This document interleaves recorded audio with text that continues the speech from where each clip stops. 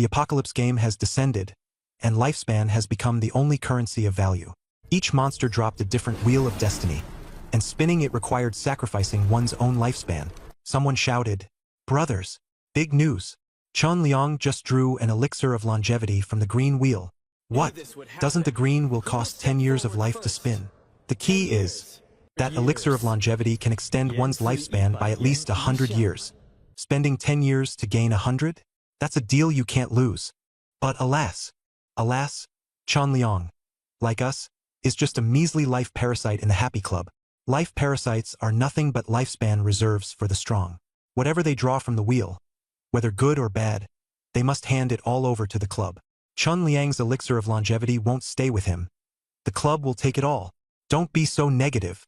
Although a life parasite's position is lowly, and they're not allowed to keep the rewards from the wheel, they also don't have to face ferocious beasts directly. Even if they draw a beast from the wheel, the club's elites will take care of it. Life parasites don't have much to worry about in that regard. Living as a life parasite in Happy Club isn't bad. At least they don't lose their lives immediately. If you're like Chun Liang and draw an elixir of longevity, the club will even reward you. The treatment will be better. Chun Liang will probably get a private room after this and have enough to eat and drink moving forward. Ah, what's so great about living in a private room? What pride is there in being a life parasite? A thug with tattoos sprawling across his hands lounged lazily, his eyes filled with disdain. Sure, life parasites don't need to risk their lives facing ferocious beasts. But living in this filthy, chaotic underground garage, it's sheer, miserable survival. Our lifespans will just keep dwindling little by little on those wheels, with no chance of increasing. If we keep this up, sooner or later, we'll die of old age. Look at that wreck in the northwest corner. He barely has a year of life left and doesn't even dare to spin the wheel anymore. The poor guy's been starving for days. If we don't make a change, we'll end up just like him soon enough. I think we should learn from Gao Chong. He drew +1 to all attributes on the wheel and rose to become an official club member. Though official members have to go out and fight monsters, at least they get to control their own rewards when spinning the wheel. If luck is on your side, you could even rewrite your fate. When the tattooed man said, "Rewrite your fate," his face lit with excitement. At that moment, a young man with black-rimmed glasses sneered. "I heard that on Gao Chang's wheel, 9 out of the 10 options were negative. The chance of getting +1 to all attributes wasn't even 0.1%. Gao Chong landing that option was nothing short of divine mercy. It's not something people like us can ever dream of. Our life parasite exclusive wheels are 90% filled with all kinds of negative outcomes. Dreaming of rewriting your fate by gambling on those garbage wheels? Keep dreaming. Gao Chong is an exception, not a reality for small ants like us." The tattooed man listened, unable to find a rebuttal.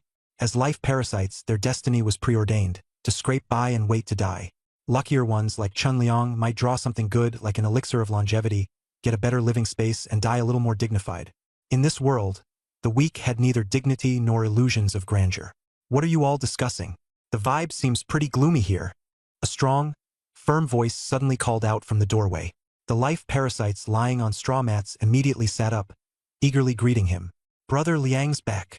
Hey, we heard you drew an elixir of longevity. Is it true? Your treatment level will definitely improve now, right? No way you're staying in this underground garage anymore." Huh.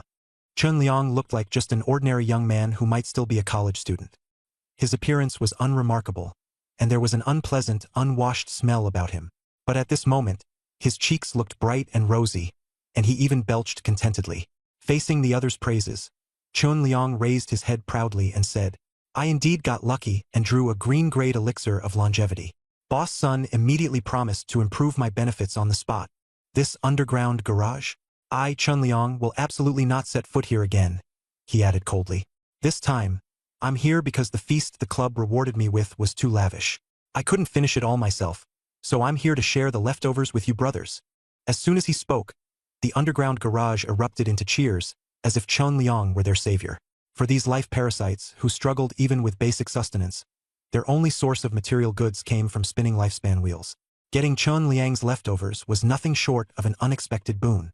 When the food cart was wheeled in, it was laden with half-eaten, leftover scraps of meals. Yet the life parasites, as if starved for an eternity, rushed to grab at it. Some even started fighting each other. The chaotic noise finally stirred a frail young man in a shadowy corner.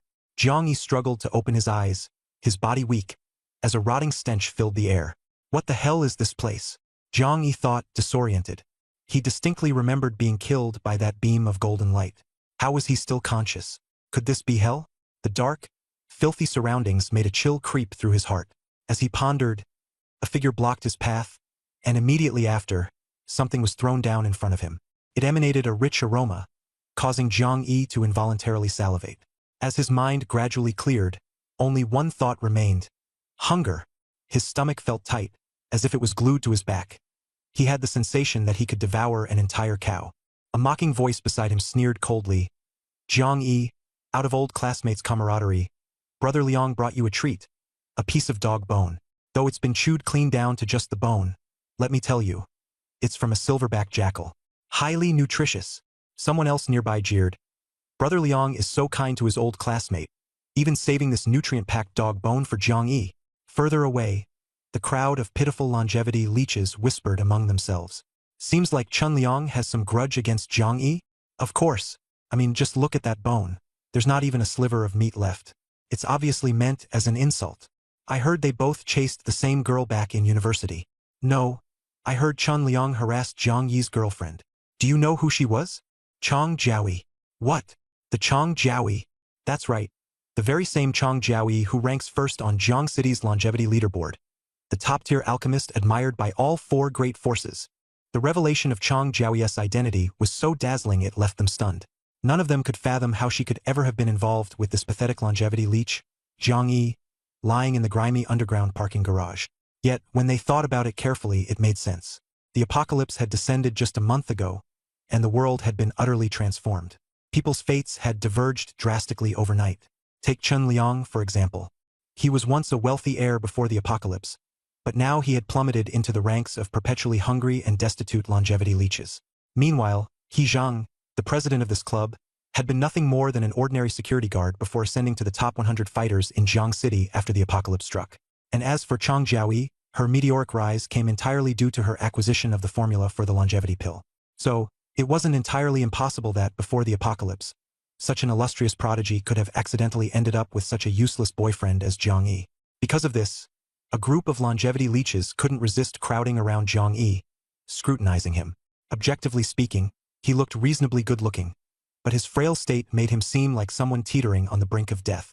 Just as they were secretly ridiculing him, Zhang Yi suddenly opened his eyes wide, his gaze fiercely scanning the crowd around him. He stared with incredulity as he shouted at Chun Liang, Chun Liang? Is it really you? Didn't you long since kick the bucket?" Chun Liang's face turned ashen, his expression growing increasingly ugly. "Fuck off. I'm alive and well. You're the damn dog on the brink of starving to death." Chun Liang cursed furiously, kicking the dog bone that was lying by Zhang Yi's side. "Starve to death for all I care, you dog bastard. Don't think for a second I don't know. You've only got a year left to live." He spat venomously at Zhang Yi. "Barely a year of lifespan left, huh? You can't even activate the most basic white-tier fate roulette. Just wait a couple of days. I'll be thrilled to gather your corpse." Zhang Yi sat there, stunned. Those vile words reverberated in his mind as a horrifying idea suddenly surfaced within his thoughts. He immediately shouted calmly, "Data panel!" In an instant, a familiar screen materialized before his eyes, the data panel every person had after the apocalypse descended. Name: Zhang Yi. Level: 0. Lifespan: 1 year, 38 days. Level 0. A little over a year of lifespan. And trapped in this putrid underground garage. Zhang Yi's hands trembled slightly as the realization hit him like a thunderclap. He had been reborn. He had returned to 1 month after the apocalypse, to the moment when he was on the verge of starving to death in the underground parking garage of the leisure club. What kind of screwed-up joke was this? Zhang Yi, who had just awakened from rebirth, was almost so enraged he fainted on the spot. Sure, being reborn was great, but this point in time, this specific moment he'd been sent back to, was absolutely awful. Couldn't he have been sent back to before the apocalypse started? That way, he could have stockpiled supplies ahead of time. Even being sent back to the day the apocalypse began would have given him an opportunity to turn the tide. Or perhaps to the moment before Chong Jiaoyi stole the longevity pill formula. Then he could have used his alchemy expertise to make a name for himself. Or what about going to the time before he risked his life to save Tang Ku, that backstabbing ingrate? He could have gotten his revenge. But no. Instead, he was sent back to 1 month after the apocalypse had already begun. The longevity pill formula was long gone, stolen by Chong Jiaoyi. That ungrateful roommate, Tang Ku, had already been saved by him at the cost of his own life. Now both of them were thriving. And him? He had fallen to rock bottom, becoming one of the lowest of longevity leeches, starving, lightheaded, and barely alive. With only 1 year left to live. 1 year, the bare minimum lifespan required to spin the lowest-tier white roulette. And honestly, forget about living for a year. At this rate, how could he even survive 1 more day without starving to death? What kind of hellish start was this? Rebirth like this, he might as well have skipped it. In his previous life, at least he had managed to claw his way back into a decent situation. While he hadn't avenged himself completely, he'd at least managed to scrape by. Now you're telling him he has to walk that miserable path all over again? God knows how grueling and nightmarish that path had been for Jiang Yi in his previous life. It was a journey that constantly hovered on the brink of death. At that time, lying half dead in this underground garage, he had been completely hopeless. He didn't even bother gnawing on the dog bone Chun Liang had thrown his way. In this desperate survival system, longevity leeches like himself had to trade away their remaining lifespan for a spin on the roulette wheel to secure a bare minimum of supplies from the club. In his past life, when he could no longer endure the hunger, he used the last year of his lifespan to apply for a spin on the prize wheel. Even if it meant dying, he had to fill his stomach. But as bad as his luck was, it didn't seem to be the worst. That time, when he took the gamble, he incredibly managed to win the longevity pill, just like Chun Liang. However, as a lifespan leech, the longevity pill he won wasn't rightfully his. Just like Chun Liang, the club forcibly confiscated it on the spot. According to club rules, they should have rewarded him with improved benefits as compensation. But Sun Hao, the supervisor in charge of the prize wheel, noticed that he only had 38 days left to live after the spin. He figured it wasn't worth enhancing the benefits of a man who was about to die. Such a person had no value left. In his despair, Jiang Yi noticed Sun Hao's thoughts and made an audacious decision. He joined the club's suicide squad. After the apocalypse descended upon the world, all sorts of factions began to rise. In Jiang City, the Letian Club might only rank as a third-tier organization, but it still had its rules. The hierarchy was clear. At the top were the elite core members with tremendous combat power. The middle was populated by official members with real skills. At the bottom were fearless fighters willing to risk everything but lacking in combat strength, the expendable cannon fodder. But even cannon fodder wasn't a position just anyone could take. Some people, completely abandoned by the world, were considered such burdens that not even the suicide squad would accept them. In his past life, when Jiang Yi said he was willing to join the suicide squad, Sun Hao immediately mocked him, saying, "Do you want to die? I can help with that any time. The suicide squad isn't something you can just join." That should have been the end for Jiang Yi. Yet fate had other plans. It so happened that Gao Chang passed by, stared at him for a while and said, "I lead a suicide squad. Want to join?" And just like that, Jiang Yi joined Gao Chang's suicide squad. Gao Chang was originally the lowest-ranking lifespan leech as well. But he hit the jackpot on the prize wheel, gaining an all-stats increase of +1. Everyone thought this made him invincible. However, in truth, he lacked experience and wasn't even accepted by the official members. In the end, the only position left for him was as the leader of the suicide squad. But many in the suicide squad were battle-hardened with real combat experience. Gao Chang, being inexperienced and lacking authority, struggled badly upon arrival. Even fewer people were willing to follow him. Jiang Yi sticking with him. It was truly suicidal. He survived countless life and death situations, drenched in blood, covered with the gore of monstrous beasts and even his own teammates. His whole being grew desensitized, expressionless on the outside, numb on the inside. That dark chapter in his life. Jiang Yi could barely bring himself to recall how he endured it. But he did survive. In his previous life, he scraped and fought desperately to save up enough lifespan currency and club points over the course of a month. Only then did he manage to redeem a white-grade longevity pill, which extended his life by 2 years. He knew that particular pill had been refined by his enemy, Chang Jiaoyi. How ironic. He had fallen to the point where he had to rely on a pill made by his foe just to keep living. But he had no choice. Survival was the only path forward. Yet in this life, was he about to relive those same hardships and humiliations all over again? Even if he was willing, could he even draw that same pill this time around? Could he still find a way to join Gao Chang's suicide squad? Could he somehow dodge that fatal catastrophe again? Just the slightest misstep, and it would all be for nothing. Even though he had been reborn, death could always be around the corner. He might not make it as far as the first life. Thinking about it, Jiang Yi felt a deep sense of helplessness. He could only blame the horrible timing of his rebirth. But there was no choice. He had to accept the situation now that he was here. Taking a deep breath, He struggled to sit up from the worn-out mat on the ground. Beside him, Chun Liang and his lackey frowned and asked, "What are you doing?" Jiang Yi ignored them, raising his voice to yell toward the middle-aged woman outside the garage. "I want to apply for a spin on the prize wheel." The woman had no combat abilities of her own, but as a family member of a Letian Club Corps member, her looks and demeanor were far superior to the lifespan leeches occupying the garage. She carried herself with natural arrogance. She cast a brief, impatient glance at Jiang Yi and asked, "How much lifespan do you have left? White or green wheel?" The white prize will required 1 year of lifespan to spin, while the green one required 10. The level of the wheel dictated the quality of the prizes. For example, a white-grade longevity pill might grant only a few dozen extra years, while a green one could extend lifespans by over 100 years. With only 1 year of lifespan remaining, Jiang Yi was unqualified to spin the green wheel. Stepping forward calmly, he replied, "White wheel." Seeing the determination on his face, the woman didn't press further. Tossing aside a watermelon seed shell as if bored, she casually said, "All right then, follow me." With that, she turned to leave. Just then, a sudden voice called out from the depths of the underground garage, "Aunt Lu, I want to spin too." It was the tattooed man who'd been mocked earlier as a worthless lifespan leech, now stepping forward. Aunt Lu glanced at him and asked the same question in a level tone. "Which wheel?" The tattooed man replied, "I've got 12 years left. White wheel." Aunt Lu nodded, then led Jiang Yi and the tattooed man away. After they left, the lifespan leeches remaining in the garage couldn't resist breaking into discussion. Didn't Luo Shan just eat Brother Liang's leftovers? Why is he spinning the wheel now if he's not hungry? He said it himself, being a lifespan leech never ends well. He's hoping to change his fate with the wheel. Humph. How many people really manage to defy the odds with the prize wheel? There's no way he's unwilling, provoked by Gao Chong and Chun Liang. Some people think too highly of themselves. They believe they're the protagonists, the leaders. But in reality, they're worth nothing. Clearly, this group of resigned wastrels considered Luo Shan's aspirations to be delusional and beyond hope. As for Jiang Yi, a man near death, they didn't even bother to mock him. Within a few minutes, Jiang Yi and Luo Shan followed Granny Lu toward the club's designated lottery spin area. Just a month ago, the apocalypse began, and Blue Planet underwent a data transformation. The original landmasses were torn into countless fragments, floating amidst an endless ocean. Jiang Yi's location, Jiang City, was one of these fragments. Jiang City was its name before the apocalypse.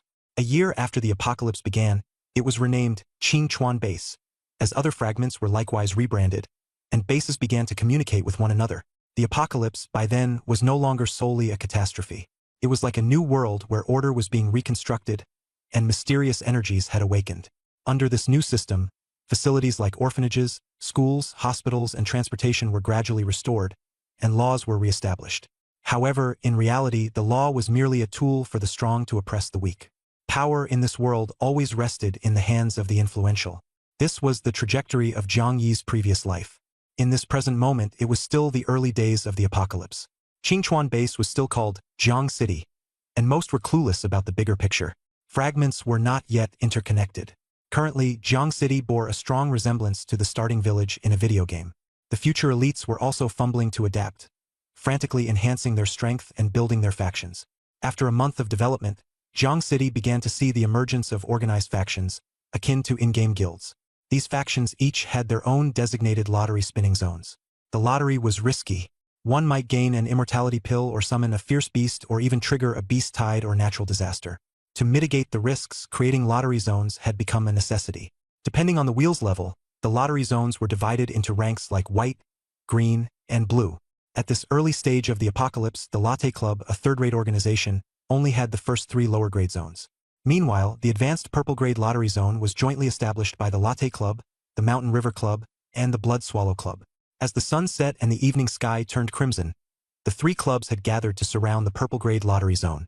The purple zone used to be a strawberry field in the outskirts of Jiang City before the apocalypse. The white plastic greenhouses were long gone by now.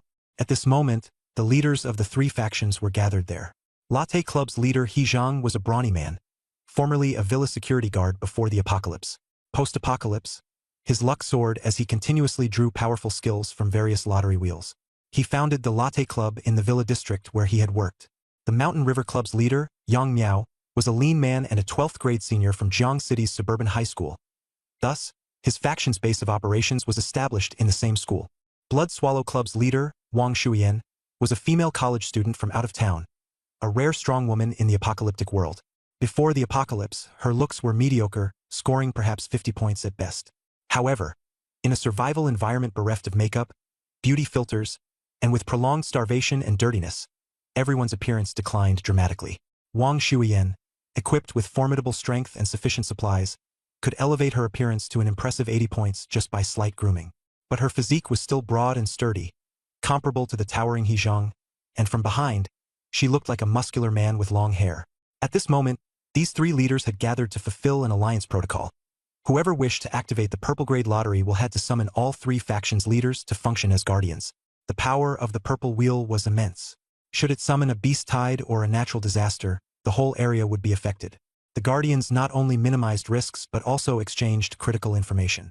This time, it was Blood Swallow Club's Wang Shuyan preparing to spin the Purple Grade Lottery wheel.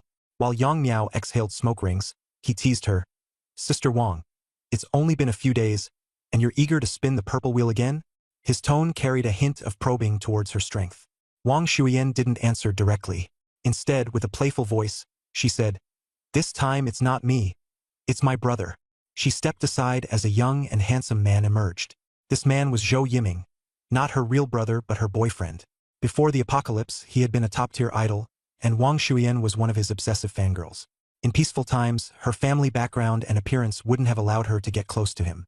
Yet, in the apocalyptic world, her immense power turned the tables, making Zhou Yiming her follower. But one shouldn't pity him for his fall. In the bleak apocalypse, survival was paramount. Many sought to cling to her for survival, and Zhou Yiming became an object of envy thanks to his looks. Logically, Zhou Yiming should have kept a low profile, but Wang Shuyan, being a love-struck woman, allowed him to behave with arrogance. Facing He Zhang and Yang Miao, he displayed no humility, confidently continuing where Wang Shuyan left off. "I'm the one spinning the purple wheel this time." He Zhang and Yang Miao were stunned and questioned him in disbelief. "You? Spinning the purple wheel? 1,000 years of lifespan?" Zhou Yiming frowned, his chin lifting arrogantly as he replied, "Of course." Wang Shuyan's eyes brimmed with admiration as she said proudly, "I used my accumulated longevity pills to stack Yimingji's lifespan up to over 1,000 years. He definitely has what it takes to spin the purple wheel." The purple wheel's rewards I have still include a formula for longevity pills, which is way stronger than the ordinary green ones. Yimingji used to be called the lucky koi in the entertainment industry. There's no way he won't hit the jackpot and get the recipe for the longevity pills this time. Her zealous fangirl demeanor left Yang Miao and He Zhang utterly speechless. He Zhang bluntly criticized, "You're usually rational, but the moment you see this pretty boy, it's like you've been possessed. And you're just giving him something as precious as the purple wheel and 1,000-year lifespan for free? What kind of brain-dead sycophant behavior is this? You even dare to bring up Chang Jiaoyi?" He Zhang paused, his gaze turning cold and sharp. "Don't you know that the formula for Chang Jiaoyi's longevity pills was given to her by one of her simpering admirers, who must have had their brain short-circuit?" He paused again, stress lacing his tone. "And now, Chang Jiaoyi is thriving. But where's that sycophant of hers? Long dead, without a trace or anyone caring."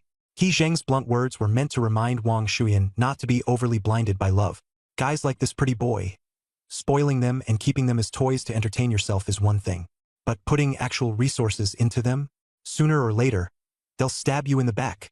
Right now, the only reason Zhou Yiming could be Wang Shuyan's boyfriend was that he lacked the confidence and relied on her entirely for his livelihood. But if the day came when he truly got his hands on a purple longevity pill formula, wouldn't it just mean he'd kick Wang Shuyan to the curb the first chance he had? The admirer turned victim in Chang Jiaoyi's story was the perfect cautionary tale. Yet, if Jiang Yi had been present to hear He Zhang's remarks, he would have undoubtedly erupted in rage. Who's the sycophant? Who gave away the formula? That formula was stolen from him by Chang Jiaoyi. Stolen, not given. Unfortunately, in this world, only the strong had a voice. Someone like Jiang Yi, a minor and inconsequential figure, wasn't even worthy of He Zhang remembering his name. A casual label like sycophant admirer was enough to dismiss him. In a reality where only strength mattered, no one cared about the truth. He Zhang's intention was simply to advise Wang Shuyan against being deluded by emotions. But true love-sick individuals could never be reasoned with through mere words. Wang Shuyan didn't take He Zhang's words to heart at all. Instead, noticing Zhou Yiming's expression darkening, she glared coldly at He Zhang. "What do you mean by that, He Zhang? What do you mean, pretty boy? What do you mean, toy to play with?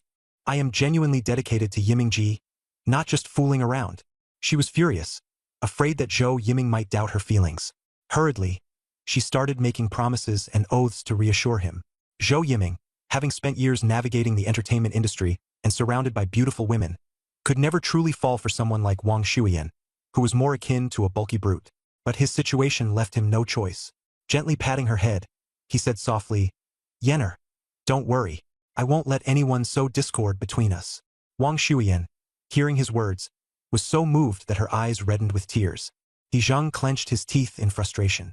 A strong contender on the power rankings like himself, being ridiculed by a gold digger like this pretty boy as a troublemaker? The audacity! His killing intent flared, and he considered confronting Zhou Yiming directly. But as soon as the thought crossed his mind, Wang Shuyan became instantly alert. She stepped in front of Zhou Yiming, her gaze cold and sharp. "What are you planning to do?" The atmosphere in the purple lottery zone quickly thickened with tension, threatening to ignite sparks at any moment. Fortunately, Yang Miao, ever the diplomat, managed to smooth things over, persuading both sides to calm down and refocus. Once the mood settled, the three of them turned their attention back to preparing for the Purple Wheel Lottery. Meanwhile, Zhang Yi, over at the White Lottery Zone of the Happy Heaven Club, was completely unaware of the ongoing chaos in the Purple Zone. Yet, he knew that in his previous life on this very night, a beast tide had erupted in the Purple Zone. It had engulfed the territories claimed by the Tianshui, Shanshui, and Blood Swallow clubs, bringing chaos and destruction. In his past life, Zhang Yi, having just joined the Suicide Squad, had barely adjusted to his new environment before being thrust into the fight against the beast tide. But compared to the battles on the brink of life and death that he had faced before, the task of resisting the beast tide was child's play. Reborn, Zhang Yi had resolved to follow the same path, join the Suicide Squad, take on the beast tide mission, and claw his way to that crucial first pot of gold. Most importantly, he remembered that tonight's mission concealed a pivotal opportunity. Though in his previous life, that opportunity hadn't belonged to him but to someone else. Luo Shan. Luo Shan, before the apocalypse, had been a carefree street idler, addicted to internet cafes and video games. He hadn't feared the apocalypse's arrival. Instead, he had been excited, seeing it as a chance to defy fate and change his life. In reality, he had nothing, but he had done decently in video games. So, he treated the apocalypse like a battle royale survival game, hoping to turn the tides with his skills. Unfortunately, he failed. In this world, talent and hard work mattered far less than one thing: luck. If you had good luck, you'd spin the wheel and get treasures that would elevate your abilities. Without luck, no matter how hard you worked, you'd just die faster. Luo Shan clearly didn't have the luck on his side and ended up living a miserable existence. Around this time in Zhang Yi's previous life, Luo Shan, like him, had been applying to spin the wheel with Lu Anti but hadn't managed to get anything useful. Later, Zhang Yi joined Gao Chang's Suicide Squad, and Luo Shan had begrudgingly followed suit. That night, during the chaos of the beast tide, Luo Shan had inadvertently saved Zhou Yiming. After the tide, Wang Shuyan sought out Zhou Yiming too, and expressed his gratitude to Luo Shan. Luo Shan seized the opportunity and managed to secure the chance to become Zhou Yiming's assistant. What happened afterward, Zhang Yi didn't know. It was only much later that he heard. After joining the Blood Swallow Club, Luo Shan had tried to live off Wang Shuyan, but failed. Instead, he ended up being resented by Zhou Yiming, didn't become his assistant, and ultimately died quietly and unnoticed. In Zhang Yi's previous life, he had no connection with Luo Shan or Zhou Yiming. In this life, if he ended up taking Luo Shan's opportunity, one could say it might indirectly save Luo Shan's life. However, under no circumstance would he ever agree to be Zhou Yiming's assistant. Before the apocalypse, being an assistant to a celebrity was already a thankless job. In the current apocalyptic environment, who knows how Zhou Yiming might torment people. Though he wouldn't become Zhou Yiming's assistant, Zhang Yi could still make other requests to Wang Shuyan. Wang Shuyan was particularly devoted to Zhou Yiming. She would undoubtedly offer substantial gratitude to the person who saved him. As Zhang Yi contemplated his path in this reborn life, he suddenly heard Aunt Lu's sweet voice saying, "Captain Sun, I've brought 2 tumor worms to spin the white wheel." Inside the security booth of the Villa District, Sun Hao gave Zhang Yi and Luo Shan a casual glance, then confirmed with Aunt Lu, "Both for the white wheel?" Aunt Lu nodded eagerly. "Yes, both white." Yawning, Sun Hao lazily said to Zhang Yi and Luo Shan, "You know the rules, right? Before spinning a white wheel, you can eat a bag of bread and a box of milk. However, whatever you draw belongs entirely to the club. If you draw high-value items, there are additional rewards." With that, he waved his hand, and 2 bags of bread and 2 boxes of milk suddenly appeared on the table. The bread was expired, and the milk was nearing its expiration date, but in the apocalypse no one cared. Jiang Yi was starving. In just a few bites, he wolfed down the bread and milk. Though it slightly filled his stomach, his body still felt weak. In the previous life, even though things hadn't gone well for him, at least he never had to worry about food and drink. Now, reborn, not only was he starving and freezing, but he also had to continue living on the edge of life and death. It was infuriating. Why couldn't this opportunity of rebirth have gone to someone who truly needed it? Jiang Yi felt no joy in his heart, only oppressive frustration and resentment. But soon, reality conquered him. After going through the formalities, Sun Hao led them to the lawn outside the villa district. That was the white lottery zone, where all the Lotto Club's members who drew white wheels would gather. With a wave of his hand, a cardboard box suddenly appeared. It was filled with white wheels the size of a bowl, more than 50 of them. These wheels, called fate wheels, were rare drops from defeating monsters. They were single-use, and whatever you drew, the wheel was discarded afterward. Each wheel contained 10 options of varying probabilities. The color indicated its quality, and experts further categorized them into 6 tiers: perfect, exquisite, high-grade, mid-grade, low-grade, and trash. A perfect wheel meant all 10 options were high-quality positive effects. Jiang Yi had only ever heard of one in his previous life. An exquisite wheel contained at least 8 positive effects, with more than 6 being high-quality positive effects. Bread and milk were considered positive effects, but in the eyes of big players they held no value. The truly high-quality options included attributes, skills, talents, and powerful items. Generally, the more positive effects a wheel had, the higher its quality was. Conversely, with fewer or none, the lower its quality. Most people would use a high-quality wheel themselves, as extremely high-quality ones could even fetch high prices. But the wheels the club gave to the tumor worms were only the undesirable low-grade and trash wheels. Even low-grade was rare. Almost all were trash wheels. Pick a wheel yourself, fill out the selection form, and you can start drawing, Sun Hao said lazily, continuing the standard procedure. Luo Shan's eyes lit up like stars as he rummaged through the box. Finally, he picked a white wheel that had a total attributes +1 option. But this total attributes +1 was ridiculously rare on the wheel, less than even the width of a human hair compared to the other options. The remaining 9 were almost all negative effects: ferocious beasts, diseases, curses, and so on. Thankfully, the negative effects of white wheels were considered relatively mild. Luo Shan spat twice into his hands, rubbed away the month-old dirt, and, as if handling a sacred artifact, gingerly held the wheel with utmost care. He prayed desperately in his heart, wishing for the god of fate to notice him, just once. Eyes shut tight, he swore passionately. If he could just draw total attributes +1. He vowed to become the most loyal follower of the god of fate and promised to stay single for life. Anything and everything.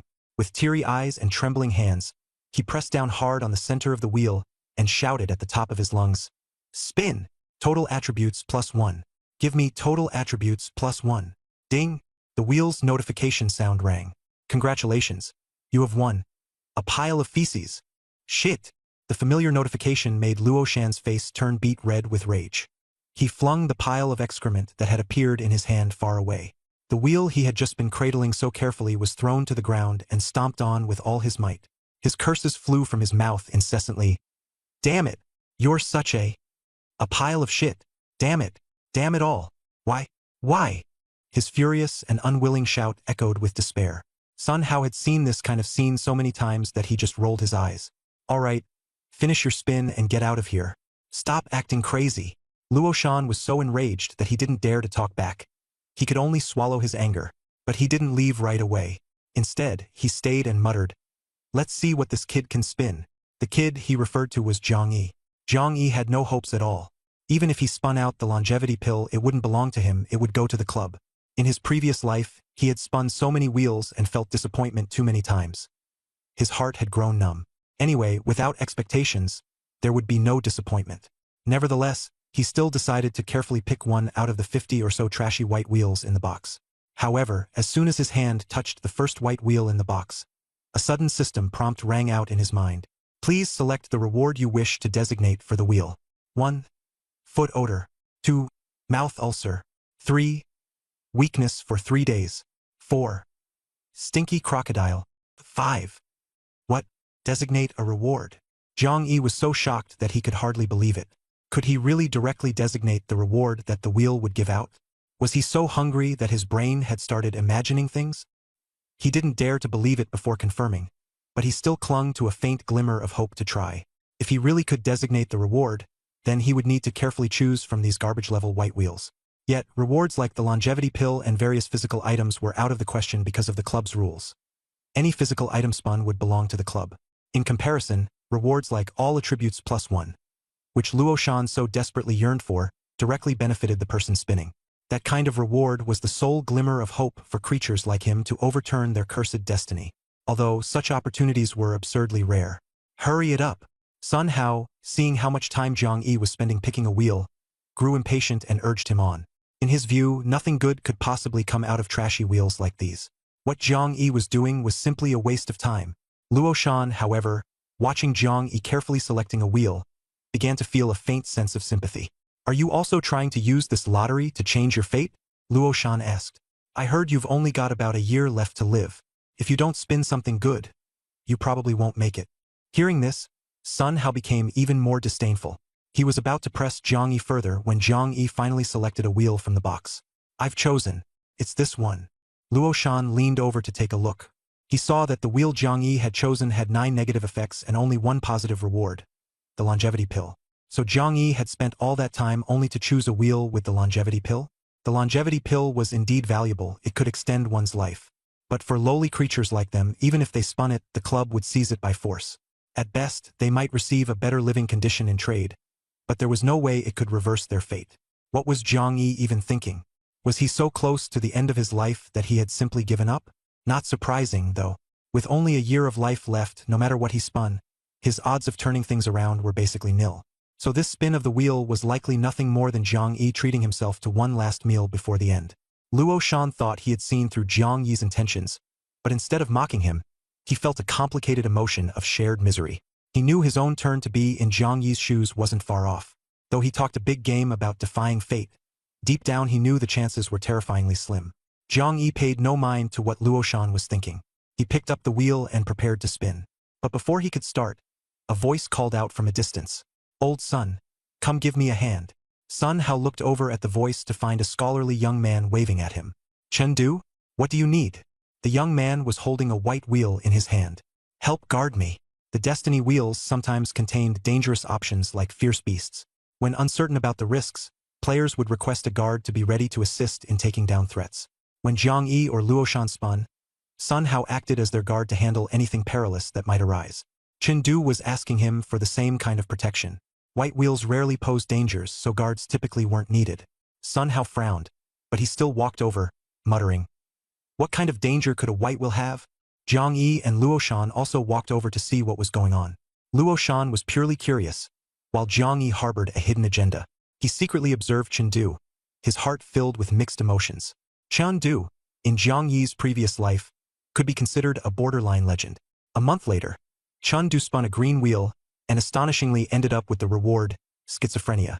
Schizophrenia was an illness, a negative reward, undoubtedly. But the absurd part was that after developing schizophrenia, Chengdu became a completely different person. From a meek, bookish type, he turned into a ruthless, cold-blooded demon who killed without blinking. His combat prowess skyrocketed. His decisions grew brutal and swift, to the point where he betrayed his team, even murdering the Sun Hao of that timeline. In the end, he escaped the club and became a cold, merciless lone killer. The weak band together, the strong walk alone. In the post-apocalyptic game, group alliances were common, but so were powerful solitary figures. Not many. Zhang Yi would likely part ways with the club in the future and become a lone wolf. But for now, he's still too weak, forced to endure momentarily, relying on the club for cautious growth. Pulling his thoughts back from his previous life to the present, Zhang Yi's gaze fell on the white roulette in Chengdu's hands. This white roulette was clearly much better in quality compared to the trash roulette used by the tumor bug. Among the 10 options, 6 were positive rewards, longevity pills, a spatial ring, diamond talismans, tang sabers, marten fur coats, and spicy grilled bullfrog. All decent items, especially the longevity pills and the spatial ring, which were considered exceptional at this tier. Sun Hao glanced over and immediately guessed. You're aiming for the spatial ring, aren't you? Chengdu nodded shyly, but Sun Hao shook his head, saying, the odds of getting a spatial ring are too low. Even if you get one from a white roulette, its capacity won't exceed 1 cubic meter. Chengdu didn't mind. The white roulette only costs a year of lifespan, so there's no harm in trying. Sun Hao didn't argue further, changing the subject instead. So you asked me to guard you because you're afraid of the negative effect, like the illusory powder butterfly swarm appearing, right? Chengdu nodded. The scent of the illusory powder butterflies can cause hallucinations, and the phosphorus powder on their wings causes paralysis. I can handle up to 10 of them, but I don't know how large the swarm might be. Sun Hao understood, nodding. All right, go ahead and spin. The probability of the butterfly swarm appearing isn't high. It might not happen. Feeling grateful, Chengdu clasped his hands together in prayer. His approach wasn't as intense as before, but still very sincere. After his prayer, he pressed the button at the center of the white roulette and confidently called out, "Draw." The roulette emitted a notification. Ding. Congratulations, you drew. Illusory powder butterfly swarm. Swish, swish, swish. Sun Hao reacted instantly, shooting a black net from his palm that completely ensnared the swarm of illusory powder butterflies. Within 3 seconds, all were eliminated. Hundreds of dead butterflies lay scattered on the ground. Chengdu looked both disappointed and fearful. I didn't believe in Murphy's Law yesterday, but I fell right into it today. I thought the odds were so low, why did I have to get hit? What terrible luck. Sun Hao had seen worse and, with little patience, offered some comfort. Let it go. Don't overthink it. Chengdu nodded. It's just a white roulette. It's not a big deal. Just after he spoke, a lean young man with piercing eyes locked onto him. Chengdu frowned and looked at Zhang Yi. You're the tumor bug, aren't you? Zhang Yi nodded, then spoke up. Can I have those illusory powder butterfly carcasses? Chengdu furrowed his brows in suspicion. What do you need them for? Zhang Yi swallowed nervously and said eagerly, Eat, I'm starving. I can't hold on much longer. It was said that Chengdu used to be a righteous and kind-hearted man before his mental breakdown, and those words softened his heart. Without much thought, he waved his hand. A pile of useless carcasses. Take them if you want. It has nothing to do with me once they're dead. Zhang Yi's eyes lit up, and he quickly offered his thanks, packing the hundreds of butterfly carcasses into an empty bread bag. Chengdu shook his head, wondering if Zhang Yi could really eat such things. Then he turned to thank Sun Hao before walking away. Though kind-hearted, Chengdu wasn't overly compassionate. There were far too many tumor bugs like Zhang Yi, he couldn't save them all. Sun Hao said nothing, only urging Zhang Yi impatiently. All right, it's your turn now. Hurry up and spin, then leave. Zhang Yi nodded repeatedly as he pressed his right thumb against the center of the white roulette. A familiar notification echoed in his mind. Please select your reward. 1. Longevity pills. 2. 3 days of insomnia. 3. Stuttering. 4. Cross-eyed vision. 5. Body odor. 6. Bloodthirsty parasite swarm. 7. Before the voice finished reading, Zhang Yi silently chanted in his heart. Choose number 6. Bloodthirsty parasite swarm. Immediately, the center of the white roulette emitted a familiar beep. Ding! Congratulations on drawing your reward. Bloodthirsty parasite swarm. He had actually drawn the bloodthirsty parasite swarm, the very reward he had silently chosen. Zhang Yi's adrenaline spiked. His entire body felt as if his blood was rushing to his brain, leaving him dizzy. His excitement was palpable. He could hardly believe what had just happened before his eyes. He truly possessed the ability to control the roulette and select his reward. This was utterly game-changing. While others gambled their lifespan with every spin of the roulette, for him it was like robbing a bank. He could get whatever he wanted. If he went on a mad spinning spree, he'd essentially become invincible. The sheer joy of this discovery almost made him burst into uproarious laughter. But having lived 2 lifetimes, Zhang Yi quickly reined in his emotions. Stay calm. For now, his lifespan was only 38 days left. Barely enough to handle a single white spin roulette. He needed to stay cautious and plan everything step by step. His eyes turned towards the bloodthirsty parasite swarm, which had appeared out of thin air. In the eyes of most players, the bloodthirsty parasite swarm was a negative entity, akin to a deadly beast, yet its attack power was remarkably weak, so weak that even the feeblest tumor bug could easily handle it. Zhang Yi acted quickly, covering the bloodthirsty parasite swarm with his jacket. The speed left Sun Hao stunned. Sun Hao wasn't too surprised, though. He said plainly, All right, just hand over your lottery registration forms, and you can be on your way. Luo Shan had already filled out the form and handed it over. Zhang Yi squatted down to fill out his form as well, and took the opportunity to ask Sun Hao, Boss Sun, can I handle these bloodthirsty parasites myself? Sun Hao rolled his eyes. Don't tell me you're thinking of eating those disgusting things? Do whatever you want with them. The club doesn't keep them. Zhang Yi's tense nerves finally relaxed. He quickly packed the bloodthirsty parasites one by one into empty bottles. When he handed in the form, he spoke again. Boss Sun, I've got just over a month of life left. Hanging out in the underground parking garage as a parasite living off borrowed time is meaningless to me. Can I join the Suicide Squad? I'm not afraid of dying. Sun Hao rolled his eyes even harder. Not afraid of dying? Want to die? Should I send you on your way now? The Suicide Squad isn't for just anyone who feels like joining. As they spoke, someone suddenly walked toward the white lottery wheel area. It was Gao Chong. He wasn't there to spin the wheel, just to watch others do so. He was still unfamiliar with this doomsday game. Happening upon Zhang Yi and Luo Shan, something sparked in Gao Chang's mind. While he didn't recognize Zhang Yi, Luo Shan's tattoos were unmistakable. A guy who looked like trouble. Gao Chang also often heard Luo Shan boast about defying fate in the underground parking garage. Thinking of his own situation in the Suicide Squad, Gao Chang considered something. Should he recruit Luo Shan to join the team? At that moment, Luo Shan was deep in thought, stirred by Zhang Yi's words. The Suicide Squad did offer a slim chance to defy fate, but the death rates were staggering. Many people didn't survive even 24 hours after joining. Dismembered bodies on the following day were not uncommon.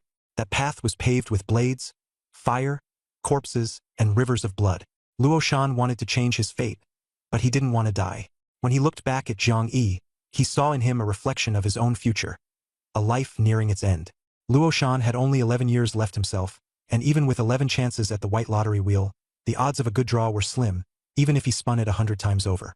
After grappling with his inner conflict, Luo Shan began leaning toward joining the Suicide Squad. Gao Chang, sensing this shift, walked over to him. Instead of directly addressing Luo Shan, Gao Chang looked at Zhang Yi and asked, "You just said you want to join the Suicide Squad?" Zhang Yi nodded firmly. "Yes." Feigning thought for a few seconds, Gao Chang said calmly, "Coincidence. I happen to run a Suicide Squad. Want to join?"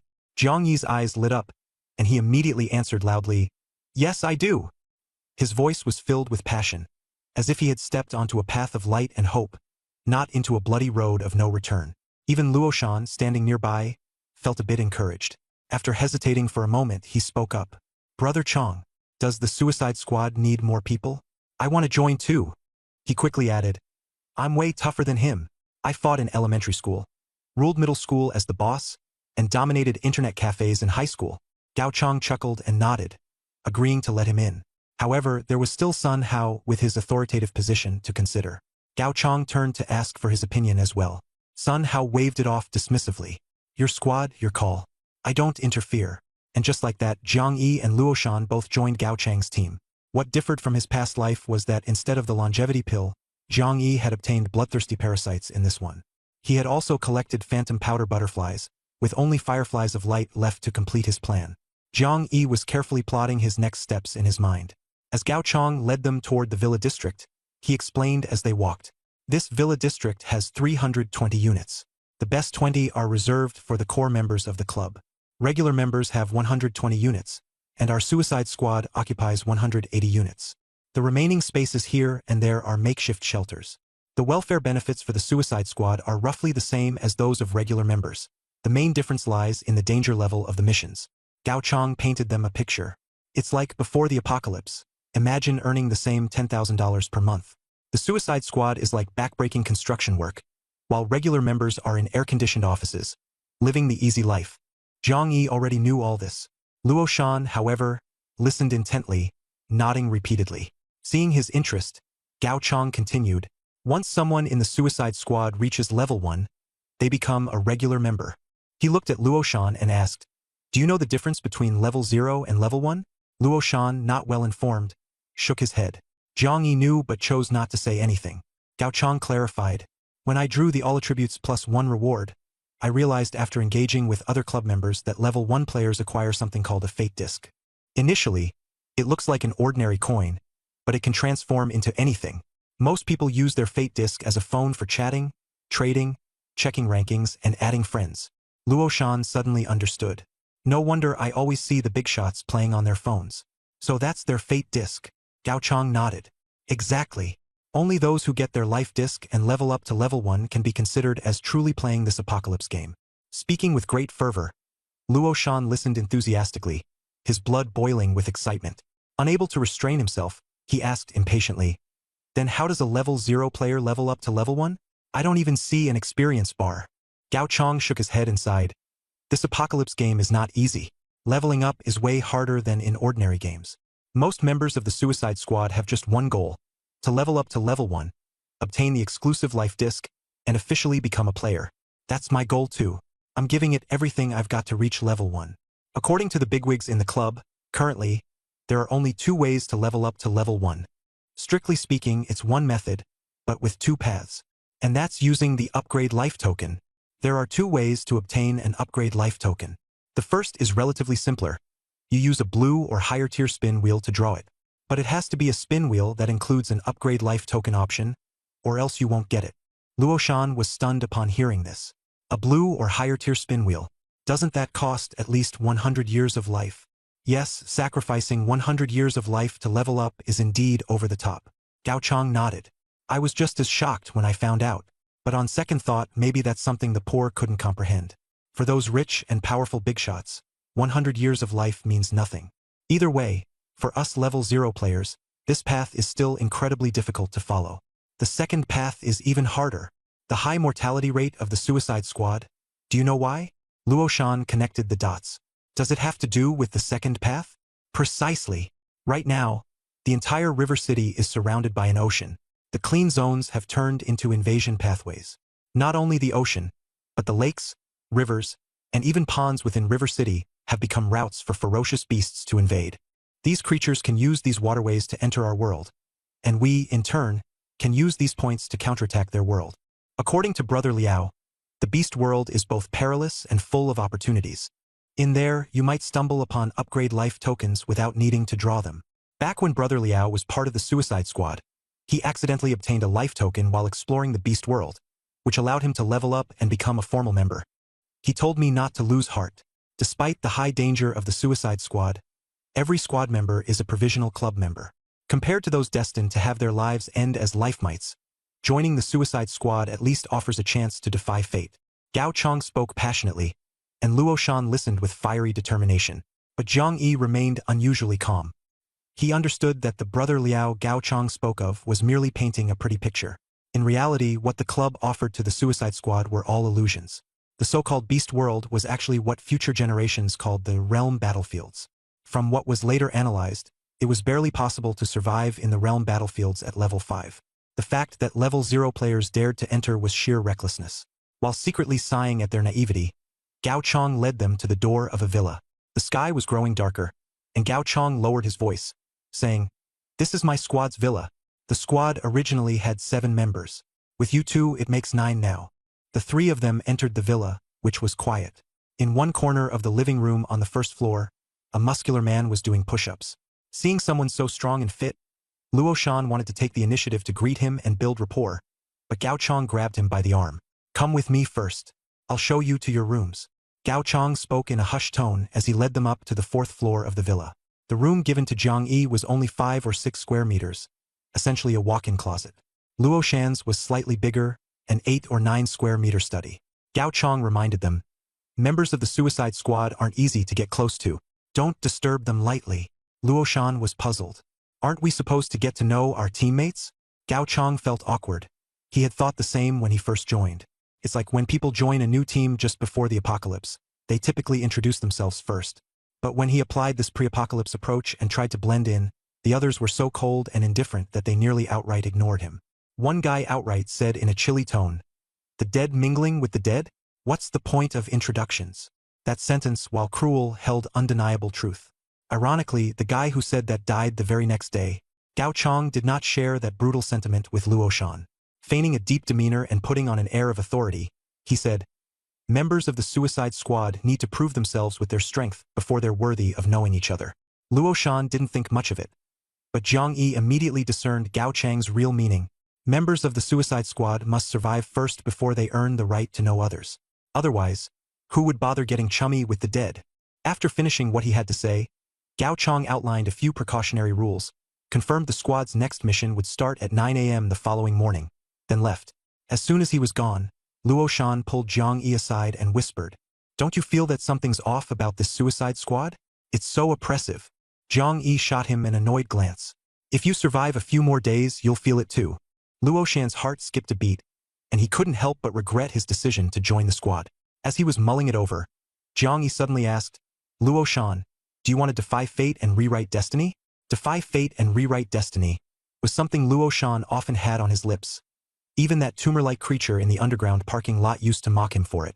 Hearing Jiang Yi bring it up out of nowhere, he naturally assumed it was yet another jab. Years later, Luo Shan would repeatedly recall this moment, sighing. He had proclaimed his desire to defy fate and rewrite destiny every day. Yet at that exact moment, he failed to notice that the wheel of fate had begun to turn. What do you mean? Luo Shan raised his voice. Do you want to fight? Or have you just lost the will to live? I've never killed anyone before. Perfect chance to practice on you. He cursed and acted tough, pretending to be menacing. Jiang Yi, however, saw right through his bluff. Jiang Yi glanced at him indifferently and said leisurely, the literal meaning, before the echo of his words faded. He patted the bag beside him that contained the corpses of dust moths and blood-sucking goo bugs. Luo Shan wanted to argue but suddenly asked, what exactly do you mean? Jiang Yi tilted his chin. Let's talk in your room.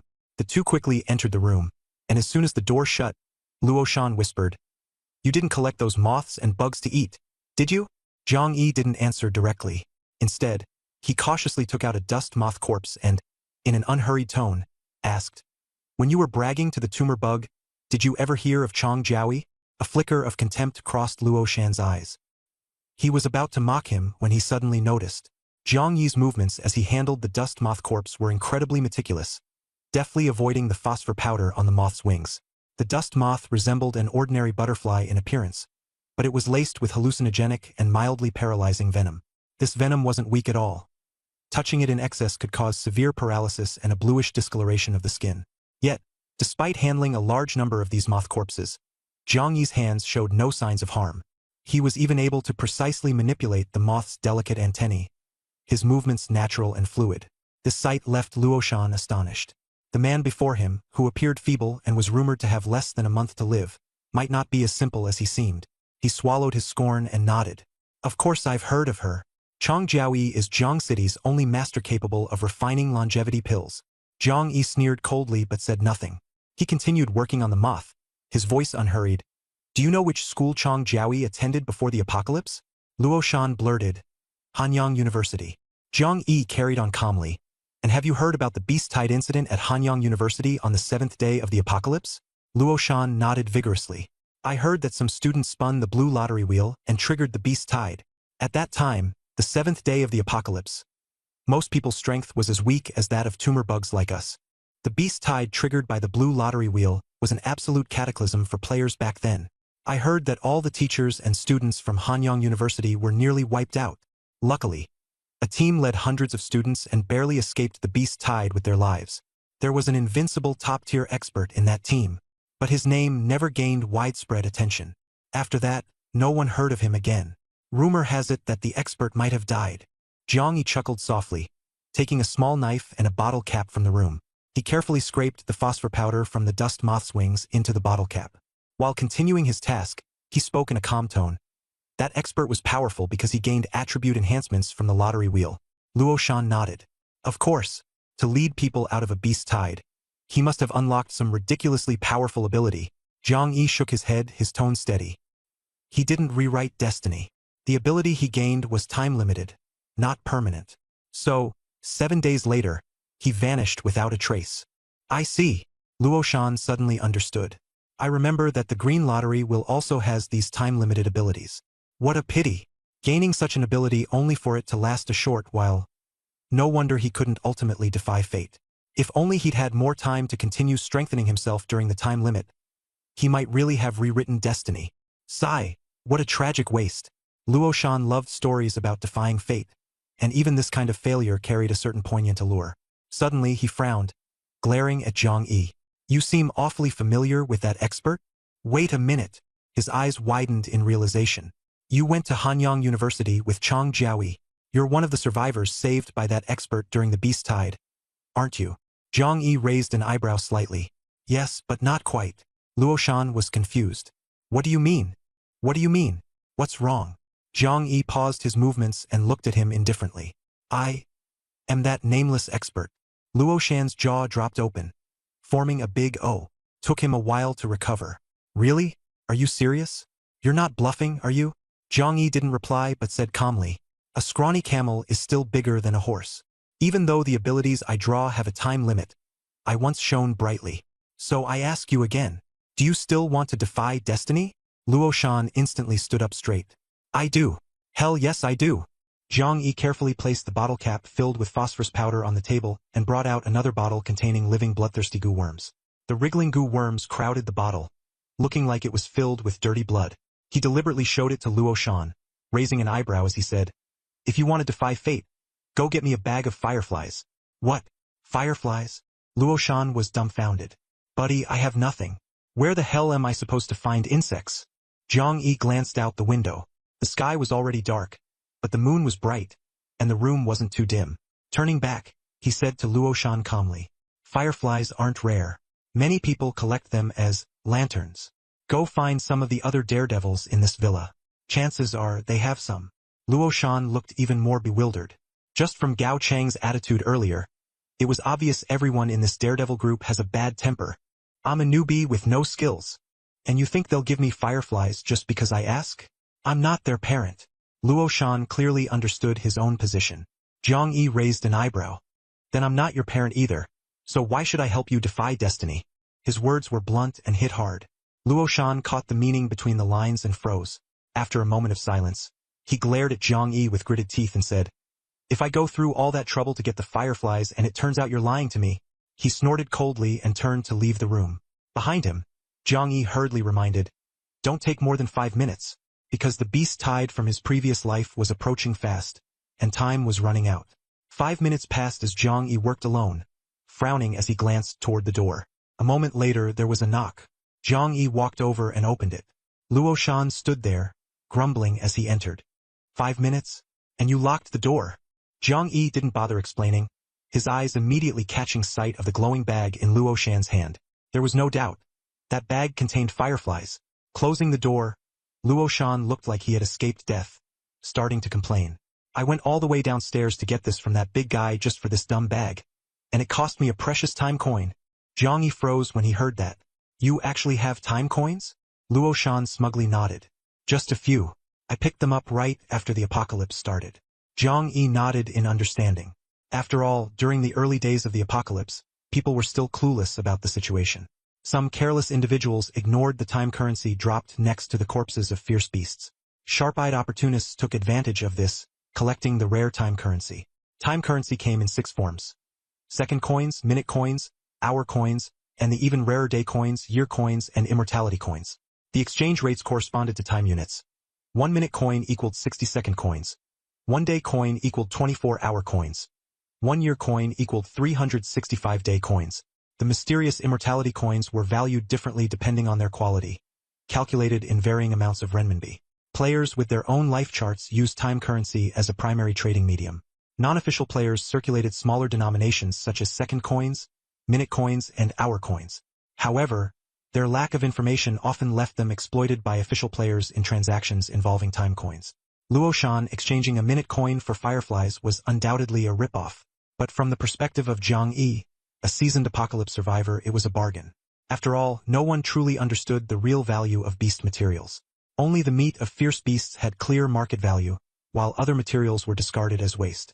This explained how Zhang Yi had managed to easily acquire bloodthirsty goo worms, phosphorescent butterflies, and now even the fireflies. He wasted no time and began processing the fireflies.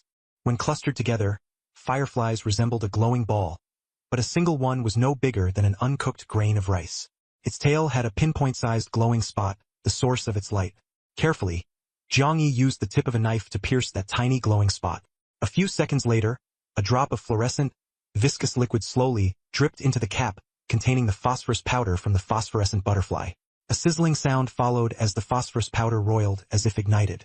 Since the liquid amount was tiny, the sound faded away after a few seconds. He punctured another light spot, letting another drop fall into the cap, reviving the sizzling sound. This process repeated, his actions smooth and natural. Luo Shan, watching, initially thought it seemed simple, but upon closer observation he realized, the light from the Dao glow is too faint, but Zhang Yi's movements are extraordinary. No one could do this so effortlessly. Though Luo Shan wasn't aware of the full context, he couldn't help but secretly admire Zhang Yi. After a few minutes, the powdered phosphorescence on the wings of the illusion powder butterfly in the bottle cap had been completely burned into a deep green liquid by the Firefly lamp liquid.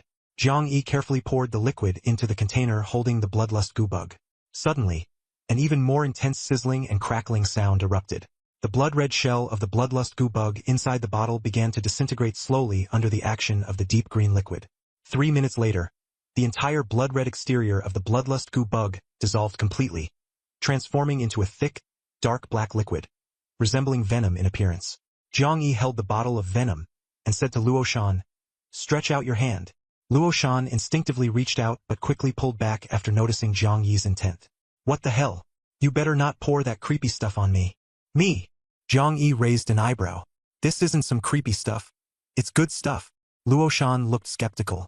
"If it's such good stuff, why aren't you using it yourself? Why are you pouring it on me?" Jiang Yi rolled his eyes and, without hesitation, poured the liquid onto his own hand. "Fine, I'll use it myself. Don't come crying to me about missing out." Seeing Jiang Yi's unwavering stance, Luo Shan panicked and quickly shouted, "Wait, I'll do it. I'll do it. Don't pour it on yourself." Jiang Yi smirked, tilting the bottle and letting the dark black liquid drip into Luo Shan's trembling palm. As he poured, he asked, "How does it feel?" Luo Shan's body stiffened, and his voice was as rigid as steel. "Hot.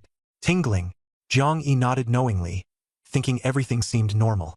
He instructed Luo Shan to spread the liquid all over his body. 5 minutes later, Jiang Yi asked, "How do you feel now?" Luo Shan's face flushed slightly, his breath uneven.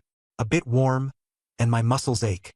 Jiang Yi continued to nod, affirming, "That's a normal reaction." But Luo Shan was growing increasingly uneasy. He couldn't shake off the feeling that he'd been turned into a guinea pig for experimentation. He started to worry, what if there were side effects? 2 minutes later, Jiang Yi told him, "Open up your data panel and take a look." "Data panel?" Luo Shan muttered in confusion.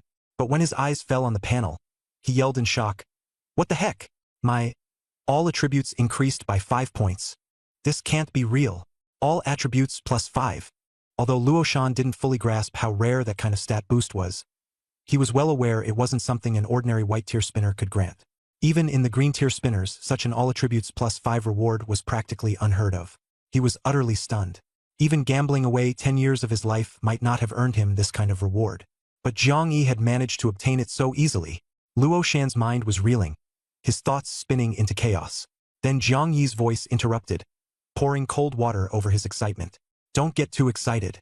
This all attributes plus 5 comes with a time limit." Luo Shan tried to calm himself and asked nervously, "How long does it last?" Jiang Yi replied, "About a day." "A day? That's incredible too." Luo Shan's excitement surged again. "The process is so simple. We can make more of it and keep using it." Jiang Yi rolled his eyes, exasperated. "Don't get ahead of yourself. There's no such thing as a free lunch. This black liquid is called Body Fortification Potion. Sure, it's easy to make for now, but there are 3 major issues. First use, all attributes plus 5, effect lasts 1 day. Second use, all attributes plus 2, effect for half a day. Third use, all attributes plus 1, effect for 3 hours. Beginning with the 4th use, your body will develop resistance, and it'll stop working entirely. Also, don't think the stuff is easy to make. Firefly lamp insects are common enough, but illusion powder butterflies are rare, hard to come by in everyday scenarios. And the bloodlust goo bug? Even rarer. It takes 1,000 white-tier spinners just to encounter a single option featuring the bloodlust goo bug. The odds are ridiculously low, about as low as hitting an all attributes plus 1 reward on a white-tier spinner. This rarity, combined with market demand, meant that materials derived from the bloodlust goo bug were priced almost at the same level as those of green-tier items. So for Jiang Yi to have encountered a white-tier spinner containing an option with the bloodlust goo bug swarm, it was nothing short of astonishing. Even Jiang Yi himself had been surprised. But without his heaven-defying ability of specified reward selection, he couldn't possibly have landed on that exact option, even if it was visible on the spinner. Luo Shan wasn't privy to these secrets, so to him, the situation felt utterly absurd. The bloodlust goo bug swarm, a choice harder to land on than the all attributes plus 1 reward, had actually been picked by Jiang Yi. Luo Shan's expression turned strange as he stared at Jiang Yi and asked, "When you picked that spinner, don't tell me you were specifically aiming for the bloodlust goo swarm?" Jiang Yi's face remained completely calm. "I examined my options thoroughly and decided all the others were garbage. This spinner had both longevity pills and the bloodlust goo swarm. To me, those were two high-grade, positive outcomes, so of course I chose it. I never expected to actually hit the bloodlust goo swarm. Zhang Yi's ability to tell bold-faced lies with such ease was nothing short of masterful. Luo Shan didn't doubt him. After all, who would believe someone could intentionally choose a spinner reward? After Zhang Yi finished his brief explanation, he took the remaining half bottle of body fortification potion and applied it to himself. At first, Luo Shan didn't think much of it. After all, with such a valuable concoction, it made sense for Zhang Yi to want to use it too. But soon enough, his brows furrowed as he remarked. Gao Chong said, "Our mission isn't until 9 a.m. tomorrow morning. So that means we should use the potion tomorrow morning to make full use of its 24-hour effect of +5 to all attributes. Using it now would just waste the bonus for the entire night." He sounded regretful. Zhang Yi nodded absent-mindedly. "You're right. I didn't think it through." Around the same time, in the purple lottery area where the three major clubs converged, He Zhang, Yang Miao, and Wang Shuyan wore solemn expressions. Meanwhile, Zhou Yiming seemed restless, incessantly complaining. "This is ridiculous. The Beast Tide option has less than a 10% chance on the purple wheel. We spent a whole 2 hours preparing for that tiny probability. If we don't draw it, it's all a colossal waste." He Zhang shot him an annoyed glare. Missing the Beast Tide draw would indeed be wasteful. But do you understand how disastrous it would be if we weren't prepared and actually drew the Beast Tide? You've heard about the Seventh-day Apocalypse Beast Tide that almost destroyed the entire Hanjiang University, haven't you? That was just from a blue-tier wheel, and it was terrifying enough. And now, you're drawing from the purple-tier wheel. One outcome could mean a century's worth of life sacrificed to summon a Beast Tide. Another could mean a millennium's worth of life. The Beast Tide from this could be 10 times more destructive than the one at Hanjiang University. If we're unprepared, all 3 of our clubs could be wiped out. He Zhang's voice was firm, his tone heavy. Zhou Yiming scoffed, the impatience clear on his face. "I'm not saying the Beast Tide isn't dangerous. I'm just saying the odds are so low I don't think I'd be that unlucky." He Zhang rolled his eyes and chose to ignore him. Before Wang Shuyan could explode with anger, Yang Miao stepped in to mediate. "No one here wants to draw a Beast Tide. All this intense preparation is just in case. It helps us feel more secure." This has also been the consensus of all 3 major clubs from the beginning. Now that everything is ready, there's no point in arguing further. The moonlight's perfect tonight. We should start the draw. Although the Doomsday game had only been going on for a month, many players believed that drawing under the moonlight increased the chance of getting better rewards. No one could verify the truth behind this theory, but most players preferred to believe it was true. Wang Shuyan had even invited a feng shui master to pick the optimal spot in the purple lottery zone. With a wave of her hand, a 1-meter-high platform suddenly appeared in that spot. On the platform sat a purple lottery wheel, about the size of a rice bowl. The purple wheel was much more exquisite than its white-tier counterpart. Even He Zhang and Yang Miao, both experienced and powerful players, were visibly tempted. The stronger their desires grew, the more disdainful they felt toward Zhou Yiming. This pretty boy who lived off women. How could he be the one to spin such a precious purple-tier wheel? Was Wang Shuyan out of her mind? Zhou Yiming's eyes glittered as he stared fixedly at the purple wheel, his gaze especially locked onto the longevity pill recipe option. His heartbeat quickened in excitement. That was a purple-tier longevity pill recipe. In the entirety of Jiang City, the only person capable of crafting longevity pills was Chang Jiaoyi, and even she only held a green-tier recipe. If Zhou Yiming managed to obtain this purple-tier recipe, who cared about the Blood Swallow Club anymore? Even the 4 major powers in Jiang City would fight over him. He'd no longer be some pretty boy living under a woman's shadow but a pinnacle figure, Zhou Yiming. Even Wang Shuyan would be unworthy of him then. The thought flushed Zhou Yiming with excitement, his blood surging with ambition. Just as he prepared to spin the wheel, Wang Shuyan's nagging voice rang once more. "Brother Yiming, remember, if the wheel lands on Beast Tide, use the teleportation stone I gave you immediately, and don't lose the locator compass either," she repeatedly emphasized. No one has ever witnessed a purple-tier Beast Tide in Jiang City, but if it appears, the situation will be unimaginably chaotic. So keep this in mind. Outwardly, Zhou Yiming nodded earnestly. Inwardly, however, he cursed. Beast Tide. Beast Tide. Talk about overreacting. Her obsessive nervousness felt like bad luck to him, as if these crow-like words would jinx the draw and summon the damn Beast Tide. Finally, Wang Shuyan finished her instructions and, after performing a quick hand gesture, cast a blessing aura on Zhou Yiming. "All right, go ahead." Zhou Yiming finally got to this moment he had been waiting for. He silently prayed to all the gods and spirits he could think of, then placed his hand steadily in the center of the wheel. In a cold, firm voice, he proclaimed, "Spin!" He Zhang, Yang Miao, and Wang Shuiyan all held their breaths, fully armed and tense, ready to defend against the beast tide, though none of them truly believed Zhou Yiming would land on it. And yet, Murphy's Law did not disappoint. Ding! The center of the purple will lit up with text. "Congratulations! You've drawn a reward. Beast tide." "What the hell? Are you kidding me? I actually drew the beast tide." Zhou Yiming was dumbfounded, muttering curses under his breath at He Zhang, Yang Miao, and Wang Shuiyan, blaming their doom prophecies for jinxing him into this bad luck. The three of them looked equally grim. This was the result no one wanted to see. Wang Shuiyan was the quickest to react, screaming, "Use the teleportation stone now." Only then did Zhou Yiming regain his senses, hastily activating the teleportation stone to flee to safety. The moment he vanished, the remaining three swiftly moved according to their contingency plans. About 2 minutes later, a tremendous explosion shook the area near where the three clubs were headquartered. Jiang Yi, who had been lying on a single bed resting with his eyes closed, opened his eyes at the sound of the explosion. Opening his eyes, he calmed himself down. Luo Shan was initially reluctant to give up the +5 to all attributes effect. He was in the middle of a push-up contest with the burly man downstairs, doing over 100 push-ups in one go without breaking a sweat, leaving the strong man in awe. Just as he was about to seize the moment to strike up a conversation, a loud bang suddenly erupted, startling him enough to blurt out, "What the hell?" The burly man's expression changed drastically. "Something's happened." "What happened?" Luo Shan asked anxiously. The burly man rolled his eyes. "How should I know? Wait for the news." Just as Luo Shan was about to ask more, the strong man interrupted him. "Official players can communicate quickly through their destiny plates. Although Gao Chong isn't an official player, he's the captain of the Suicide Squad and probably knows someone who is. At that moment, they heard hurried footsteps rushing down the villa stairs. Gao Chong shouted at the top of his lungs, "Gather! Gather! Everyone in the villa! Gather immediately!" Worried that no one would take him seriously, he added an extra note. 7th Squad's Liao Gu, Liao Yuanfeng has sent a message. Liao Yuanfeng was an official player, and his presence carried far more weight than Gao Chong. In no time, the 9 members of the Suicide Squad arrived one after another, gathering in the villa's first-floor lobby within 2 minutes. Jiang Yi blended into the crowd unnoticed.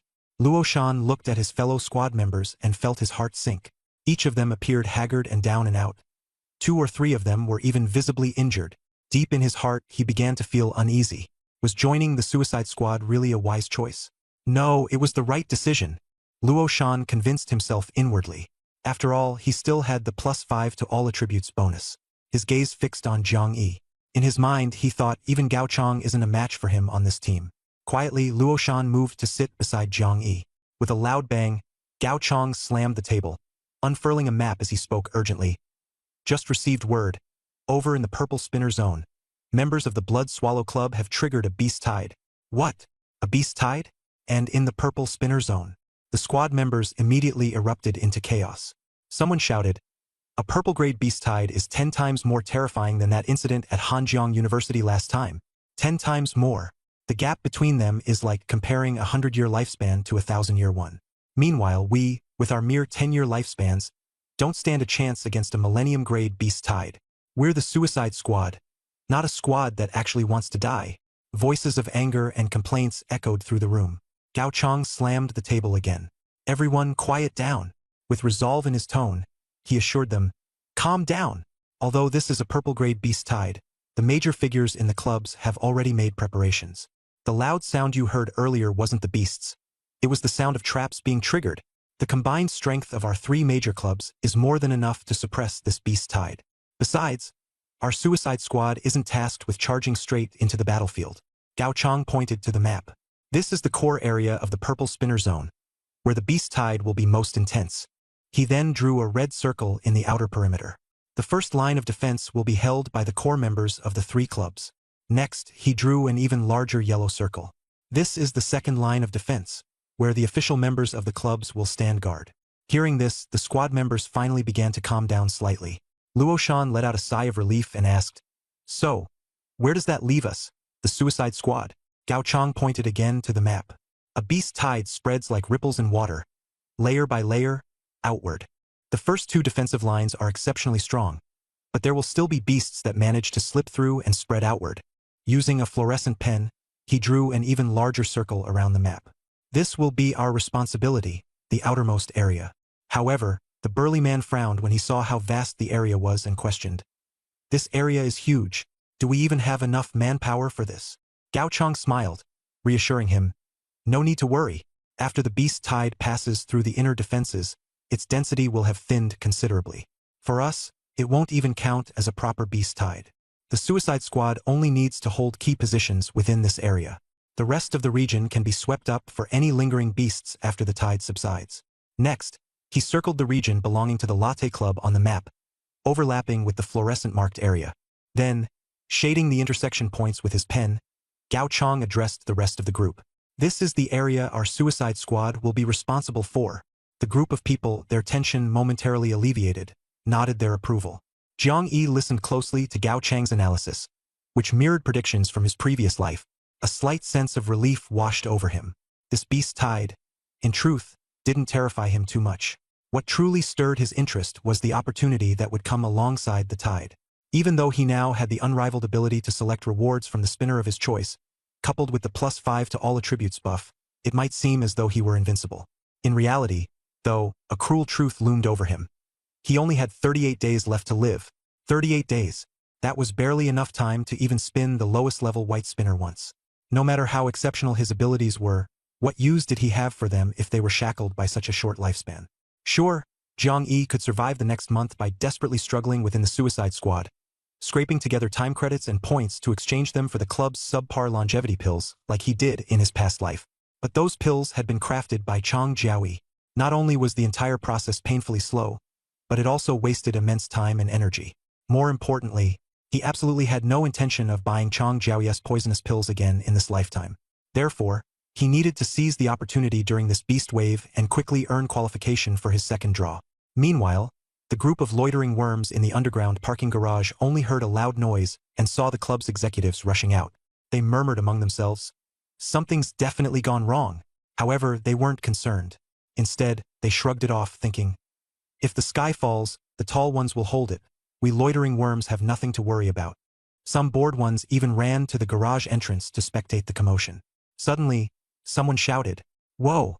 Isn't that Luo Shan? Why is he mingling with the Deathsworn Squad? This doesn't make sense. Did he really join the Deathsworn Squad? Look, Gao Chang is over there too." These two actually became members of the squad. What a twist. They've truly put their lives on the line. And even that waste Jiang Yi followed along. Those two have zero experience. They've just joined the squad, and they're already being sent to the battlefield. It's basically suicide. My guess is, this outing will be their last, and they'll perish with no remains left behind. Anyone who likes them, take a long look now. You probably won't even see their corpses later. To be honest, it's way more comfortable being a loitering worm. You lay back, do no work, and live longer too. Exactly. They're out there risking their lives, but we have it easier and live longer. It's totally not worth it. I figured it out ages ago. Working yourself to death for capital isn't as good as just lying flat and letting things rot. Even if you work hard, you gain nothing. You can't afford a house. You can't get hospitalized. You're living like a dog. Before the apocalypse, I decided to completely lie flat. Now, being a loitering worm is heaven. A group of loitering worms satisfied with their current lives mocked and sneered at Luo Shan and Jiang Yi's choices. Elsewhere, inside the large tented camp, Chun Liang caught sight of Jiang Yi within the Deathsworn Squad from a distance. His heart clenched, and his mind flashed back to the apocalyptic beginning and that formidable man, Jiang Yi. Yes, it was him. As Chun Liang stared at Jiang Yi's back, an inexplicable sense of tension crept over him. But he quickly shook his head and cursed inwardly. Back then, Jiang Yi only lucked out with a powerful ability in a draw, but it had a time limit. 7 days. Once it expired, he was nothing but trash. Trash. Trash that even Chun Liang thought was beneath him. And now, such useless trash dared to join the Deathsworn Squad? If he followed them on a mission, there was no way he'd make it back alive. Chun Liang kept reassuring himself that Jiang Yi was basically dead meat, though he couldn't suppress a growing wave of unbridled fear. At this moment, Jiang Yi paid no attention to the gazes surrounding him. He followed a large group heading toward the northwest side of the Villa District. That was precisely the Beast Waves expansion area circled on Gao Chang's map, where it intersected with the club, a sprawling camping ground with excellent greenery and open visibility. Holy crap! What is that monster? It was Luo Shan's first mission, and he wasn't used to the sight yet. From afar, he saw a massive, writhing shadow of black surging forward, his face turning pale with fear. His startled cry earned him several annoyed glares. Suppressing his displeasure, Gao Chang explained, "Those are white thread spiders, also called black widows." Another Deathsworn member added, "These things are pretty common in the beast realm. They're fast, so it's normal for them to arrive in the first wave. Don't overthink it. They look intimidating, but their actual combat power is pretty lousy. Just don't get yourself entangled and strangled by the silk they spit out, and it won't be a big issue." Gao Chang nodded in agreement. But this is just the beginning. As time goes on, other beasts will gradually show up. During combat, you absolutely cannot let your guard down. This statement was specifically directed at the newcomers, Luo Shan and Jiang Yi. Luo Shan nodded, then asked, "Do the Black Widows have any weaknesses?" As he asked, he observed the squads already engaged in combat, and quickly realized that Gao Chang's team comprised only 9 people, including himself and Jiang Yi. The other Deathsworn teams averaged around 20 members each. Within those teams, some groups of 4 attacked the spider legs together, while others operated in threes, pairs, or even solo combatants.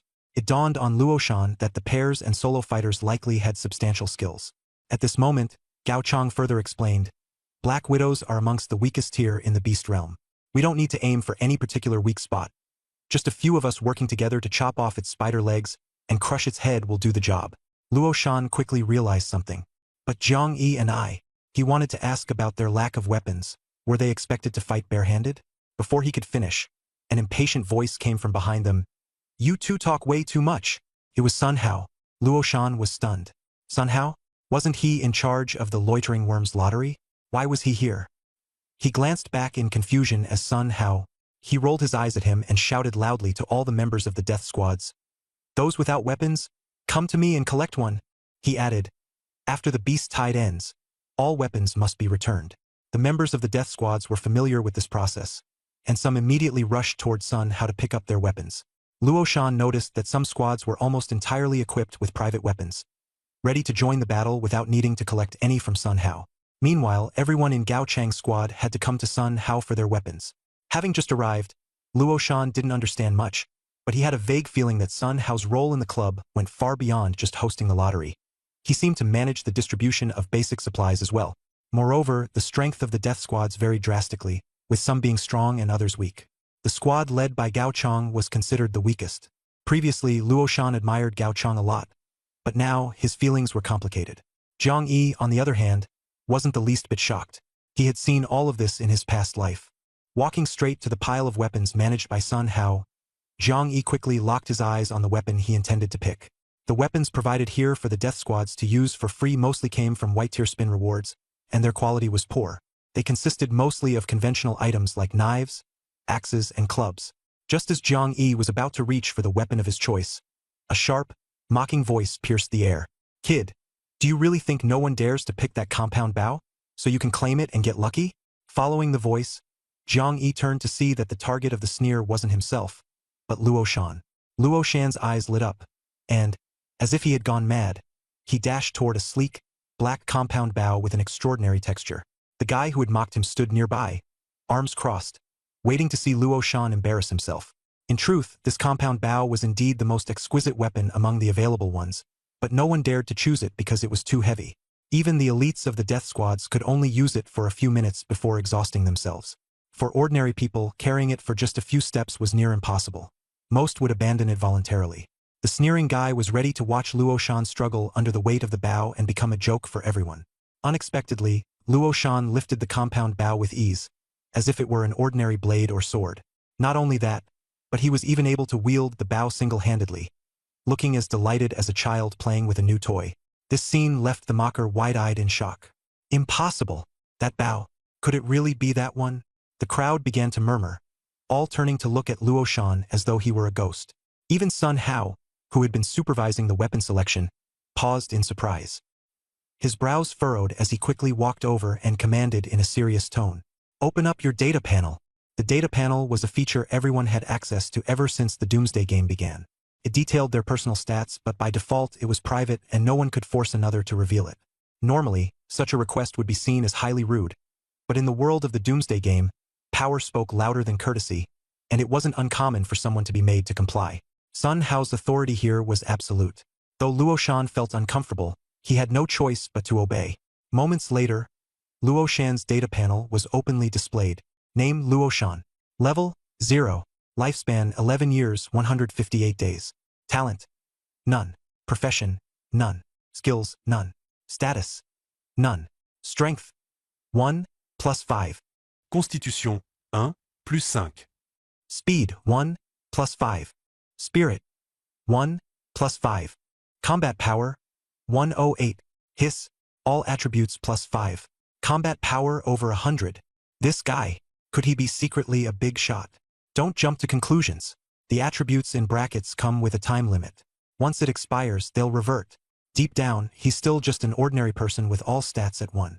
But even a temporary boost like this is remarkable.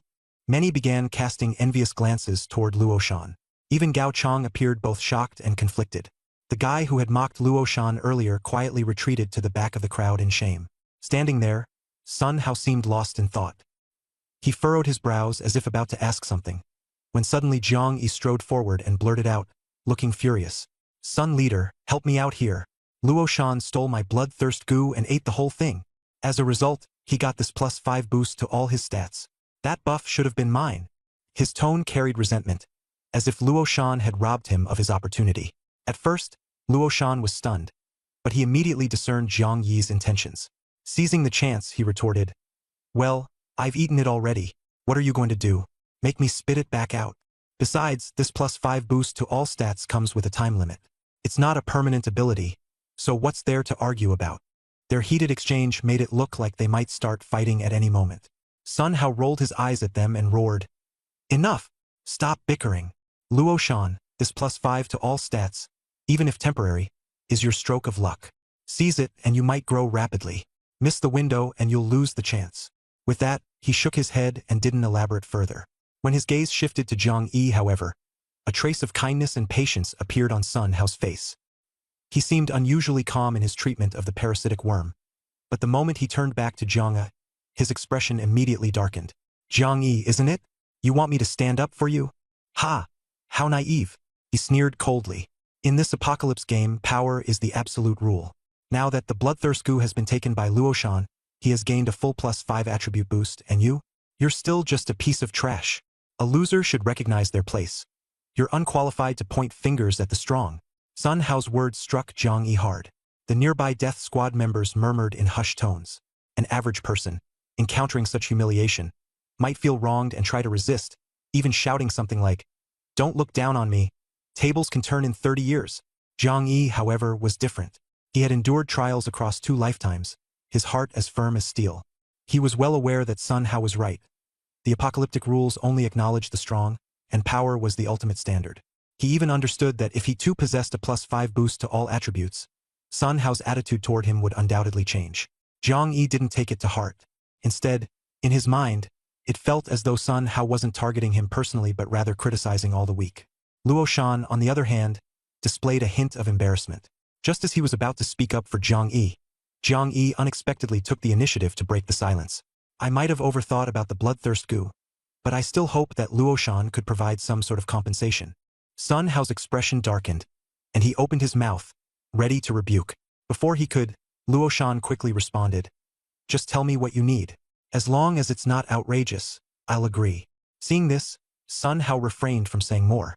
Jiang Yi glanced briefly at Luo Shan, thinking that this guy was far better than those ungrateful people like Tang Ku and Chen Liang.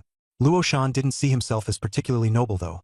After all, Jiang Yi was indeed instrumental in the acquisition of the plus 5 attribute boost. It was only natural to feel some gratitude. However, if Jiang Yi's request was absurd, he wouldn't hesitate to decline. But when Jiang Yi stated his request, it left everyone dumbfounded. From the weapon pile, he casually picked up a shovel and earnestly said to Luo Shan, "Your attributes are high. Help me sharpen the blade of this shovel." Luo Shan immediately rolled his eyes, and the surrounding onlookers were initially puzzled. Then, unable to hold back, they began to whisper amongst themselves. Jiang Yi's request is too laughable. Is he trying to humiliate Luo Shan on purpose? Even Sun Hao felt that Jiang Yi was unreliable. Just as he was about to rebuke him again, Jiang Yi clarified with a serious demeanor, "I genuinely plan on using this shovel as a weapon, but it's too dull. I'd like you to sharpen it." Luo Shan, knowing that Jiang Yi wasn't messing around and faced with his sincerity, decided not to question his intentions. "You really intend to use this shovel as a weapon?" Luo Shan's expression turned odd. Zhang Yi nodded vigorously. Luo Shan thought for a moment and then agreed. All right, I'll help. He turned to borrow a grindstone from Sun Hao. Sun Hao was dumbfounded, wondering what game the two were playing. However, at this point, it seemed better to just let it pass, so he lent out the tool. The sharpening took some time, but eventually, Zhang Yi and Luo Shan returned to the defensive line with their weapons. Many people noticed Zhang Yi holding a shovel, their expressions ranging from puzzled to disdainful. No one was willing to team up with him. Unexpectedly, Luo Shan approached Zhang Yi and, in a low voice, made a proposal. Why don't we team up? I'll have your back. Zhang Yi gave him a faint glance, and Luo Shan immediately felt immense pressure. It further convinced Luo Shan of the rumors that Zhang Yi once led the students of Hanjiang University through a blood-soaked path amidst a beast tide. Although his abilities had diminished, that imposing aura was undeniable. Sure enough, Zhang Yi declined without hesitation. With a +5 attribute boost, you can handle 2 Black Widows alone. Why would you need a teammate? That was a clear rejection. Luo Shan accepted this sensibly and didn't insist. However, he kept an eye on things and deliberately chose to defend a spot adjacent to Zhang Yi. At this point, the beast tide was just starting. Many beasts hadn't reached their position yet, so the defense was still relatively manageable. After standing guard for a while, Luo Shan suddenly pulled back his bow and released an arrow, sending it straight into the head of a Black Widow spider. Boom! The arrow landed perfectly, exploding the Black Widow's head. Luo Shan raised his chin smugly, feeling a rush of thrill and exhilaration. Previously, when he had been a mere support in the group, staying back to handle logistics felt safe but uninteresting. Now, he finally understood why so many Death Squad members refused to retreat to the role of logistics handlers. The feeling of holding actual power was utterly intoxicating. If, in the past, Luo Shan's desire to defy fate was nothing more than youthful fantasy, now his heart surged with determination. He wanted to become strong, to seize fate in his own hands, and to never yield. Zhang Yi observed the subtle shift in Luo Shan's mindset. After a thoughtful pause, he asked, "Have you trained in archery before?" Luo Shan shook his head. "Not formally trained. As a kid, I used slingshots to shoot birds. In middle school, I even made my own crossbow." Before he could finish, his face abruptly changed, and he shouted urgently to Zhang Yi, "Watch out!" The atmosphere tensed immediately. His reaction suggested an imminent crisis. But all Zhang Yi did was bend slightly. In one swift motion, he stabbed forward with the sharpened shovel. The sharp, gleaming blade glided along the ground and struck directly under the Black Widow spider's abdomen. Hiss! The Black Widow immediately collapsed, killed on the spot. The spider's close-to-ground crawling posture left it with an underbelly barely 10 centimeters above the surface, a blind spot during battle that most wouldn't dare to attack. Yet Zhang Yi, with casual precision, executed a sliding attack and effortlessly felled the ambushing Black Widow. This left Luo Shan stunned. Though he was capable of landing a precise arrow to its head, it took significant effort. Meanwhile, Zhang Yi, pulling the bow. Zhang Yi's actions looked effortless, but there was clearly a secret behind it. It wasn't just Luo Shan. The other members of the Death Squad around him stared in stunned silence as well. Gao Chong, standing nearby, was dumbfounded. He blinked and exclaimed, "Kid, you've been hiding this deep, huh? Could it be that you've also got an all-attribute +5 boost?" He shook his head again and said, "No, it doesn't seem like you used that much effort earlier to take down the Black Widow." Suddenly, Gao Chong fixed his gaze on the shovel in Zhang Yi's hand, and it dawned on him, it's the shovel! Looking once more at the corpse of the Black Widow on the ground, he suddenly understood. "Kid, don't tell me you've figured out the Black Widow's weakness?" This declaration astonished all the Death Squad members. Killing a Black Widow quickly wasn't rare, but if someone had truly uncovered its weakness, that would be heaven-sent news for everyone. All eyes turned toward Zhang Yi, filled with anticipation and excitement. Zhang Yi had no intention of keeping it a secret. After all, the Black Widow was not particularly difficult to handle. Any halfway decent player could take it down with a headshot. It was the weaker Death Squad members who needed the knowledge of its weakness to improve their efficiency. He explained confidently, "That's right. The reason I was able to kill the Black Widow instantly is that I hit its critical weakness with precision. A Black Widow has a pair of protrusions on its abdomen called spinnerets. They consist of many silk spinning tubes that connect to its internal silk glands. Those spinnerets are the Black Widow's fatal weakness," someone suddenly exclaimed. "The reason Black Widows crawl so close to the ground is to protect this vulnerability from being discovered." Upon hearing this, everyone had an epiphany. So that's how it works. But crawling that low, hitting the weakness precisely still seems pretty difficult. Their eyes finally shifted back to the shovel in Zhang Yi's hand. They now realized that Zhang Yi had asked Luo Shan to sharpen the shovel for a good reason. The tool was surprisingly efficient at targeting the Black Widow's weak spot. A group of people hurried to thank Zhang Yi and then rushed to find Sun Hao to exchange their weapons for long-handled tools. Sun Hao was positioned at the rear of the battle line, far from Zhang Yi, and he hadn't witnessed what was happening on the front line. When he saw dozens of people rushing over to select long-handled weapons like shovels and hoes, he was shocked after learning the reason. That good-for-nothing Zhang Yi actually knows the Black Widow's weakness? So he chose the shovel for a reason, Sun Hao muttered, startled. His thoughts began to race. Recalling how Zhang Yi had approached him earlier and claimed the bloodthirsty goo, could it be that Zhang Yi had already known consuming it would give him an all-attribute +5 boost? And yet, that opportunity had been snatched by Luo Shan. Gradually, his opinion of Zhang Yi began to rise. Previously, he hadn't thought much of Zhang Yi. But now, it struck him that this kid destined to die soon might have deeper capabilities than he had realized. Though Zhang Yi had only joined their faction briefly, his shortened lifespan implied that he likely had a rich, eventful past. It must have been those past experiences that taught him the Black Widow's weak point and the secret behind the bloodthirsty goo. Could he be hiding other secrets as well? Despite his curiosity, Sun Hao didn't press Zhang Yi for answers. He understood that in a post-apocalyptic world as chaotic as this, countless people came with unique stories or abilities. The only thing that mattered was surviving. Survival proved one's worth. Meanwhile, even though the Death Squad members now wielded long-handled weapons and knew the Black Widow's weak spot, hitting it precisely remained challenging at first. After numerous trial-and-error attempts, they gradually mastered the technique. Once they understood how to strike the Black Widow's fatal point, the once formidable creature declined in threat level. What used to require for people to take down could now be defeated by a single person in most cases. This improvement significantly eased the pressure on the front lines. However, as time dragged on, the onslaught from the beast tide grew more ferocious. More and more fearsome monsters, including an increasing number of Black Widows, surged from the heart of the beast wave. Among them, new and unknown threats began to appear. Half an hour after the outbreak of the beast tide, Zhang Yi's tightly wounded nerves reached a breaking point. He remembered how, in his past life, it was around this same moment when the Death Squad suffered its first casualty. As if on cue, destiny repeating itself, an abrupt scream pierced the tense atmosphere. Zhang Biao! Zhang Yi waited for a moment before the report came through. Someone's dead over there. It was a beast even more agile than the Black Widow. And not just agile. That beast was incredibly stealthy. It vanished without a trace after killing someone. Zhang Biao wasn't weak. Even before knowing about the Black Widow's weak point, he could take one down single-handedly. And now, even he was silently killed by that mysterious beast. What do we do now? If Zhang Biao met such a fate, how can the rest of us hope to resist? Stay calm. Word is that Fan Hu's team is already working on identifying and tracking that mysterious beast. They should handle it soon. Fan Hu's team ranked among the top 3 strongest squads in the Death Battalion. But despite this reassurance, panic lingered among the squads. If this enigmatic monster wasn't dealt with soon, anyone could end up like Zhang Biao, dead in complete silence. Such was the tragedy of the Death Squads. And this was the cold-hearted reality of the apocalypse, the helplessness and despair of the weak. Survival mostly hinged on luck. For a moment, unease spread through the Death Squads, and tension climbed to new heights. Zhang Yi couldn't shake a growing sense of anxiety.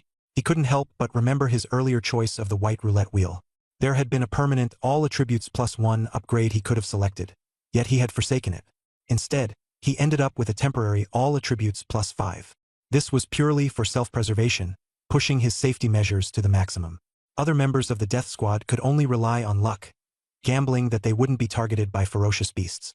But Zhang Yi wasn't willing to gamble with his life. His life was far too valuable, and now with the specified roulette reward, he couldn't afford to lose it so easily. Therefore, he didn't dare to be greedy, opting instead for stability.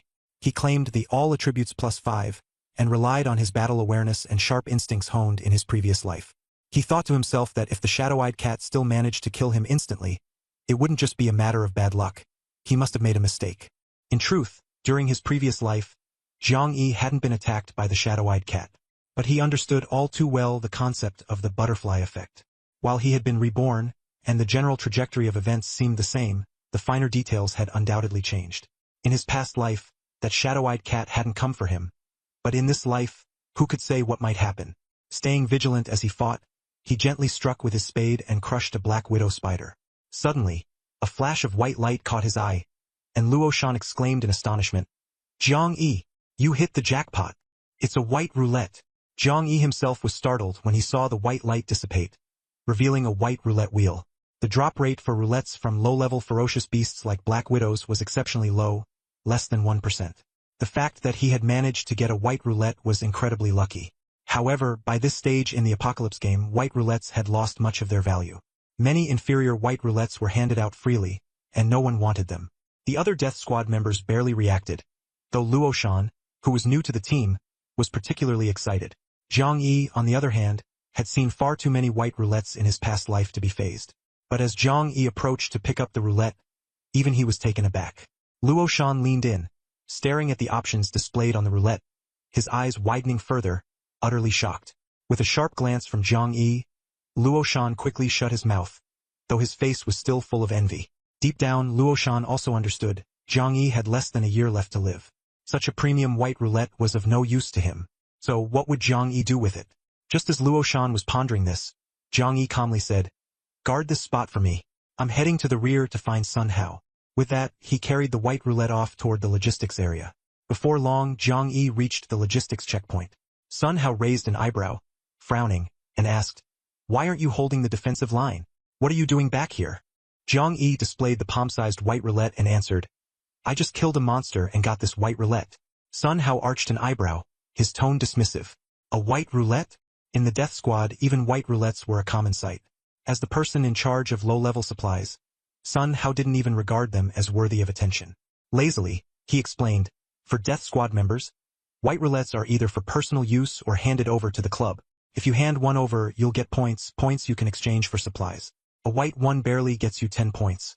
Points can eventually be traded for longevity pills." Sun Hao, knowing that Zhang Yi had little time left to live, subtly hinted that he should start saving points to get pills to extend his life. What Sun Hao didn't expect was Zhang Yi's utter lack of reaction to the mention of longevity pills. With a serious expression, Zhang Yi replied, "I'm not exchanging this white roulette for points. I want to make a deal with you using this." Sun Hao chuckled. "A deal with me?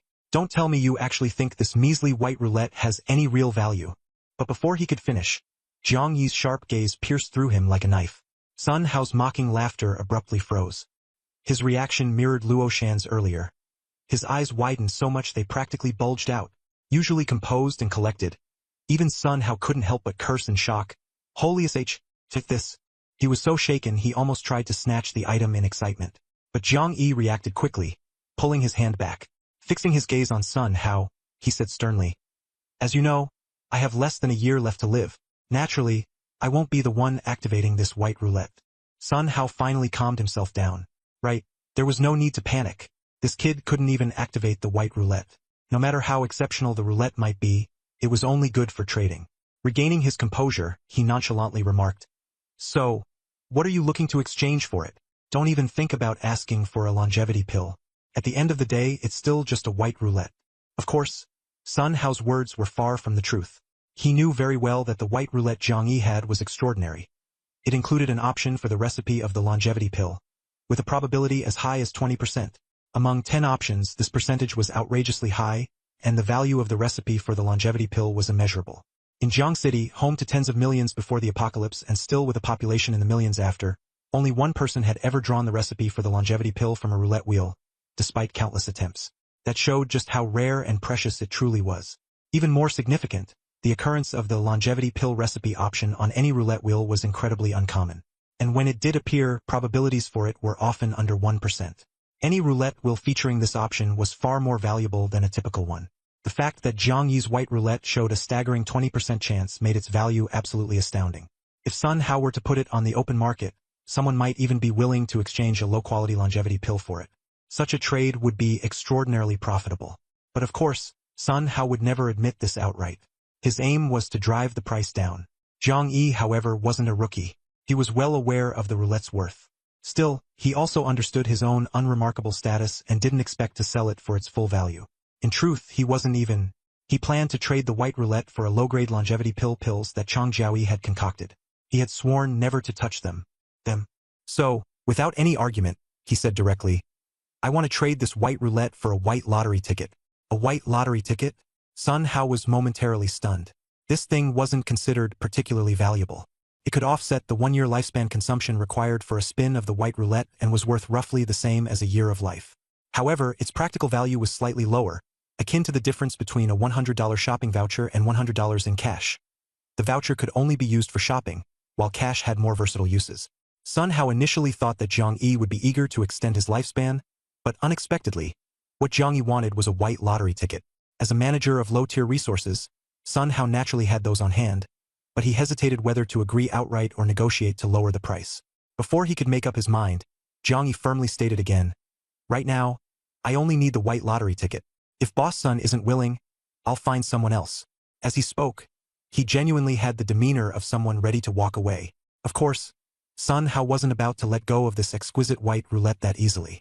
After thinking it through, he said, Fine. Seeing that you're a sharp one, I'll agree to the trade." Jiang Yi showed no sign of surprise. Trading such a premium white roulette for a single white lottery ticket, Sun Hao was undoubtedly making a profit. Shortly afterward, the two completed the exchange. Sun Hao handed Jiang Yi the white lottery ticket and obtained the exquisite white roulette in return. Though Sun Hao had encountered countless white roulettes before, this particular premium roulette was the one that stirred his heart the most. Fearing any mishaps, he raised his hand without hesitation, firmly pressing it down on the center of the roulette as he loudly exclaimed, "Spin!" Moments later, a clear chime echoed from the roulette's core. Ding! Congratulations! You have drawn the reward. Recipe for a longevity pill. A white scroll engraved with mysterious runes appeared instantly in Sun Hao's hand. At that moment, his heart raced with uncontrollable excitement, leaving him momentarily dumbfounded. However, Jiang Yi, standing nearby, suddenly sensed a chilling killing intent closing in. A dark figure darted rapidly before his eyes. "There's danger! Meow! Foul beast! HSSSS!" Following were four simultaneous shouts. The one who shouted "There's danger" was Jiang Yi, though the danger wasn't aimed at him but rather at Sun Hao, who was still immersed in his joy. The ferocious, pouncing shadow turned out to be an infamous and fearsome phantom-eyed cat. Taken completely by surprise, Sun Hao was nearly struck down in a single lethal blow by the creature. In the nick of time, a streak of blue light flashed, causing the phantom-eyed cat to let out a tormented screech of HSSSS. Before it tumbled to the ground in a pitiful mess, Sun Hao narrowly escaped death and was left panting heavily, the terror evident on his face yet to dissipate. The blue light originated from a young man in his early 30s, who teased with a playful tone. "And here I thought you, Manager Sun, could handle yourself, scared senseless by a mere phantom-eyed cat." However, as soon as his gaze fell on the white scroll in Sun Hao's hand, his expression darkened instantly. His steps quickened, and with a sharp and aggressive presence, he charged toward Sun Hao. His posture screamed one intention: to fight. What he sought to seize was the unparalleled and precious recipe for the longevity pill. Sun Hao reacted quickly, and before Liao Yuanfeng could reach him, he abruptly tore the scroll into pieces. The scroll transformed into shimmering white particles, which merged directly into Sun Hao's forehead. Witnessing the sight, Liao Yuanfeng ground his teeth in fury and snapped, "Had I known you'd drawn the recipe for the longevity pill and weren't alert, I wouldn't have rushed to save you. I should have let the phantom-eyed cat kill you outright, so I could have scooped up this treasure scroll for myself." The venom in his words was both genuine and cutting. Sun Hao, still relishing his narrow escape, shot him an exasperated glare. As Liao Yuanfeng gradually regained his composure, he remarked with envy and jealousy, "You actually managed to draw the recipe for the longevity pill.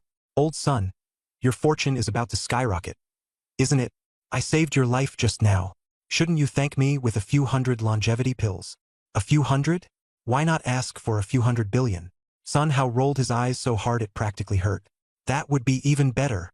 Liao Yuanfeng grinned ear to ear, as though he genuinely believed he could acquire billions of longevity pills. Sun Hao rolled his eyes again and tossed him a small vial. "Here's one. Don't dream of asking for more."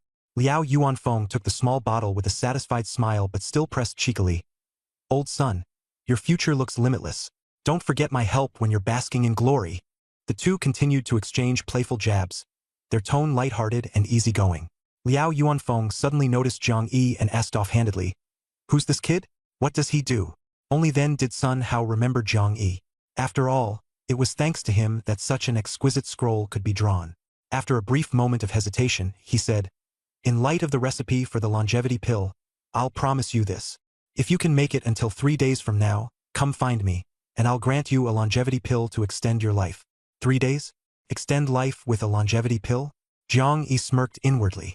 By then, he might already have lived for hundreds or even thousands of years. Would he even need such a thing? Sun Hao, sensing Jiang Yi might feel bitter over the matter, figured that the recipe's value was too great and decided to leave Jiang Yi some small benefit. However, for Jiang Yi, the recipe for a white-tier longevity pill could only create ordinary white-tier pills, which held little significance. Additionally, those manually crafted longevity pills, the quality is far inferior to the pills drawn from the roulette.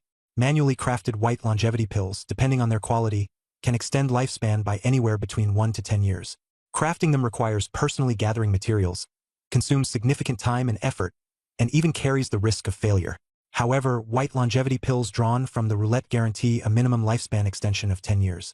The disparity is glaringly obvious. For ordinary people, obtaining a longevity pill is almost out of the question. Although the roulette-drawn white longevity pills start with a high lifespan increase, the odds of actually getting one are extremely low. Even spinning the white roulette 100 times doesn't guarantee getting a single longevity pill. Thus, most people rely on manually crafted, low-quality longevity pills to barely eke out more time. But Jiang Yi was different. For him, drawing a longevity pill had nothing to do with odds. As long as the roulette contained a longevity pill, he could directly designate and draw it. All it took was the sacrifice of 1 year of his lifespan, and he could instantly obtain a superior quality pill that added 10 years to his life. While others needed materials and time to craft pills, all he needed was lifespan and the roulette to churn them out in bulk. This difference was staggering. There was absolutely no reason for him to waste his time crafting pills. Therefore, Sun Hao's promise to give him a longevity pill in 3 days was nothing Jiang Yi took seriously. Jiang Yi thought for a moment and made a request to Sun Hao. Can we swap the promise for something that can be fulfilled immediately? Sun Hao's face darkened at once. Watching Jiang Yi bargain like this left him feeling sour. But before Sun Hao could respond, Jiang Yi continued. I'd like to trade it for 3 white roulettes, even low-quality ones would be fine. This was Jiang Yi deliberately making a concession. Low-quality white roulettes were almost worthless. 3 of them were not even as valuable as a single longevity pill. Of course, Sun Hao agreed, but he couldn't help asking curiously, what do you need 3 white roulettes for? With your lifespan, you could barely spin even one. Jiang Yi was prepared for this question. The miraculous roulette I just obtained. Luo Shan was right next to me watching. I'm afraid he might feel upset, so I want to take the roulettes out in advance. He didn't elaborate further, but Sun Hao immediately felt that Jiang Yi was quite tactful and understanding. Nodding in agreement, Sun Hao then waved his hand, and 3 large boxes of roulettes appeared before Jiang Yi. I'll give you 3 minutes. Hurry up and pick. Jiang Yi quickly thanked him and began meticulously inspecting the roulettes. On the side, Liao Yuanfeng observed the scene and immediately deduced that the white longevity pill roulette Sun Hao had drawn must have come from Jiang Yi. He cast a few deliberate glances at Jiang Yi, but didn't dwell on the matter. At this moment, Sun Hao turned to Liao Yuanfeng and asked, Why are you here all of a sudden? Did something happen on the second line of defense? Surely not? Even if there's trouble over there, you should be seeking reinforcements from the first line of defense. Why come here instead? As Jiang Yi squatted next to the boxes, picking out roulettes, he perked up his ears to listen. Liao Yuanfeng complained directly to Sun Hao. I just received a new mission and came over here. Do you know Zhou Yiming from the Blood Swallow Club? Sun Hao nodded. That top-tier celebrity from before the apocalypse? I heard he's now just the pampered boy toy of the Blood Swallow leader. Liao Yuanfeng sneered. He's not your average boy toy. The Blood Swallow leader spoils him pretty well. During this chaotic beast tide, that boy toy used a teleportation stone and ended up in the area near our Happy Club. Not in the safe zone, but the chaotic zone outside the club. Sun Hao nodded again. You know how it is outside the clubs. Untended fierce beasts everywhere, and a jungle of rogue players without affiliations. Chaos reigns, morals are non-existent. It's the ultimate apocalypse zone. After some thought, Sun Hao commented, the beasts aren't the real issue. It's those rogue players. Even though most of them are on par with our Suicide Squad in strength, there are so many of them that you're bound to run into a few tough nuts. Liao Yuanfeng agreed. Exactly. Zhou Yiming is currently in that chaotic zone teeming with rogue players and fierce beasts. The mission I received is to take a team and bring Zhou Yiming safely back to the secure area, Liao Yuanfeng said. But there's heavy pressure on the second line of defense. Resources are tight, and they can't spare anyone. So, I thought, why not just pull some people from the Suicide Squad? It shouldn't be an issue, he added. Sun Hao nodded in agreement, analyzing, the Happy Club has a bit of influence around here. The average rogue player wouldn't dare provoke us easily. Just taking people from the Suicide Squad should suffice. All right, go ahead and pick some men. But not too many. Keep it under 20, Sun Hao instructed. With that, Liao Yuanfeng headed toward the Suicide Squad's line of defense. By this time, Zhang Yi had just finished choosing his 3 white roulettes. He hurriedly followed behind Liao Yuanfeng and eagerly asked, "Brother Liao, can I join the new mission with you?" Liao Yuanfeng glanced back at him casually and asked coolly, "Which team are you in? Who's your team captain?" This wasn't a casual inquiry. The Suicide Squad comprised nearly 200 teams, divided into 5 major factions, each backed by a formal member heavyweight. Liao Yuanfeng would only recruit within his own faction, and Gao Chong was one of his team captains. Zhang Yi didn't panic and directly replied, "My team captain is Gao Chong." Liao Yuanfeng paused to think for a moment, fixing his gaze on Zhang Yi as if evaluating him. Weston nodded and said, "All right, come with me." Zhang Yi immediately followed him. Sun Hao watched their backs and thought to himself, "This kid knows how to seize opportunities." Being allowed to follow Liao Yuanfeng on missions was a big deal, a rare honor. If he could gain Liao Yuanfeng's approval, the hidden benefits would be substantial. But alas, Zhang Yi's time was almost up. Sun Hao had originally planned to nurture him, even promising him a longevity pill in 3 days as a means to recruit him into his own faction. If Zhang Yi managed to grow under his guidance, Sun Hao would certainly place him in an important position. However, for some reason, this kid actually refused the longevity pill. Perhaps he knew he wouldn't even last 3 days. Sun Hao didn't say much else. He took out his personal life compass and reported to the upper management of the club about his ability to refine white longevity pills. Meanwhile, Zhang Yi followed Liao Yuanfeng back to the Daredevil's front line. Upon seeing him, Gao Chong and Luo Shan were surprised, thinking Zhang Yi had caught a lucky break and earned the acknowledgement of Liao Yuanfeng. They soon realized the truth. Liao Yuanfeng was selecting people from the Daredevils to undertake a mission. When word got out, many members of the Daredevils eagerly signed up. In the end, Liao Yuanfeng chose 12 individuals, including Luo Shan and Gao Chong. Liao Yuanfeng also noticed Luo Shan carrying a compound bow, which few dared to use within the Daredevils. He made a remark, "Not bad. You seem to handle that compound bow with ease." Luo Shan, delighted, explained that he had gained a temporary boost of +5 to all attributes. Liao Yuanfeng nodded in encouragement. "Such opportunities are rare. Make the most of them. There may be great rewards awaiting you." Luo Shan nodded repeatedly, expressing his gratitude. Gao Chong stood at the side, his expression a mix of envy and jealousy. Liao Yuanfeng didn't dwell on it. Instead, he swung his arm and dropped more than a dozen sets of uniforms onto the ground. "This mission requires us to leave the base camp. Wearing these unified outfits will prevent unnecessary trouble."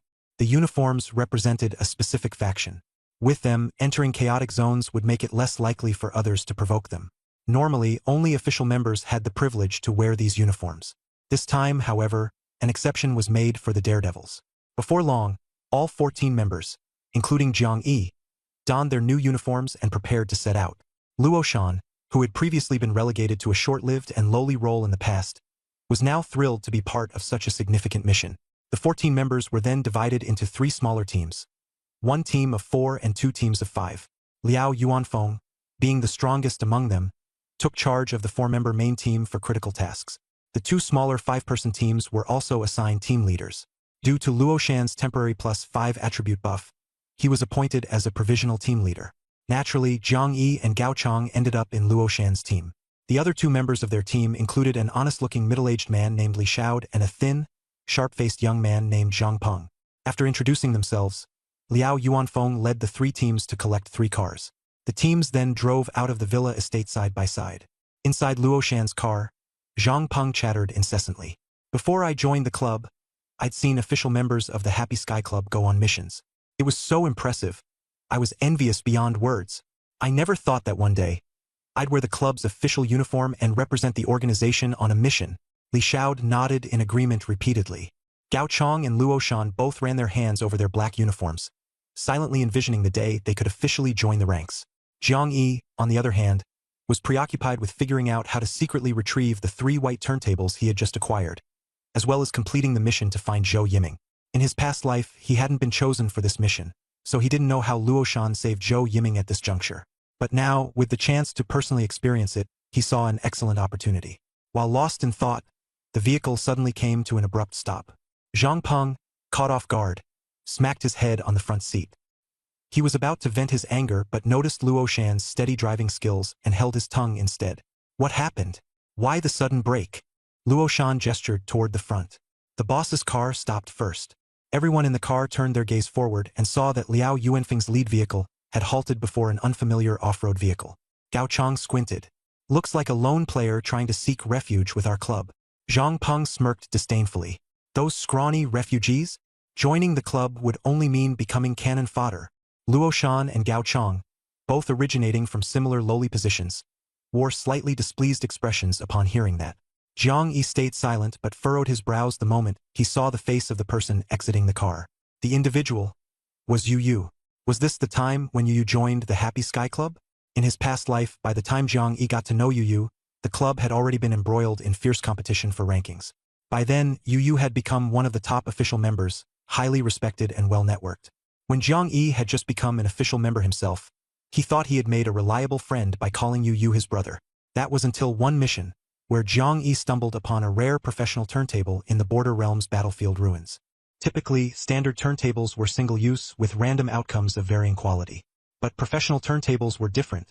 They could be used multiple times and offered 10 highly valuable profession choices. This item, in the early days of the apocalypse, West was incredibly valuable.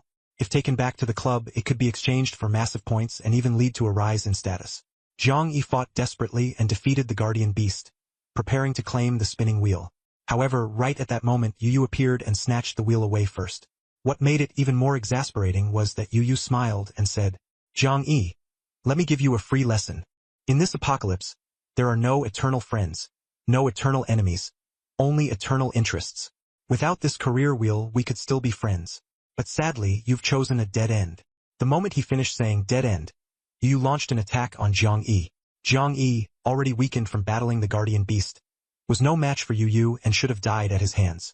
Thankfully, Yu Yu had spent enough time rambling, giving Jiang Yi the chance to use a teleportation stone to escape successfully, narrowly avoiding death. Later, upon returning to the club, Yu Yu used the career wheel to ascend to the position of a core member. Jiang Yi tried to expose Yu Yu's misdeeds, but no one believed him. At first, Jiang Yi thought it was because Yu Yu was skilled at socializing and no one wanted to entertain his accusations. It was only later that he realized that, in the world of this apocalyptic game, the truth was irrelevant. No one cared what kind of person Yu Yu truly was. The only thing that mattered was that he was stronger than Jiang Yi. It was just like Chang Zhao's recipe for the elixir of longevity. No one cared whether it was real or fake. In the end, it was all about survival of the fittest. Strength determined who had the right to speak. Jiang Yi, being powerless in his previous life and constantly targeted by Yu Yu, eventually couldn't maintain his standing in the club. To avoid being framed by Yu Yu, he chose to leave the club and entered a period of obscurity. By the time he next heard the name, Yu Yu, the Letian Club no longer existed, and Yu Yu had risen to become the leader of the Practitioner Alliance at the Qingchuan base. His authority, status, and power far exceeded Jiang Yi's. But Yu Yu's end was not a good one. He died earlier than Jiang Yi and in a far more tragic manner. As he was lost in these bitter memories, Jiang Yi heard Zhang Peng nearby suck in a breath of cold air, exclaiming, "Hs! An angel!" It wasn't just Zhang Peng. Even Gao Chong, Luo Shan, and the elderly Xiao had their gazes transfixed in awe. Jiang Yi wasn't surprised and looked over calmly, seeing a delicate and fair-skinned girl standing beside Yu Yu. Her aura was pure, her features exquisite and beautiful, radiating both vitality and innocence. A mesmerizing beauty who could leave any man unable to look away. In his past life, part of the reason Jiang Yi had been so close with Yu Yu was because of how well Yu Yu navigated relationships. The other part was linked to this girl, Yu Shui. Jiang Yi once thought his fondness for Yu Shui was natural, but it wasn't until he read forum threads about Yu Yu's death that he realized the truth. Yu Shui wasn't actually Yu Yu's true sister. She was a succubus. Yu Yu's good reputation and Jiang Yi's favorable impression of him were due in no small part to the influence of this succubus. Yu Yu's rise to becoming the leader of the alliance was also aided by Yu Shui. But just as success comes from fortune, so too does misfortune. Yu Yu's ultimate downfall was triggered by the revelation of Yu Shui's succubus identity, which reportedly involved some messy scandals among top brass. Rumors exploded across the forums, and though Jiang Yi could never unravel the underlying truths, he simply became a bystander, treating it as a juicy gossip. He could only sigh. Those who laugh the brightest in this world don't necessarily get the last laugh. Jiang Yi had grown more cautious, and his thirst for vengeance had waned significantly. Meeting Yu Yu and Yu Shui again in this life left him feeling much calmer. If the opportunity arose, he might seek revenge himself, but if the chance never came, it didn't matter. Present, all he wanted was to survive. Life had become unimaginably precious to him. Nothing else could compare. At this moment, Liao Yuanfeng also snapped out of Yu Shui's enchanting beauty. Because of her, his attitude toward Yu improved slightly, but he still proceeded with formalities and said, "Words alone aren't proof. Reveal your data panel." Yu, with his refined appearance, seemed agreeable and nodded in compliance. He called out, "Data panel." A glowing blue screen appeared before him. Name, Yu. Level, 2. Lifespan, 323 years and 281 days. Talent, none. Career, none. Skills, super speed, grade D. Status, Moon Goddess Blessing. Strength, 11. Constitution, 10. Speed, 13. Mental power, 10. Combat power, 282. These numbers left Liao Yuanfeng completely stunned, nearly shouting out loud, "Level 2. Combat power almost at 300. And your lifespan, more than 300 years." His voice wasn't loud, but it brimmed with shock. The nearby Luo Shan and his group could not hide their astonishment at this revelation. Gao Chong, Luo Shan, and the others had their eyes widened in disbelief. Particularly Luo Shan, who had just mocked Zhang Peng as a parasitic worm, now looked as though he had seen a ghost, his complexion turning pale with fear. In contrast, Liao Yuanfeng quickly composed himself, becoming significantly more serious. He pulled out a device that resembled a mobile phone. Luo Shan whispered to Gao Chong, "Is that a life compass exclusively for official players?" Gao Chong nodded. Brother Liao is definitely messaging the club's higher-ups about this. This new recruit might skip straight to being an official member of the club, on the same level as Brother Liao. From a distance, Zhang Peng was also observing and analyzing. No wonder the woman beside him looks like a goddess. In these times, without strength, you can't hold on to something like that. What a beautiful woman. Li Xiao also nodded in agreement and said, "But that kid, if he doesn't join a faction and tries to go it alone, I'm afraid even the woman won't stick around. Joining the club is the wise choice." Zhang Peng sighed sourly. It's the same apocalypse game, but the gap is so huge, that guy must have absurdly good luck. Luo Shan also felt a hint of bitterness. In a world like this, is there anyone with strength who doesn't have good luck? As everyone was chatting away, another car came from the direction of the club and directly picked up the siblings, Yu and Yu Shui, taking them back to the club's base camp. Meanwhile, Liao Yuanfeng's squad, after this little episode, continued heading in the opposite direction, away from the club. Liao Yuanfeng was leading the way, followed by 2 other vehicles. Rookie member Luo Shan, newly joined to the Daredevil squad and lacking experience, murmured to himself as he drove, "Weren't we going to look for someone? I thought it would involve searching all over the place, but judging by how Brother Liao is acting, it's like he already knows exactly where they are." Talkative Zhang Peng quickly chimed in to explain, "Official players carry all sorts of gadgets. That lost Zhou Yiming must have a tracking compass with him. And I figure Brother Liao probably has the coordinates directly paired to his compass." Luo Shan frowned. "So what you're saying is, we're not exactly searching for someone, we're just going to pick them up? All we have to do is reach the specified spot and get them?" Zhang Peng smirked smugly. "Exactly. What did you expect?" Luo Shan, who'd imagined a mission filled with risk and excitement, ended up feeling a bit disappointed that it would be this simple. Sitting in the passenger seat, Jiang Yi felt differently, sensing that things wouldn't be quite as straightforward as they seemed. If it were merely a matter of reaching a designated spot to retrieve someone, then all the credit would go to Liao Yuanfeng. Luo Shan certainly wouldn't have had an opportunity to save Zhou Yiming before. Sure enough, not long after, the convoy led by Liao Yuanfeng came to a stop on a commercial street. He pulled out a compass, its needle pointing directly at a shop on the street. The vehicles couldn't go any further, so Liao Yuanfeng signaled for everyone to get out. Luo Shan stepped out of the car and was immediately hit by a pungent, choking smell.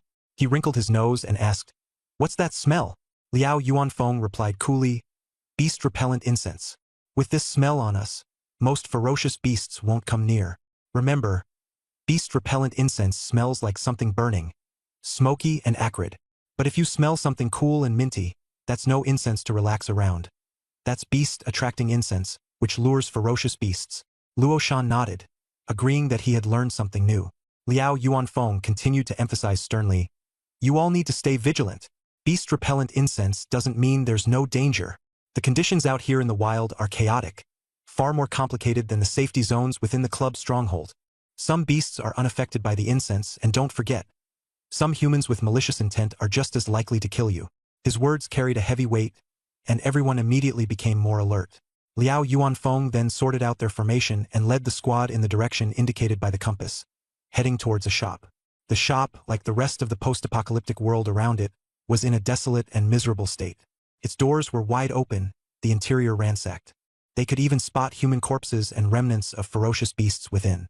A sickening stench of blood and decay filled the air. The shop that Liao Yuanfeng's compass was directing them to had its iron door firmly shut. At the entrance lay a pile of rotting meat, its source indistinguishable, whether from human corpses or beast carcasses. A lone longevity tumor worm was slowly crawling toward the decaying flesh. A longevity tumor worm was the weakest ferocious beast in this post-apocalyptic world. They fed solely on carrion and were utterly harmless, practically considered trash among beasts. Among humans, the term longevity tumor worm was used to describe someone completely useless. Liao Yuanfeng had no interest in dealing with the creature. He approached the iron door with the compass in hand, confirmed the location, and then banged on the door loudly, shouting, "Zhou Yiming? Zhou Yiming, are you in there? I am Liao Yuanfeng from the Letian Club, sent by Wang Shuyan to rescue you. If you hear this, open the door and come with me back to the club, or I'll break the door down." He pounded on the door for a full 2 minutes, but there was no response from inside. His brows furrowed as he stepped back and quietly instructed the members of the Daredevil squad. "Prepare to breach the door. There might be danger. Stay on your toes." The team clutched their weapons tightly. Luoshan raised his compound bow, aiming it at the iron door. Just as they prepared to force their way in, the door suddenly opened. 3 young men stood inside, gripping weapons nervously, their expressions taut as if preparing for a fight. But when they saw the imposing force outside, their faces turned pale. They quickly dropped their weapons and raised their hands in surrender. "We mean no harm, powerful sirs. We're humans. No ill intentions. Let's talk this out properly." Clearly, they were perceptive enough to recognize when to yield, understanding the strength in numbers. Liao Yuanfeng glanced over the 3 men, his frown deepening. "Just you 3? Where's Zhou Yiming?" "Zhou Yiming?" asked one of the boys, who looked like a street thug, stumbling over his words. "Who's Zhou Yiming?"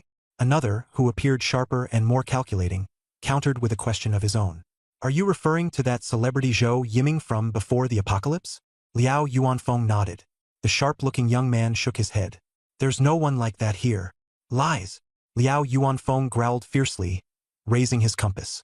"It's thanks to this compass that we found this place. Zhou Yiming is here in this shop." The shrewd youth rolled his eyes dramatically and began to, pulling a compass out of his pocket. He asked, "Is this what you're looking for?" Liao Yuanfeng snatched it from him, his face turning cold. "Why is this in your hands? Where is Zhou Yiming?" Jiang Yi knew what this meant in his heart. While the tracking compass had been recovered, Zhou Yiming was missing. A mission to pick someone up might have just turned into a troublesome search operation.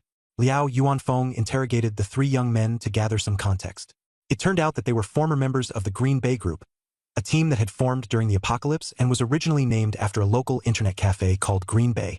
Its members were mostly students and riffraff who frequented the cafe before partnering up for survival when the end of days abruptly arrived. The Green Bay Group initially had over 50 members, but infighting and casualties over time caused the team to disintegrate, leaving only 8 or 9 people now. These 3 had recently severed ties with the group over a dispute regarding interests. The clever young man explained that the group's leader had promised him a green dial prize but ended up taking away what rightly belonged to him. In such an unruly group, where there were no set rules or governance, disputes erupting into fights over resources and items were a common occurrence. Unlike the structured lottery system in the Optimus Club's prize draws, small unregulated groups like this relied on chaos, and their instability meant long-term survival was unlikely. It was inevitable that factions like the Green Bay Group would fracture and fall apart. Only organizations led by an authoritative figure, a core, powerful individual who commanded absolute influence and strength, had the potential to gradually grow and thrive. Clearly, the Green Bay Group lacked such qualities. After giving a clear account of his backstory, the clever young man shifted the focus of the issue regarding the compass back toward the Green Bay Group. "The Green Bay Group's leader snatched my pair of Windrunner boots and gave me this compass as compensation," he explained, his account so detailed and logical that it seemed impossible to be a lie. The short young man standing beside him grumbled under his breath. "I told you this thing is useless. We should have just tossed it away earlier. Would have saved us a lot of trouble." The clever young man quickly nudged him as a signal to stop talking. Turning toward Liao Yuanfeng, the clever young man stated, "Don't listen to his nonsense. If this compass can help you, then we're more than happy to hand it over." His words were calm and well-reasoned, easing some of the irritation simmering inside Liao Yuanfeng. Truth be told, Liao Yuanfeng was conflicted.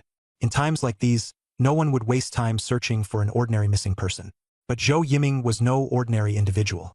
Wang Shuiyan from the Blood Swallow Club highly valued him, evidenced by the generous mission reward she had offered, which meant she was determined to find Zhou Yiming, whether alive or dead. After pondering for a moment, Liao Yuanfeng decided to take action. He asked, "Are there any official players within the Green Bay group? If there were, he could send out a message through the official player channels to aid the search." The clever young man looked puzzled, his curiosity piqued. "What's an official player? Are you guys official players? How do you become one?" Hearing that, Liao Yuanfeng felt a bit disappointed and simply shook his head without answering. He followed up, "Then where does the Green Bay group usually operate?" The clever young man seemed to have an answer. Their original base was the Green Bay Internet Cafe, but they've since moved around a lot. When we left, their location was at the Baishang Supermarket on Rongjiang Road. I overheard the leader mentioning plans to head to Yucai Elementary School on Shashi Village Road. Baishang Supermarket and Yucai Elementary School were in two completely different directions. Liao Yuanfeng scanned his team with a brief moment of silence before turning to the designated captains. Luo Shan and Fan Hu. "Are you familiar with either of these locations?" he asked. Fan Hu, a burly man, responded immediately. "I know Baishang Supermarket well. I used to go there all the time." Luo Shan scratched his head, looking somewhat embarrassed. "I'm more familiar with the Green Bay Internet Cafe. I spent a lot of time there gaming." Making a swift decision, Liao Yuanfeng declared, "I'll lead my team to Yucai Elementary School. Fan Hu, you head to the supermarket. Luo Shan, you check out the Green Bay Internet Cafe. Zhou Yiming is a top celebrity in the entertainment industry. You all know what he looks like. Our mission is to find him as quickly as possible." Fan Hu, a veteran of the Daredevil squad who'd taken on far riskier missions, accepted the order without hesitation. Luo Shan, a newcomer to the team, couldn't help but feel nervous but buried his fear, unwilling to appear weak in front of Liao Yuanfeng. Zhang Peng, a member of Luo Shan's team, turned pale and muttered under his breath, "We're just a team of 5 without any official players. What if something bad happens?" The clever young man shot Zhang Peng a knowing glance, seemingly aware of their situation. Liao Yuanfeng, catching Zhang Peng's murmurs, shot him a sharp glare and said coldly, "This mission is a walk in the park compared to the Beast World expeditions. Yes, there's danger. The apocalyptic world isn't going to offer the safety and peace of the old days. But this is the world we live in now. We don't have a choice. We adapt or we perish." Zhang Peng fell silent, lowering his head without further complaint. Fan Hu sneered at him. "The Green Bay Internet Cafe is just a short distance from this commercial street. You've got the easiest task, yet you still have the nerve to whine about danger." Though Zhang Peng possessed enough skill to defend himself, he swallowed his frustration and remained quiet, unwilling to argue back. Liao Yuanfeng ignored the exchange, instead handing small cloth pouches to both Fan Hu and Luo Shan. "Inside are beast dispersal incense and sky-piercing arrows. If you find Zhou Yiming, fire the sky-piercing arrow. If you fail, rendezvous back here by midnight tonight." Fan Hu and Luo Shan nodded in acknowledgement, and the three groups split up to begin their respective searches. After they were gone, Zhang Peng muttered under his breath, "It's just a bit of strength. What's so great about that? I might end up stronger than him in the future." He, obviously, referred to Fan Hu. Gao Chong frowned and remained silent. Luo Shan wanted to persuade Zhang Peng but decided to hold back when he remembered his temporary +5 attribute bonus. Luo Shan spoke. "Big Brother Liao said to head to the Green Bay Internet Cafe, but the primary objective is to find Zhou Yiming. I suggest we walk there. This way we can look carefully as we go. It's better than driving." Jiang Yi, knowing Luo Shan succeeded in finding someone in the previous life, agreed readily. But Zhang Peng was not pleased. The team's overall strength was weak, and traveling on foot posed greater risks. Before Zhang Peng could argue, Jiang Yi cut him off directly. Brother Liao appointed Luo Shan as the team leader. "We follow his directions." This immediately silenced Zhang Peng. Luo Shan rejoiced silently. Jiang Yi added, "I'm familiar with the area. You all go first. I'll catch up after resolving some personal matters." This was a bold statement. For their small and weak group of 5, Jiang Yi's decision to act alone seemed reckless. Zhang Peng rebuked angrily, "Stop avoiding your task. Just make sure you're back by midnight." Jiang Yi ignored him, turning to Luo Shan with a guarantee. "It won't take more than 15 minutes. I'll catch up right away." Zhang Peng rolled his eyes. "And why are you so sure?" Before he could finish his sentence, Luo Shan accepted it. "Fine. Catch up in under a quarter of an hour. Follow the scent of the beast repellent along the way. The rapport between the two helped Zhang Yi secure permission for his private action. Zhang Yi glanced towards the row of shops and asked, "There's a restroom here, right?" The shrewd-looking boy nodded. "Yeah, but the water's been off for a while. It's not pretty in there." Zhang Yi showed no concern and walked into the hardware store. The store was grime-covered, and several people were crafting makeshift weapons. Zhang Yi caught sight of a half-finished crossbow. He asked, "Who's working on the crossbow?" The shrewd boy pointed at a short individual and laughed. "He's tinkering, but the power isn't much." Nodding, Zhang Yi moved towards the restroom in the back. The stench from the restroom was overpowering, but Zhang Yi's thoughts were racing. Though the crossbow seemed weak, it might be effective against humans, even if not against fierce beasts. And as expected, the moment Zhang Yi entered the restroom, the faces of the three guys outside changed drastically, becoming sinister. Even the clever-looking boy, who had been the friendliest earlier, now had a dark expression. The short guy bent down to pick up the incomplete crossbow, whispering, "I've got an idea about them now. In their group, only Captain Liao is strong. The rest of them? Just leaders of two teams. Slightly stronger than usual, that's all." The short guy glanced meaningfully toward the restroom. "As for the regular members, their strength should be about the same as ours."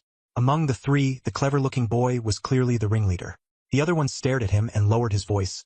"That guy suddenly wanted to go to the restroom alone. What's that about? Do you think he noticed something?" The clever boy scanned his gaze across the room and responded coldly, "Noticed what?" The two immediately lowered their heads, remaining silent. He looked again at the crossbow lying on the ground, his voice low and steady. "If that guy leaves the restroom and rejoins his team within 15 minutes, we let it go. But if he's still here after 15 minutes... Before finishing, a familiar notification sound suddenly rang from the restroom's direction. "Ding! Congratulations! You've obtained a reward. Longevity pill. Longevity pill." The three men's eyes widened with shock. Even the usually calm and composed clever boy's breathing became erratic. The other two were nearly on the verge of losing control as they excitedly tried to stifle their voices. "A longevity pill. He's spinning the roulette secretly, and he actually drew a longevity pill. The longevity pill. From the white roulette, it increases lifespan by at least 10 years. The green roulette can give 100 years or more." One of them rambled in incoherent excitement. The clever boy, referred to as Brother Quan, forcefully restrained his emotions, gripping their arms tightly. "Calm down. No matter the grade of the pill, it's got nothing to do with us. He definitely used a high-tier roulette to make sure he landed something this good. He's been prepared all along. As soon as he gets the longevity pill, he'll just eat it straight away. Once it's in his stomach, there's no way for us to take it." The other two finally realized that their envy and excitement were pointless. They wouldn't be able to snatch it. Gradually, they followed Brother Quan's calmness. In a hushed warning, Brother Quan said, "The moment he comes out, we act like we don't know anything about the longevity pill. Got it? Keep your wits about you." The two nodded, ready to follow orders. They assumed Zhang Yi would emerge after finishing his spin, but then another notification sound rang out. "Ding! Congratulations! You've obtained a reward. Space wristwatch." A space wristwatch. Spatial items like these were incredibly rare. The two lackeys' eyes turned red with envy. In the Green Bay group, they had only ever seen the group leader with one such spatial item. In this apocalyptic world, spatial items didn't just make relocating easier, they guaranteed the safety of supplies as well. Brother Quan's breathing grew heavy again, while the two men beside him struggled to contain their excitement in whispers. "Brother Quan, if we had a spatial item, transferring bases in the future would be effortless. We wouldn't have to worry about losing materials either." But Brother Quan quickly steadied himself. "Stay calm. Don't get carried away. We don't touch what isn't ours," Zhao Quan declared sternly, his tone sharp and unyielding. The two lackeys at his side dared not speak, but their gazes brimmed with frustration and resentment. They stared toward the bathroom door, as if trying to pierce through it with their eyes. Zhao Quan noticed their dissatisfaction and rebuked them harshly. "Listen to me on this. Trust me, I won't steer you wrong." But the two remained sullen and downcast. At that moment, a sound echoed from the bathroom. "Ding! Congratulations! You've won a reward. Teleportation charm. A teleportation charm. Kuan Yi. That guy just scored another treasure. The teleportation charm is a life-saving artifact. Even that strong Captain Liao said this world has changed. And no matter how powerful someone is, danger lurks everywhere. With a teleportation charm, it's like holding a get-out-of-jail-free card. You can escape from any peril. This is the ultimate survival tool, Quan Ji." Desire gleamed in the two men's eyes.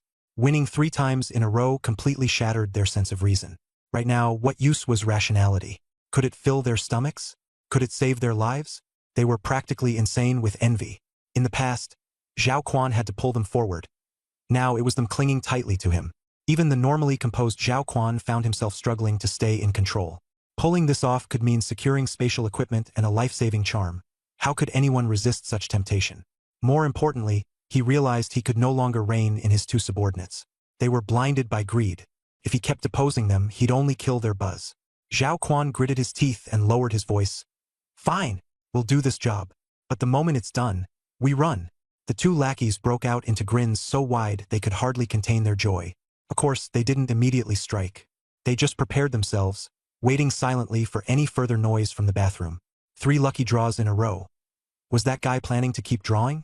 He'd better. The more the merrier. It would just pave the way for them. The two subordinates were burning with excitement. Yet in Zhao Quan's heart, an inexplicable sense of unease began to stir. Not long after, another sound came from the bathroom. This time, it wasn't the chime of a prize but the creak of the door opening. As they expected, Jiang Yi walked out, a bright smile lighting up his face. Who wouldn't be thrilled after pulling 3 consecutive treasures? Zhao Quan discreetly glanced at the watch on Jiang Yi's wrist. A spatial device, no doubt. Where exactly it had come from, Zhao Quan wasn't sure. Feigning calm, he put on a smile and asked Jiang Yi, "All set?" Jiang Yi grinned back. "All set. I need to catch up with my teammates. They must be getting worried." Getting worried. The message behind those words was subtle. The trio didn't pick up on it. All they saw was Jiang Yi happily strolling toward the shop's exit, completely off guard, step by step by step. Just as he was about to cross the threshold, the 3 men exchanged glances. In an instant, the silence was broken by a sharp whoosh. A cold arrow flew straight toward the back of Jiang Yi's head.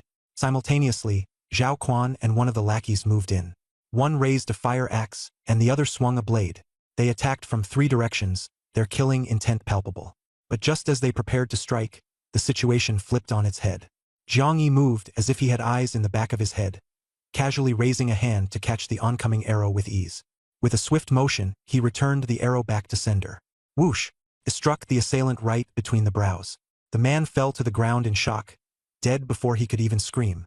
At the same time, Zhao Quan felt a sharp pain in his wrist as someone clamped down on it. A powerful tug redirected the axe in his hand, forcing it to swing toward the knife-wielding lackey. Everything happened in the blink of an eye. The would-be ambushers were reduced to 1. Only Zhao Quan remained standing. As for his 2 subordinates, one lay dead, an arrow through his forehead, his face frozen with regret. The other had his skull crushed by the axe, instant death. No matter how hard Zhao Quan tried to maintain his composure, an overwhelming surge of terror consumed him. At that moment, he finally understood. You planned this on purpose." His voice quivered. Jiang Yi, having just eliminated 2 men, showed no sign of concern. If anything, he looked calmer than when he faced Liao Yuanfeng earlier. His face even carried a hint of patient humor as he spoke. "On purpose? What are you talking about? I simply prefer self-defense over murder." Self-defense. Zhao Quan's terror spiked further. The axe slipped from his trembling hands, falling to the ground with a clang. In that instant, his calculating gaze vanished, leaving only raw fear and deep regret. You, he stammered at Jiang Yi, but couldn't squeeze out a single plea for mercy. At last, Zhao Quan realized the grave mistake he had made. He had underestimated Jiang Yi, judging him by what little he'd seen. It was only now he recalled all those times back at Green Bay Camp, when was a treasure trove of opportunities, brimming with resources and rare items. If handled correctly, it could prove worthwhile. As he mulled over his options, he calmly raised his gaze to Zhao Quan. "You should consider yourself lucky that you're useful to me this time," Jiang Yi said softly, his tone unreadable. "If there's any detail you've left out, pray that I don't find out later." Zhao Quan's body tensed under Jiang Yi's icy stare. He clenched his fists silently, realizing he was walking a razor-thin line between survival and death. The man before him was no ordinary adversary, his judgment sharp and his actions decisive. Jiang Yi stood, expression still calm but his presence imposing. He threw Zhao Quan's axe back at him casually, the blade embedding itself into the dirt near Zhao's hand. "Use this to protect yourself," Jiang Yi said with a faint smirk. "If you think you still have a chance to survive the wasteland alone." Zhao Quan gulped, understanding the subtle warning. Jiang Yi turned and began walking away, his stride steady and unhurried. Despite his calm demeanor, his mind remained restless. The revelation about Zhou Yiming's whereabouts weighed on him heavily. If the compass holder had truly been thrown into an interdimensional battlefield, retrieving him alive would take more than just courage or skill. It would require meticulous planning and strategy. The so-called Qinhu Park, now a lethal arena where terrifying beasts roamed, was no place for him to tread lightly. Not at this stage, not when he had yet to grasp the full extent of his rebirth's potential. Choices, he muttered to himself under his breath. Every move must be worth its weight. His hesitation wasn't rooted in fear, but in logic. Years of experiences from his previous life had trained him to think beyond the short term. Sacrifices only made sense if they yielded significant returns. And saving Zhou Yiming, while risky, could tip the scales of power in surprising ways. Still, Jiang Yi needed time to assess all variables. For now, the next step was gathering more information, solidifying his resources and sharpening his strengths. As he walked off into the horizon, shadows from the crumbling buildings stretched long behind him. The past and present collided within his heart, a battle of regrets fueling his relentless march forward in this apocalyptic wasteland. Zhao Quan remained crouched, gripping his reclaimed axe. With Jiang Yi gone, he felt a wave of dread and uncertainty washing over him. The man's words lingered like an ominous echo, reminding him how close he'd been to death's door. Maybe I should rethink my decisions, Zhao Quan murmured to himself. In this new world where strength and cunning ruled, survival demanded more than just brute force. And Jiang Yi's demeanor had been a stark reminder of that unforgiving fact. There were disputes in how to fairly distribute the spoils among the team. Now, as Jiang Yi arrived, his sharp words immediately reframed the situation. The wounds on the golden-backed rolling rat were clearly caused by the composite bow, Jiang Yi said calmly, sweeping his gaze across the group. And as far as I can see, none of you except for Luo Shan contributed to taking it down. So why should any of you claim an equal share of the rewards? Zhang Peng's face turned sullen, his earlier self-righteous confidence faltering. He stammered, But we're a team. We should share the benefits equally. That's the rule. Jiang Yi chuckled softly, but there was a chilling edge to his tone. A team implies collaboration and contribution. You're suggesting equality without effort. If that's your so-called fairness, it's laughable. Luo Shan, who had remained silent until now, smirked slightly, acknowledging Jiang Yi's intervention with a nod. Even though an undercurrent of tension lingered between everyone, Jiang Yi had effortlessly shifted the power dynamics of the discussion. Jiang Yi shifted his focus. What matters now isn't petty bickering over spoils. It's surviving this game. Clinging to greed will only drag you down faster. If we're going to play at morality, at fairness, let actions speak first. Zhang Peng, clearly still unhappy but left without a rebuttal, gritted his teeth and backed off. Luo Shan seized the opportunity Jiang Yi opened up and declared, No one gets a share of something they didn't earn. The green spin disc stays with me. Fine, Zhang Peng muttered reluctantly, not daring to press him further. Jiang Yi, on the other hand, suppressed a knowing smile. In truth, he had no intention to really arbitrate their dispute. He was simply observing and waiting. These people, consumed by ambition and distrust, were like open books to him. Their squabbles inadvertently revealed their strengths, weaknesses, and most importantly, their underlying intent. After a few moments of uneasy silence, Jiang Yi spoke again. Since you're wasting time arguing over a disc, I assume none of you have plans to leave. Shall I assume Luo Shan will take charge of navigation? Then, Luo Shan's gaze locked with Jiang Yi's, both men seemingly measuring each other's intentions. After what felt like a silent standoff, Luo Shan gave an approving nod. It's better to move than stay stagnant. There's no time for endless chatter. Without waiting for any dissent, Jiang Yi began taking long strides ahead, his casual demeanor masking the calm predator's instinct within. In this post-apocalyptic landscape, obedience surfaced not from authority but from control, and Jiang Yi had an innate ability to manipulate both fear and respect to his advantage. As the group trudged forward, a somber air settled over them. While some of the team still carried unresolved grievances, no one dared to fan flames in Jiang Yi's presence. To Jiang Yi, these teammates were no different from temporary pieces on a chessboard, useful only until they were no longer worth their weight. Even as they moved closer toward their destination, Jiang Yi's mind wandered not to alliances or cooperative strategies, but to his own goals. The sooner he reached level 1 and became an official player, unlocking the true depths of the game, the quicker he'd leave this rabble behind. Everything in its time, he thought, his lips curling into a faint, enigmatic smile. While the others fretted over fleeting fortunes, Jiang Yi was already strategizing over the next major steps toward his survival and ultimate triumph in this deadly game. He single-handedly took down that ferocious beast. It wasn't at all like Zhang Peng had claimed, saying he abused his position as team leader to exploit others. Zhang Peng's words almost sounded convincing, but Jiang Yi's single remark instantly awakened Luo Shan to the truth. Zhang Peng noticed the change in Luo Shan's expression and gritted his teeth in fury. In the end, Zhang Peng chose to back down, but not to Luo Shan. He conceded to Jiang Yi instead, saying, "Fine, I'll share it with you two then." His tone carried an air of disdain, and he couldn't resist throwing in an insult. "You freeloading, pathetic loser. You're destined to be a failure for life." Jiang Yi was left speechless. The words sounded like Zhang Peng was scolding himself. Gao Chang and Li Xiao did not object. After all, according to Zhang Peng's proposal, they could also get a share of the benefits. But Jiang Yi wasn't having it. With a cold smirk, he turned to Luo Shan and said, "Kindness breeds bullying. Some people never change. They'll always prey on the weak and fear the strong. I know you're afraid to offend others because the +5 all stats bonus has a time limit. But people like this, if you're too cautious, they get cockier. They'll keep testing your limits, seeing just how far they can push you." Though the words were directed at Luo Shan, Jiang Yi didn't wait for him to fully digest them before turning his cold, mocking gaze to Zhang Peng. He sneered and said, "And who the hell are you, coming here to act wild in front of the strong? Are you sick of living?" Even if that golden-backed rolling rat was taken down by the team, and Luo Shan kept all the rewards for himself, what could a trash like you do? What gives you the right to speak? Zhang Peng knew full well Jiang Yi was talking about the unspoken ironclad rules of the game.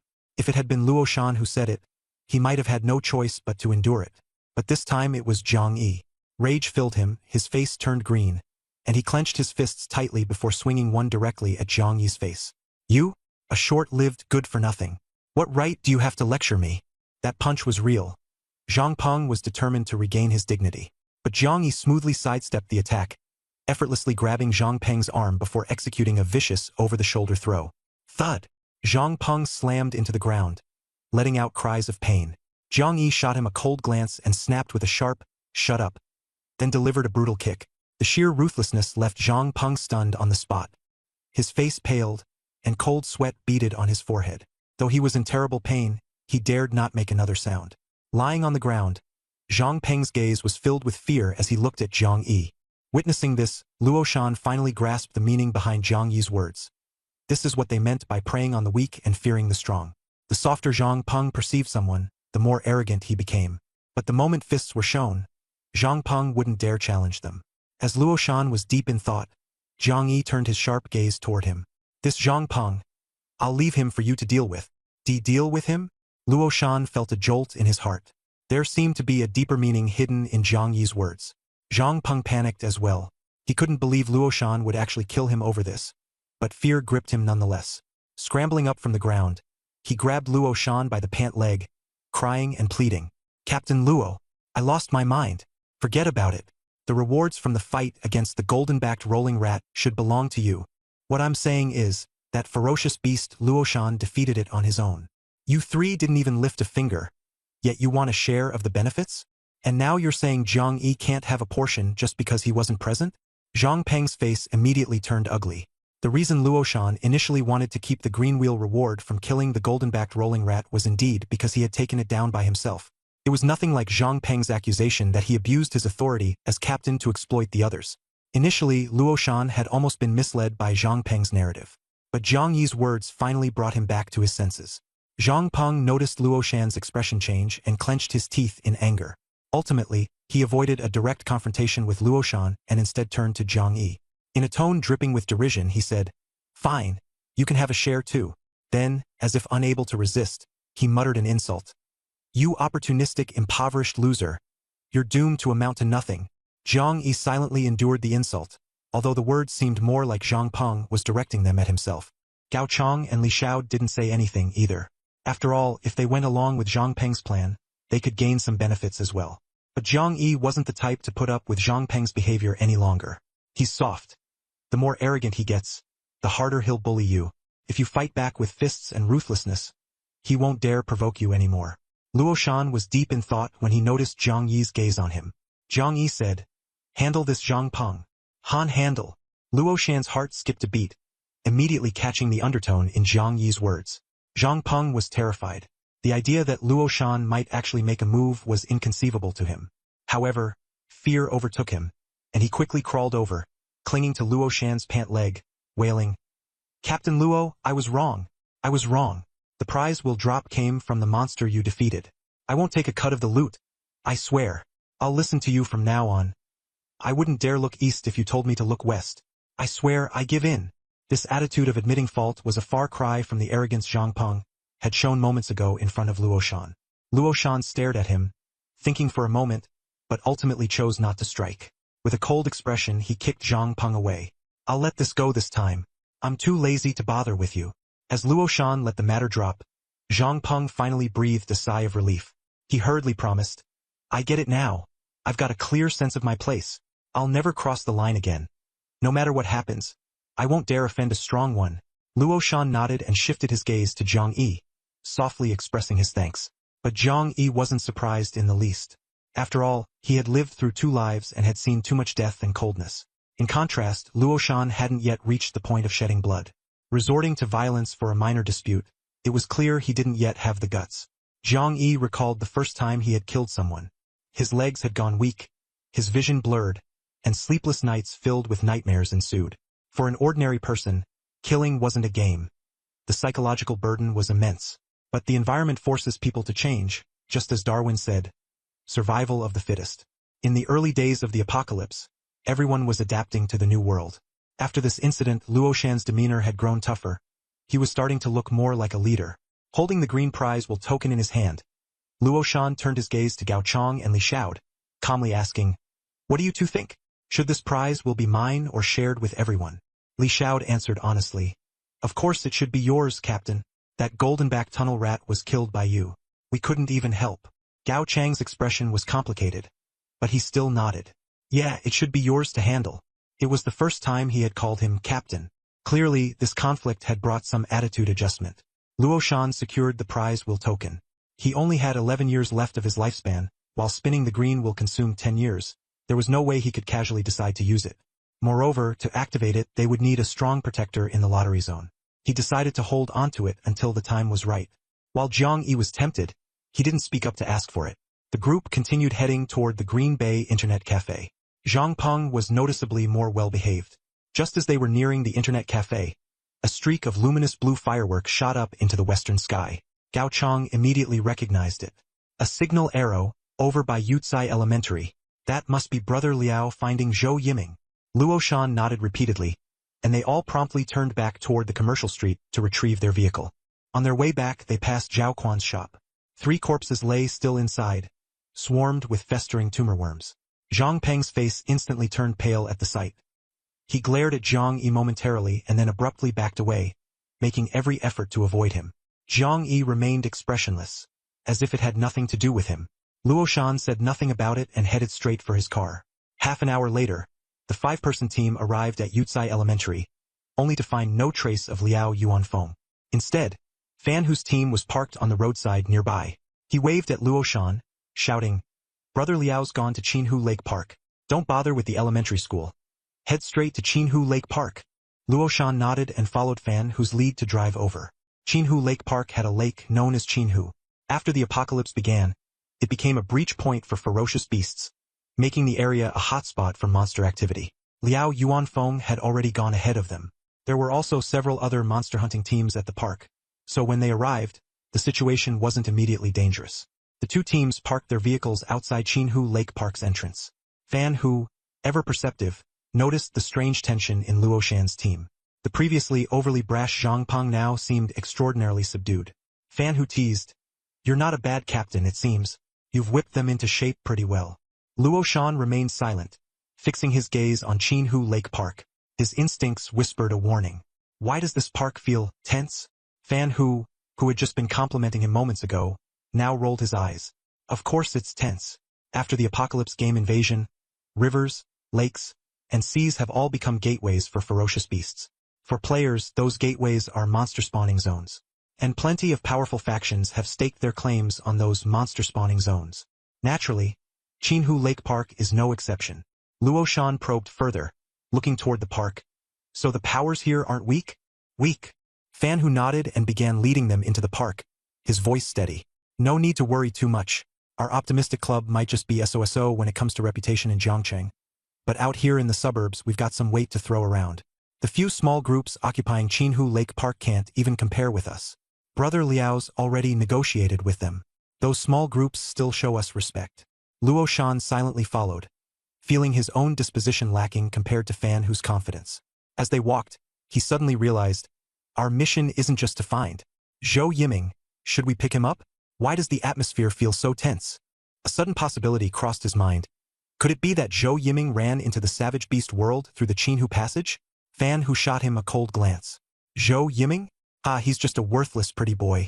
As if he could go to the Savage Beast world on his own. He was thrown in there by someone.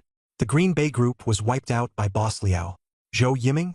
They beat him half to death and tossed him into Qinhu. As he spoke, Fan Hu led his team onto a patch of grass in the park. From a distance, Luo Shan could see a few groups had gathered on the lawn, with several corpses piled up in a corner.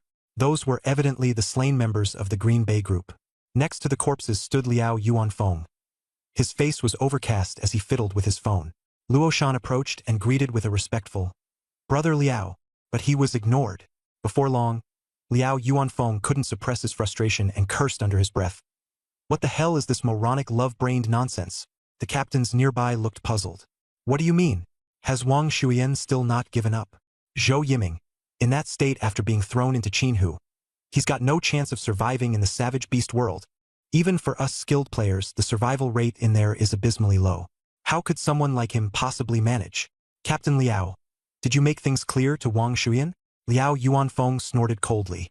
Oh, I made it clear, all right, but that love-struck idiot just won't listen. Her stance is uncompromising. Whether alive or dead, she wants him found. Even if the body's already been devoured by beasts, she's determined to retrieve whatever remains. The captains exchanged bewildered looks, hardly able to believe what they were hearing. How can anyone be this brain-dead? The apocalypse is here, and someone's still this obsessed with their idol? That level of stupidity is just crazy. No normal person could comprehend Wang Shuyan's thought process. Even Liao Yuanfeng couldn't help but curse her as a dumbass. He took a deep breath, sweeping his gaze across the group. Wang Shuyan's way of thinking is beyond baffling, but she's deadly serious and ready to pay any price. In a private message just now, she explicitly said, she won't give up on finding Zhou Yiming, no matter what. Soon, the Blood Swallow Club will send people into the Qinhu Passage to search the Savage Beast world for him. I hope the 3 captains stationed here can show some leniency. Qinhu Park wasn't very large, and the 3 station groups weren't particularly formidable. The situation, while tense, was still manageable. Among these teams, only the captains were official players. The other members were akin to cannon fodder for the club's disposable. A group like this stood no chance against the Blood Swallow Club. Among the 3 captains, Wu Su had the most commanding presence. His face darkened as he asked Liao Yuanfeng, "What exactly is the Blood Swallow Club planning?" Jiang Yi, who had been following Luo Shan's team discreetly, blended into the crowd without drawing attention, but still perked up his ears to eavesdrop. Liao Yuanfeng gave everyone a sweeping glance before slowly speaking.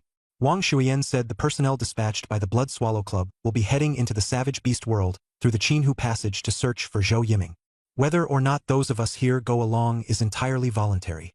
His eyes briefly flicked over Luo Shan's and Fan Hu's teams before shifting back to the 3 captains stationed in the Qinhu district.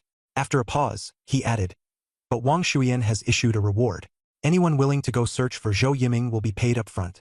A single white-grade longevity pill." The moment the words left his lips, the 3 Qinhu captains' eyes lit up. Even members of Fan Hu's cannon fodder team couldn't hide the excitement on their faces. The Savage Beast world was dangerous, but it also promised countless opportunities.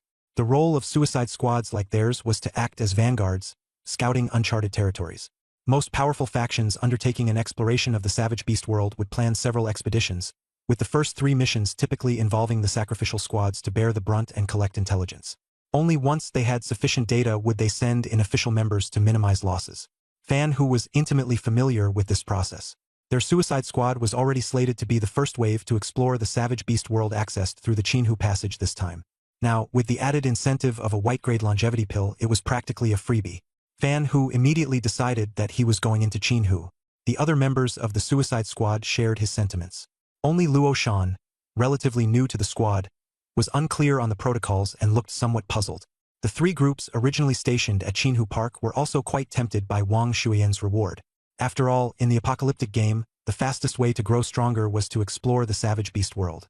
They had previously entertained the idea of venturing into the Qinhu Passage, but the overwhelming danger and their own lack of strength had held them back.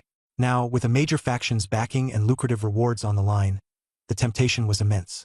Observing the group's reactions, Liao Yuanfeng was unsurprised. He continued, in addition to the reward of a white-grade longevity pill, Wang Shuiyan also stated that if someone actually manages to find Zhou Yiming, there will be an additional bonus. Find his corpse, and you'll be awarded 1 green-grade longevity pill. And not just any green-grade pill. It's the highest tier type produced by the lottery spin. A shiver ran through the entire group, the atmosphere growing instantly taut. Those with weaker mental fortitudes even found their eyes reddening with emotion. The green longevity pills produced by the roulette are prized treasures that could extend one's lifespan by at least a century, a top-tier resource highly coveted even by the core members of the club. But now, simply locating a corpse could earn such a reward.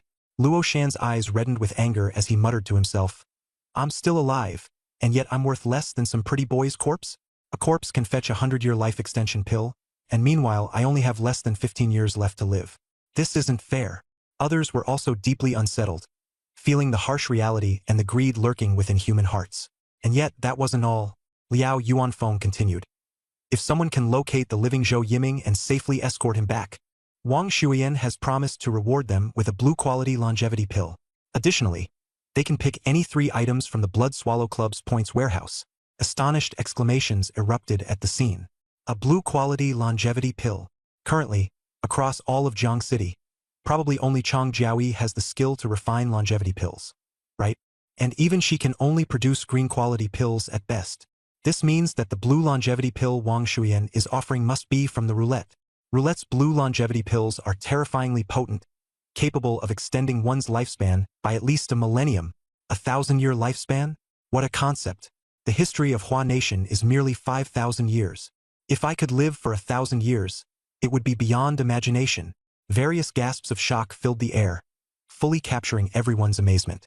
Luo Shan's eyes glistened with even greater urgency, and he felt an overwhelming impulse to plunge into Qin Lake immediately, desperate to find the living Zhou Yiming at any cost. However, amidst these excited murmurs, Jiang Yi furrowed his brows deeply as he listened. He remembered Luo Shan did indeed retrieve the living Zhou Yiming in his previous life. But Luo Shan had never received the blue-quality longevity pill, let alone the privilege of choosing 3 items freely from the points warehouse. Wang Shuiyan's reward clearly had not been honored in Luo Shan's case. Jiang Yi speculated that there might be 2 reasons for this. First, Wang Shuiyan could have deemed Luo Shan too weak and decided to go back on her word. Second, someone else in the Blood Swallow Club, such as Liao Yuanfeng, may have claimed the rewards meant for Luo Shan. Whichever the case, they both adhered to the law of the Apocalypse Games, where the strong rule supreme. Luo Shan's weakness had made it impossible for him to force the stronger parties to honor their promises. Jiang Yi hesitated internally. If he were to locate Zhou Yiming and bring him back, would Wang Shuiyan uphold her promise? If he couldn't obtain those rewards, why would he risk the dangers of the Qin Lake Passage to the extraterritorial battlefield? His hesitation was not unique. Those without strength didn't even have the right to question the powerful. Thus, despite the earlier gasps of astonishment, a growing number of voices began to rally with enthusiasm. Captain Liao, I'm willing to go to the Beast World to find Zhou Yiming. I'm in as well. Let me explore the Beast World. Count me in. Me too. The cries of volunteers grew louder and louder, just as Liao Yuanfeng had anticipated. He raised a hand to calm the impassioned crowd and said with a deep voice, Rest assured, everyone, Wang Shuiyan always keeps her word. The Blood Swallow Club members are currently en route here. Before the mission proceeds, every player willing to cross Qin Lake will receive a white-quality longevity pill. The more imposing Qin Lake team leader, Wu Su, immediately followed up with a question. Captain Liao, the white-quality longevity pills issued by the Blood Swallow Club, are they from the roulette or artificially refined? Liao Yuanfeng coughed and replied, For a large-scale distribution like this, they are definitely artificially refined. Wu Su nodded in acknowledgement. At this moment, another Qin Lake team leader remarked, Our 3 teams are stationed at Qin Lake, but we know little about the Beast World. Captain Liao, could you spare some time to briefly explain the Beast World to us? Luo Shan's eyes lit up upon hearing this. As a recent recruit to the Suicide Squad, he too had limited knowledge of the Beast World. Liao Yuanfeng cheerfully nodded. Since the Blood Swallow Club members haven't arrived yet, I'll give you all a quick summary. You should already know that after the Apocalypse Game descended, cities once connected by land were separated into isolated fragments by oceans. Ferocious beasts, for the most part, invade our world through natural waterways like rivers, lakes, and seas. These waterways have become two-way passages that link our world with the beast world. Beasts can cross into our world, and in turn, we can use these pathways to explore the beast world. Jiang City was already known as the City of 1,000 Lakes before the apocalypse. As a result, this massive city now has countless beast passages, many of which lead to different beast world locations. Nearly all of Jiang City's major factions rely on exploring the beast world for their development. As for what the beast world truly holds, all I can say is that each passage connects to a unique and vastly different part of the beast world. Firstly, let's talk about the environment. All kinds of strange and bizarre experiences. Some worlds are filled with towering mountains and rugged, jagged rocks everywhere. Some are desolate deserts, devoid of even a single blade of grass. And others are vast scorched lands, perpetually shrouded in eternal night, without a hint of daylight. No matter how peculiar or extreme the environment, there's always the possibility of a ferocious beast world emerging. Not only are the environments peculiar, but the types of ferocious beasts within them are unbelievably strange. Don't assume that the beasts invading our world are weak. What exists in the ferocious beast worlds are completely different. In truth, the abilities of those beasts vary greatly, with some even able to speak, transform into human shapes, and impersonate humans. The ferocious beasts invading our world only represent a minuscule fraction of what's out there. So, when you encounter what seems like a weak and harmless beast, don't be quick to judge based on appearance. Your curiosity could easily cost you your life. At this point, Liao Yuanfeng paused, then added forcefully, because there's no pattern to the ferocious beast worlds. Typically, large organizations explore them in 3 phases. The first phase is the preparation phase, where they send in a suicide squad to scout the area, exchanging lives for information. This phase sees the heaviest casualties. The Latte Club once even experienced the devastating loss of an entire team.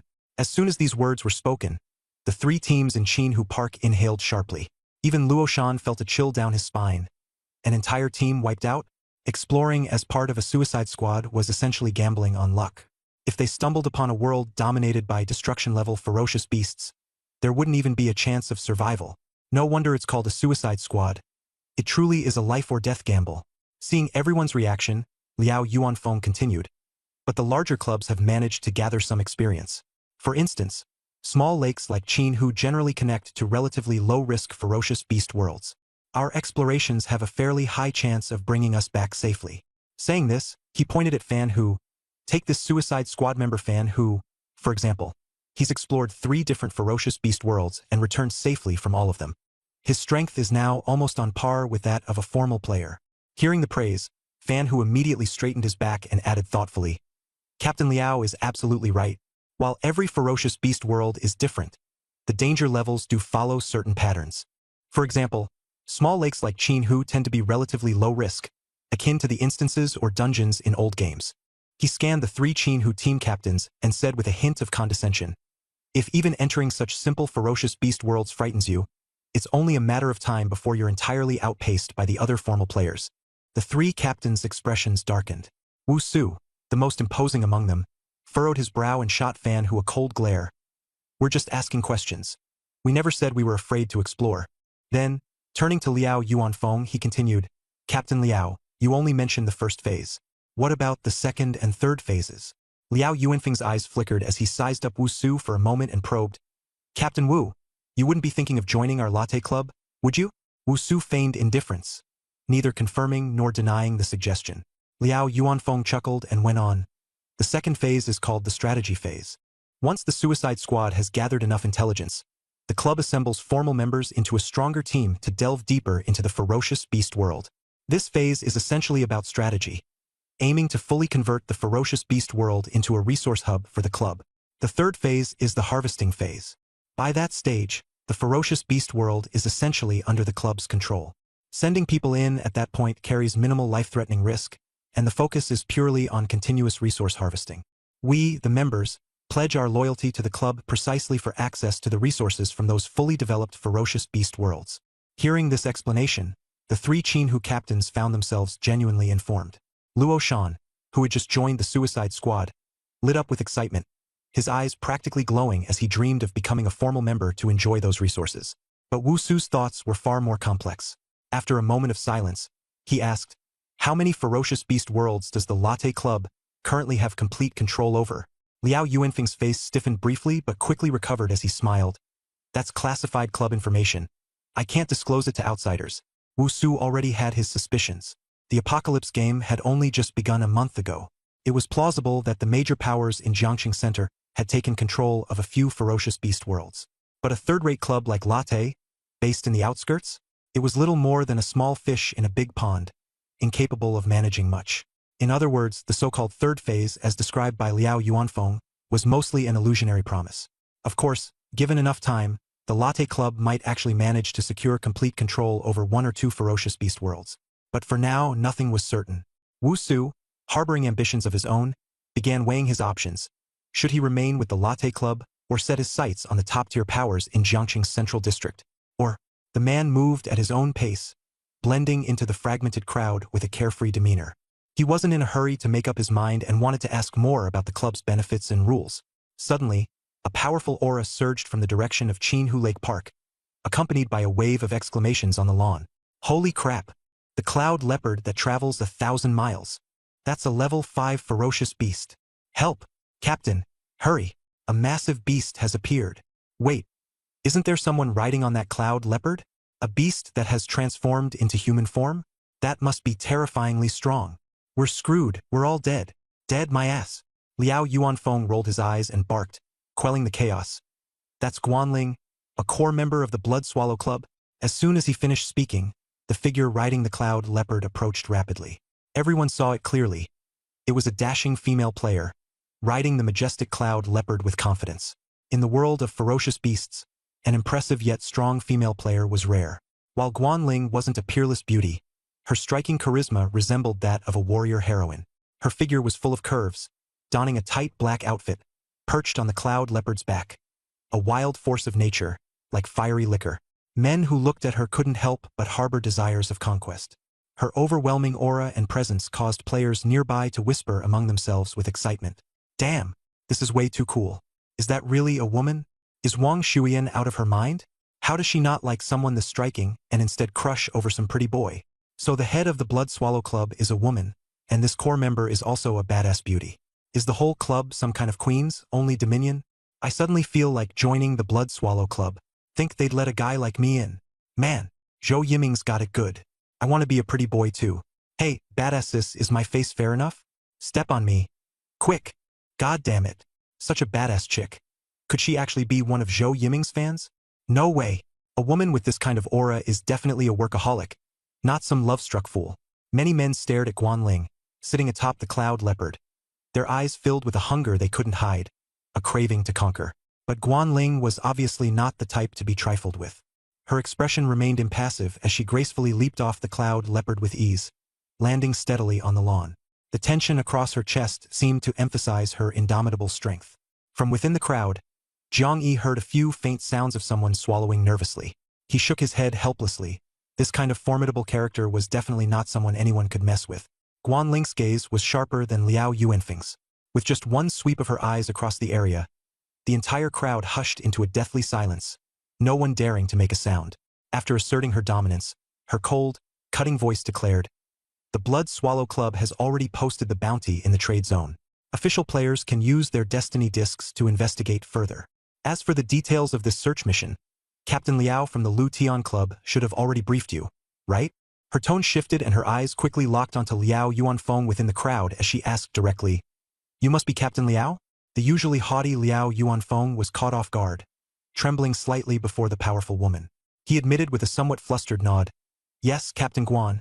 I'm Liao Yuanfeng. Sister Wang mentioned you to me." Guanling acknowledged with a nod and tossed a small jade bottle directly into Liao Yuanfeng's outstretched hand. "This is the reward Sister Wang promised for assisting in finding Zhou Yiming." Liao Yuanfeng received the bottle and thanked her profusely. Guanling's eyes scanned the crowd once more before she continued. "The situation is urgent.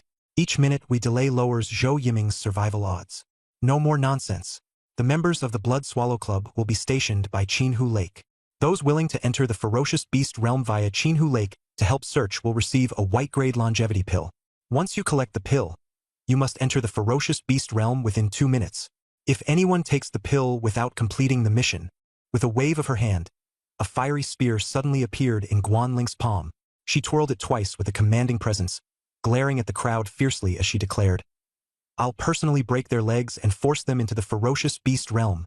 For those who accept the mission but fail to find Zhou Yiming, you must remain within the ferocious beast realm for a full 8 hours. If anyone dares to escape early, I'll break their legs and throw them back into the ferocious beast realm. All right, make your decision. Those who accept the mission, go to Qinhu Lake and find the Blood Swallow members to collect your longevity pill." Some people lingered, clearly undecided, but many others with clear goals didn't hesitate and headed straight for Qinhu Lake. Members like Fan Hu, part of the Die-Hard team, wouldn't be swayed by appearances. After exchanging a brief greeting with Liao Yuanfeng, he headed directly for Qinhu Lake. Nearby, Luo Shan watched, clearly intrigued. He turned to Liao Yuanfeng and asked, "If multiple people enter the ferocious beast realm from the same channel, will they eventually scatter?" Liao Yuanfeng nodded. "They'll definitely scatter. If they didn't, there wouldn't be any challenge in finding Zhou Yiming. But don't worry too much. The section of the ferocious beast realm connected through Qinhu Lake isn't too large. Once inside, you'll still have a chance to regroup with teammates. One piece of advice. Don't assume that seeing a human player inside the ferocious beast realm is like meeting a fellow countryman in some heartwarming reunion. Human hearts can be more dangerous than ferocious beasts. You don't need me to teach you how to deal with them, do you? All right." Luo Shan pondered for a moment and nodded, continuously expressing gratitude to Liao Yuanfeng. Though the group had dispersed, he still headed towards Qin Lake with a few members of the Daredevil squad. On the way, Zhang Yi leaned in closer and whispered to Luo Shan, "Didn't you just get a green spin disc?"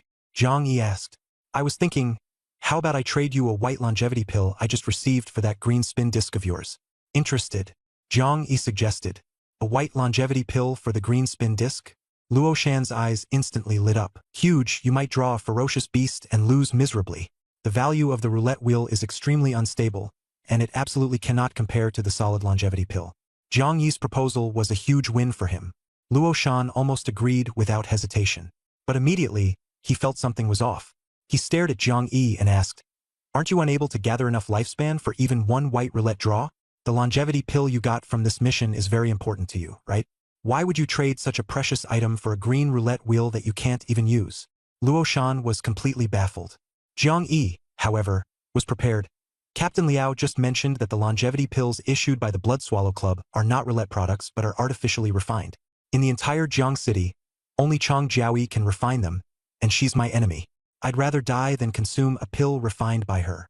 This reasoning seemed somewhat valid, but would anyone really give up their life for the sake of pride? Nearby, Gao Chong and Zhang Peng were utterly confused by what they heard. Zhang Peng, in particular, felt disdain in his heart, thinking Jiang Yi was being hypocritically noble and would surely regret it when he was close to death. Luo Shan, on the other hand, saw through it and felt that Jiang Yi must have some confidence to say such a thing. He figured Jiang Yi must have another way to survive without consuming Chang Jiaoyi's pill. He reached into his pocket and touched the green roulette wheel, confirming, "You're sure you want to trade? I have no objections. But don't regret it later." Jiang Yi smiled and nodded. "Don't worry. I've made up my mind and won't regret it." The two of them finalized the exchange just like that.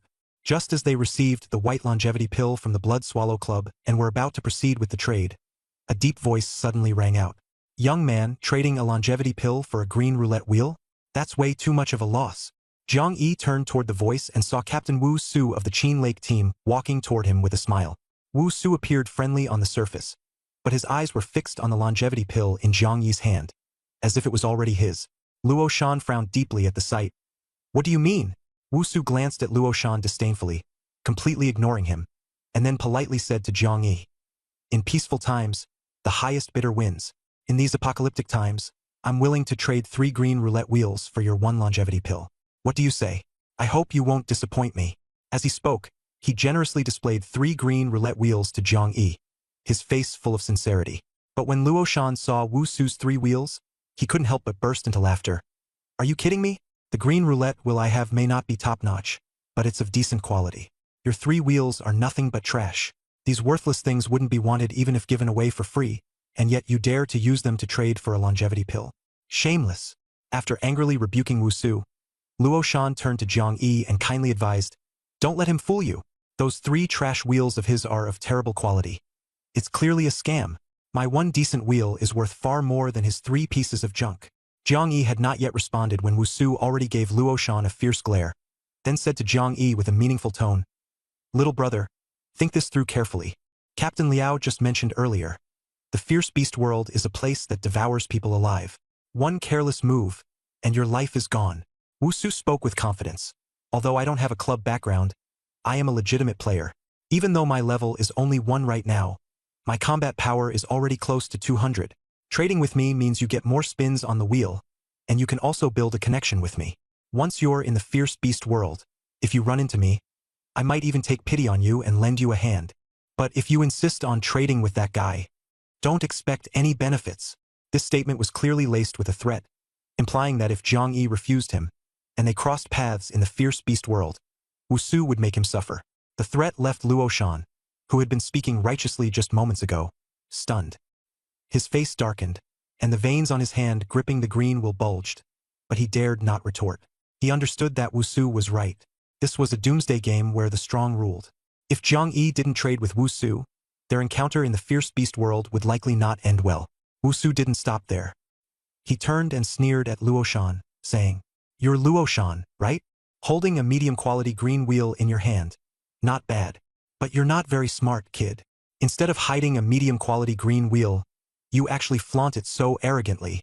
Aren't you afraid that once you're in the fierce beast world, someone will kill you and take your treasure?" Though his words sounded like a warning, they were clearly laced with an obvious threat. Luo Shan's pupils shrank sharply, realizing that Wu Su held a grudge against him for his earlier retort. Encountering Wu Su in the fierce beast world would likely leave him with no place to bury his body. His face grew increasingly grim, almost making him too afraid to enter the fierce beast world. But he had already accepted the longevity pill given by the Blood Swallow Club, and abandoning the mission was not an option. Just as Luo Shan was frowning in distress, a voice rang out. "Oh, Captain Wu, your arrogance is truly overwhelming. Do you really think our daredevil squad from the Lu Tian Club is just air? Threatening people in public, harboring murderous intent toward members of the Lu Tian Club? As their captain, I won't stand idly by. So what should we do? How do we nip the danger in the bud?" Liao Yuanfeng approached slowly, his tone laced with menace as he stared at Wu Su. Wu Su wasn't foolish. He immediately understood the meaning behind "nip the danger in the bud." If he dared to hunt down members of the Lu Tian Club in the fierce beast world, Liao Yuanfeng would dare to eliminate him in advance. The situation instantly reversed. Luo Shan's eyes lit up, while Wu Su's face darkened. The emotions of the two shifted 180 degrees. Wu Su gritted his teeth, quickly suppressing his murderous intent, and forced a smile. Just joking. How could I dare harbor murderous intent toward members of the Lu Tian Club? Captain Liao, you've misunderstood. But I just wanted to give little brother Jiang Yi more options, so he wouldn't be misled by those he mistakenly trusts. Jiang Yi, are you going to exchange the longevity pill for my 3 green roulette pieces? Or for Luo Shan's 1 piece? Liao Yuanfeng glanced at Jiang Yi and backed him up. Jiang Yi, with the backing of the Lu Tian Club, you can choose whatever you want. Don't feel pressured. Hearing Liao Yuanfeng's confident support, Luo Shan smiled slightly, feeling an even stronger sense of belonging to the club. Others watching also thought that having the Lu Tian Club as a backing was indeed a wise choice, ensuring they wouldn't be easily bullied. Wu Su forced a smile on the surface, but he knew the truth deep down. The 3 green wheels in his hand were of such poor quality that no one would even take them for free. Jiang Yi naturally chose the 3 green wheels in Captain Wu's hand. Wu Su was momentarily stunned and looked at Jiang Yi in surprise. You're not joking, are you?" Liao Yuanfeng also frowned and said, "Are you sure? Have you thought it through?" Jiang Yi helplessly smiled at Wu Su. "Actually, when you first arrived, I already wanted to trade for those 3 green wheels with you. But you kept babbling on, and I didn't even get a chance to say anything." Wu Su was momentarily embarrassed, but he quickly assumed that Jiang Yi was just making excuses. He guessed that the kid was still intimidated by his earlier threats. Even with Liao Yuanfeng's support, Jiang Yi was probably still afraid of being targeted by him in the beast world, so he chose to cooperate in the trade. Straightening his back, Wu Su glanced half-jokingly at Luo Shan and then smiled at Jiang Yi. "Kid, you've got potential. My earlier promise still stands. If we meet in the beast world, I'll have your back." Jiang Yi found it amusing but politely thanked him on the surface. Among the onlookers, the mocking voices didn't stop. "What a coward! Even with Captain Liao backing him, he still sucks up to Wu Su. What a disgrace to the Lu Tian Club. How can trash like that even get into Lu Tian? It's laughable." This coward will never amount to anything. Just wait for him to die in the beast world. Don't be like that. Sometimes, being able to bend and adapt isn't so bad. Being a strong man's dog can sometimes be better than being a person. Then why don't you go kneel and be a dog? I'd rather stand tall and be a person. Zhang Yi didn't take it to heart at all. Others thought he chose the 3 wheels to avoid offending Wu Su, but he knew that Wu Su's 3 wheels were more valuable than Luo Shan's one. To him, the quality of the wheels didn't matter. What mattered was getting as many as possible. The only downside was that he initially sought out Luo Shan, but now he insisted on trading with Wu Su. After exchanging the white longevity pill for 3 green roulette wheels, Zhang Yi turned to look at Luo Shan.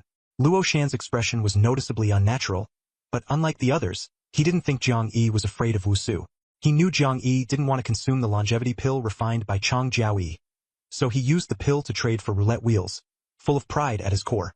He wouldn't suddenly start flattering Wu Su. Thus, Luo Shan believed that Zhang Yi genuinely valued those 3 pieces from Wu Su. He lowered his head to glance at the green roulette wheel in his hand and suddenly became resolute. Captain Liao. Liao Yuanfeng, displeased with Zhang Yi's choice, frowned and asked, "What is it?" Luo Shan gripped the roulette wheel tightly, his gaze firm. "Before entering the beast world this time, I want to spin this green roulette wheel in my hand. I hope you can guard me." Though his words were calm, they stirred the crowd like a pebble rippling the water. Wu Su chuckled lightly, his eyes full of mockery. Bystanders whispered. Luo Shan was probably provoked by Wu Su, lost face, and now wants to regain his standing by impulsively trying to get stronger. Afraid of encountering Wu Su in the beast world, not only losing his life but also having his roulette wheel stolen. A fool who gets confused the moment he loses face. No future. Liao Yuanfeng also thought Luo Shan was being impulsive and frowned as he advised. Spinning a green roulette will cost 10 years of lifespan. How much do you have left? Think it through calmly. Don't act rashly. But Luo Shan ignored the mockery, his gaze firm and solemn. I've thought it through. Although Qin Lake is small and the dangers in the beast world aren't too severe, Luo Shan said, for someone like me who's not an official player, there's still risk. Instead of regretting it in the moment, it's better to prepare beforehand. The green roulette wheel in his hand was of decent quality. If he could spin something good, it might save his life. If I don't dare to use it and end up dying in real danger, then the remaining lifespan would be wasted anyway. As he spoke, Luo Shan's expression was resolute and his reasoning clear, showing no signs of impulsiveness. His words made Liao Yuanfeng hesitate before nodding. All right, as long as you're not acting on impulse, I agree. But first, let me see the options on the roulette wheel to confirm whether it's worth guarding you. Luo Shan nodded and took out the green roulette wheel. Inside were 10 options. 5 with positive effects, 3 curses and 2 beasts. The effects of the 2 beasts weren't strong, and Liao Yuanfeng could handle them alone. He led Luo Shan to the lawn and gestured. Spin it here. Luo Shan held the roulette wheel, his emotions complex. This was his first time drawing a prize for himself, a prize he could control. The white longevity pill he had just obtained from the Blood Swallow Club had already been consumed, increasing his lifespan by 2 years, giving him a total of 13 years. Drawing from the green roulette wheel would cost him 10 years of life, leaving only 3 years remaining. In the past, when he used 1 year of life to draw from the white roulette wheel, he was so nervous he could barely stand it. Now, gambling with 10 years of life, his anxiety was even greater. But this time, he didn't hysterically shout out his wishes like before. On the surface, he appeared calm, silently praying in his heart. He realized he had changed. In the past, he mingled with a group of useless life parasites, talking nonsense and blindly boasting about defying fate. Now, things were different. He had interacted with Zhang Yi, Gao Chong, and Liao Yuanfeng, joined the Daredevil Squad on missions, and witnessed a broader world and the truth behind the Apocalypse game. These subtle changes had gradually matured him. He still harbored ambition, but he no longer just talked without action. He understood that the desires of true strong individuals were hidden within, not shouted out loud. Taking a deep breath, Luo Shan pressed the center of the green roulette wheel and firmly shouted, "Spin!" Ding! The sound of the roulette wheel echoed, and his heartbeat nearly stopped. Congratulations! You've won the reward. Lucky bracelet. Lucky bracelet? What was this? Would it enhance luck? Luo Shan hadn't yet reacted when he noticed Liao Yuanfeng's expression subtly change. He realized that this silver-white bracelet might be exceptionally rare. At that moment, a cold, sharp female voice sounded in his ear. Luo Shan, that lucky bracelet of yours isn't very useful. He turned abruptly and saw the imposing Guan Ling walking toward him. Instead of being intimidated by her aura, he became alert. Captain Guan, what do you mean by that? Guanling's gaze fell on the bracelet, her tone indifferent. The lucky bracelet allows you to exclude one option when spinning the green roulette wheel. However, a green quality bracelet only works on the green roulette wheel and can only be used 100 times before it becomes useless. Excluding one option from the roulette wheel, this effect wasn't bad at all. Although it seemed like it merely excluded one option, if used wisely, the reduction in losses could be astonishing. For example, this time Wang Shuyan had prepared a purple roulette wheel for Zhou Yiming. Among the options on the purple roulette wheel, the most terrifying one was drawing Beast Tide. If that happened, all three major clubs would suffer devastating losses. But if someone had a purple lucky bracelet, they wouldn't draw Beast Tide at all, completely avoiding this disaster. The same applied to the green roulette wheel. Some negative effects were extremely troublesome. Directly excluding them would save a lot of hassle. The significance of excluding one option wasn't just about reducing losses. On some premium roulette wheels, there might be 9 positive effects and 1 negative effect. Once the negative effect was excluded, the probability of drawing something good instantly became 100%. There were also roulette wheels where a less important option occupied a large proportion. Excluding it would significantly increase the chances of drawing something valuable. So, this lucky bracelet was a treasure among treasures. But Guanling wasn't wrong either. This item was better suited for large groups or major forces. With Luo Shan now having only 3 years of life left, he couldn't even afford another spin of the green roulette wheel. Holding onto such a bracelet was purely a waste. Luo Shan frowned and was about to refuse, but Guanling shot him a sharp look. She said firmly, "It's not want to trade with you, it's must. You have no choice." As soon as she finished speaking, she waved her hand and directly snatched the silver-white lucky bracelet from Luo Shan's hand. Luo Shan's face changed dramatically, thinking he was about to be robbed in public. However, Guanling immediately tossed a square object to him. Luo Shan held the item in confusion and asked, "What is this?" "A speaker. It's a BGM speaker, a pretty powerful tool," Guanling explained nonchalantly, putting the lucky bracelet into her spatial equipment. "Have you heard the phrase, 'No one can defeat me with my BGM playing'? This thing has a similar effect." Luo Shan's eyes widened in surprise. Guanling added, "It's not as miraculous as you think. The speaker is only of green quality, so it won't make you invincible. It contains 3 BGMs, Amazing Grace, Ambush from 10 sides, and Going Home. Amazing Grace can prevent beasts below level 5 from attacking you, much better than beast-repelling incense. Ambush from 10 sides puts you in a fierce battle state, boosting your combat power.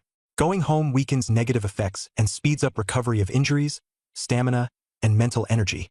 This speaker is one of the better options from the green wheel, and it's more practical for you than the lucky bracelet." The more Luo Shan listened, the happier he looked. This item was both offensive and defensive, perfectly suited to his needs. But he also understood that the value of the BGM speaker was definitely not on par with the lucky bracelet. He reluctantly accepted the reality. He was no match for Guanling in strength. If not for being backed by the Lu Tian Club, Guanling would have outright taken his bracelet long ago. What else could he do? In the Apocalypse game, the weak had no right to talk about fairness. Having come to terms with this, Luo Shan didn't argue with Guanling but instead graciously thanked her. Guanling was pleased with his attitude and nodded in approval. Good mindset. The people around, seeing that Luo Shan had actually drawn something good and even earned Guanling's approval, began to envy and resent him. He actually drew the lucky bracelet? His luck is insane. Not trading the green wheel for Zhang Yi's longevity pill turned out to be a good move. With this BGM speaker, his survival rate in the beast world has doubled. Truly a blessing in disguise. As everyone sighed, they quietly turned their attention to Wu Su, and the atmosphere suddenly grew tense. Wu Su's expression remained unchanged, giving no hint of his thoughts. On the other hand, Liao Yuanfeng was surprised. He hadn't expected Luo Shan to actually draw such a top-tier item from the green wheel. While marveling, he suddenly turned to Jiang Yi and casually asked, "Do you want to try those 3 green wheels in your hand? I can guard you." Wu Su Frau Wen. It was bad enough that Luo Shan had drawn something good, but if Jiang Yi also drew something valuable, it would be a huge blow to him. However, the wheels Jiang Yi held were all trash, with an extremely low probability of yielding anything good. Wu Su steadied himself and smiled, saying, "Brother Jiang Yi, are you going to draw now? I'll guard you." Jiang Yi shook his head. "I don't even have enough lifespan to draw from the white wheel, let alone the green one." As soon as he said this, others cast skeptical and disdainful glances at him. Not even able to draw from the white wheel. That meant he was practically a dying man. And this kind of useless person had the audacity to refuse the white longevity pill? Was he brainless or just had a death wish? It does make sense. Since death is inevitable, taking the longevity pill is meaningless. Thinking this way, Jiang Yi giving up the benefits in exchange for 3 trashy roulette wheels seems reasonable. But if he doesn't even have the qualifications to draw, isn't holding onto the roulette wheels a waste? Wu Su calculated in his mind, thinking Jiang Yi was trying to curry favor with him. Why not just give him the white longevity pill for free and take back the green roulette wheel? Just as he was pondering how to ask for the wheel back, Jiang Yi had already turned and started walking toward Qin Lake. Wait for me, brother Jiang Yi. Wu Su chased after him. Jiang Yi, however, acted as if he didn't hear and directly leapt into Qin Lake. For first-timers crossing the lake passage to the beast world, they are usually filled with anxiety. Yet Jiang Yi was exceptionally decisive, which made the onlookers even more convinced that he was truly embracing death. The way Jiang Yi jumped into the lake, it's like he wants to die. A total loser. He wouldn't survive the apocalypse anyway. Wanting to die is at least rational. But he took 3 green roulette wheels with him. What a waste of resources.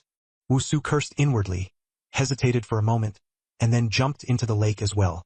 Guan Ling, however, stared in the direction where Jiang Yi had jumped into the lake for a long time, his expression complicated. Captain Guan, what are you looking at? Liao Yuanfeng leaned in to look as well. Guan Ling frowned. That guy named Jiang Yi, his words are completely untrustworthy.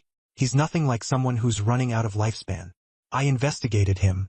He's just like Luo Shan, with a time-limited state of +5 to all attributes and a lifespan of 21 years.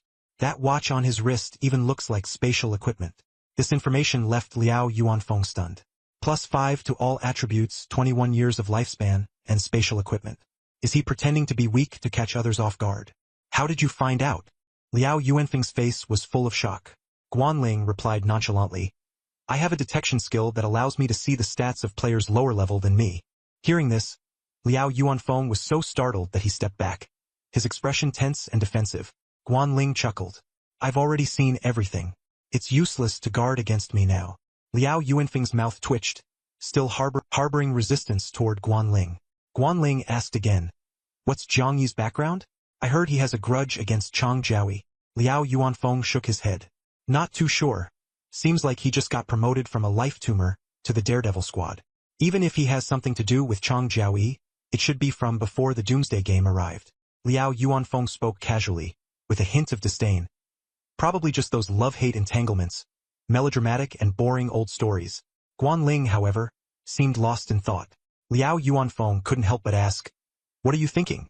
Guanling paused for a moment and countered, Do you know about the Silver Frost Club? Liao Yuanfeng thought for a moment and nodded. I've heard of it. It's a second-tier force developing well in the Central District, right? Guanling nodded. I heard they originally had the potential to become a first-tier force, but because of one rule, the members were dissatisfied, and some even quit. Quit? Liao Yuanfeng frowned. This was no small matter. What rule? If everyone opposes it, why not abolish it quickly? Guanling paused and said coldly, The Silver Frost Club prohibits any transactions with Chang Jiaoyi, including private deals among members. Liao Yuanfeng was stunned. What kind of joke is this? Isn't Chang Jiaoyi currently the only person in Jiang City who can refine longevity pills? He was right. Although Sun Hao had obtained the formula for longevity pills from the Lu Tian Club, it was only of low-grade white quality and hadn't been made public yet. The market for longevity pills was essentially monopolized by Chang Jiaoyi. Isn't this digging their own grave? The leader of the Silver Frost Club must be crazy. Even crazier than Wang Shuyan from your Blood Swallow Club. Guanling calmly added, Recently, the Blood Swallow Club has taken in a few members who left the Silver Frost Club. I heard the leader of the Silver Frost Club has a grudge against Chang Jiaoyi.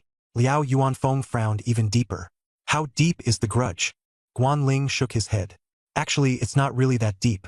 The leader just can't stand Chang Jiaoyi's character. Character? Is the apocalypse? Who still talks about character? Liao Yuanfeng cursed lunatic in his heart. Guanling, however, said meaningfully, Don't you think Jiang Yi's attitude toward Chang Jiaoyi is very similar to that of the boss of the Silver Frost Club? Could there be some connection between them? Liao Yuanfeng's gaze froze for a moment as he pondered. Could it be that Chang Jiaoyi's character really has issues? Have any of the members you recruited heard any inside information? Guanling shook his head. No inside information, just that when the people from the Silver Frost Club curse Chang Jiaoyi, they often quote a line of poetry. What poetry? Liao Yuanfeng asked curiously. Guanling looked toward Qin Lake, his voice low. Chang'e must regret stealing the elixir, her heart longing nightly in the blue sea and clear sky. The meaning of this line was very clear. Liao Yuanfeng suddenly stared at Guan Ling. Are you saying, Chang Jiaoyi's elixir of immortality formula was stolen? Before he could finish speaking, Liao Yuanfeng shook his head in denial. Impossible. Such a precious formula. Who wouldn't use it immediately upon obtaining it? How could it be stolen? Guan Ling replied calmly. It's very simple. When the Apocalypse game first arrived, no one understood the situation. Even if someone obtained the elixir of immortality formula, who would have known that the scroll had to be torn to be considered used? Lacking this knowledge, it would be easy for the formula to be stolen. Indeed, in the early stages, no one knew such rules. A precious formula might have been stored away, only to end up stolen. Later, Chang Jiaoyi finally seized the opportunity to steal the formula. Liao Yuanfeng frowned and asked, if it were you, and you saw such a precious formula, would you steal it? Guan Ling rolled his eyes and replied bluntly, of course I would. Who doesn't have practical needs? Can being noble fill your stomach? He wasn't wrong. Who wouldn't be tempted by something so valuable? Even the legendary Chang'e couldn't resist the allure of immortality, let alone most people. Especially in the Apocalypse, this was a formula for an elixir of immortality that could save lives. Liao Yuanfeng raised his eyebrows even higher. If everyone would steal it, then such behavior is understandable. But why does the Silver Frost Club despise Chang Jiaoyi for it? Guan Ling shrugged. There are only two possibilities. Either Chang Jiaoyi stole it from the club boss, Guan Ling made a victory sign, or she did something even more outrageous. Liao Yuanfeng's gaze shifted to Zhang Yi, who had jumped into Qin Lake, and he mused, that kid might know something. He recalled the ancient poem, Chang'e must regret stealing the elixir, and couldn't help but wonder if Chang Jiaoyi regretted it.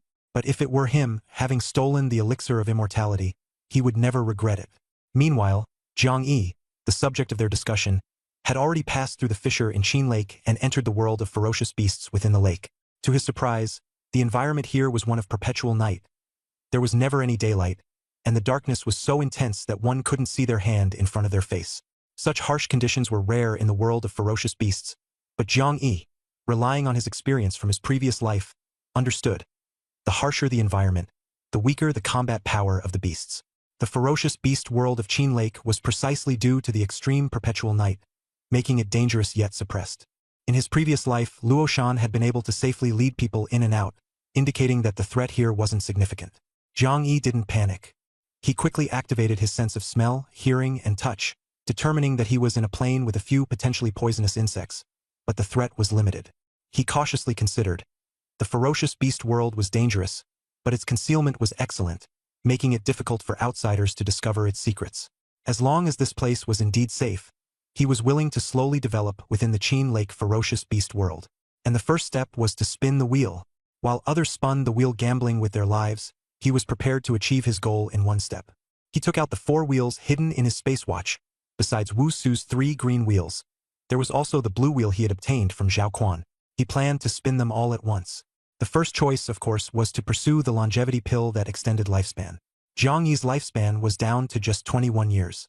He wasn't yet qualified to use the blue wheel, so he first chose the green wheel with the longevity pill option. As his fingertip touched the wheel, the green wheel emitted a pleasant sound. Ding! Congratulations! You've drawn the reward, longevity pill. Effortlessly, he obtained a treasure that others could only dream of. Zhang Yi was so excited he could hardly contain himself and immediately swallowed the pill. Checking the data, the lifespan column skyrocketed from 21 years to 372 years. In just a moment, his lifespan had increased by over 300 years. The longevity pill from the green wheel was simply extraordinary. Zhang Yi suddenly recalled that in the early days of his rebirth, his old classmate Qin Liang had also drawn a precious longevity pill from a green wheel. That guy had exchanged such a valuable item for just a meal and a slight improvement in treatment, which was clearly not worth it. But as a lifespan parasite, they had no choice. This kind of unfair transaction was precisely why the club was willing to support lifespan parasites. Even if lifespan parasites lost out on multiple spins, as long as they drew a longevity pill once, the club would make a fortune. Zhang Yi shook his head and stopped dwelling on it. At this moment, his lifespan was sufficient, so he didn't rush to use the green wheel. Instead, he gripped the even more precious blue wheel tightly.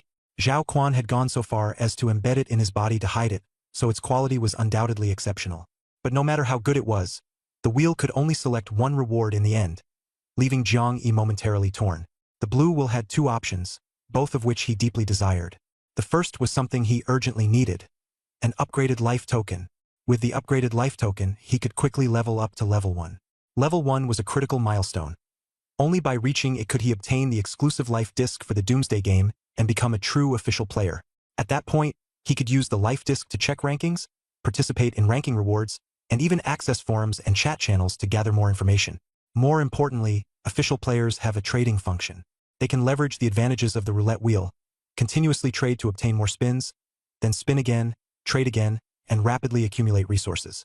In this way, they can grow at an astonishing speed, leaving all competitors behind and even overturning everyone's perceptions. Upgrading the life token is crucial for Zhang Yi, as it directly impacts his speed of rise and holds significant importance. But another option also left him torn, the item named Crown of the Reaper. Ordinary people might not understand its value just by looking at the name, Crown of the Reaper. But Zhang Yi's rebirth experience told him that this item was extraordinarily powerful. It consumes 100 years of lifespan to bind and triggers at critical moments. When a player suffers fatal damage, they will immediately revive, gain 1 year of lifespan, and their state will be restored to peak condition. The word revive alone is enough to illustrate its terrifying power. Although the blue quality Crown of the Reaper is only effective for players below level 10, and there are higher level fatal scenarios in the Doomsday game that can bypass it, this item still essentially grants players below level 10 an extra life. Life is unique and incomparably precious. Knowing that he could designate roulette rewards, Zhang Yi cherished his life even more. Growth could be slow, revenge could wait, but life must not be lost. The Crown of the Reaper and upgrading the life token are equally important, but the difficulty of obtaining them differs greatly. A heaven-defying item like the Crown of the Reaper only appears as a roulette option and is extremely rare.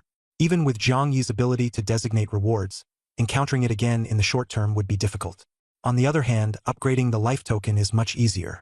Not only can it be drawn from the blue roulette, but it can also be obtained from special environments or specific beasts in the beast world, and even through connections and trades with official players. Speaking of trading, heaven-defying treasures like the Crown of the Reaper would be placed in the official player trading zone. Even if the asking price were 10 life token upgrades, the heads of major factions would scramble to buy it. From the perspective of rarity and difficulty, Zhang Yi should logically choose Crown of the Reaper. Choosing it would be the safest, most prudent, and rational decision. The matter of upgrading the life token could be postponed and tackled later. But rationality doesn't always dominate the human heart. The Crown of the Reaper is indeed precious, but its effects don't manifest immediately. Unless faced with fatal damage, one wouldn't feel any difference. To bind this life token, one must first pay the price of 100 years of lifespan. It's more like an insurance policy, pay up front, and it only takes effect when disaster strikes. From a rational perspective, this is a worthwhile deal for survival. But emotionally, it doesn't compare to the immediate gratification of upgrading the life token. There's an inspirational saying, the best time to plant a tree was 10 years ago. The second best time is now. Psychology also teaches that immediate feedback is more motivating. Success often requires rationality to pursue delayed rewards, but how many people are truly that rational? Zhang Yi's rationality urged him to choose the Crown of the Reaper and play it safe. But his emotions clamored for upgrading the life token and enjoying the thrill. At this moment, emotion won. He thought to himself, let's enjoy the moment first. Besides, with faster growth and increased strength, the chances of encountering fatal danger would decrease. Thus, Zhang Yi pressed the blue roulette, feeling a pang of regret as he apologized to the Crown of the Reaper, then resolutely made his choice. I choose 7. Upgrade the life token. The blue roulette emitted a cheerful notification sound. Ding! Congratulations, you have received the reward. Upgrade the life token. The roulette will broke down on the spot, and a dark silver item the size of a playing card immediately appeared in Zhang Yi's hand. Although it was hard to see clearly in the polar night, he recognized it as an upgrade life token. The front bore the ornate character Ming, life, with elongated strokes. The back resembled a player data panel, but it only had a single line at the top, name. Zhang Yi skillfully pressed his palm against it, and a voice automatically echoed in his mind. Player identity authentication in progress. Player information being recorded. Ding! Upgrade conditions detected. Proceed with the upgrade. Without hesitation, he answered in his mind, yes. The life token instantly transformed into a silver light and merged into his body. In that moment, he felt an overwhelming sense of comfort, and all his previous fatigue and hunger vanished. A surge of warmth coursed through his meridians, making him feel as though his strength had greatly increased. In reality, this sensation was an illusion. The upgrade did not enhance his attributes. About half a minute later, the warmth concentrated at the center of his forehead. He felt a heat and a sudden pang of unease. When he touched his forehead, he surprisingly felt something hard. Then, it was as if he extracted it from his forehead. That was his exclusive life disc. The exclusive life disc of an official player is the key item connecting to the Apocalypse game. If the Apocalypse were considered a game, this life disc would be the login device. Once bound, it can never be destroyed or dropped. It can also freely transform into any object the player desires. A watch, glasses, scarf, anything can be transformed. Currently, most players prefer to morph their life disc into a smartphone for easier operation. As for Zhang Yi, a seasoned player, he has returned after being reborn. In his previous life, 6 months after the Apocalypse, players began to dislike the physical form of the life disc, gradually shifting towards dematerialization, no longer using physical objects. The life disc is not a physical object but is directly embedded into his forehead. All the built-in player functions can be controlled in his mind, which is much more convenient and discreet than operating a physical object by hand. Zhang Yi simply felt the texture of the life disc briefly before pressing it back in, then skillfully began running its functions in his mind. He was about to check the current player leaderboard when, suddenly, his keen hearing caught the sound of approaching footsteps.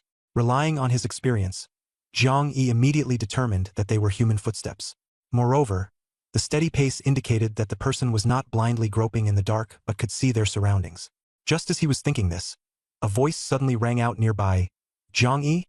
Is that you, Zhang Yi?" The voice was less than 10 meters away, but Zhang Yi's vision remained pitch black. He couldn't see even 10 centimeters ahead. Yet the other person could not only see him but also accurately recognize him. Zhang Yi understood the reason in his heart but outwardly feigned surprise, calling out, "Li Xiao? Is that you? Can you see me?" The footsteps quickly approached and stopped 2 or 3 meters away. Zhang Yi remained vigilant but displayed a relaxed and delighted expression, as if meeting an old acquaintance. Li Xiao's voice carried excitement and joy as he hurriedly explained, "It's me! I can see you." This extreme night in the feral beast world is far more complex than ordinary darkness. Even fireflies or lighting tools can't produce light here. However, there's a magical fruit that can help players see in this environment. As he spoke, he reached out, took Zhang Yi's hand, and gently placed a cool fruit into his palm. This is called inner light.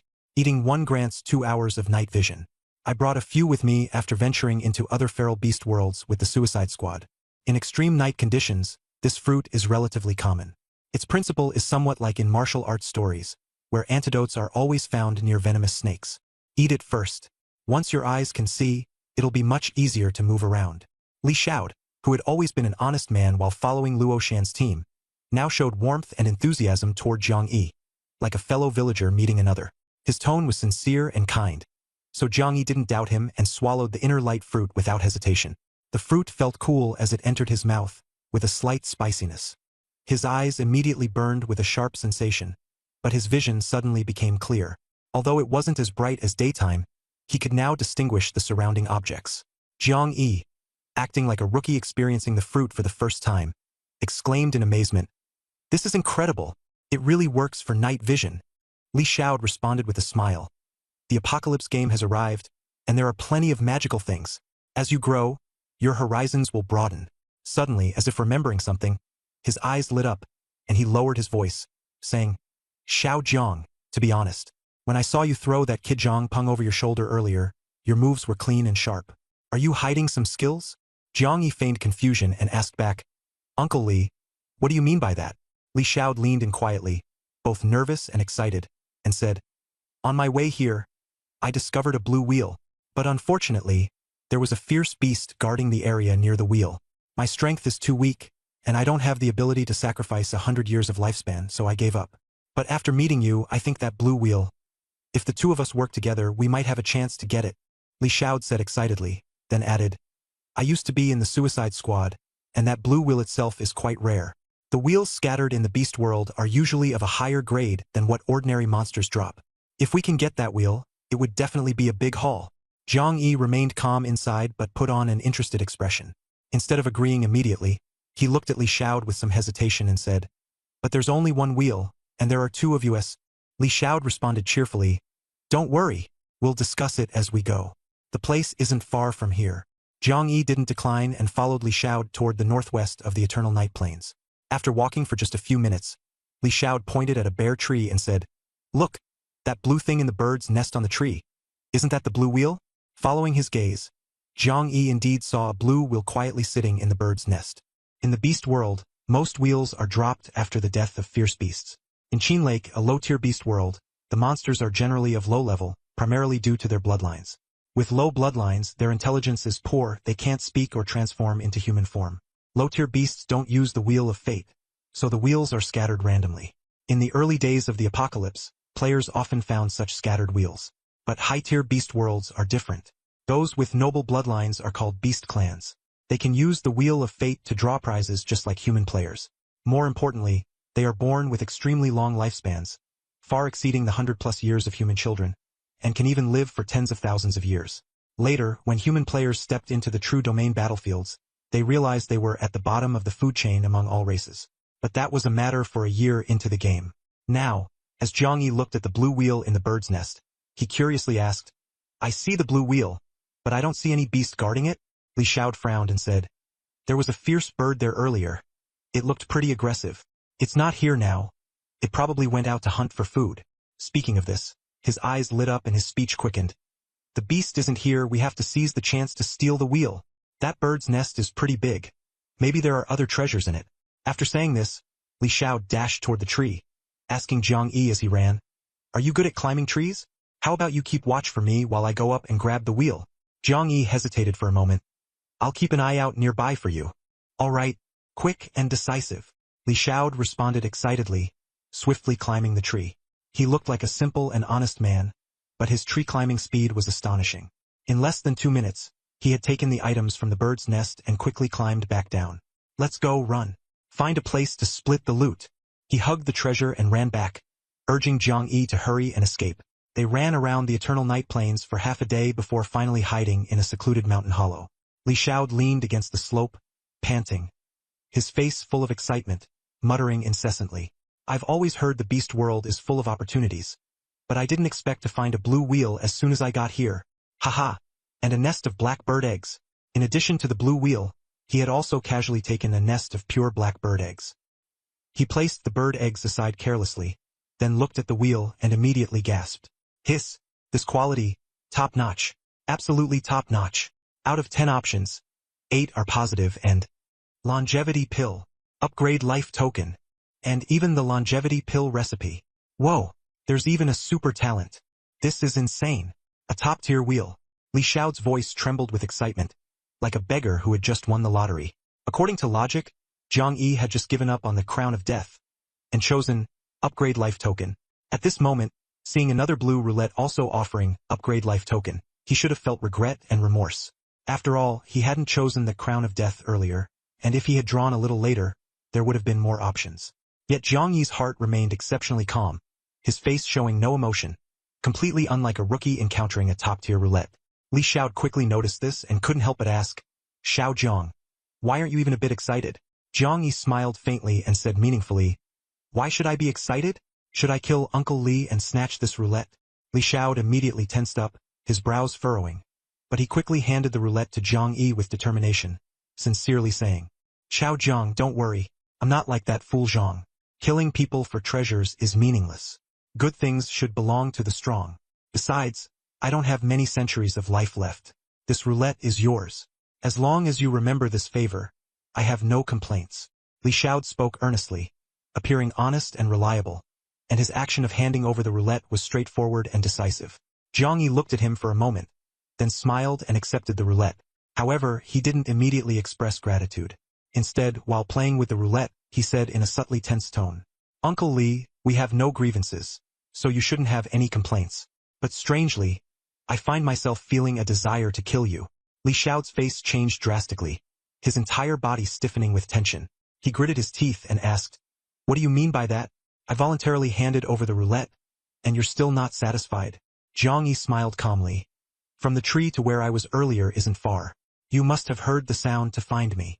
Li Xiao's face darkened, but he quickly admitted, "Indeed, I heard the sound of the roulette being drawn, so I came over." He continued, "Yes, I heard the sound of you drawing the upgrade life token. In the polar night, with limited visibility, human ears become particularly sensitive." Li Xiao hadn't stumbled upon Zhang Yi by chance. He had found him by following the sound. "I know you drew the upgrade life token, but I understand the survival rules of the apocalypse game even better. Everyone has their secrets, so I pretended not to know." but I bear no malice and can forever act as if I don't know. His tone was sincere, paired with his honest demeanor, making him seem trustworthy. Zhang Yi, however, smiled faintly. No malice? Then what about this blue roulette? No, to be precise, this cursed roulette? What's the story behind it? As soon as the cursed roulette was mentioned, Li Xiao's pupils shrank sharply, his eyelashes trembled, his entire body visibly tensed, his eyes darting around nervously, and the honest expression on his face vanished in an instant, replaced by a cunning and sinister look. Look. Just as Li Xiao's body tightened and his shifty gaze scanned the surroundings, Zhang Yi didn't wait for Li Xiao to come up with an excuse. He leisurely smiled and said, "Why aren't you saying anything? Uncle Li, you could explain that you don't know what a cursed roulette is, or come up with other excuses to buy time. After all, there are only a few minutes left until the side effects of inner clarity kick in." Hearing this, Li Xiao's faint hope was completely shattered. He suddenly realized that this seemingly rookie newcomer to the world of ferocious beasts actually knew so much: the side effects of inner clarity, the truth about the cursed wheel, and even the naive and curious look he had when he first consumed inner clarity were all in act. Zhang Yi was not an ordinary novice but a cunning predator disguised as prey. Li Xiao himself was also pretending to be an honest man, using this facade to deceive the other party. He usually appeared simple and harmless, but no one knew how insidious and ruthless he truly was. Just as Zhang Yi exposed the side effects of inner clarity, Li Xiao seemed to receive some kind of signal and suddenly crushed a stone decisively. Whoosh! He vanished from Zhang Yi's sight in an instant. Li Xiao actually possessed a teleportation stone faster than a teleportation talisman. This was extremely strange. Teleportation stones are usually obtained as rewards from the Blue Wheel, so how could a Daredevil squad member without an official rank have one? Moreover, he used it so decisively, as if he had foreseen that Zhang Yi would act in the next second and kill him instantly. This left Zhang Yi puzzled. Li Xiao had been in the ferocious beast world of Qin Lake longer than him, yet this encounter felt off. After pondering for a moment, Zhang Yi didn't dwell on it. He scanned the mountain hollow and then turned to leave. Not long after, he found a cluster of inner clarity and ice silk fruit in the grass and decisively consumed the ice silk fruit, successfully neutralizing the side effects of inner clarity. As Li Xiao had said, within 100 steps of a venomous snake, there is always an antidote. In the polar night environment, inner clarity and ice silk fruit often grow together and must be consumed simultaneously. Inner clarity allows a person to have night vision for 2 hours, but consuming it alone causes a burning pain in the abdomen after 10 minutes, gradually spreading and affecting combat ability. Only by consuming ice silk fruit within 10 minutes can the side effects be neutralized. This is basic knowledge for veteran players, but during the early days of the apocalypse, newcomers to the ferocious beast world had no idea. Zhang Yi remembered that months later, major factions would establish specialized survival education institutions to teach novices how to survive in the ferocious beast world. These institutions would also serve as a welfare system to recruit players. For now, however, many things that would later be common knowledge for players had to be discovered at the cost of their lives. This is precisely why the Daredevil squads have such a high mortality rate. Information gaps are often deadlier than the ferocious beasts themselves. If Zhang Yi were truly a novice this time, he would almost certainly have been tricked by Li Xiao. The side effects of inner clarity would have caused his physical strength to decline rapidly, and the trap of the cursed wheel would have been directly fatal. The cursed wheel looks identical to the Wheel of Fate, but its 10 options are all filled in by the player themselves. It seems miraculous, but in reality, it's a grand deception. The cursed wheel that Li Xiao gave Zhang Yi looked like a blue wheel on the surface, but if Zhang Yi believed it and used it to draw a prize, the cost would be 100 years of his lifespan, and he would end up with nothing. This century of lifespan would be absorbed by the wheel and, after a day, condensed into a blood-red longevity pill. If Li Xiao consumed this pill, he could extend his life by 100 years. Because of this, players later nicknamed the cursed wheel the Scam Wheel. In peaceful times, scams target money, but in this apocalyptic game, the scam targets players' lifespans. Zhang Yi remembered that during the early days of the apocalypse in his previous life, many rookies fell for this. They emptied their savings, thinking they had obtained a top-tier wheel, and tearfully handed the treasure over to the big shots. Then, full of hope, they used their own lifespans to draw prizes, dreaming of obtaining miraculous items to change their fate. And the result? They got absolutely nothing. The greater the hope, the greater the disappointment. Using this so-called glorious cursed wheel to draw prizes often left them empty-handed. And many times they didn't just lose their lifespan, they were directly killed to silence them. For example, take Zhang Yi's situation just now. If he were a clueless rookie, what would he have experienced? First, he'd think he had stumbled upon a rare blue-grade roulette, excitedly wagering 100 years of his lifespan to spin it. his mind filled with thoughts of treasures. But after the spin, he'd get nothing, and then the curse's side effects would kick in, causing excruciating pain as if his whole body were on fire, with his combat power plummeting. Then, Li Xiao would reveal his true colors, tell him the truth about the roulette, and finish him off with a single strike. A few days later, Li Xiao would use the blood-red longevity pill condensed from the roulette to extend his life by 100 years, grinning from ear to ear. As for the duped Zhang Yi, if he learned the truth before dying, he would absolutely die with his eyes wide open in disbelief. All of this had already played out like a script in Li Xiao's mind. Forget calling him Li Xiao. He should really be called Li Lacks Conscience. If Zhang Yi ever encounters him again in the future, he will show no mercy in killing this scoundrel. For now, however, the teleportation stone can only transport over long distances, so Zhang Yi isn't in a rush to find him. He moved to a secluded corner, confirmed it was safe, and refocused his attention on his exclusive life wheel. Soon, he turned his attention to the current player leaderboard. In the early days of the apocalypse, each region was separated by the Endless Sea, and players could only view the leaderboard for their own region. The leaderboard Zhang Yi could currently access was for Jiang City. The regional leaderboard was divided into 3 categories: Longevity Leaderboard, Combat Power Leaderboard, and Level Leaderboard. The Longevity Leaderboard ranks players by lifespan. The Combat Power Leaderboard ranks players by combat power. The Level Leaderboard ranks players by level. Players without an exclusive life plate, who are at level 0 and considered unofficial players, are not included in the rankings. The leaderboard is not updated in real time but refreshes daily at midnight, based on the data of surviving official players, and leaderboard rewards are distributed simultaneously. As a result, strong players compete fiercely to make it onto the leaderboard. The rewards make the strong even stronger, widening the gap further. But the truth isn't so absolute. Roulette spins rely heavily on luck. A dominant player might ruin everything with one bad spin, or even die. Meanwhile, an unknown underdog might draw a rare item and turn the tables. In short, the apocalypse game is full of endless variables and thrilling twists every day. Having lived 2 lives and weathered countless storms, Zhang Yi's mindset was much calmer than others. He first set his sights on Jiang City's Longevity Leaderboard. Previously, in the underground parking lot of the Lu Tian Club, the life tumor creatures had claimed that Chang Jiaoyi was ranked first on the Longevity Leaderboard. But those life tumor creatures weren't even official players, so their words were nothing more than delusional nonsense. They assumed that since Chang Jiaoyi could refine longevity pills, her lifespan must be at the top of the leaderboard. After all, how could someone who makes pills be losing out, right? But in reality, Chang Jiaoyi was only ranked 27th on the Longevity Leaderboard. This didn't surprise Zhang Yi at all. 2 key factors affected her ranking. First, the longevity pills refined by Chang Jiaoyi, compared to all other artificial longevity pills, not only provided much less lifespan, moreover, the consumption restrictions are extremely strict. Do players want to treat the longevity pill like candy, consuming it recklessly to rapidly increase their lifespan? In the apocalypse game, that's simply impossible. Generally speaking, artificially crafted longevity pills must be consumed at intervals of at least 4 hours. Otherwise, their efficacy is greatly reduced. Longevity pills produced by the roulette wheel, however, only require a 1-hour interval to ensure their effectiveness. A simple calculation: in a 24-hour day, the inferior longevity pills crafted artificially can be consumed at most 6 times. The roulette wheel's longevity pills, on the other hand, can be consumed 24 times.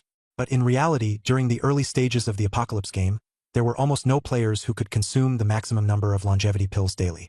Therefore, although Chang Jiaoyi could refine pills, her lifespan wasn't significantly higher than others.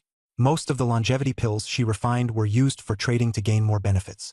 Another factor limiting her ranking on the longevity leaderboard was the game's leveling mechanism. When Zhang Yi had just leveled up to level 1, his panel showed his level increasing from 0 to 1, while other stats remained unchanged. Leveling up seemed to merely grant him a personal fate disc and unlock player functions. But the significance behind leveling up is far from simple. The leveling system in this game doesn't rely on experience points to increase strength like in ordinary games. It's more akin to obtaining certifications in real life, such as getting a driver's license. Getting a driver's license doesn't mean you can immediately drive well. It simply proves you have the ability. Levels serve as a form of ability certification. Before leveling up, players must meet certain conditions. When Zhang Yi leveled up to level 1, he had to have all attributes greater than or equal to 1, and a lifespan greater than or equal to 100. Every subsequent level up will require meeting corresponding conditions. So here's the question. If leveling up doesn't provide a direct strength boost and is merely a certification, what's the point? The leaderboard is one benefit, But the true significance lies in the elevation of one's life tier. This concept of life tier wasn't proposed by the big shots until a year after the apocalypse. Ordinary players didn't understand it at the time. They only knew that leveling up meant their lifespan would increase. In the game, everyone has a lifespan data, but lifespan is far from being just a simple number. Can taking an elixir of longevity really extend your life? Is it that simple? In cultivation novels, cultivators must rely on their strength to extend their lifespan. In an apocalypse game, can you really just rely on consuming elixirs to stack up your lifespan? If you could casually stack lifespan by eating elixirs, then hide somewhere for thousands of years before coming out, wouldn't that mean achieving immortality? Veteran players gradually come to understand. Extending lifespan isn't that simple. Player lifespan is divided into two layers. One is the real lifespan, the true longevity that belongs to you. The other is the surface lifespan displayed on the data panel. Once surface lifespan is used up, it doesn't automatically recover. For example, if a player suffers a fatal injury, their lifespan may instantly plummet, leaving only a few days or hours. After using a holy healing medicine to recover from the injury, the lifespan will increase, but only the real lifespan portion can be restored. The lost surface lifespan is gone forever. This is the core significance of leveling up. Taking an elixir of longevity only increases surface lifespan. Only by leveling up can surface lifespan be converted into real lifespan. Take Zhang Yi, who just leveled up to level 1 as an example. The moment Zhang Yi leveled up, he felt a wave of comfort throughout his body. That was because he had gained 100 years of real lifespan. This is a hidden setting in the game. Many powerful players don't blindly pursue high surface lifespan because those extra over-level lifespans will be wasted if they suffer severe injuries. Although Chang Jiahui is ranked 27th on the longevity leaderboard, her lifespan is also limited by her level. Zhang Yi knows that he must speed up his leveling process to convert more of his lifespan into what truly belongs to him. Ideally, he wants to reach level 10 as quickly as possible. Level 10 is a critical threshold, and Zhang Yi is eager to find out whether the specific options on his roulette wheel will take effect during the profession roulette draw. If they do, he can choose his profession according to his own will, without having to rely on luck like other players. However, he is also aware that it is still uncertain whether there are any players who have successfully changed professions. In his previous life, the profession roulette only became widespread about a month later. At that time, he was still part of the Daredevil squad of the Happy Club and wasn't even considered an official player. Major factions scrambled to collect high-quality profession roulettes to attract players to join them. Independent players found it very difficult to change professions on their own and often had to rely on joining a faction, with the profession roulette becoming a key condition for entry. Later, after some time, a group of independents who refused to be controlled by factions formed a profession alliance with the help of some lone experts, finally solving the problem of independent players changing professions. A year later, Jiangqing was renamed Qingchuan Base, and the profession alliance had grown into a colossal organization. Returning to the present, Zhang Yi glanced at the level leaderboard. As expected, the top 1,000 players were all at level 10. In other words, even among these top players, none had successfully changed professions yet. But at that moment, a familiar mechanical voice suddenly echoed in his mind. Ding! World announcement. Congratulations to player Jean Bewley for becoming the first professional. Reward? Profession roulette? Purple. This was the official announcement of the Apocalypse game world. In his previous life, Zhang Yi was not yet an official player and had never heard this news. But in this life, today marked the birth of the first professional. Jean Bewley, a name Zhang Yi was very familiar with in his past life, was recognized as a world-class powerhouse. Mysterious and low-key, he never joined any faction and always stayed ahead. The forums were filled with rumors, both true and false. Zhang Yi quickly opened the regional chat channel, where the screen was flooded with discussions about the world announcement. Jean Bewley, it's him again. How many times has he triggered a world announcement? He's incredible. I just became an official player. Are these announcements common? How do you trigger them? I haven't been here long either, but I've heard of two. One was Jean Bewley's level 10 announcement, and the other was Jiangqing's Luo Chongqing's level 10 regional announcement. What? Even Luo Chongqing, the top player, had an announcement. Too bad I joined late and missed his news. Luo Chongqing reached level 10 several days ago, but there's still no news about his profession change? I heard that profession changes require using the profession roulette for a draw. The top players are all aiming for advanced professions, so they're not rushing to change randomly. Newbie question. Are there other types of announcements? Do all announcements come with rewards? How generous are the rewards? As Zhang Yi read, he knew in his heart that this profession change storm was just beginning, and he was standing right at the center of it. I guess I'm one of the earlier players to level up. I remember on the second day of the apocalypse, someone reached level 2, and the system even issued an announcement saying the reward was +2 to all attributes. What? Someone became an official player on the second day of the apocalypse. Big shot. Big shot, do you need a leg pendant? Not really a big shot, just lucky. I can't even make it onto the leaderboard now, total trash ors. Big shot, you're being modest. So, does that mean the first person to level up at each level triggers an announcement and gets a reward? Exactly. And it's one world announcement and one regional announcement. Our Jiangxing hasn't seen a world announcement yet. But that Gene Bewley keeps triggering world announcements. It's like he's cheating. Besides leveling up, are there other ways to trigger announcements? There are achievements for various firsts. For example, on the 10th day of the apocalypse, I heard the first announcement of someone spinning the purple wheel. What? Someone spun the purple wheel on the 10th day? Doesn't the purple wheel require 1,000 years of lifespan to spin? That's insane. What about the orange wheel? I heard it takes 10,000 years of lifespan to spin. Is there an announcement for the first person to spin the orange wheel? Not yet.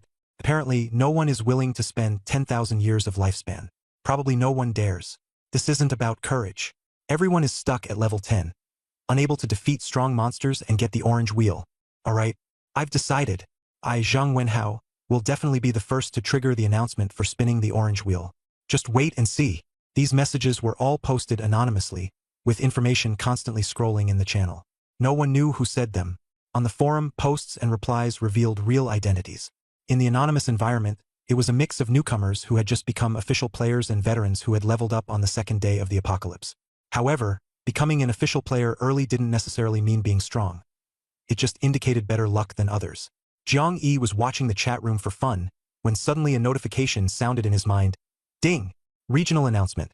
Congratulations to player Huang Xian for becoming the first professional in this region. Reward? Profession wheel, blue. The chat room exploded again. What the heck? We just got the world announcement for the first professional, and now there's a regional announcement. Is this the closest Jiang City has ever been to a world announcement? Who is Huang Xian? I've never heard of him before. And he's not on the leaderboard. Could he be a low-key big shot? If he had changed professions earlier, he could have triggered a world announcement. What a pity. Check the forum. Huang Xian himself has posted.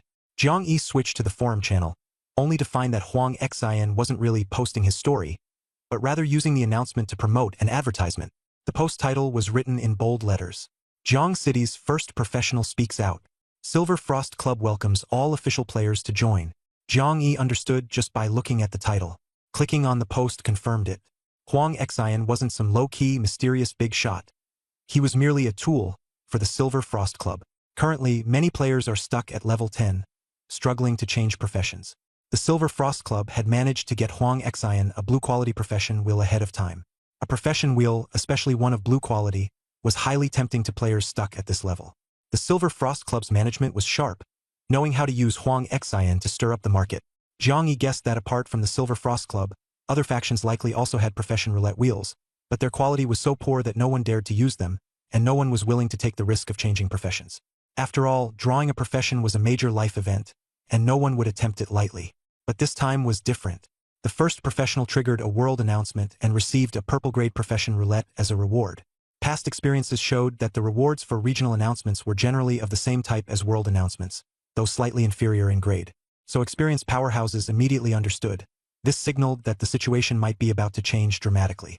As soon as the regional announcement for the first professional was made, the reward was clearly a profession roulette. The leaders of the Silver Frost Club reacted immediately. They decisively decided to sacrifice the future of a level 10 player to seize this announcement opportunity. As for how they convinced Huang Xian to use such a low-quality profession roulette to change professions, Jiang Yi had no idea. But this move indeed brought significant benefits to the Silver Frost Club. Now, level 10 players in the club could use this blue-grade profession roulette to change professions, attracting more independent level 10 players eager to change professions to focus on the Silver Frost Club. It was a win-win. However, things are unpredictable and cleverness can backfire. The Silver Frost Club's meticulous plan seemed perfect, but they underestimated human nature. As the saying goes, a man without sin becomes guilty by possessing a treasure. The Silver Frost Club, being the first to own a blue-grade profession roulette, quickly became the target of everyone's envy and hostility. Jiang Yi knew that in his previous life, by the time he officially entered the profession, the Silver Frost Club had long disappeared from the Jiangxing region. What exactly happened in between, he did not know. But based on common sense, it could be inferred that the Silver Frost Club was targeted and suppressed because of that blue roulette, ultimately leading to its downfall and becoming a relic of history. While Jiang Yi was pondering the fate of the Silver Frost Club in his previous life, in the central district of Jiangqing, inside a residential area, at the base of the Silver Frost Club, a young man with a buzz cut was staring anxiously at his exclusive fate disc, which had transformed into a phone. What should I do, boss? Everyone on the forum is asking me what profession I changed into. How should I respond? He asked nervously. Beside him stood a girl with delicate features and a composed demeanor.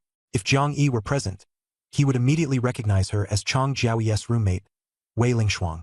In fact, Wei Lingshuang was not as naive as Jiang Yi imagined. She had already foreseen the potential troubles that might come with owning a blue-grade profession roulette, but she still chose this path. Giving up growth out of fear of being targeted by other factions? That made no sense. In this doomsday game, weakness was the original sin, and there was nothing wrong with the blue-grade profession roulette. Wei Lingshuang also held her exclusive fate disc, which had transformed into a phone, and monitored the forum's activity. As expected, people from other factions had started stirring up trouble. Stop calling him a hidden powerhouse. Huang Xian is not some secret expert. Huang Xian was deceived and exploited by the Silver Frost Club. He used a trash profession roulette and turned into a useless profession. He ruined himself and is still helping the club advertise. It's like being sold and counting the money for them. As soon as these comments appeared, ordinary players began to realize the situation. They started replying to the thread, asking Huang Xian what profession he had changed into and questioning whether the Silver Frost Club had coerced and exploited him. At this moment, other forces had already begun secretly making their moves. On the surface, they appeared to be helping Huang Xian seek justice, but in reality, they were targeting the Silver Frost Club. The goal was simple, that blue-class profession roulette. Wei Lingshuang watched as the situation escalated, took a deep breath, and was about to give instructions to Huang Xian when her phone suddenly displayed several friend messages. Tang Kasent, old classmate, impressive, but you should have already seen the situation ahead, right? That blue roulette, with the strength of your Silver Frost Club, I'm afraid you won't be able to hold on to it. Do you want to ask me for help? The buzz-cut young man Huang Xian quietly leaned over, glanced at the messages, and his eyes immediately lit up. Boss, could this Tang Ku be the powerhouse ranked 7th on the combat leaderboard? With a top-tier powerhouse helping us, we can definitely hold onto the blue roulette. Wei Lingshuang took a deep breath, ignored Huang Xian's excitement, and instead replied to Tang Ku. Do you really think I would ask a traitor for help? Tang Ku quickly responded. A traitor? Are you talking about Jiang Yi? If I'm not mistaken, he's already dead. Haven't you realized yet? Now, only strength is the sole hard truth. Gratitude, morality, those are nothing but empty words. My strength and Jiang Yi's death are the most realistic proof of that. Yang Yi? Ha, he was never suited for this apocalypse game. If you, too, fail to see reality clearly, I guarantee your Silver Frost Club will likely meet the same fate as Jiang Yi. The same fate as Jiang Yi. This sentence was clearly a threat. But Wei Lingshuang's character was resilient. She neither yielded to softness nor hardness and would never bow easily. She tightly gripped her phone, ready to firmly reject Tang Ku's kind offer. At this moment, an excited shout suddenly came from outside the meeting room. Sister Shuang. Good news. Rushing in was a young boy, not yet of age, his eyes brimming with joy. Wei Lingshuang's expression shifted. What good news? The boy eagerly said. Those traitors who left our club before now actually want to come back. Wei Lingshuang's lips twitched. Those opportunistic traitors only cared about the superficial glamour of the Silver Frost Club. Now that things were looking up, they wanted to come back and take advantage. But once they learned of the dangers behind the scenes, they would quickly flee again. Such people were of no value to Wei Lingshuang. However, the boy hurriedly added, I was going to send them away directly, but they brought an important piece of news. Wei Lingshuang raised an eyebrow. What news? The boy took a breath and continued. A third-rate faction in the outskirts of Jiangqing, the Letian Club, has produced the second player in Jiangqing capable of refining longevity pills. Capable of refining longevity pills? Wei Lingshuang's eyes lit up, and complex thoughts flashed through her mind. She immediately sent a message to Tang Ku. If you can get Chang Jiaoyi to urgently refine a batch of green longevity pills for me, I'll consider asking for your help. The boy, Su Xiao Duo, widened his eyes. Sister Shuang, haven't you always? Wei Lingshuang interrupted him, put away her phone, and asked, Xiao Duo, why do you think only Chang Jiaoyi in Jiangqing can refine the longevity pill? The little boy answered guiltily. The pill recipe is too precious, and no one else has drawn it. Wei Lingshuang shook her head. This doomsday game has been going on for a month, and no one has produced a second longevity pill recipe yet. Does that make sense? If the players in Jiangqing are all this unlucky, that's just too far-fetched. After she finished speaking, the scene fell silent. Wei Lingshuang paused, then lowered her voice. I heard that, on the 10th day, there was a second lucky alchemist. But that night, he died. Su Xiaoduo and Huang Xian's eyes widened. In the brutal apocalypse, they knew exactly what that meant. Any player with the ability to refine pills was a top-tier treasure for any faction. But for some people, they were a thorn in the side, a mortal enemy. Zhang Zhaoe. Huang Xian, though unfamiliar with her, had heard this legendary name many times. Her high rankings on multiple leaderboards had piqued his curiosity. Now he finally understood.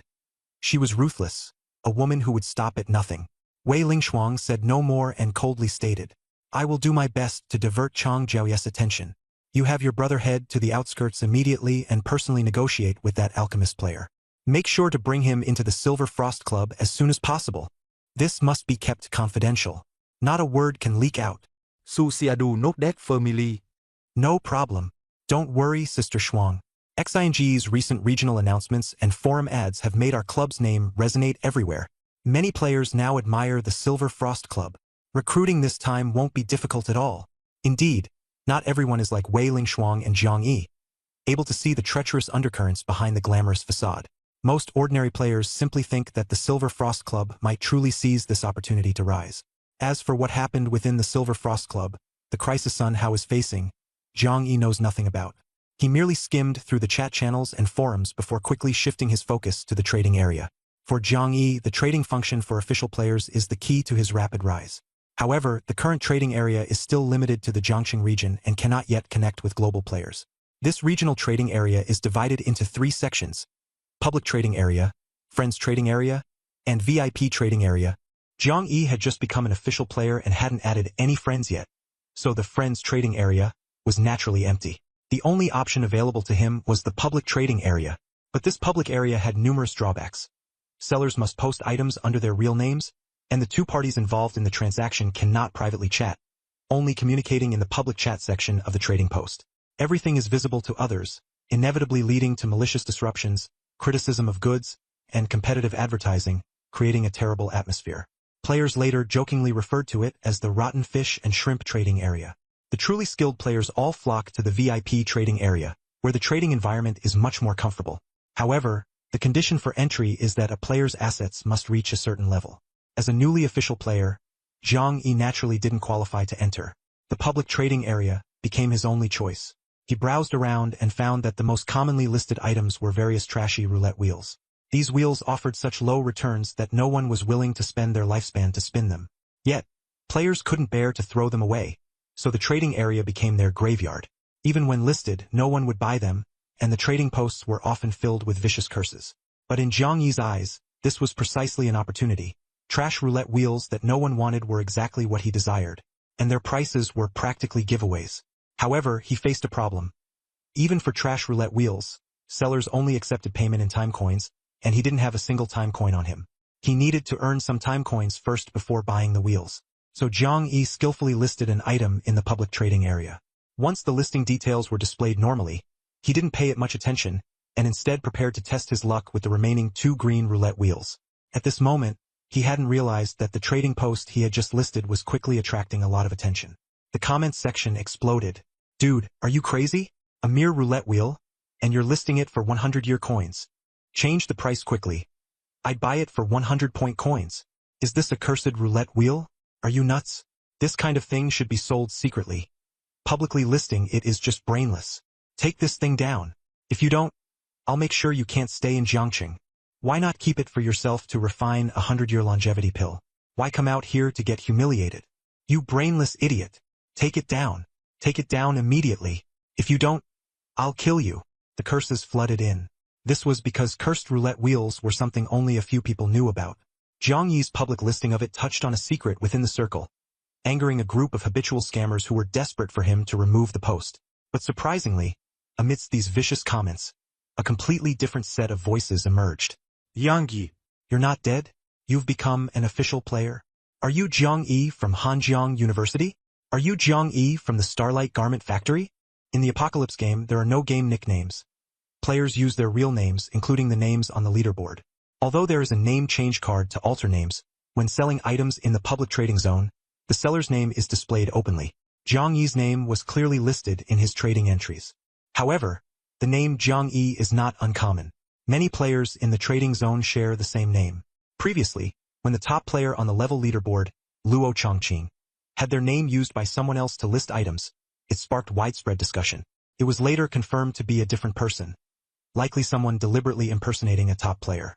After this happened multiple times, players stopped caring about names and only recognized strength. After Zhang Yi became an official player, he also used his real name to list items for sale. Someone once asked him if he was the Zhang Yi from Hanjiang University, but he didn't respond, and the topic quickly faded. This time, when he listed items again, it naturally caught the attention of a few acquaintances.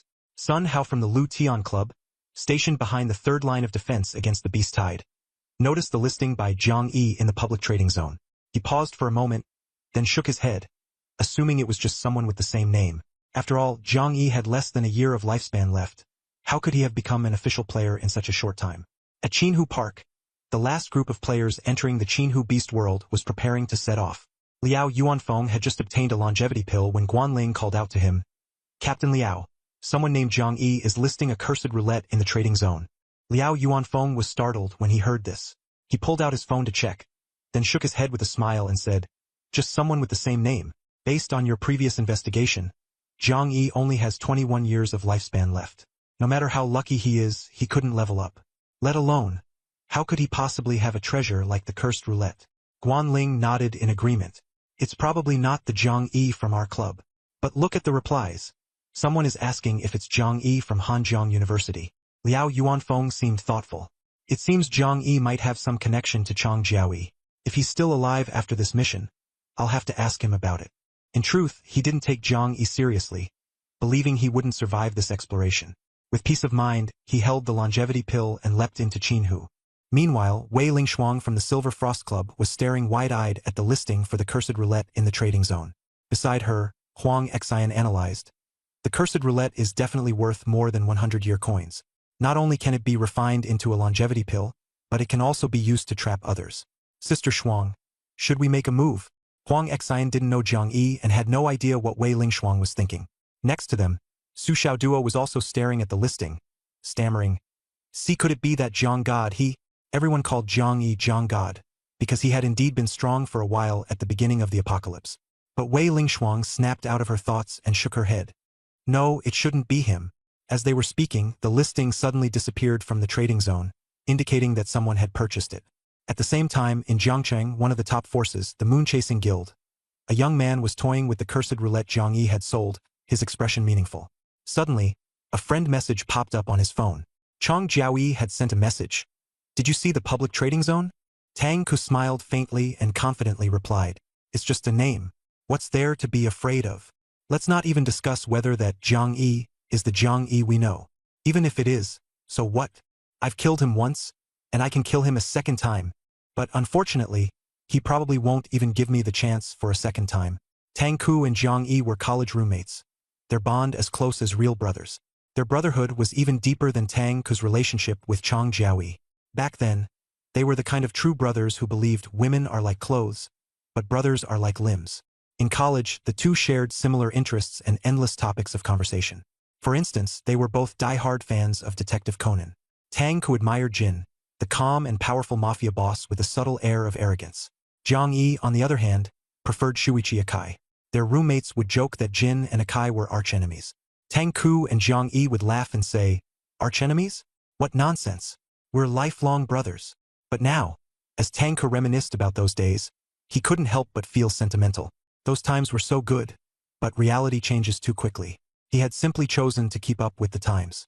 Just like Jin in Detective Conan once said, if he had to kill Akai again, it would only make him more excited. Tang Ku felt the same way, but unfortunately, he was already too far ahead of Zhang Yi. The gap between them is vast as an elephant crushing an ant. Zhang Yi couldn't even muster the interest to be killed a second time. Tang Ku's sights were set much further ahead, focusing on the big shot Luo Chongqing in Jiang City and the world-class powerhouse Jean Bewley, who had triggered multiple global announcements. Zhang Yi had been left far behind, so far that even his corpse might not be found. Even so, Thinking about their past friendship and Jiang Yi's death, Tang Ke still felt a twinge of sadness. At this moment, Jiang Yi was completely unaware. He was hiding in a mountain hollow in the beast world of Qin Lake, holding 2 green roulette wheels. He had planned to spin the 2 wheels, but suddenly thought of something and decided to wait for the 100-year coins from the cursed roulette sale to arrive. Then, he spent 5 time coins in the trading zone to buy another green roulette wheel. With no expression on his face, Jiang Yi pressed his palm against the roulette wheel and murmured, "Spin." Immediately, a familiar notification sound rang out. "Ding! Congratulations, you've drawn the reward." Eye of Detection, a black orb, about the size of a ping-pong ball, suddenly appeared in his hand. Jiang Yi skillfully activated it, and the black orb slowly transformed into a strange eyeball shape. He placed the eyeball on the ground, and it began to rotate. After a few turns, it suddenly stopped, as if it had frozen, and a mechanical voice sounded. "Detected, Eye of Surveillance. Initiating analysis and removal." Jiang Yi's expression changed as he scanned his surroundings intently. After about 10 seconds, a speck of dust slowly fell from the air. That was the Eye of Surveillance. In the world of the Apocalypse game, all kinds of magical tools emerged endlessly. The Eye of Surveillance was like a hidden camera, capable of monitoring others, and it was completely invisible to the naked eye. It could only be discovered using a similar tool like the Eye of Detection. Jiang Yi had originally planned to spin the 2 green roulette wheels in his hand, but he decided to use this detection tool first to confirm whether he was being watched. He was cautious, but he hadn't expected that there really was an Eye of Surveillance hidden nearby. Who could have placed it? Li Shouda. No, Li Xiaod had no grudge against him. Ever since their chance encounter, Li Xiaod had intended to kill him outright. There was no need to secretly plant surveillance equipment. Jiang Yi's heart tightened slightly, aware that someone was watching him, but he hadn't figured out who it was. As for Li Xiaod escaping with the teleportation stone in a critical moment, it's unlikely. The escape wasn't just due to the teleportation stone. More importantly, it was because he reacted quickly and acted decisively. At that moment, he simply didn't have time to use the Eye of Insight. So who exactly used the Eye of Surveillance? Tang Keskivico. Chang Jiaoe. No, that's even less likely. They are powerful enough to directly eliminate Li Xiaod. There's no need for them to spy. The Eye of Surveillance is mainly used for monitoring or, more specifically, peeking into others' secrets. Who would be so interested in Li Xiaod's secrets that they'd spend an Eye of Surveillance? Guan Ling from the Blood Swallow Club? Even if Guan Ling used a detection skill to check Li Xiaod's stats, it would only reveal a temporary boost of +5 to all attributes and 21 years of lifespan. Such stats hardly warrant wasting an Eye of Surveillance, right? In the Apocalypse game, who doesn't have secrets? Li Xiaod is also a life tumor bug, not only possessing a rare cursed roulette, but also a teleportation stone for survival. His secrets are even more numerous than Jiang Yi's. Jiang Yi's ordinary stats might not even catch Guan Ling's attention. Moreover, based on Jiang Yi's understanding of Guan Ling from his previous life, Guan Ling is straightforward and likes to speak directly, not someone who would secretly use the Eye of Surveillance. So who could it be? Someone from the Lu Tian Club? Sun Hao? Liao Yuanfeng? Or perhaps a deeply hidden, ruthless figure like Li Xiaod? Jiang Yi calmed his mind, replaying the events since his rebirth in his head as if watching a movie. Suddenly, his eyes lit up, freezing on a particular scene. He sat in Luo Shan's car, following Liao Yuanfeng's team as they left the Latte Club, and encountered Yu Yu and Yu Shui, who had come to join them. At the time, Jiang Yi was just an inconspicuous bystander, having no interaction with Yu Yu or Yu Shui, essentially a passerby. But upon closer reflection, Jiang Yi realized he had made a subtle mistake. Everyone in the convoy had a dazed look in their eyes when they saw Yu Shui, as she was a succubus. Except for Jiang Yi, his reaction was different, and Yu Shui noticed it. It sounds absurd, but among experts, even a slight facial expression can determine success or failure. For instance, both Jiang Yi and Tang Ke enjoyed playing werewolf. A term called reading people refers to judging who the werewolf is based on subtle expressions during card drawing. Top-tier players skilled in reading people can accurately identify all the werewolves based solely on minute facial cues. Thus, Jiang Yi's subtle expressions when facing Yu Yu and Yu Shui might have revealed something unusual to them. Yu Yu is a typical hypocrite, the kind of person who would secretly use the Eye of Insight to spy on others' secrets. If it was indeed Yu Yu who used the Eye of Insight, Jiang Yi wasn't overly concerned. Since meeting Yu Yu, Jiang Yi had spun the wheel 6 times, all resulting in positive outcomes. Though improbable, it wasn't impossible. After all, some people are so lucky they seem like the illegitimate child of the god of fortune. In games, there are also blessing effects that temporarily boost luck. Yu Yu himself had the moon god's blessing to increase luck, along with items like a lucky bracelet. Even if you spied on Zhang Yi's state, he would likely assume Zhang Yi had a luck-enhancing buff, never suspecting he could precisely designate the wheel's rewards. Of course, if Zhang Yi recklessly conducted a large number of consecutive spins, it would undoubtedly arouse Yu Yu's suspicion. Now, Zhang Yi thought for a moment, picked up the Eye of Insight from the ground, and moved to a more concealed corner. Meanwhile, at the Latte Club, just as Zhang Yi was using the Eye of Insight to crack that secret of spying, Yu Yu and Yu Shui, the brother and sister, were in a car heading toward the second line of defense against the beast tide. In that instant, Yu Shui's bright black almond-shaped eyes suddenly flickered. She said softly, "We've been discovered." Sitting in the driver's seat, Yu glanced at her through the rearview mirror and frowned, asking, "What happened?" Yu Shui lowered her head and thought for a moment before speaking slowly. "Whether that guy really noticed something or just got lucky, we don't know. When he spun the wheel, he happened to land on the Eye of Insight and discovered it." Her tone carried no frustration. Instead, it had a hint of playfulness. Yu Yu frowned slightly. Was it really just a coincidence? Yu Shui smiled with an angelic calmness. Who cares? Anyway, there's no way he could have guessed that the Eye of Insight was something you planted, brother. Hearing her say this, Yu Yu's expression softened slightly. True. This Zhang Yi. 6 spins of the wheel and he hit a positive effect every time. He must have some kind of luck buff on him. Yu Shui's face was full of amusement. Maybe it's even stronger than my moon god's blessing. Yu Yu nodded, his tone heavy. Luck buffs usually have a time limit. More than his luck with the wheel, I'm more interested in the person himself. Whether it was dealing with Zhao Quan or Li Xiaod, the ruthlessness and cunning he displayed. As long as he doesn't die, this Zhang Yi is bound to rise. Yu Shui blinked. Yeah, this Zhang Yi is definitely going to make it big in the future. Brother, are you planning to befriend this future big shot early, or? Her tone suddenly lowered, her face still innocent and pure, making it impossible to guess what she was about to say next. Yu Yu smiled faintly, calm and confident. No rush. The situation is now clear-cut. He is in the open, while we remain in the shadows. He is still trying hard to cover up, pretending to be weak to catch the strong. Even if he discovers the Eye of Spying, he would never associate it with us. Later on, Yu Yu suddenly smiled meaningfully. Let's take it slow. Yu Shui's smile grew even sweeter. Then, let's take it slow. At this moment, Zhang Yi was completely unaware. In the eyes of this fake sibling pair, he was nothing more than a plaything in their hands. He found a tree hollow in a towering tree, cleared out the poisonous insects and hid inside. Immediately after, he began making large-scale purchases in the trading zone. This time, he bought 102 wheels in one go. Among them, 100 were white, 1 was green, and 1 was blue. He spent a total of over a dozen days' worth of currency. For others, buying so many wheels would not only fail to yield any returns but would also waste their lifespan. But for Zhang Yi, it was a completely different story. He first placed his palm on the green wheel. A prompt sounded, and he silently and skillfully recited in his mind, "I choose 10. Shadow of the Void." The green wheel responded with a prompt. Ding! Congratulations, you have drawn the reward. Shadow of the Void. The Shadow of the Void was a pure black, paper-like shadow, weightless. Zhang Yi directly crushed the black shadow. In an instant, a dense darkness appeared in the environment of the eternal night, completely enveloping him. Even though he used the light within his abdomen, he still couldn't see anything at all. The Shadow of Void is a life-saving item.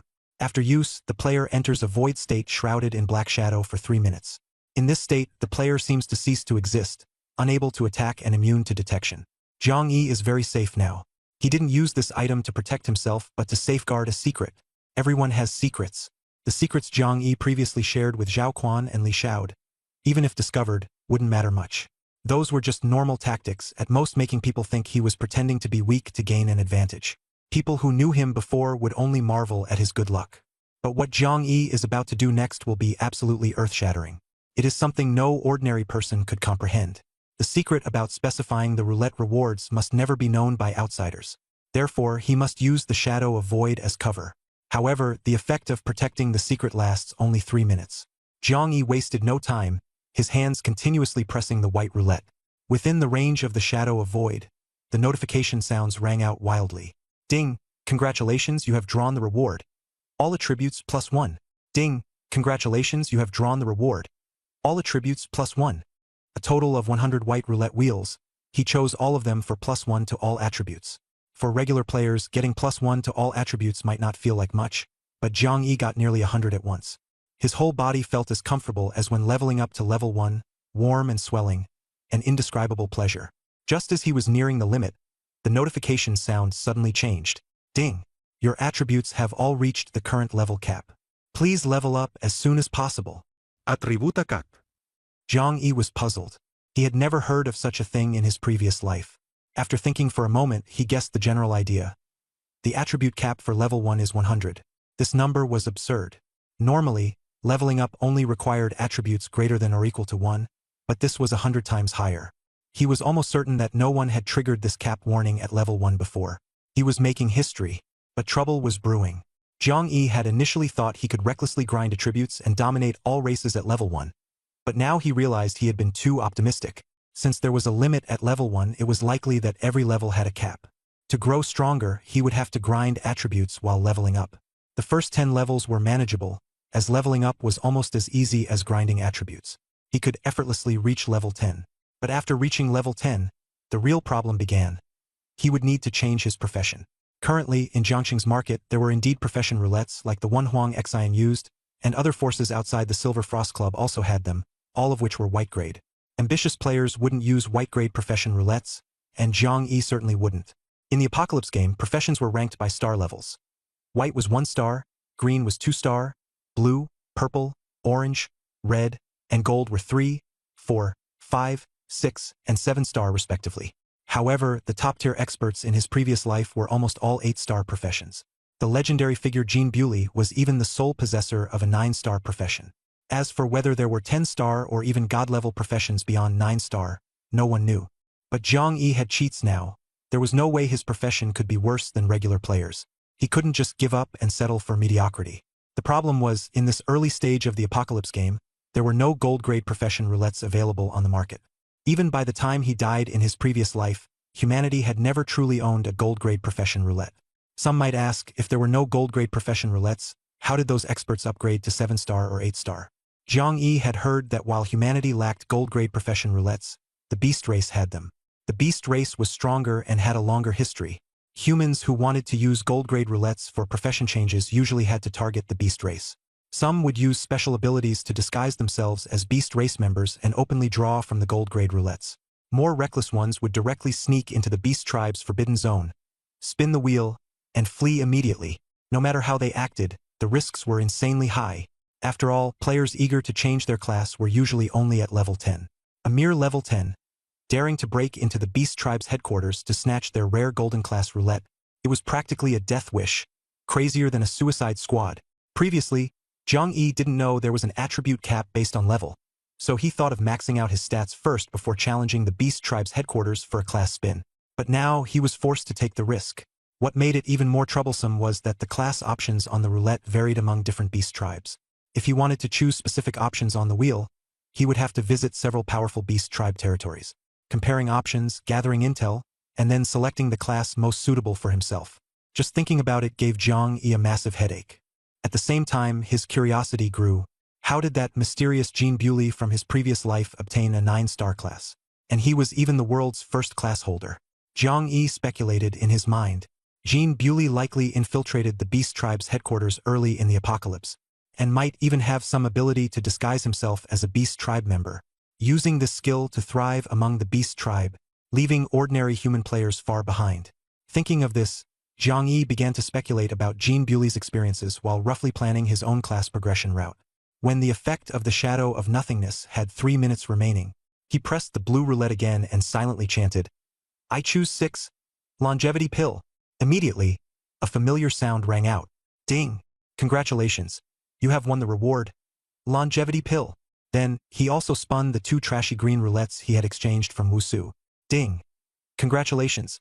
You have won the reward, heart-shaped pendant. Ding! Congratulations. You have won the reward, Hurricane Wave, Grade D. The heart-shaped pendant was an accessory that could resist psychic attacks. Although in the early days of the apocalypse, there weren't many beasts capable of psychic attacks. Encountering one without any defense was basically a death sentence. Zhang Yi had heard many tragic stories of powerful individuals being ambushed by psychic beasts, so the heart-shaped pendant was an unexpected surprise for him. He immediately put it on. Hurricane Wave was an E-grade skill scroll, Similar to the longevity pill, it came in scroll form. For players between levels 1 to 10, the skill effects were usually quite poor. Not to mention this was just an E-grade skill. But since he was currently lacking offensive means, having one more skill wouldn't hurt, so he tore open the scroll and instantly learned the skill. At this point, the 272 years of lifespan he had since level 1 were reduced to only 43 years. It's a bit low, but the blue longevity pill can significantly extend his lifespan, with levels calculated in the thousands. He just needed to wait a few more minutes, as it had been an hour since he last consumed a green longevity pill, and he could then take a blue longevity pill to increase his lifespan. He stored the blue longevity pill in his space watch. After a while, the shadow of void surrounding him disappeared. The shadow of void seemed powerful and invincible, but it was far from a true invincible state. In a normal invincible state, the player could move freely, attack, or escape, whereas the shadow of void was more like imprisonment. For 3 minutes, he couldn't be attacked or detected, but he also couldn't move or see what was happening outside, left only to wait in darkness. After 3 minutes, the problems he faced remained. The shadow of void at most bought the player some time to recover. After all, it was merely a life-saving item drawn from the green roulette. For Zhang Yi, those 3 minutes felt like being sealed off, completely unaware of the situation outside. Until the shadow of nothingness dissipated, he finally heard the sound of intense fighting outside the tree hollow. He calmly scanned the surroundings, and found a team of 4 outside the tree hollow, battling a large group of bird beasts. Each of those bird beasts was pitch black, not strong individually, but their numbers were overwhelming. Attacking from the air, they clearly had the upper hand. Among the 4 people, only one was a formal player, while the other 3 were ordinary individuals. Facing the flock of bird beasts, they were clearly struggling, unable to hold out for long, and likely to perish here. Zhang Yi watched this scene with cold indifference. He was no longer the good young man from the peaceful era who would act heroically. Having lived through the apocalypse and 2 lifetimes, he had seen through the truth of human nature. The strong are always surrounded by people, their fame soaring, with endless calls of Brother Jiang and God Jiang. But once their abilities disappear, those people immediately turn cold, even stepping on them. Zhang Yi understood that those who clung to the strong were never truly grateful, only envious and resentful. Why is he the strong one while I am just a useless nobody? Why is he lucky while I gain nothing? In this world, the vast majority of people are not afraid of poverty. They fear unfairness. And then there's this fate roulette, which completely disregards fairness, leaving players psychologically unbalanced. Spending a year of lifespan to draw a pile of crap, while others easily obtain an elixir of immortality. How could anyone feel balanced? Now, with Zhang Yi's attributes at 100 points across the board, killing this flock of bird beasts would be effortless. But he had no intention of revealing himself. He simply planned to wait until those 4 were all dead before stepping out of the tree hollow. Unexpectedly, a few minutes later, 5 more players arrived. They were friends contacted by the formal player among the original 4. This new group of players included 2 formal players and 3 ordinary individuals. One of the formal players was Wu Su, the captain of the Qin Lake team. Only then did Zhang Yi realize that the formal player among the original 4 was also one of the 3 team captains of the Qin Lake faction. The 3 formal player captains had added each other as friends, allowing them to quickly regroup. After a few more minutes of fighting, the bird beasts, sensing the unfavorable situation, voluntarily retreated. The original 4 who had first dealt with the bird beasts expressed their gratitude to the 5 who came to their aid. Thanks to Captain Wu for coming. Otherwise, we would have been doomed. Wu Su appeared extremely confident, responding casually, "No problem, it was nothing." He calmly asked, "Why did that flock of bird beasts suddenly attack you? I've been wandering around this Qin Lake beast world for a while, and I feel the real danger comes from poisonous insects. Bird beasts don't usually attack people proactively. Did you provoke them?" The official player shook his head. "No, we just found a tree hollow and wanted to check if Zhou Yiming was hiding inside. As soon as we got close, the birds and beasts attacked us. We were completely unprepared." Wu Su listened and shifted his gaze to the hidden tree hollow in the large tree, precisely where Zhang Yi was hiding. He frowned slightly, hesitating. In his hand, he still held a teleportation talisman drawn from the white roulette, capable of instantly leaving this place to avoid trouble. However, the teleportation talisman was hard-earned, and Zhang Yi's frugality during his lifetime made him reluctant to use it lightly, especially just to avoid a few scoundrels. While he hesitated, Wu Su had already strode to the tree hollow. "Someone's here." Wu Su reacted quickly, instinctively gripping his weapon, ready for battle. But he soon recognized the person and exclaimed in surprise, "Zhang Yi? Is that you?" Zhang Yi thought for a moment, and then voluntarily stepped out of the tree hollow. It's me. The two captains behind Wu Su frowned in dissatisfaction, especially the captain who had initially fought off the bird swarm, who directly pointed at Zhang Yi's nose and cursed. You were hiding in the tree hollow all along? While we were fighting the birds and beasts with our lives? You didn't lift a finger to help. The four players who had first resisted the birds and beasts were all hostile toward Zhang Yi. However, Wu Su seemed like an old friend of Zhang Yi, gently placing a hand on his shoulder and saying, You can't entirely blame him. His strength is what it is. If he had come out, it would have been a death sentence for him. How could he have helped you? Besides, before entering the Qinghai beast world, I already said that Zhang Yi is under my protection. Though they looked down on Zhang Yi, they had to respect Wu Su and could only keep quiet. Just as the atmosphere was easing, the captain suddenly stared at the tree hollow and roared angrily. I know why the birds and beasts suddenly stopped attacking us. He pointed at the tree hollow, his fury erupting. It's the bird eggs. Zhang Yi stole the bird eggs, and that's why the bird swarm came after him. Amid the desperate resistance and flashing blades, the birds and beasts weren't attacking them at all. They were targeting Zhang Yi. Yet Zhang Yi had hidden in the tree hollow without saying a word. The captain berated him furiously. Are you stupid? Didn't Captain Liao say not to provoke the beasts? You just had to steal the eggs and bring disaster upon us. Didn't you? Having narrowly escaped being killed by the bird swarm, his anger was overwhelming, and he no longer cared about giving Wu Su face. Although he didn't dare confront Wu Su directly, he was well aware that Wu Su's protection of Zhang Yi was purely for profit and not out of genuine care.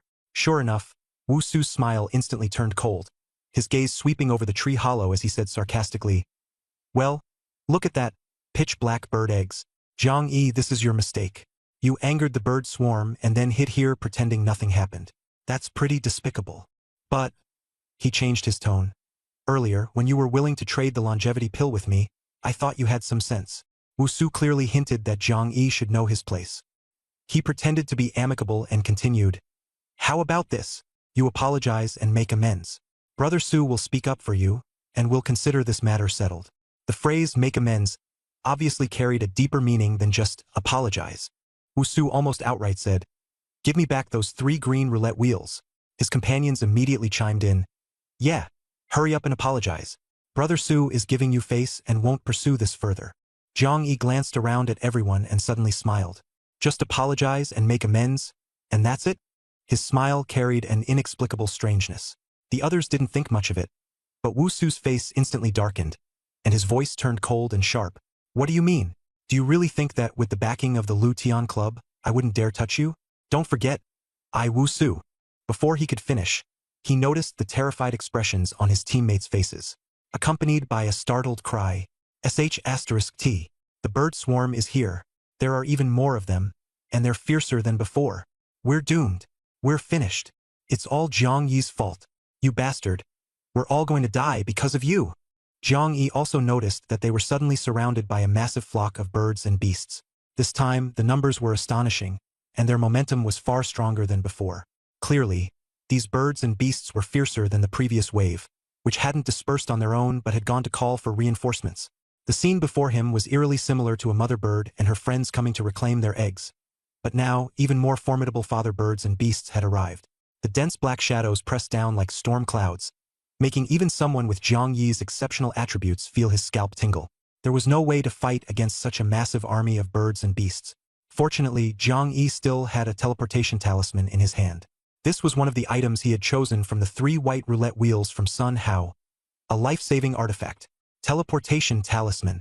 Who has a teleportation talisman? We can only escape with a teleportation talisman. No, we don't have one. No teleportation talismán. We're doomed. We're all doomed. It's all your fault, Zhang Yi. Just as everyone was despairing and cursing, one of the members was pecked on the head by the fiercest bird, letting out a cry of pain. The surrounding crowd screamed repeatedly, Help! It hurts so much. Logically, Zhang Yi should have immediately used the teleportation talisman to escape, leaving behind the group of people who had just forced him to apologize, letting them die amidst the flock of birds and beasts, with not even their bodies remaining. But as he held the teleportation talisman, he noticed that the birds and beasts only attacked Wu Su's team, completely ignoring him, as if they were afraid of him. This made Zhang Yi pause in surprise, no longer in a hurry to flee. Wu Su and his team also noticed the anomaly. Wu Su reacted the fastest, shouting while fending off the birds and beasts. Zhang Yi, it must be the bird-beast egg. Quickly throw the egg to me. Curious, Zhang Yi took out the bird beast egg and tossed it to Wu Su. Wu Su caught the egg, clutching it like a lifeline, and shouted in ecstatic joy. Ha ha ha! The bird beast egg is in my hands now. Let's see if you dare to attack. Before he could finish his sentence, the birds and beasts' attacks became even more ferocious. Wu Su was instantly gravely injured, screaming in agony. He had lost control and could only instinctively shout, Zhang Yi, save me. These birds and beasts only attack me, not you. Please save me. Zhang Yi glanced at the birds and beasts, then lowered his head to think for a moment, his expression serious. All right, considering how Brother Su helped me before, I'll help you this time. He walked over to Wu Su, raised his hand, and waved. Wave of the hurricane. A massive wave instantly appeared, forcefully pushing away all the birds and beasts surrounding Wu Su. The power of this skill is tied to attributes and profession. Without 100 points in all attributes, the D-level wave of the hurricane wouldn't have such a strong effect. This scene left Wu Su and his teammates stunned, as if someone had pressed the pause button. Their mouths hung open, filled with shock and fear. Wu Su was the first to recover, his voice hoarse and trembling. I was wrong. Zhang Yi, I was wrong. I apologize to you, It was clear that he wasn't in a hurry to enjoy the relief of being saved. Only now did he fully understand that he had completely misjudged Zhang Yi. What did that strange smile Zhang Yi had just shown mean? It was killing intent. Before the flock of birds rushed in, Zhang Yi had already harbored the intent to kill Wu Su. Under such circumstances, there was no way he would truly save Wu Su. Wu Su panicked completely, apologizing repeatedly. That's right, only the weak apologize to the strong. As for right or wrong, who cares? Zhang Yi shook his head lightly, flipped his hand, and pulled out the homemade crossbow he had stolen from Zhao Quan and his group earlier. The crossbow bolt pressed against Wu Su's forehead. Wu Su's pupils suddenly dilated, so terrified he couldn't even make a sound. Thud! The crossbow bolt pierced directly through his brow. Wu Su died on the spot, dying a gruesome death, his eyes wide open in disbelief. The scene made his teammates look as if they'd seen a ghost. Their reactions were even worse than Wu Su's. Some desperately apologized and begged for mercy. Others frantically speculated. This isn't Zhang Yi. He must be a beast clan leader in disguise. Yes, only beast clans disguised as humans wouldn't be attacked by birds. There's a bloodline suppression among beast clans. That's definitely it. A few little Karamis were scared stiff, unable to speak clearly, their spirits already shattered. Zhang Yi ignored them, swiftly dodging out of the encirclement of the bird flock. Those birds and beasts that had been afraid of him immediately launched an even fiercer attack on the team as soon as he left. The terrifying flock of birds and beasts almost instantly tore flesh into bones. Zhang Yi's scalp tingled as he quickly distanced himself from the chaos. But in his heart he kept pondering. Why were these birds and beasts afraid of him? Could it be that they sensed his strength? No, he remembered that in his previous life, when he was at level 10 and slaughtered level 1 ferocious beasts, he had never seen beasts of that level fear him. That kind of fear was only seen among ferocious beasts. Weaker-blooded beasts naturally feared those with stronger bloodlines. In his previous life, he had heard of a powerful beast cub whose cries could terrify all the big shots. It sounded like a legend. But he had never come into contact with beasts of that level. Now, he seemed to possess a bloodline suppression over ordinary ferocious beasts. The problem was, his bloodline was purely human. How had he suddenly become like a humanoid beast, capable of suppressing the bloodlines of ordinary beast species? Could this be an extra skill from his rebirth? But he hadn't seen this effect during the club's battle against the Black Widow. This effect seemed to have appeared only after he emerged from the shadow of the void. If there was anything special about him, it could only be that his attributes had reached the level cap. Level attribute cap. Zhang Yi denli realized. For different races at the same level, their strength was fundamentally different. Ferocious beasts with powerful bloodlines naturally had stronger attributes. So, his level attribute cap was actually the human race's limit and didn't apply to all races. If he maintained this level attribute cap, he could indeed be invincible among humans. But in the face of the powerful beast race, this is far from enough. Are humans destined to be weaker than the strong bloodline beast race? Is there no way to break through this limitation born of bloodline? In other words, could there be a way for him to surpass the current attribute cap? He was thinking far ahead. His designated roulette rewards were undoubtedly the strongest among his race. But in the chaos of the multi-race war, if he couldn't break the cap, he would eventually be overwhelmed by the beast race. However, all of this was a distant future. Thinking too much now was pointless. Zhang Yi wasn't one to worry unnecessarily. He shifted his focus to a more immediate and practical issue. The changes in bloodline could be sensed even by ordinary birds and beasts. So, if Yu Shui came into contact with these changes again, would she also notice them? After all, Yu Shui was a succubus inherently different from humans. However, this wasn't a major concern. Coincidentally, the effects of the longevity pill were about to expire. Zhang Yi found a secluded mountain hollow and consumed the blue longevity pill. The lifespan increase from this blue pill was measured in millennia, but no one could predict the exact amount in advance. Even detection skills were unreliable, it was entirely up to luck. In his previous life, longevity pill trading was called pill gambling. Sellers set a fixed price for the pill, and the lifespan increase depended entirely on the buyer's luck. When Zhang Yi first entered the Apocalypse game, his luck was decent. He even drew the longevity pill formula and the pill itself. But after joining the Suicide Squad, his luck plummeted, and he often suffered losses. He believed in fate, thinking luck had inertia. Lucky people would become luckier, while unlucky ones would spiral downward, as if something was secretly manipulating it. Zhang Yi shook his head in self-mockery, then opened the data panel and was nearly shocked speechless. His lifespan was now 9,582 years and 323 days, an increase of nearly 9,500 years, almost reaching the maximum lifespan boost the blue longevity pill could provide. His luck was simply extraordinary. However, his actual lifespan level was only level 1, which was merely 100 years. Clearly, he needed to level up quickly. This motivated Zhang Yi to prepare for another round of roulette sweeping. But first, he took some time to browse the forums. At the moment, the two hottest posts were Silver Frost Club responds, analysis and predictions on professional trends, pure insights. The 4 major guilds invite all level 10 players to explore the endless sea, generous rewards. Zhang Yi clicked on the Silver Frost Club's post and immediately recognized the club leader. It was an acquaintance, Wei Lingshuang. Wei Lingshuang was Chang Jiaoyi's roommate, and the two had a terrible relationship, constantly at odds with each other. Back then, Zhang Yi was Chang Jiaoyi's boyfriend, so naturally, Wei Lingshuang didn't treat him kindly either. After the Apocalypse game descended, Zhang Yi briefly became a strong individual capable of standing on his own, and Wei Lingshuang's attitude slightly changed, as she had to rely on him to save her life. Wei Lingshuang had a tough personality and once mocked Zhang Yi for his poor judgment after Chang Jiaoyi and he went missing. If it had been someone else, they would have slapped her long ago. At that time, Zhang Yi had a good temper and didn't take it to heart. Wei Lingshuang was quite lucky and had now become the leader of a faction. Zhang Yi originally thought that Chang Jiaoyi would be thriving while Wei Lingshuang should have perished in some corner. Unexpectedly, this woman's luck was still extraordinary. However, he also knew that in his previous life, by the time he became an official player, the Silver Frost Club no longer existed. Perhaps Chang Jiaoyi had secretly played a role in its downfall. Zhang Yi didn't dwell on it and had no intention of helping the Silver Frost Club with anything. Between him and Wei Lingshuang, she owed him a life, and he owed her nothing. In this life, he didn't plan to be a great hero, at most just a slightly kind-hearted scoundrel. While reading the post, he noticed that Wei Lingshuang did have some brains. Her post not only addressed players' doubts about her using Huang Xin but also analyzed the differences between professions and the rules, effectively enlightening the players. The real purpose was to divert the attention of the strong players away from the Silver Frost Club's blue profession roulette. Although leveling up to level 10 in this Apocalypse game wasn't difficult, players who reached level 10 were already far ahead of the majority. These people were ambitious, much like elementary school students debating whether to aim for Tsinghua or Peking University in the future. Everyone thought they were the protagonist, the chosen one, and how could they settle for randomly drawing a 3-star profession from the blue roulette?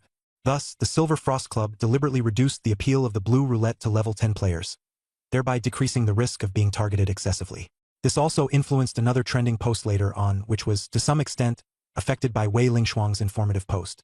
Currently, the 4 strongest factions in Jiang City were, first, the Qingchuan Guild, established by the authorities, which later became the predecessor of the Qingchuan-based City Lord's Mansion.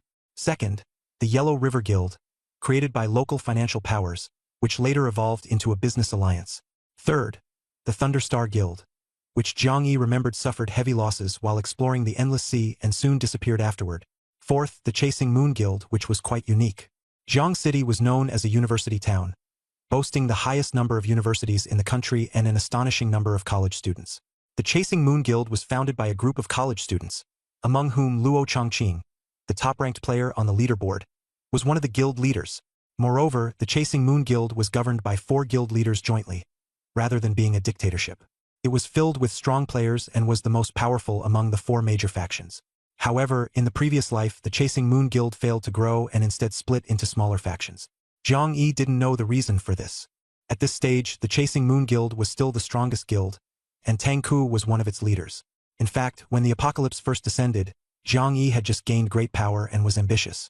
He had even discussed with Tang Ku the idea of establishing a faction centered around college students. Unfortunately, he later almost lost his life and couldn't realize this plan. Instead, Tang Ku and 3 other strong college students joined forces to form the Chasing Moon Guild. Wasn't this essentially inheriting Zhang Yi's will?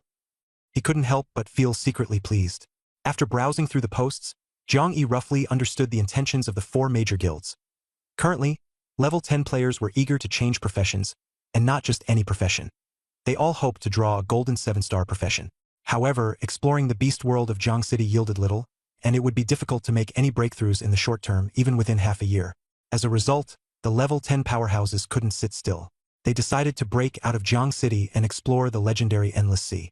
The Endless Sea is a mysterious sea area surrounding Jiang City. Before the game, cities were connected, but the Apocalypse game separated them, and no other cities can be seen within the Endless Sea. Previously, no one dared to enter the Endless Sea and only ventured into the beast world of Jiang City. However, due to the immense pressure of job transitions, level 10 players had no choice but to challenge the Endless Sea.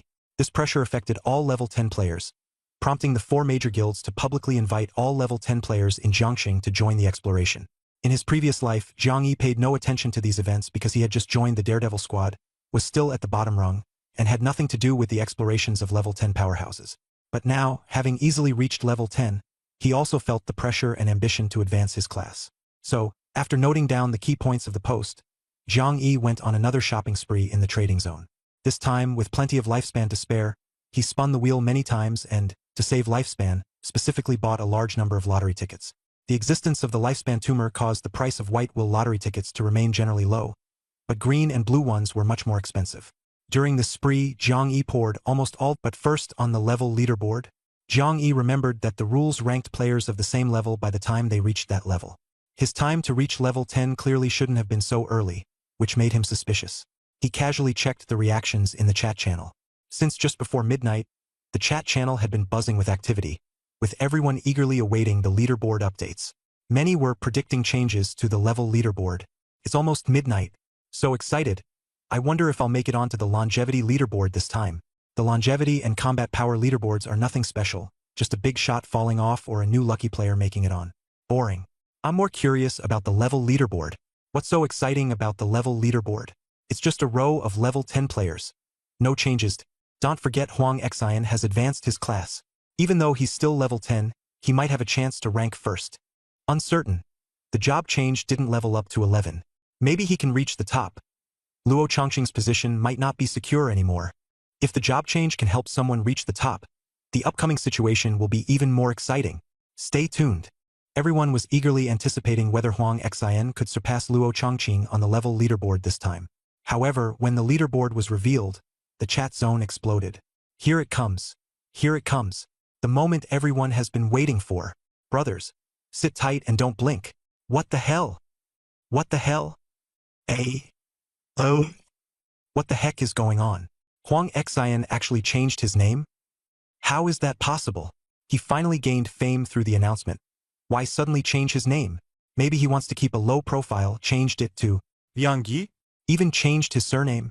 Non. Impossible.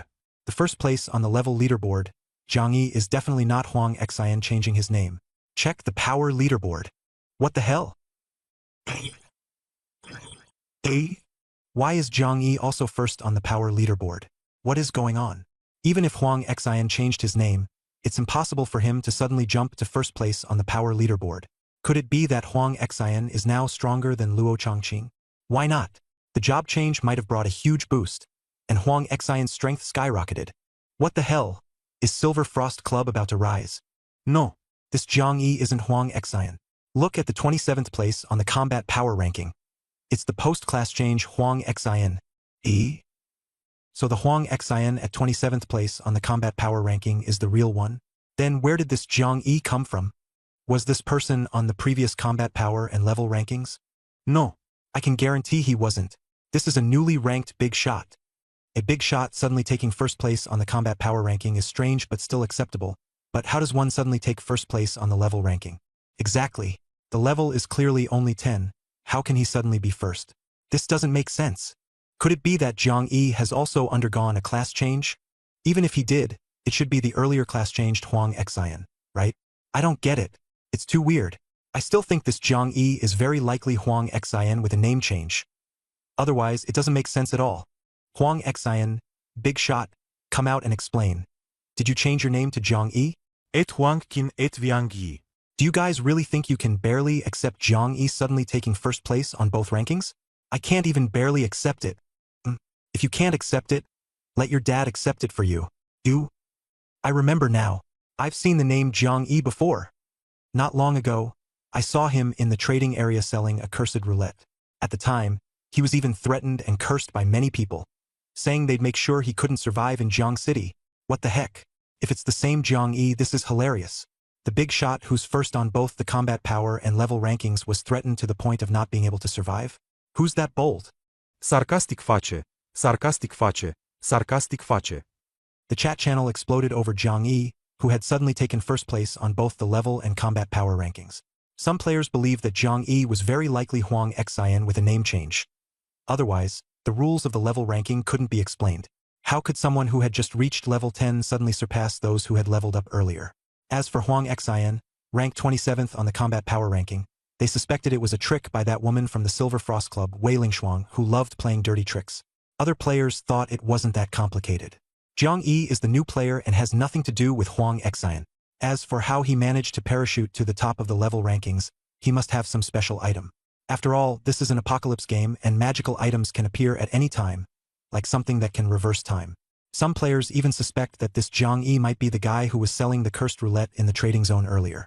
Speculations are flying everywhere. Meanwhile, Yu Yu and Yu Shui are stationed at the second defensive line, fending off the beast tide. While killing beasts, they keep an eye on the chat channel activity, completely stunned. With the defensive line crowded and chaotic, they don't speak directly but use the friend system to chat privately. Yu Yu immediately sends a message to Yu Shui. Yang Yi? The one who posted the cursed roulette, could he be? He doesn't finish the sentence, but the implication is clear. He suspects that this Zhang Yi, who suddenly parachuted to the top of both rankings, is the same person they previously spied on with the Eye of Insight. That Zhang Yi did indeed become an official player and even listed the cursed roulette for sale. The problem is, how long has it been? Jumping 10 levels? Absolutely impossible. Yu Shui, being a succubus with well-connected sources, thinks for a moment and confidently replies, I'm sure it's not that Zhang Yi. Even if he could level up to 10 so quickly, there's no way he could parachute to the top of the level rankings. After all, he started leveling later than everyone else. Yu frowned. Then how did this Zhang Yi suddenly take the top spot on the level leaderboard? Yu Shui confidently replied, there's only one possibility. He wasn't a Jiangqing player before yesterday. He only transferred to Jiangcheng from another region yesterday. In another region, he reached level 10 even earlier than Luo Chongqing. So when Jiangqing's stats were updated this time, he directly took the top spot. This is the only reasonable explanation. Nothing else makes sense. Yu Shui spoke with absolute certainty, as if she had already uncovered the truth. Being a succubus, her knowledge was broader than Yu Yu's. After thinking it over, Yu Yu found her explanation quite convincing. Yes, that must be it. Could only be that. As he was thinking this, a similar theory suddenly popped up on the forum. Wei Lingshuang posted a thread that quickly became a hot topic. The title got straight to the point. Silver Frost Club responds. Huang Xian did not use a name change card. Just saying he didn't use a name change card wasn't exactly strong evidence. Who's to say he didn't just because they claim so? Yu Yu muttered to himself. But Wei Lingshuang was clever. The post wasn't just a response. It also proposed a more plausible theory. This Zhang Yi, who had suddenly shot to the top of both leaderboards, was very likely a player from another region. As soon as this idea was floated, the chat channels exploded. Another region? I can accept that explanation. If cross-region transfers are possible, then jumping to the top of the leaderboard makes sense. If he could transfer to another region, he must be a pro. Taking the top spot directly is normal. But how do you even transfer regions now? My family's in Haicheng. How would I go to Jiangcheng for college? I'm not a local either. My family's in Chuanqing. I miss my parents so much. I want to go home. Even if cross-region transfers aren't possible, can't they at least merge the regional chat channels? I want to know if my family is still alive. Stop talking. I'm about to cry QAQ. Most people could accept Wei Lingshuang's proposal. Zhang Yi indeed seemed like he had cut in line. most likely a player from another region who had come to Jiangcheng. This cross-region topic inadvertently stirred up homesickness among many people. Gradually, players began to call on Jiang Yi to reveal some cross-region methods, giving hope to out-of-town players stuck in Jiangcheng. Soon after, major guilds and top forces also began actively extending olive branches to Jiang Yi. On one hand, they wanted to recruit this cross-region expert, and on the other, they hoped he would share the secret of crossing regions. However, Jiang Yi was not a player from another region at all. Even if he knew the method to cross regions, he wouldn't reveal it easily. He was also quite puzzled as to why, upon reaching level 10, he had instantly topped the level rankings. Considering his previous suppression of the bird-beast bloodline, he speculated, leveling up is essentially an elevation of the life tier. The ranking on the level leaderboard is essentially a competition of life tiers. Thus, his full attributes reaching the level 10 cap, coupled with his higher life tier, explained why he could top the rankings. Regardless of the reason, the rewards were already in hand. Jiang Yi felt no pressure and quickly shifted his focus to the 2 special roulette wheels he had just obtained. These special roulette wheels were extraordinary. Black in appearance, mysterious and eerie, with blood-red text flickering. Their appearance alone gave off an ominous feeling. Moreover, the special roulette wheels indeed carried a sense of death. They had a fixed option, forced obliteration. The probability of forced obliteration is fixed at 10%, and no item can exclude it, nor is it affected by blessing effects. In other words, spinning the special roulette requires bearing a 10% risk of death. More importantly, any option drawn will instantly bind to the spinner. Rewards drawn cannot be stolen by others, and it's impossible to let someone else use your roulette. For players who want the special roulette rewards, the only way is to gamble with their own lives. The regular roulette gambles lifespan, but the special roulette truly gambles life. A 10% chance of death doesn't seem too high. Strictly calculated according to probability theory, spinning the special roulette 10 times carries a risk of obliteration once. Even the strongest experts in the previous life rarely dared to spin it more than 10 times. Spinning it 5 times was already the limit. The higher one's position and power, the more fearful they are of death, and the less willing they are to gamble their lives lightly. The rewards of the special roulette, which can make them take such risks, are naturally extremely tempting. For example, drawing a special option could grant dual professions, unlock new player functions, or even provide high-level rule items. Jiang Yi remembers that in his previous life, a world-class expert named Lu Li revealed a year after the Apocalypse game began that he had drawn the Universal City Pass from the special roulette, allowing him to enter that renowned city. Lu Li said that while he was among the top human experts, upon entering Universal City, he realized he was like an ignorant country bumpkin. In the eyes of the other races, humans were nothing more than insignificant specks of dust. From then on, human bases quickly united to form the Human Alliance, ceasing internal conflicts, focusing their strength on resisting external enemies, and enhancing their power. After that, others gradually obtained passes to enter Universal City, but Jiang Yi never qualified. In this life, Jiang Yi finally has the chance to approach Universal City. However, the Universal City Pass requires a level above 10, meaning qualification only comes after a profession change. Among the 2 special roulettes he possesses, this option has never appeared. Aside from the deadly obliteration option, the special roulette has at most 9 options. Among these 9, only 1 to 3 are truly special rewards, while the rest are ordinary rewards such as fierce beasts or longevity pills. In Jiang Yi's 2 roulettes, only 4 special options have appeared: Wish card, Beast Nest, Servant card, and Identity card. These 4 options made Jiang Yi so tense that his face turned pale. The ones that truly made his adrenaline surge were actually only 2. The first is the Wish card.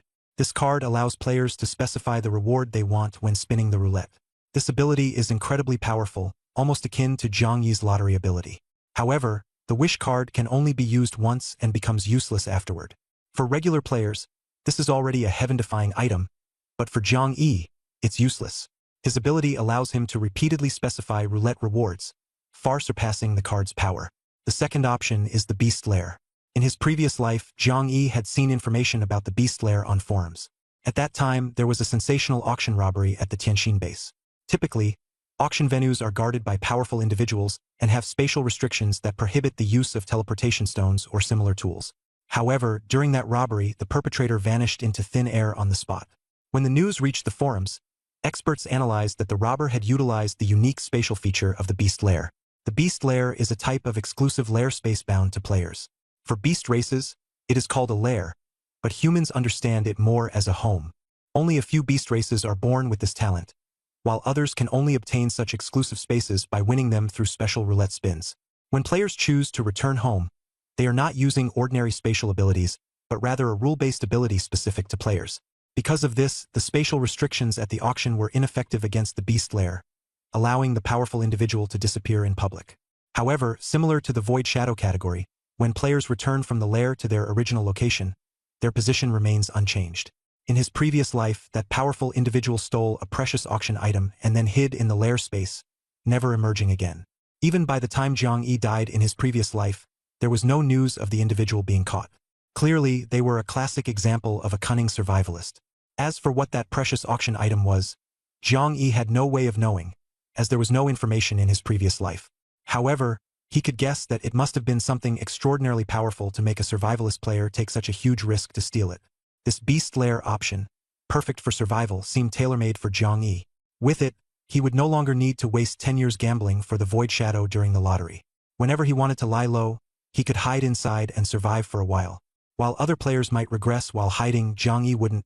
He could grow stronger even while lying down. Therefore, regardless of whether the wish card was useful to him, he was almost certain to choose the Beast Lair. Without hesitation, he placed his hand on the roulette and silently thought, "I choose 6. Beast Lair." This time, there was no notification sound. Instead, the announcement from the Doomsday game directly echoed in his mind. "Ding! Congratulations on drawing the Beast Lair. Would you like to bind it? Yes/no?" He could choose whether to bind it. Jiang Yi answered without hesitation, "Yes, binding human lair." Ding! Binding successful. The binding process made him realize that the Beast Lair was not just an alternate dimension but also a fully functional player feature. Sure enough, his player functions now included a human lair. Suddenly, he felt a strange sensation. With a single thought, he instantly appeared in another space. This place was a pitch-black cave, approximately 5 square meters in area. It was empty, surrounded by gray rock walls, and the cave entrance was obscured by some kind of restriction, with darkness beyond. Jiang Yi explored the restricted entrance and felt an invisible barrier. A prompt appeared in his mind. Current lair level insufficient. Nest level? Does it mean the level needs to be upgraded to break the barrier and get out? What happens after getting out? Expanding territory or breaking into another space? Jiang Yi was curious, but he still didn't know how to upgrade the nest. Maybe it required the lottery, or perhaps some special beast races were naturally capable of upgrading. He didn't dwell on it and wandered around the cave again. Although small, this nest was his private space. Without the pressure of job advancement, he could stay here and bide his time indefinitely. Unfortunately, he was currently stuck at the job advancement level and didn't have extra time coins to continue spinning the wheel. Jiang Yi's attention shifted to another special roulette wheel, which had 2 options: follower card and identity card. The follower card could bring an absolutely loyal follower. For example, Yu Shui was likely someone drawn using a follower card. If Jiang Yi used it, he'd immediately gain a reliable underling. But followers were random. Sometimes the draw might just give you a pig, so it's best not to have high expectations. In comparison, the identity card was what really made his heart race. This option was so rare on the special roulette wheel that its probability was less than 0.5%. Few players dared to spin the special wheel, and even fewer managed to draw an identity card. But for Jiang Yi, as long as there was a chance, no matter how slim, there was hope. He would never let this opportunity slip by. Without hesitation, he gave up the follower card and directly chose to draw the identity card. A notification sound immediately echoed in his mind. Ding! Congratulations! You have drawn an identity card. Would you like to use it? Yes/no. He decisively chose yes. Generating new identity. Ding! Congratulations, you have obtained a new identity. Zhang San. Zhang San. Jiang Yi heard the name and instantly felt his mood collapse. Could this really be a human identity? He quickly switched to the Zhang San identity, and his body transformed instantly. His height shrank a bit, his skin darkened, and his face completely changed into someone else. This was his second identity, Zhang San. But what made it worse was that this really was a human. Actually, the identities in the game weren't restricted by race. Just like the Beast Lair he had just drawn didn't specify it was a beast race lair. The identity card could randomly assign him any race. Both beast and human players had the right to spin the wheel. So, getting a human identity randomly was actually quite normal. But of all things, his luck was so bad that the random draw gave him a human. Originally, he had hoped to draw a beast race identity to see if the beast race attributes would be stronger, or even infiltrate the beast race camp to investigate. But damn it, he got another human identity. How infuriating. Could it be that the god of fate was secretly toying with him? Seeing him too pleased earlier, Did they deliberately mess with him like this? Jiang Yi took a long time to calm down, gritting his teeth as he consoled himself. Having a human identity wasn't bad. Although he didn't get a beast race identity, the new identity was still very useful. This second identity was like an alternate account in a game, with all resources independent of the first identity. He could use Zhang San to have a new exclusive fate wheel for leveling up and climbing the rankings. Who knows, in the future, there might even be a situation where Jiang Yi dominates the first place on the leaderboard, and Zhang San takes the second. More importantly, once Zhang San reaches level 10, he can also change professions. In a way, this means Jiang Yi could essentially have dual professions. However, this dual profession setup was different. The two identities couldn't be used simultaneously. He would have to switch identities to change professions. For ordinary players, this gameplay allowed them to use identity cards to switch accounts and retrain, gaining a second chance at a profession change. For Jiang Yi, the cost of training an alternate account was very low. Upgrading the fate will only require the movement of his fingers. So, even though he didn't get a beast race identity, obtaining a new identity was still a win. He quickly calculated that the Doomsday game had been live for a month, and every day at midnight, the first place on the leaderboard could get a special fate wheel. Jiang City should have distributed nearly 100 fate wheels by now. Although some of the roulette wheels had already been used, there were still some left, especially in Luo Chongqing's possession. No one knew how many unused ones he still had. Drawing from the special roulette wheel didn't require a lifespan cost, but it carried a 10% death rate, and the wheel only contained 1 to 3 special options. He guessed that those top-tier players would only dare to draw from the wheels with 3 options. The ones with only 1 special option were considered the trash of the roulette wheels. Thinking of this, a glimmer flashed in Jiang Yi's eyes. He immediately switched from the identity of Zhang San back to his true self, Jiang Yi. His consciousness promptly returned to the player system. It was already past midnight. Some players had gradually gone to rest, but many night owls who were used to staying up late remained active. The chat channel was bustling with discussions about job changes, the Endless Sea, and various topics related to Jiang Yi. On the forums, the hottest post was still about the 4 major guilds joining forces to invite max-level players to explore the Endless Sea. Meanwhile, various factions were actively inviting Jiang Yi. Jiang Yi clicked on the invitation post from the Zhuye Guild directed at him. As expected, the poster was none other than Luo Chongqing, who had once been ranked first on the combat leaderboard.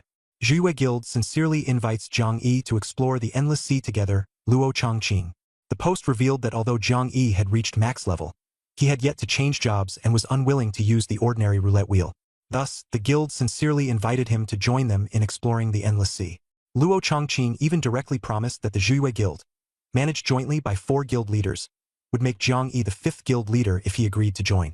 The associated benefits were enticing, and the sincerity was evident. But what made Jiang Yi chuckle was the appearance of several replies from Jiang Yi under the post. Jiang Yi. Not bad. The former combat leaderboard champion knows how to seize the moment. I'll seriously consider joining you. Jiang Yi. What? Who's the fake Jiang Yi? I'm the real Jiang Yi. Don't let me catch you. Jiang Yi. Ah. Jiangxing players are bold, pretending to be me like this. I Jiang Yi declare within 1 day, I'll kill all fake Jiang Yis. I'll slay every single one I see. Better change your names quickly, or you won't even know how you died. Yankee. Ridiculous. These imposters are even bolder than me. Truly eye-opening. Jiang Yi. The real Jiang Yi is waiting to see who dares to kill me. A bunch of arrogant replies from fake Jiang accounts made the real Jiang Yi laugh out loud. These players knew they were fake, yet each acted as brazenly as if they were the real Jiang Yi. Jiang Yi also left a reply under the post. If guild leader Luo is truly sincere, would you be willing to make a painful sacrifice and gift me a few special roulette wheels? This was both a way to probe whether Luo Chongqing had any special roulette wheels and to showcase his identity and strength. However, amidst the many Jiang Yi accounts, the real one seemed like an imposter himself, hard to distinguish from the fakes. Meanwhile, at the Wangjiang Pavilion on the Jiangcheng riverbank, the 4 guild leaders of the Zhuye Guild were gathered together. Luo Chongqing and Cheng Yang were both alumni of Jiangxing University and currently had a good relationship. Luo Chongqing was ranked 2nd on the combat leaderboard, while Cheng Yang was ranked 11th. The other 2 guild leaders, Tang Ku and Ji Yutong, were ranked 7th and 17th, respectively. Tang Ku, due to his good relationship with Chang Jiaoyi, held the 2nd most influential voice among the 4 presidents, right after Luo Chongqing. Although ranked lower, Ji Yutong was not to be underestimated, possessing a peculiar psychic attack ability that allowed him to defeat stronger opponents. All 4 were top-tier powerhouses, and before the Doomsday game they had all been university students. Now, what was giving them a headache was the flood of Jiang Yi replies under Luo Chongqing's post. each one looking surprisingly convincing. While Luo Chongqing was annoyed by these disruptive players, Tang Ke was more concerned about the name Zhang Yi. Although this newly listed Zhang Yi was definitely not the old classmate he knew, the identical name still made him uneasy. Just as he was trying to suppress the strange feeling, Luo Chongqing suddenly spoke up beside him. Tang Ke, what are you thinking about? Tang Ke snapped back to reality but chose not to reveal the secret that he also had a classmate named Zhang Yi. After thinking for a moment, he straightened his face and analyzed seriously. The first two posts are obviously fake. A true powerhouse wouldn't post something like, "I'll think about it," without careful consideration. That reply feels more like someone using a name change card to show off. Besides, a person with real poise wouldn't lose their temper and curse just because someone was impersonating them. That one looks too low class. The one threatening to kill everyone named Zhang Yi in Jiangxing seems a bit more plausible. After all, we don't know the temperament of that big shot. Anyone daring to engage in cross-regional activities this early must have an unusual personality, probably quite arrogant. The post saying, "Let's see who can kill me," also sounds arrogant, but the phrase "this Zhang Yi" feels a bit deliberate. The one specifically mentioning the special roulette might be trying to use that term to make themselves seem authentic. However, it's also possible that the real Zhang Yi big shot. As Tang could delve deeper into his analysis, the words, "Zhang Yi big shot," suddenly slipped out of his mouth, leaving him momentarily stunned. He knew in his heart it wasn't the same person, but saying it still felt odd. Suppressing this strange feeling, he continued, "He might actually be quite interested in that special roulette." Luo Chongqing nodded and turned to ask Chang Yang and Ji Yutong. Chang Yang said, "I think pretty much the same as old Tang." Ji Yutong remained silent for a moment before finally speaking. "Old Tang's analysis makes sense, but I feel the one asking about the special roulette might actually be the real deal." Luo Chongqing's eyes lit up. "Why do you think so?" Ji Yutong, who usually had a soft and enigmatic expression, added an air of mystery to his demeanor. At this moment, he cryptically uttered two words, "Intuition." Chang Yang, sitting nearby, rolled his eyes and cursed inwardly. "Why are you acting like a woman, relying on intuition for everything?" Luo Chongqing didn't press further, seemingly indifferent to Ji Yutong's words, and directly posted a reply. He responded to the user Zhang Yi, who had asked about the special roulette. "There is indeed a special roulette, but out of 5 options, only one is special. It's considered the lowest tier. Not sure if the big shot is still interested. The special roulette is unique and cannot be traded in the trading zone. If interested, come to the riverside outside Xiaobin Port Park before midnight tonight. Regardless of whether the big shot is willing to join the Moonchasing Guild, I'm willing to gift a special roulette to earn a bit of goodwill." After finishing this reply, Luo Chongqing also responded to several other Zhang Yi users, but the content was perfunctory, merely inviting them to meet at the riverside before midnight. His indifferent attitude caused one imposter to directly threaten to become an enemy of the Moonchasing Guild and vowed never to go to the agreed location. But Luo Chongqing didn't care about such threats at all. In the nest space, Zhang Yi wasn't surprised. It was normal for Luo Chongqing to recognize him. After all, being the top-ranked player on the combat leaderboard and the leader of Jiang City's top guild, Luo Chongqing was no ordinary person. Zhang Yi thought for a moment, didn't reply, and directly rested in the nest space. Without a bed, he could still sleep soundly using clothes as padding. At least it was safe here, far more reassuring than the apocalyptic world outside. The next day, he woke up past 8 o'clock. Zhang Yi lazily yawned, browsed the chat channels and forums, and then used his Zhang Yi identity to teleport out of the nest space. The place he appeared was still that hidden mountain hollow. After some thought, Zhang Yi headed in a certain direction. He hadn't walked far when he spotted a group of people in the distance. He deliberately slowed his pace. Before long, someone in the group noticed him. "There's someone over there." As the group of about 10 approached, their leader, Liao Yuanfeng, recognized him. With a strange expression, he shouted, "Zhang Yi." Zhang Yi raised an eyebrow and responded, "Captain Liao." His gaze swept across the team, and Li Xiao was among them. The two locked eyes, and Li Xiao's pupils suddenly contracted. Li Xiao glanced at Liao Yuanfeng, quickly composed himself, and maintained his honest demeanor. He clearly didn't think Zhang Yi would dare to act against him in front of Liao Yuanfeng. Liao Yuanfeng, on the other hand, didn't notice these subtleties at all. He sized up Zhang Yi and spoke in a slightly peculiar tone. "You're actually still alive. Quite the survivor. But, Zhang Yi, I suggest you consider changing your name if you get the chance." Zhang Yi looked puzzled. "Change my name?" Liao Yuanfeng shrugged. "Your name happens to be the same as a certain top-tier big shot. That person has already declared they'll kill everyone in Jiang City named Zhang Yi. Jiang Yi almost retorted but held back, thinking to himself, I'm actually waiting for them to come. Still, he restrained himself and remained composed. The team members following behind Liao Yuanfeng, who hadn't officially joined yet, began whispering among themselves. Seriously? Just being named Jiang Yi gets you targeted? That big shot is way too arrogant. Even Luo Chongqing isn't that overbearing. I heard the Qingchuan and Yellow River guilds, along with the enforcement hall, are supposed to regulate players who kill indiscriminately. And yet, this Jiang Yi dares to ignore them. Why doesn't the enforcement hall deal with him? Liao Yuanfeng didn't plan to elaborate, but since there was a Jiang Yi present, he explained that Jiang Yi isn't local to Jiang City. He's from another region. He just arrived in Jiang City, and he's ranked first in both level and combat power. His strength is incredibly formidable. The two major guilds couldn't recruit him in time, so why would they send the enforcement hall to deal with him? What he didn't mention was that the enforcement hall was merely a concept and hadn't been fully operational. In the current situation, anyone accused of indiscriminate killing might claim it was self-defense or an act of justice. It's impossible to regulate. Most of the top players also don't want the enforcement hall to exist. Only when dealing with those psychotic murderers do the two major guilds put in some effort. These unofficial players didn't understand the situation and were shocked just hearing the words, from another region. A strong player from another region? Their strength must be extraordinary. Ranked first on the combat leaderboard, that's right. But who knows how big the gap is between first and second. Their gazes began to fall on Jiang Yi. Previously, hearing that Jiang Yi had to change his name didn't feel uncomfortable, but now it seemed odd. Like suddenly discovering a colleague named Ma Huateng. It felt awkward. Jiang Yi, you should change your name, someone advised. Names are given by parents and they would surely understand. Changing it for survival is absolutely worth it. Change it. Such an impressive name, we can't live up to it. Li Xiaod was also among this group of informal players.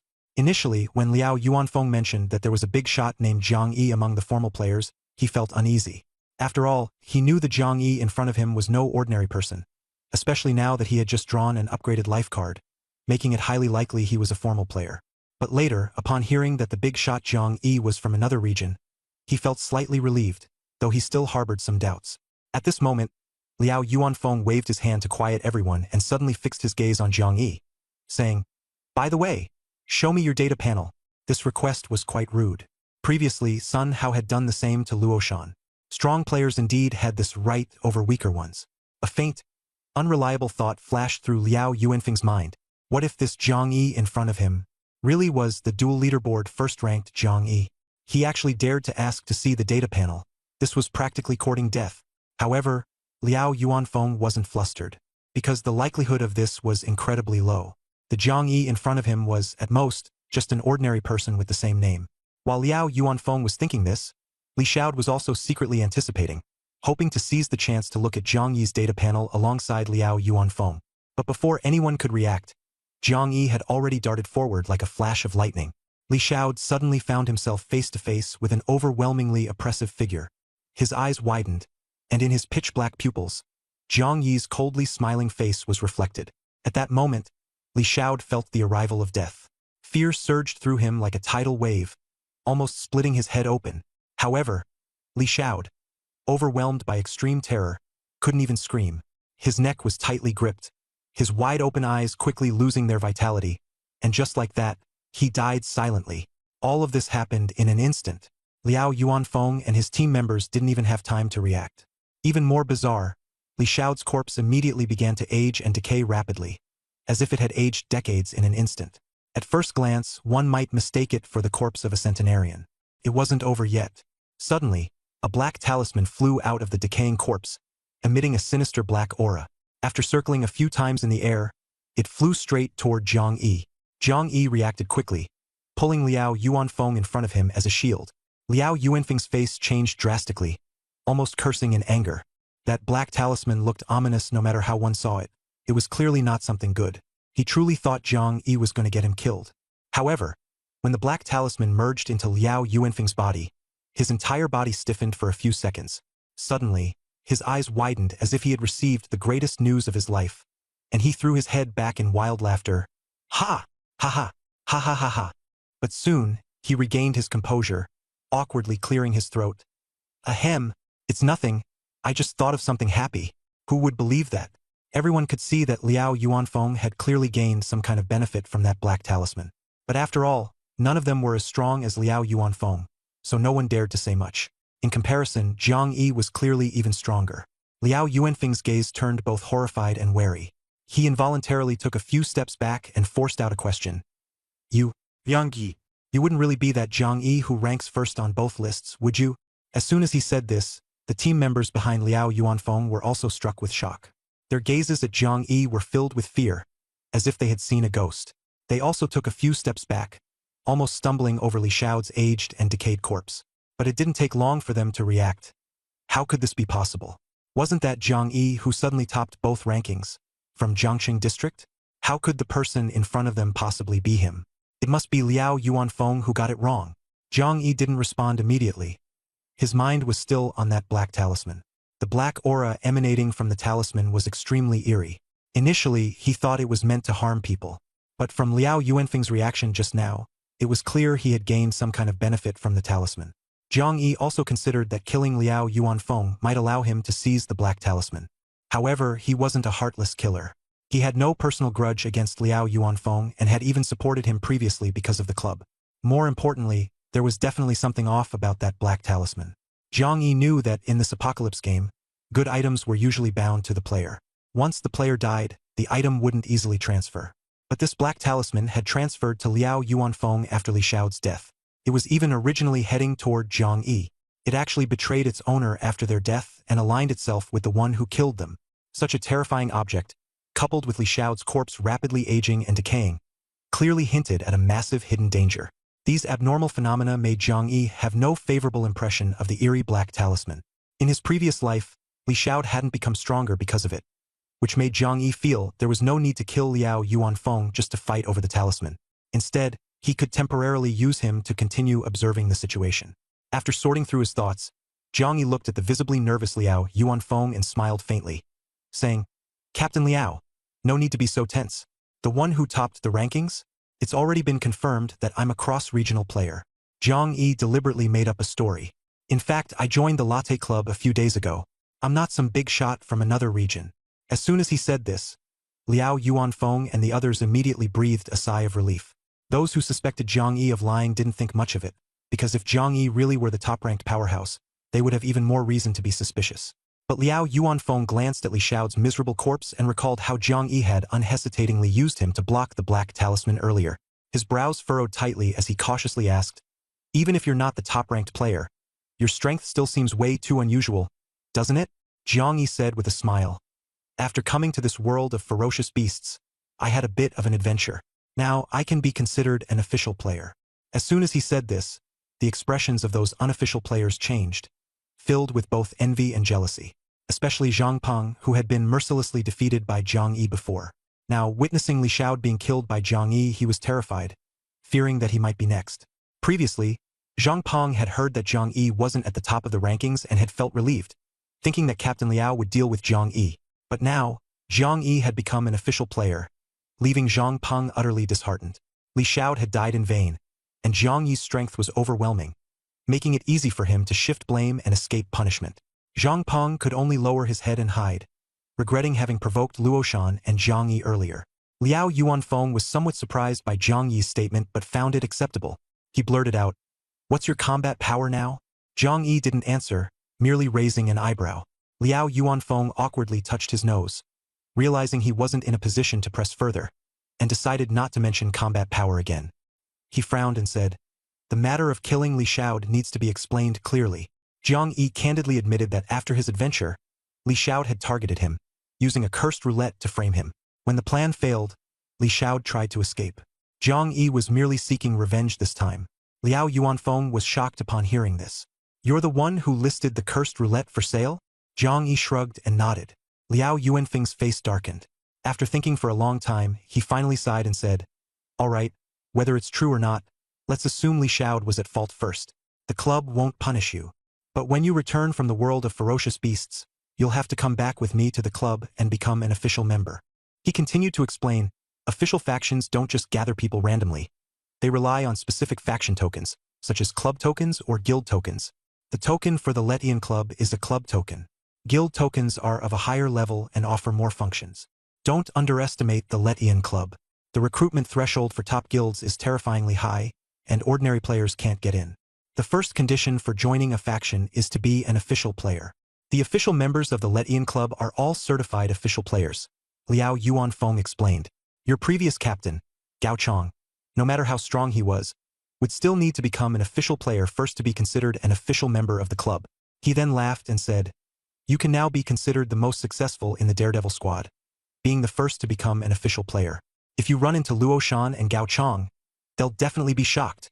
He continued, "When you return to the club, someone will let you use the club token once.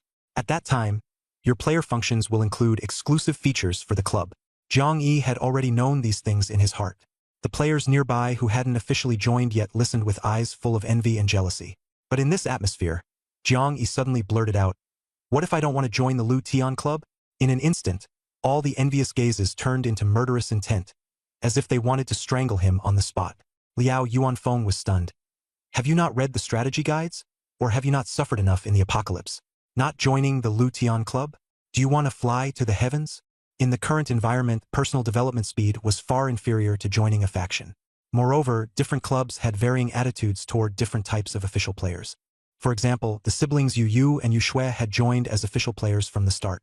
But clubs valued more those who grew up within the club, especially those who transitioned from the Daredevil squads. This was because such players were more familiar with the club's operations and had a stronger sense of belonging. It was like how, in ancient times, household slaves had a higher status than newly purchased ones. Zhang Yi could barely be considered someone who grew up in the Lu Tian Club, so the treatment and attention he received were naturally better, far superior to what he'd get in other factions. Liao Yuanfeng was about to explain these reasons in detail to help him understand. But Zhang Yi looked relaxed, raised an eyebrow and smiled. "I don't plan to fly to the heavens, but I do intend to stir up some trouble." Stir up trouble. Liao Yuanfeng's mouth twitched, ready to refute, but suddenly remembered something. "You wouldn't happen to be one of those people on the forum pretending to be Zhang Yi, would you?" Zhang Yi didn't mince words, merely raised an eyebrow without speaking. Liao Yuanfeng sighed helplessly.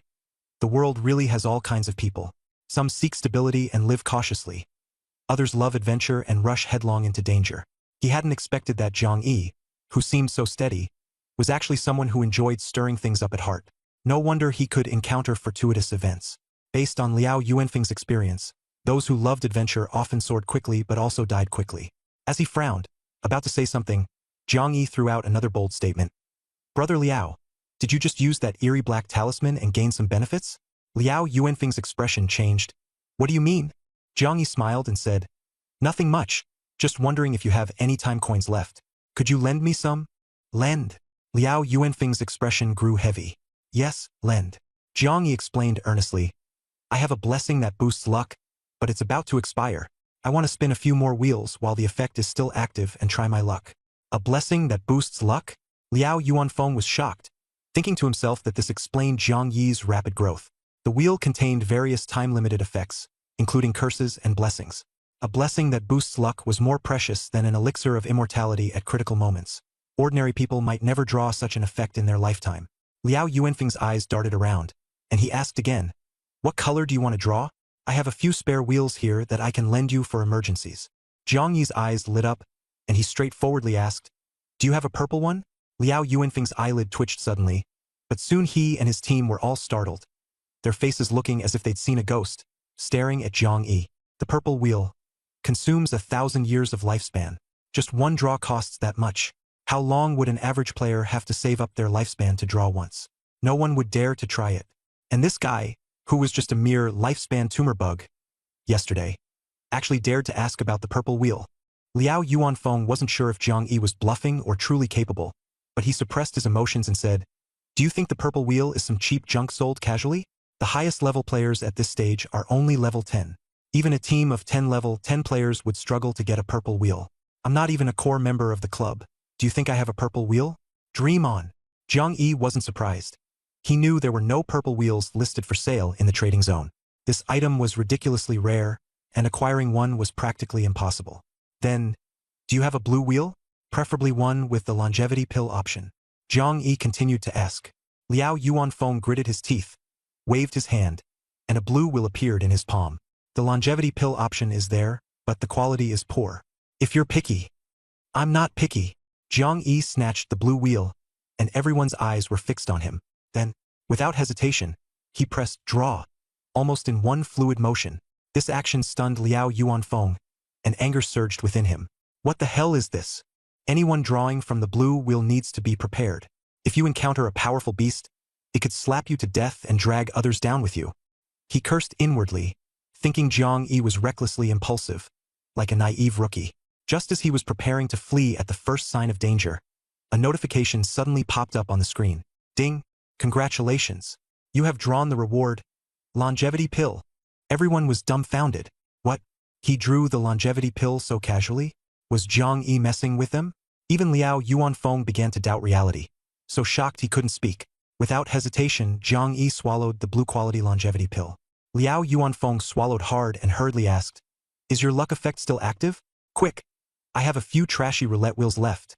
Just a few seconds left, hurry!" Jiang Yi's voice was urgent, as if the lucky buff truly had a time limit. Liao Yuanfeng quickly handed over a few white roulette wheels. Jiang Yi casually clicked on one, and the result was, ding! Congratulations! You've won the reward, Longevity Pill. Everyone was stunned. 2 consecutive hits. Jiang Yi's hand didn't stop and pressed another white roulette wheel. But under the envious and jealous gazes of the crowd, disappointment finally appeared on Jiang Yi's face as he cursed in frustration. Damn it! The time's up. Liao Yuanfeng looked at Jiang Yi's angry expression and felt inexplicably that this world was too surreal. The other team members were utterly shocked, their thoughts a whirlwind of emotions. This luck was just too outrageous. Such heaven-defying fortune. Yet he was still dissatisfied. It was infuriating.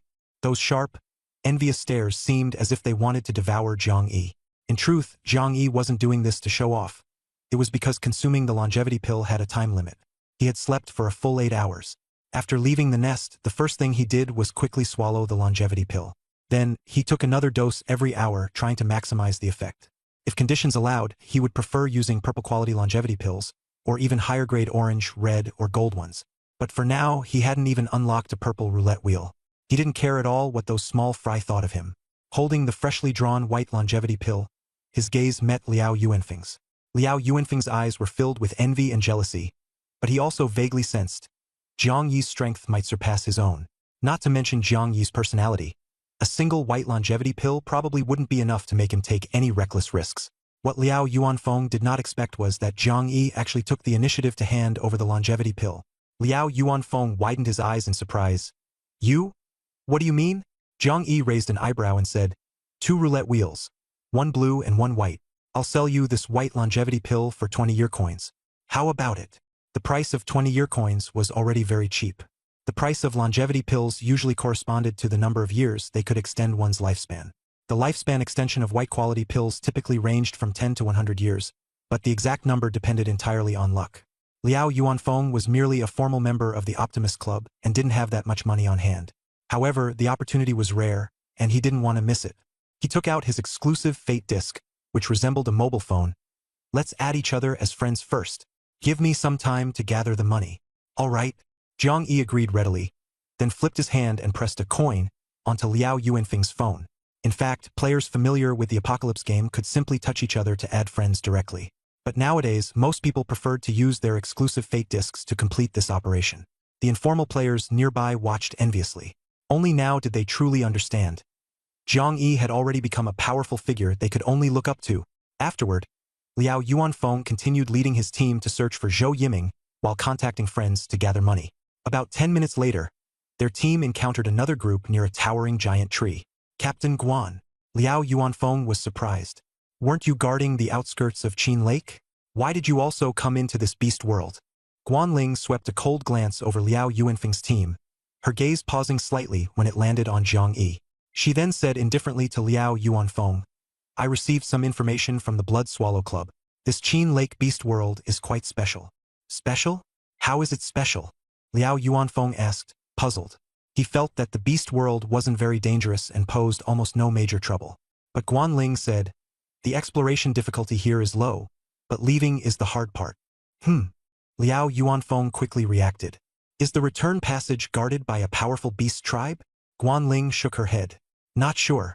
Members of the Blood Swallow Club who scouted ahead said the passage is hidden deep within a miasma swamp.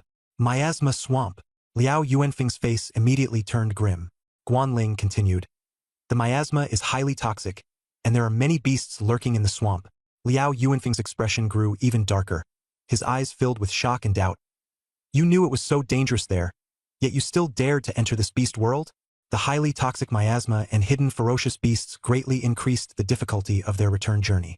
The club had long known that some of the Daredevil team members back then did not die at the hands of ferocious beasts but were instead trapped in that perilous return passage.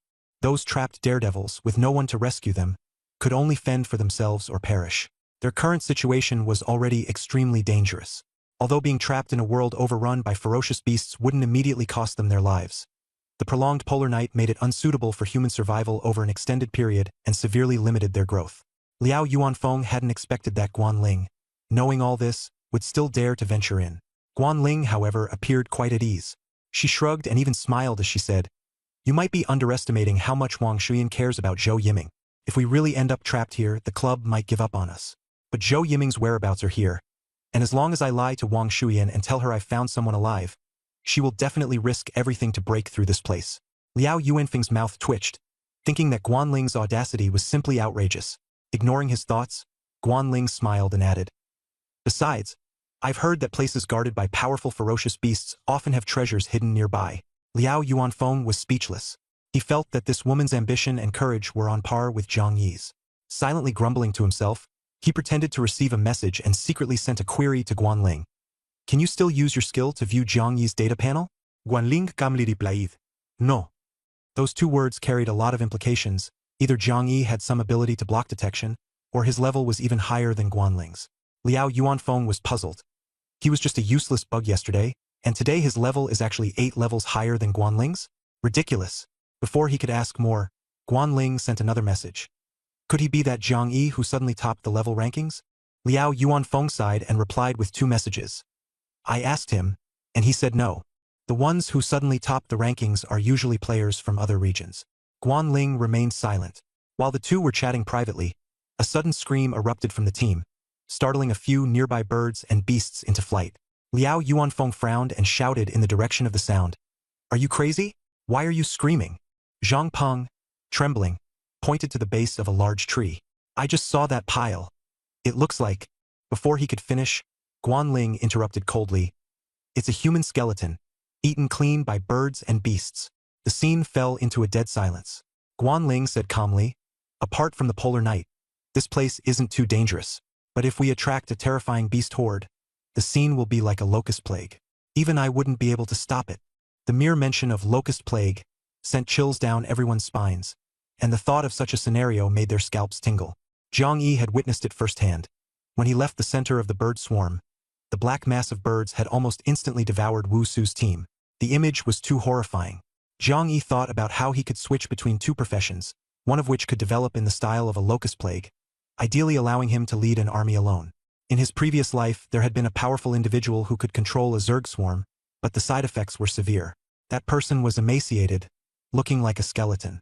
Although Zhang Yi had never seen him up close, he had observed from a distance that the man was entirely shrouded in a black robe, concealing his form. As he was lost in thought, Guanling and Liao Yuanfeng exchanged a few words and decided to first explore the miasma swamp. The team then continued to move forward.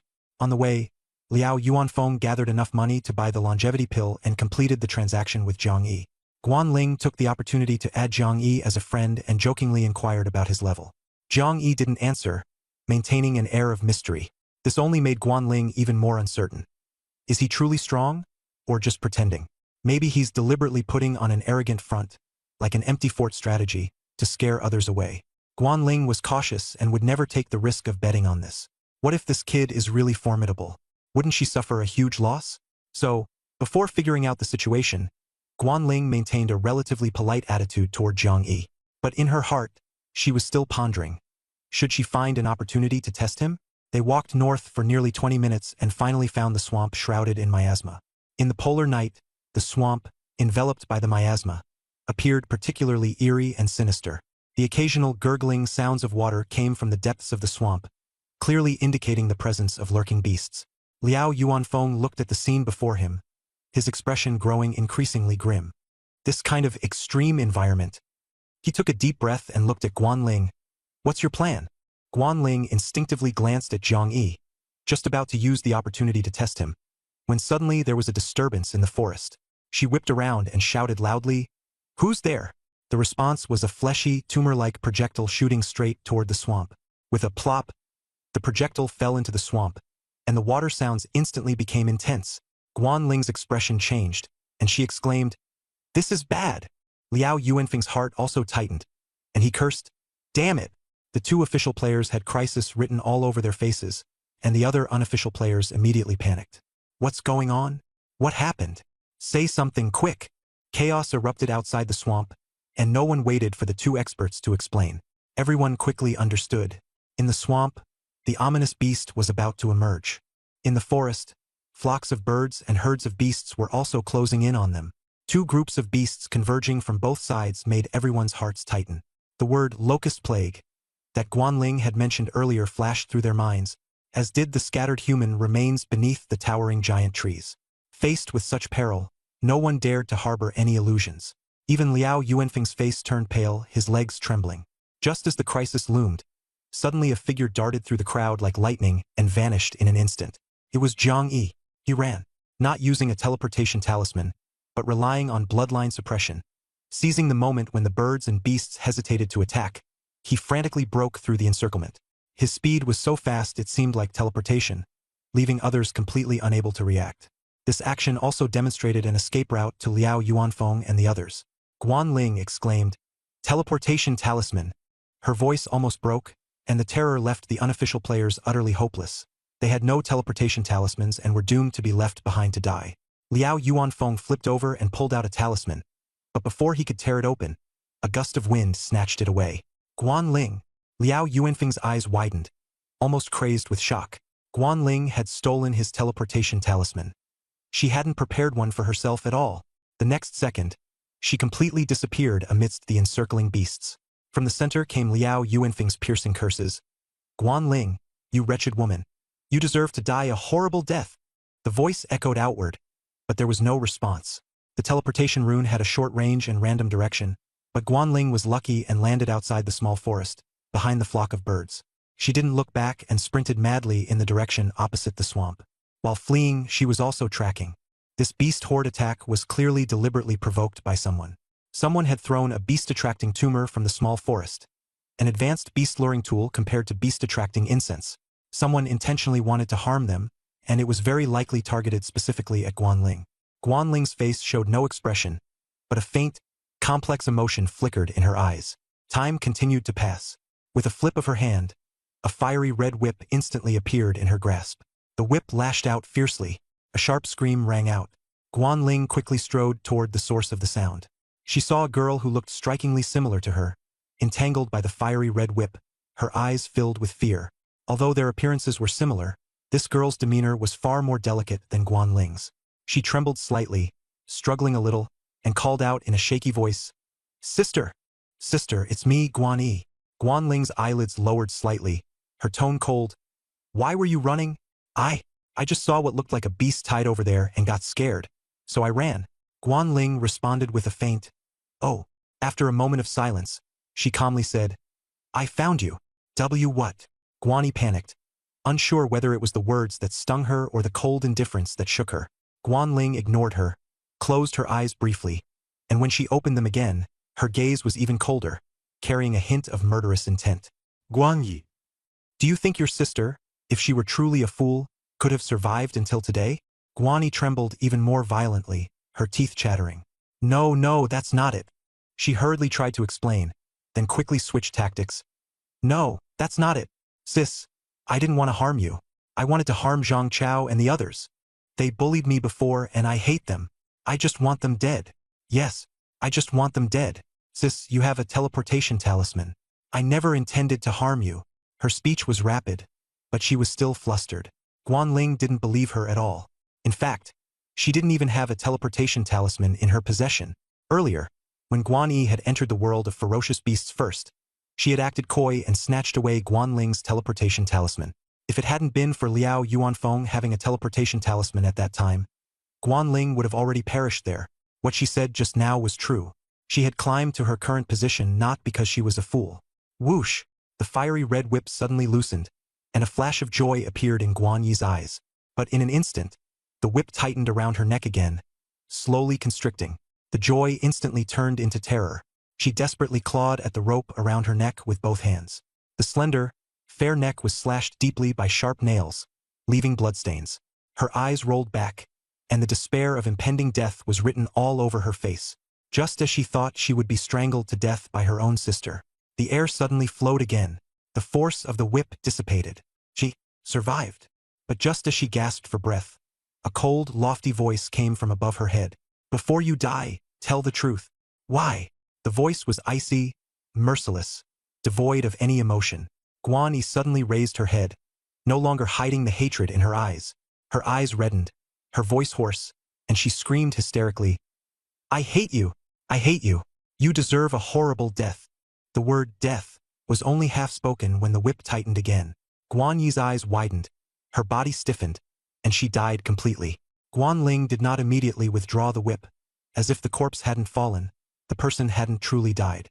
After a moment of silence, she suddenly said coldly to the branch of the ancient tree beside her, Had enough of watching? Jiang Yi had followed all the way, not intending to let the person who harmed him go. Though he hadn't shown clear malice, he hadn't acted directly either. Otherwise, they wouldn't have witnessed this scene. He jumped steadily down from the tree, his expression indifferent as he landed. Guan Ling's face returned to its cold arrogance.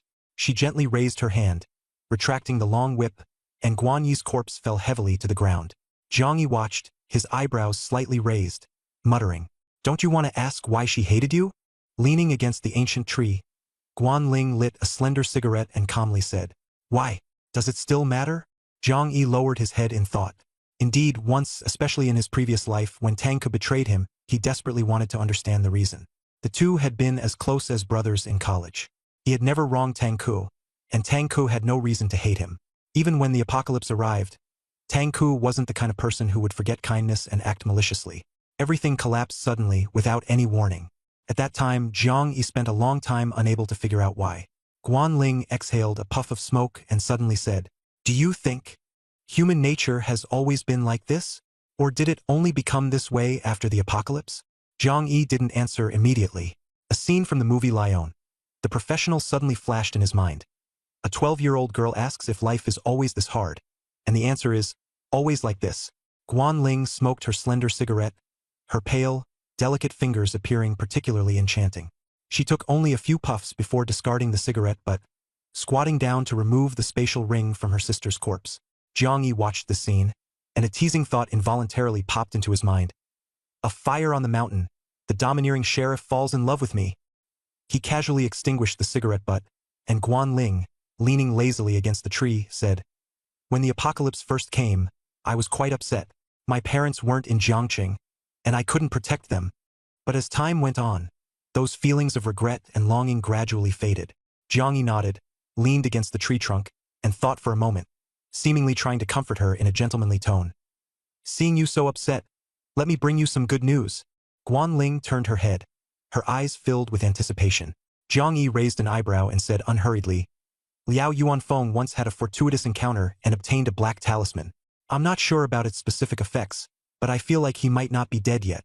As soon as he said this, Guan Ling's mouth twitched, and after a moment of stiffness, she gritted her teeth and said, Thank you, but this hardly counted as good news. If Liao Yuanfeng were truly alive, it would only spell trouble for Guan Ling. Although she had no personal grudge against Liao Yuanfeng and their previous interactions had been fairly amicable, during that life-and-death moment earlier, she had taken away Liao Yuanfeng's only chance of survival. She didn't think she was wrong, and any bystander would understand. There was only one teleportation talisman, and it could only belong to the strongest. Guan Ling hadn't intended to harm Liao Yuanfeng. She simply didn't want to die.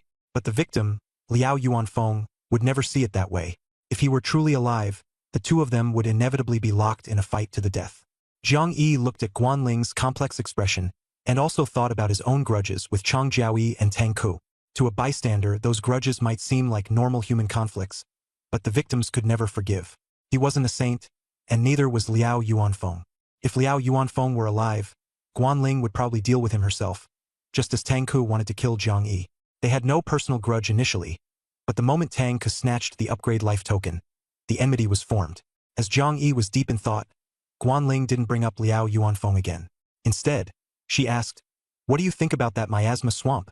Zhang Yi replied seriously, "I didn't have any thoughts initially, but seeing you carelessly toss your cigarette, but it sparked an idea." Guanling's eyes immediately lit up. "Are you saying, set it on fire?" Zhang Yi raised an eyebrow. "Not certain, but I want to give it a try. The black toxic gas over the swamp in essence is just a type of gas. However, whether it is flammable remains uncertain, and no one knows the consequences if it ignites. But conducting a proper investigation of this poisonous swamp is even more out of reach." Liao Yuanfeng's assessment was spot on. Guanling is truly bold. She thought for a moment and immediately decided, "All right, let's set it on fire. The effect of the beast-attracting tumor will last for a while longer." During this time as the core member of the Blood Swallow Club, Guanling was accustomed to giving orders and assigning tasks. Zhang Yi interrupted directly, "We'll act independently. Let's meet at the small forest on the outskirts of the swamp in an hour to discuss the fire-setting plan." After speaking, he adopted a stance indicating he was about to act alone and prepared to leave. Guanling frowned and spoke so quickly it was almost inaudible. "The situation is unclear. Shouldn't we call for more people?" Zhang Yi seemed a bit surprised that this woman was actually asking for his opinion. He paused for a moment but didn't respond, simply walking away. Calling for reinforcements, Zhang Yi knew in his heart that this was a double-edged sword. While having more people could indeed strengthen their force, it also increased the likelihood of complications. He ignored Guanling's suggestion, knowing he couldn't gather any support on his end anyway. After the two split up, Zhang Yi headed straight toward the small forest at the edge of the swamp. From a distance, he saw a dense flock of black birds, like an impenetrable black curtain covering the swamp, completely obscuring the situation inside. Whether Liao Yuanfeng was still alive, Zhang Yi didn't know. His messages had gone unanswered. It had been nearly an hour since he last consumed the blue longevity pill. The previous transaction with Liao Yuanfeng had also left him with some money, and he planned to take the opportunity to return to the nest space and restock in the trading area. He first scouted around, looking for a concealed spot. Just then, he noticed something hidden in the thorn bushes. Upon closer inspection, it turned out to be Luo Shan and Zhou Yiming, trembling and in a pitiful state as they hid among the thorns. Zhou Yiming's face was covered in wounds, his entire body darkened, clearly suffering from severe poisoning and heavy injuries. Luo Shan wasn't in much better shape. His body blackened like the black birds, with intense toxicity. It was evident that neither of them had consumed the abdominal clarity pill or the ice silk fruit, as their eyes couldn't even open in the extreme darkness. The commotion caused by the flock of black birds had likely terrified them. As Zhang Yi approached, they both held their breath, as if on the verge of death. These two were practically a living disaster scene. Zhang Yi understood now. In his previous life, Luo Shan had saved Zhou Yiming, but ended up merely being his assistant. It couldn't really be called a rescue. It was more like he had stumbled upon Zhou Yiming by chance. In their current state, they could barely survive themselves. The return passage from the Qin Lake Beast world was unique. Luo Shan couldn't return on his own. In his previous life, he had relied on the help of a powerful figure to make it back. Zhang Yi stared at this pair of living dead and had no intention of revealing his identity to them.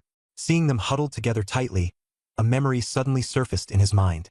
Though it was described as long ago, it was actually just over 20 days earlier. After the beast tide at Hanjiang University, his strength had plummeted. The change in his abilities caused instability in the team, even involving official players. Li Yaoping used the upheaval at Xuanwu Gate to argue that only the strong should be team leaders. Zhang Yi had long wanted to leave the team. That brief period of team life had opened his eyes to many things and subjected him to cold mockery. Under Li Yaoping's charitable attitude, he chose to leave voluntarily. Others might have thought he was arrogant or that Li Yaoping was too ruthless, but no one truly stood up to help him. Only Tang Ku resolutely decided to leave with him. From college roommates to apocalypse comrades, Tang Ku didn't care about Zhang Yi's loss of strength and always stood firmly by his side. At that time, Zhang Yi almost felt that Tang Ku was the kind of life-and-death companion he could entrust his life to. Indeed, those few days were truly a journey of life and death, forging a bond through shared peril. Just like in the Conan movie, where it was said that comrades are the only ones you can trust to guard your back. In the movie, Sonoko said she and Ran were comrades, and she would only let Ran lean on her back. At that time, Zhang Yi truly felt that he and Tang Ku were comrades like that. However, the scene from that night was eerily similar to the current predicament of Luo Shan and Zhou Yiming. Zhang Yi and Tang Ku had once hidden under a dilapidated car, trembling all over. Heavy footsteps shook the ground as a level 6 earthquake armor bearer approached. With every step the giant beast took, the ground quaked. They were so tense they could barely breathe, just like Luo Shan and Zhou Yiming now.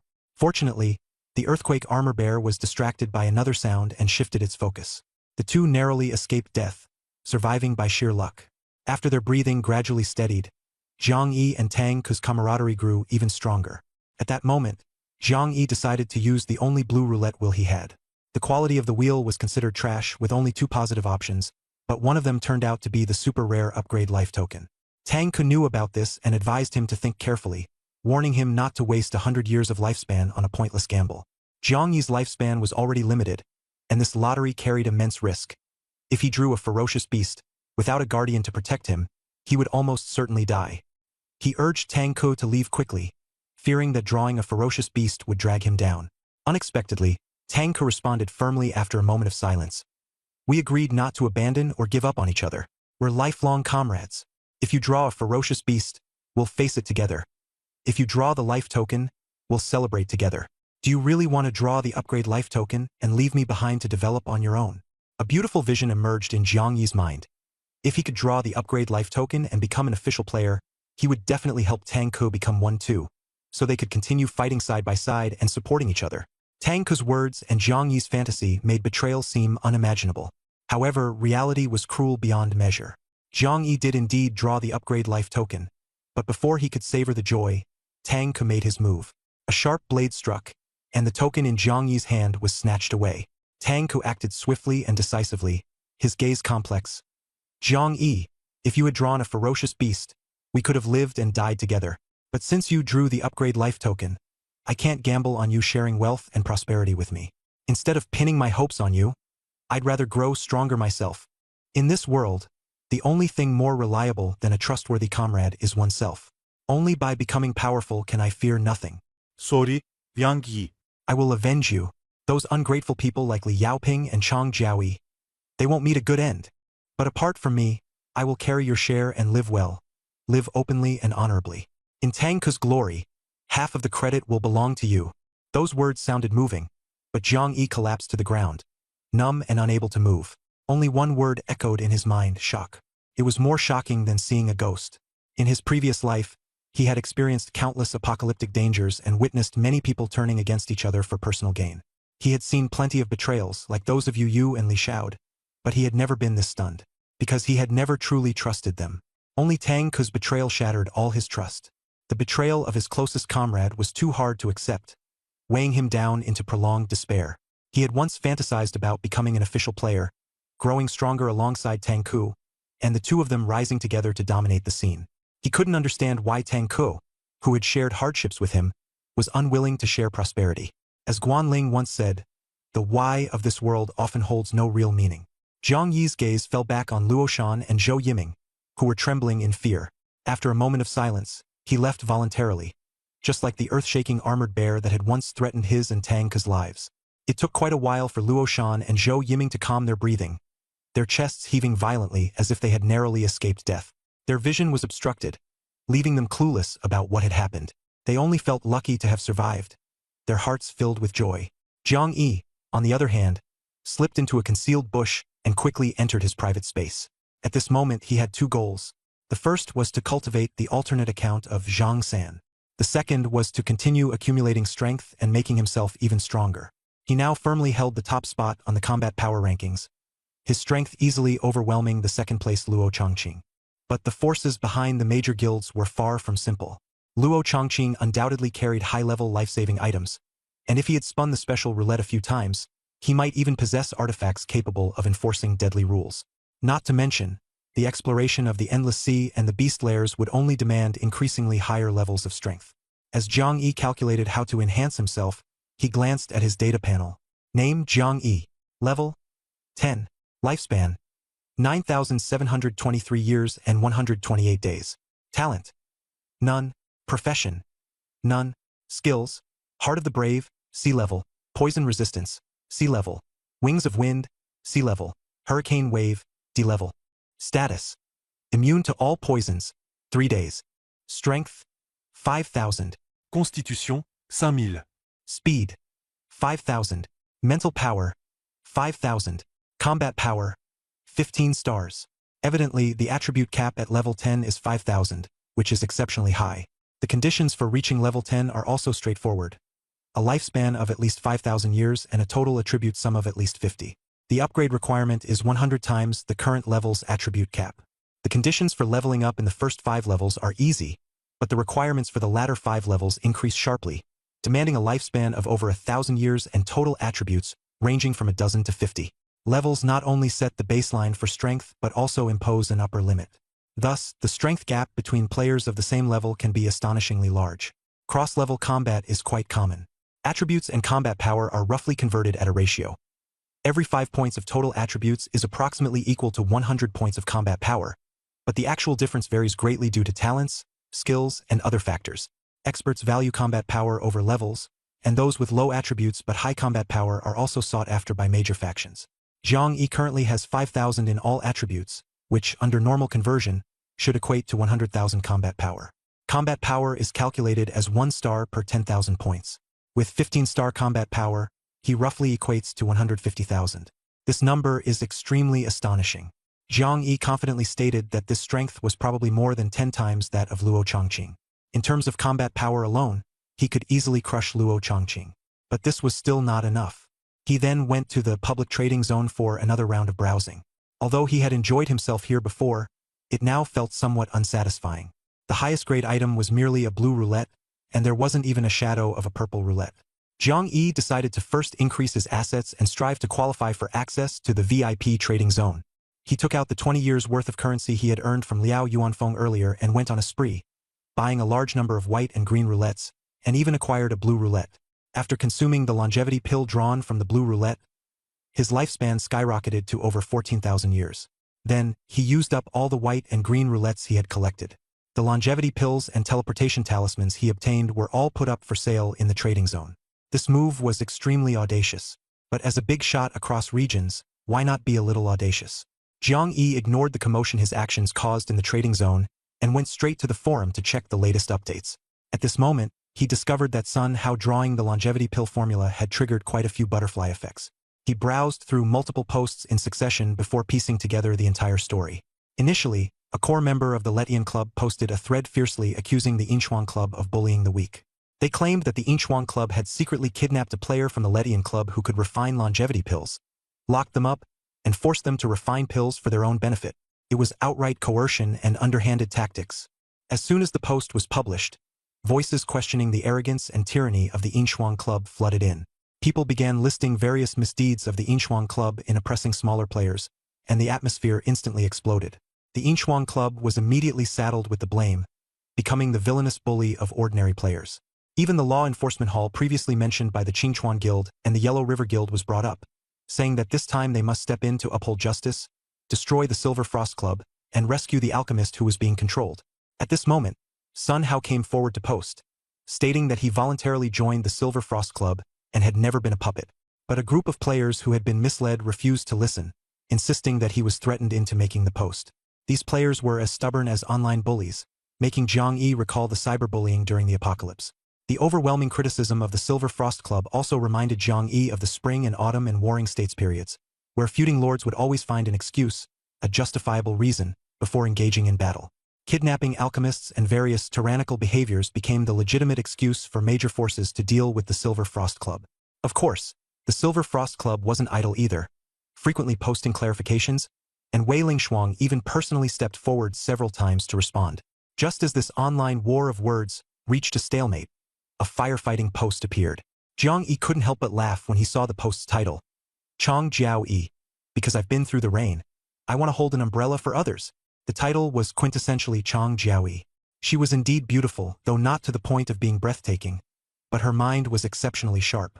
During university, she was an ambitious and inspirational goddess, and even while dating Zhang Yi, she didn't waste time on bags or cosmetics, spending most of her time in the library.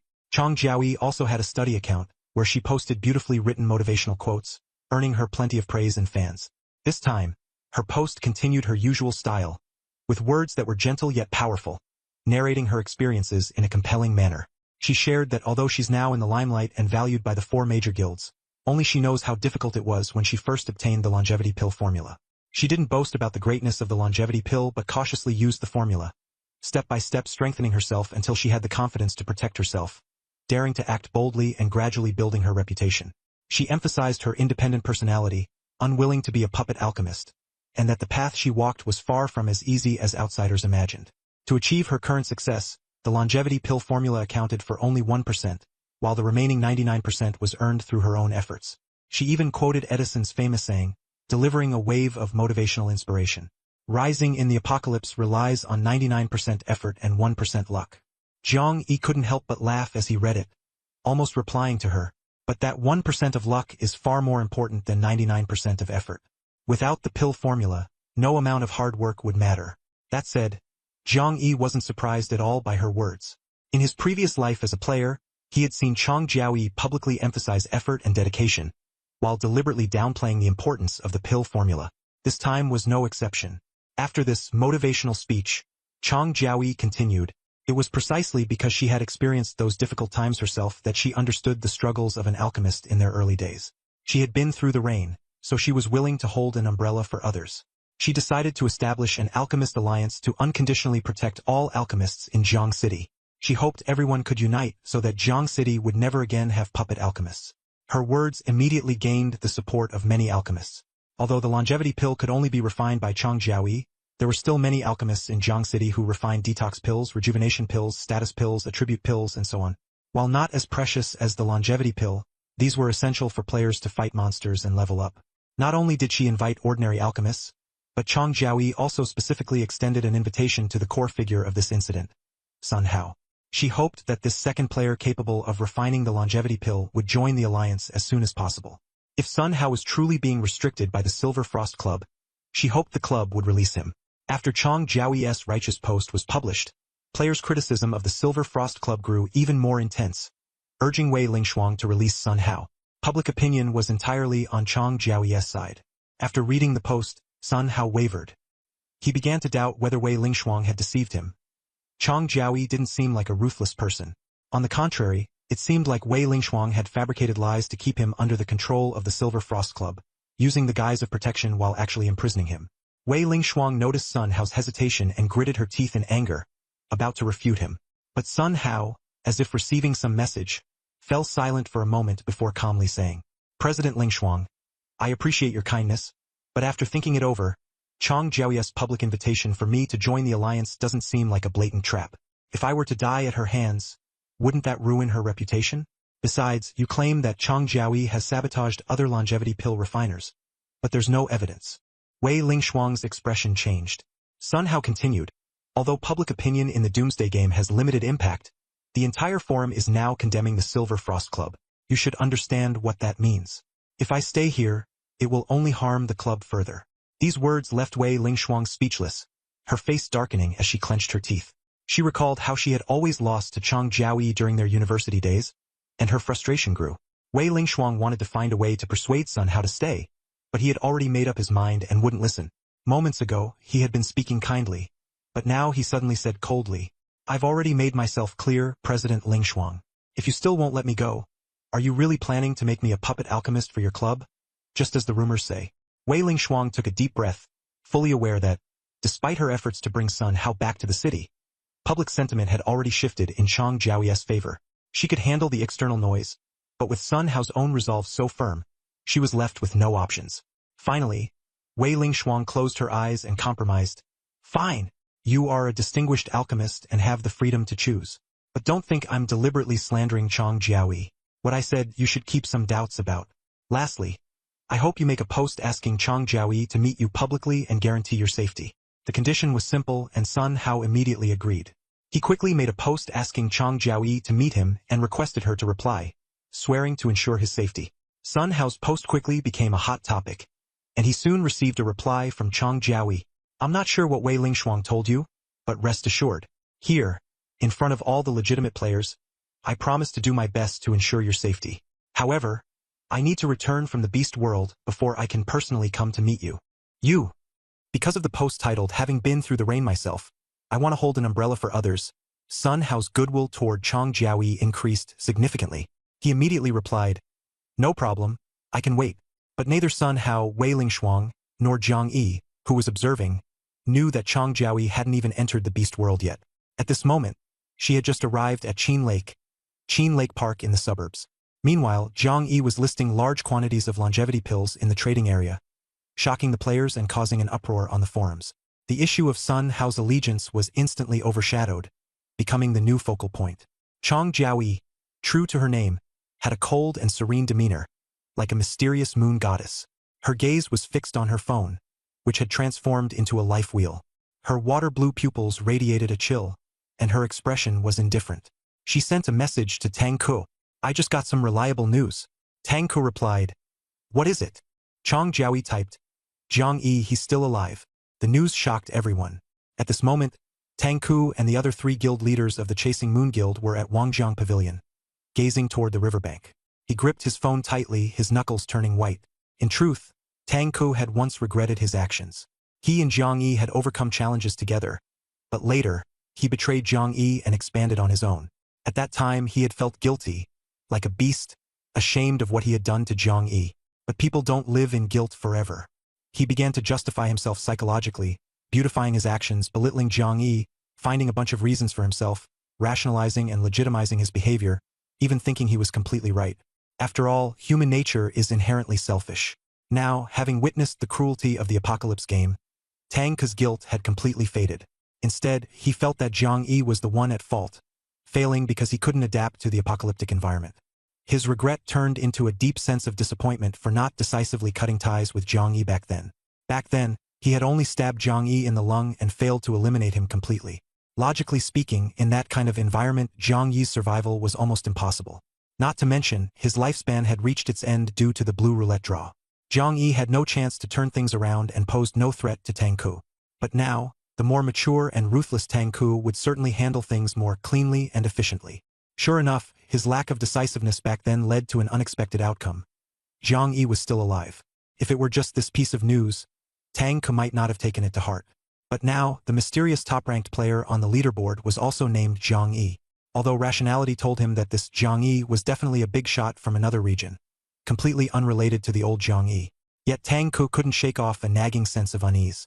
The Apocalypse game had made many people believe in fate, and Murphy's Law from psychology was frequently mentioned. The unexpected event you least want to encounter often ends up happening. Could it be? Tang Ku took a deep breath, his expression visibly tense. Just as he was about to reply to the message, Chang Jiaoyi sent another one. As you suspected, he was indeed working as a lifespan leech at the Lu Tian Club before. Last night, he joined the Lu Tian Club's suicide squad and took on a mission to find someone in the Qin Lake beast world. Tang Ku felt slightly relieved upon seeing the term lifespan leech, but his eyes immediately flickered as he asked, "When you replied to Sun Hao's post earlier, you mentioned you were in the beast world. Is it the Qin Lake beast world?" Chang Jiaoyi responded, "Yes, I just gathered some intelligence and was about to head down, about that mysterious figure who suddenly jumped to the top of the rankings. If I'm not mistaken, you feel as uneasy as I do." Tang Ku's expression darkened, and he remained silent. After a moment of silence, he suddenly replied calmly, "Premonition? You don't seriously think that the Zhang Yi who parachuted to the top of both rankings is the Zhang Yi we know, do you? This isn't a premonition. It's psychological. Are you still having nightmares every day, haunted by Zhang Yi's vengeful spirit?" Tang Ku spoke lightly, his tone laced with sarcasm and mockery, but he himself felt no ease in his heart. Chang Jiaoyi couldn't read his thoughts. After a moment of silence, she replied, "Whether it's a premonition or psychological, I have to confirm it myself." Tang keskiviikko tiakled. Confirm. "Are you planning to silence him?" Chang Jiaoyi didn't respond further. Tang Ku held his phone, suddenly recalling the promise he had made when he betrayed Zhang Yi. A sincere vow to avenge him, to kill Li Yaoping, and to kill Chang Jiaoyi. But the truth was, he had done nothing. The reason was simple. The white longevity pill casually refined by Chang Jiaoyi was far more important to him than a promise to a dead man. Li Yaoping had powerful backing. Tang Ku had no intention of clashing head-on with those forces for the sake of a dead man, someone he had personally killed. He put away his phone, his gaze distant, but his heart was anticipating the result of Chang Jiaoyi's confirmation. Not long after, Tang Ku was summoned by Luo Chongqing to attend a meeting. The topic was the heated discussion sparked by Zhang Yi's mass sale of longevity pills. These were no ordinary refined longevity pills. They were products of the roulette. The quantity is ridiculously high, far more than just 1 or 2 pills. I guess he drew a special option from a special roulette. What kind of special option could mass-produce pills of roulette quality? This quantity is even more than what Chang Jiahui can refine. Could it be that he refined them himself? Are you kidding? The big shots exchanged their opinions one after another. Finally, they filtered out a somewhat logical explanation from all the impossibilities. Luo Chongqing pondered, tapped the table, and concluded. Perhaps he really drew a special pill formula from a special roulette. After mastering the formula, the pills he refines are no different in effect from those produced by the roulette. This explanation seemed quite reasonable. Beside him, Ji Yutong glanced sideways at Tang Ku and said with a smile, if someone could truly mass-produce longevity pills of roulette quality, should the guild reconsider its collaboration with Chang Jiahui? Tang Ku's expression remained unchanged. Luo Chongqing continued, changing the collaboration partner is unnecessary. The collaboration with Chang Jiahui must continue. If she can establish an alliance of alchemists, her status in Jiangqing will be immeasurable. This goddess is truly formidable. By comparison, that mysterious Jiang Yi. Luo Chongqing didn't finish his sentence before being interrupted by the honest Chang Yang beside him. That Jiang Yi. Could he possibly harm Chang Jiahui? Tang Ku felt a tightness in his chest upon hearing this. Even if it was just someone with the same name, it made him feel that fate had its own ingenious arrangements. Luo Chongqing didn't respond and continued. That mysterious Jiang Yi suddenly listing so many roulette-quality longevity pills for sale must be trying to quickly raise his value and gain access to the VIP trading zone. He even proactively inquired about special roulettes before. I guess he's looking to acquire something. The other three guild leaders listened and nodded in agreement. The public trading zone had a harsh environment. All the good stuff was in the VIP trading zone. While the others were pondering, Luo Chongqing suddenly took out his exclusive life disc and contacted Chen Yong from the Moonchasing Guild. Buy all the purple roulettes in the VIP trading zone. Chen Yong, who was in charge of acquisitions, was puzzled and replied, Boss, purple roulettes are of poor quality and expensive. Why buy them? Luo Chongqing said coldly, just do as I say. Chen Yong reluctantly agreed. All right then. After giving the instructions, he turned back to the other three guild leaders and continued speaking. In the chat channels and forums, many players think Jiang Yi crossed regions by traversing the Endless Sea. But I think that's highly unlikely. He is indeed strong, immediately taking the top spot on both the level and combat power rankings. Relying on just one person to cross the Endless Sea, I think it's impossible. If teammates went along, then why is no one else on the leaderboard? As soon as these words were spoken, the three guild leaders fell into deep thought once again. Luo Chongqing continued his analysis. No matter what method is used, the cost of crossing regions must be significant. He must have a reason. Either he has very important relatives in Jiangqing, or he can gain huge benefits from crossing regions. Or perhaps he couldn't survive in his original region. This last guess was the most far-fetched, yet it left the three in silence. Tang Ku's eyes flickered as he interjected. With his strength, if he really couldn't survive, then he must have been hunted down to the point of having no other choice. Luo Chongqing and Tang Ku exchanged a nod. I think so too. For Zhang Yinan to do something as drastic as crossing regions, he is definitely no ordinary person.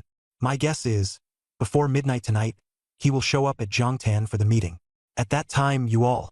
Luo Chongqing swept his gaze over the three. Cheng Yang nodded solemnly. Tang Ku fell into contemplation. Ji Yutong chuckled lightly and said, We're not fools. Luo Chongqing, however, stared at Ji Yutong and said seriously, I'm not worried about the other two, just you. Don't use those strange abilities recklessly on Jiang Yi. You can save yourself, but he has plenty of deadly moves too. Ji Yutong's smile faded, and he agreed, I won't cause trouble when the time comes. Meanwhile, the Zhuiyue Guild was fervently speculating and preparing for the cross-regional Jiang Yi. While Jiang Yi remained completely unaware in the nest space, he had added some furniture and simply arranged the nest space. Though the space was small, a single bed and a table with chairs already filled it up. But it didn't matter. He had a green-quality space watch with ample storage space. While enjoying a feast, Jiang Yi thought, the big shot in his previous life who used the nest space to snatch auction items must have upgraded the space. Otherwise, staying in it for years would be more torturous than prison. At least in prison, there are cellmates to talk to. In such a small space, the loneliness would drive one insane. As for upgrading the nest space, perhaps he could explore the city of 10,000 races when the opportunity arises. After dinner, he took a quick shower, lay down comfortably, and checked the trading zone again. When he had previously listed the cursed roulette for sale, The comment section was filled with insults. But this time, big shot, big shot. Are you Jiang Yi, the #1 on the cross-regional level leaderboard? I'm your long-lost little sister. My cutesy voice is super adorable. Jiang Yi brother? What big shot? What brother? You people are so embarrassing. Dad, don't be fooled. I'm your long-lost obedient daughter. Dad, this apocalypse game is too hard. Please transfer some living expenses. No, make that longevity pills for your baby. Whimpering QAQ. The few people upstairs pretending to be girls even more than the big shot. Truly eye-burning. Hey. Bigger than Jiang Yi, the big shot? What are you implying? Apart from these attempts to connect and flatter, some people asked him why he had so many longevity pill roulette wheels. Some asked why he crossed regions to come to Jiang City. Some asked if he could sell longevity pills at a cheaper price or trade them for goods. Jiang Yi glanced at the replies about trading goods but had no interest in responding. Without wasting words, he continued sweeping through the trading zone for roulette wheels. During this sweep, he discovered a problem. Previously, the roulette wheels listed in the public trading zone had high color grades, but their prices weren't necessarily high, because although blue roulette wheels had more advanced options, the lifespan cost was also greater. White roulette wheels only required the payment of 1 year of lifespan. In the current market, there were indeed people willing to gamble a year of their fate for a chance. But who would risk 100 years of lifespan on those blue trash roulette wheels? Even the top experts on the longevity rankings wouldn't dare to squander their lives like that. In the past, the selling price of blue roulette wheels was even lower than that of white ones, unless they contained life card upgrades or rare pill formulas and other valuable items, in which case the price would be slightly higher. But now, it seemed that due to Jiang Yi's earlier large-scale purchases, the market had been completely disrupted, and the price of blue trash roulette wheels had skyrocketed absurdly. Jiang Yi frowned slightly and glanced at his trading account. Thanks to selling longevity pills, his current wealth had exceeded 10,000 life coins, and his level had risen to level 10, reaching the threshold for the VIP trading zone. Upon entering, he found that not a single purple roulette wheel was listed for sale, and blue roulette wheels, regardless of quality, were all priced very high. After thinking for a moment, Jiang Yi decisively chose to anonymously list items for sale in the VIP trading zone. Anonymous. White longevity pill, perfect quality. Times 10 purple wheel, times 10. After completing the transaction, he bought a few more blue wheels for the lottery and then exited the nest space. His sudden appearance this time startled the people around him. Guanling immediately became alert, her spear tip glowing red-hot, almost striking out. Seeing it was Jiang Yi, she paused for a moment and asked in surprise, "A teleportation talisman? Are you in trouble?" Jiang Yi didn't respond, merely scanning the three people beside Guanling with a calm gaze. Guanling didn't mention his use of the teleportation talisman and directly introduced them. "These are the 3 helpers I found. They're all official players." She first pointed to a short, dark-skinned man dressed in black. "His name is..."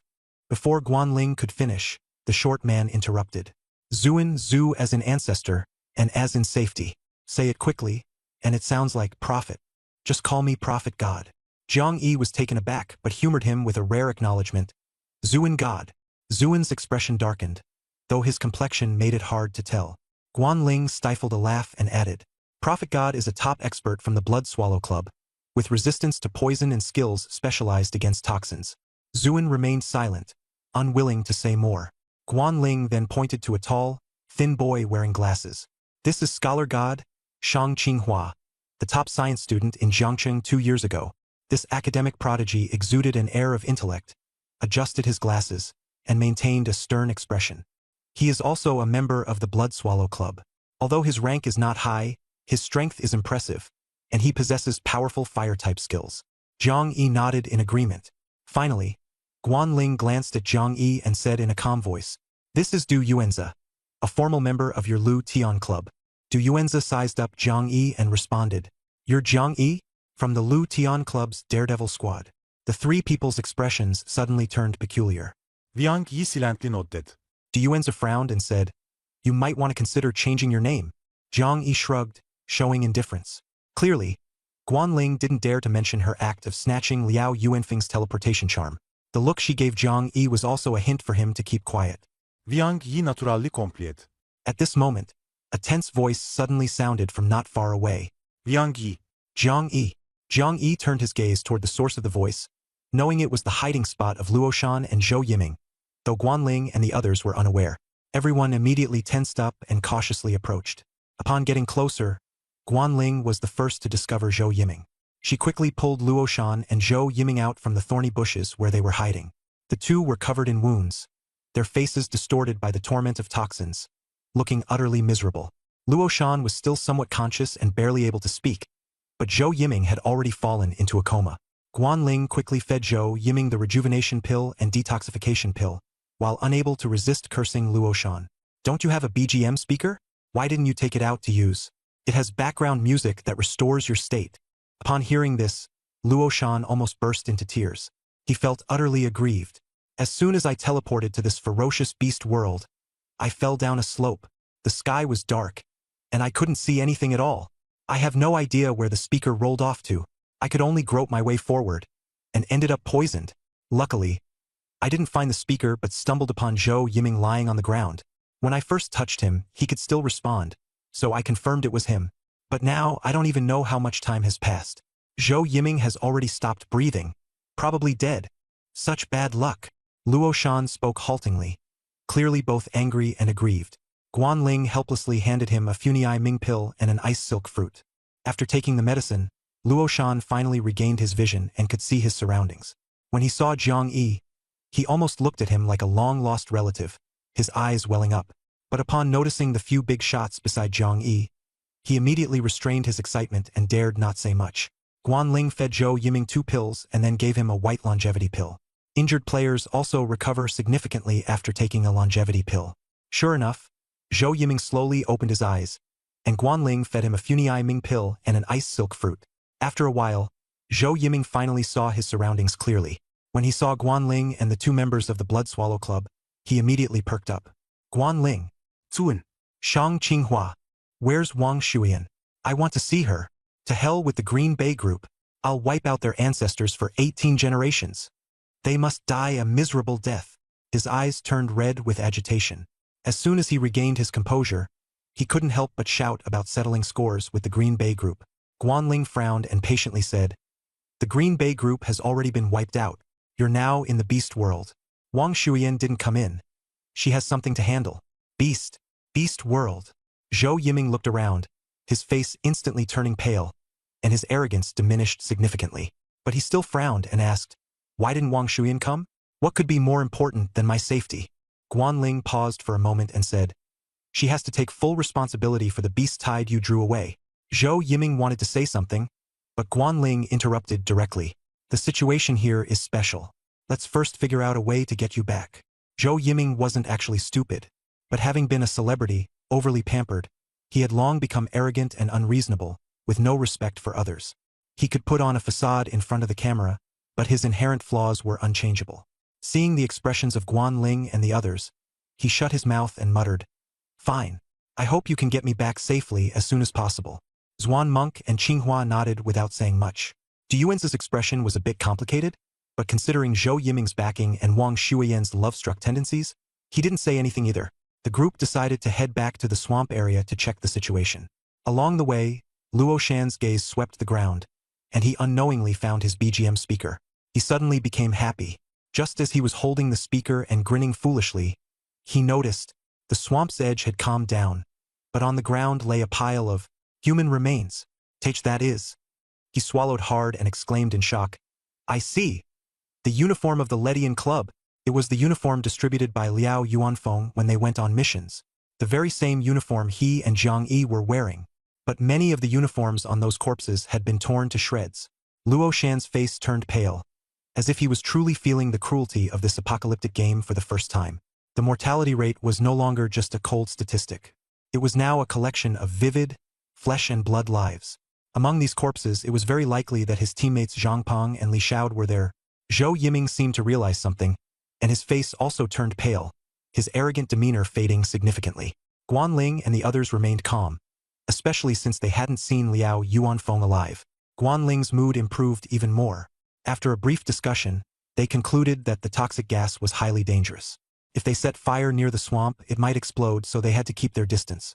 However, Shang Qinghua's fire-based skills were insufficient, so Jiang Yi suggested using a long-range arrow to ignite the fire.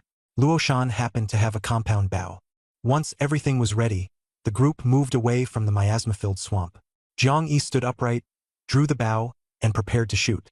The arrow was fully drawn, but his gaze suddenly shifted toward the depths of the forest. Guanling followed his gaze and asked in confusion, "What's wrong? Is someone attacking?" Zhang Yi frowned, thought for a moment, then shook his head and withdrew his gaze, refocusing on setting the swamp ablaze.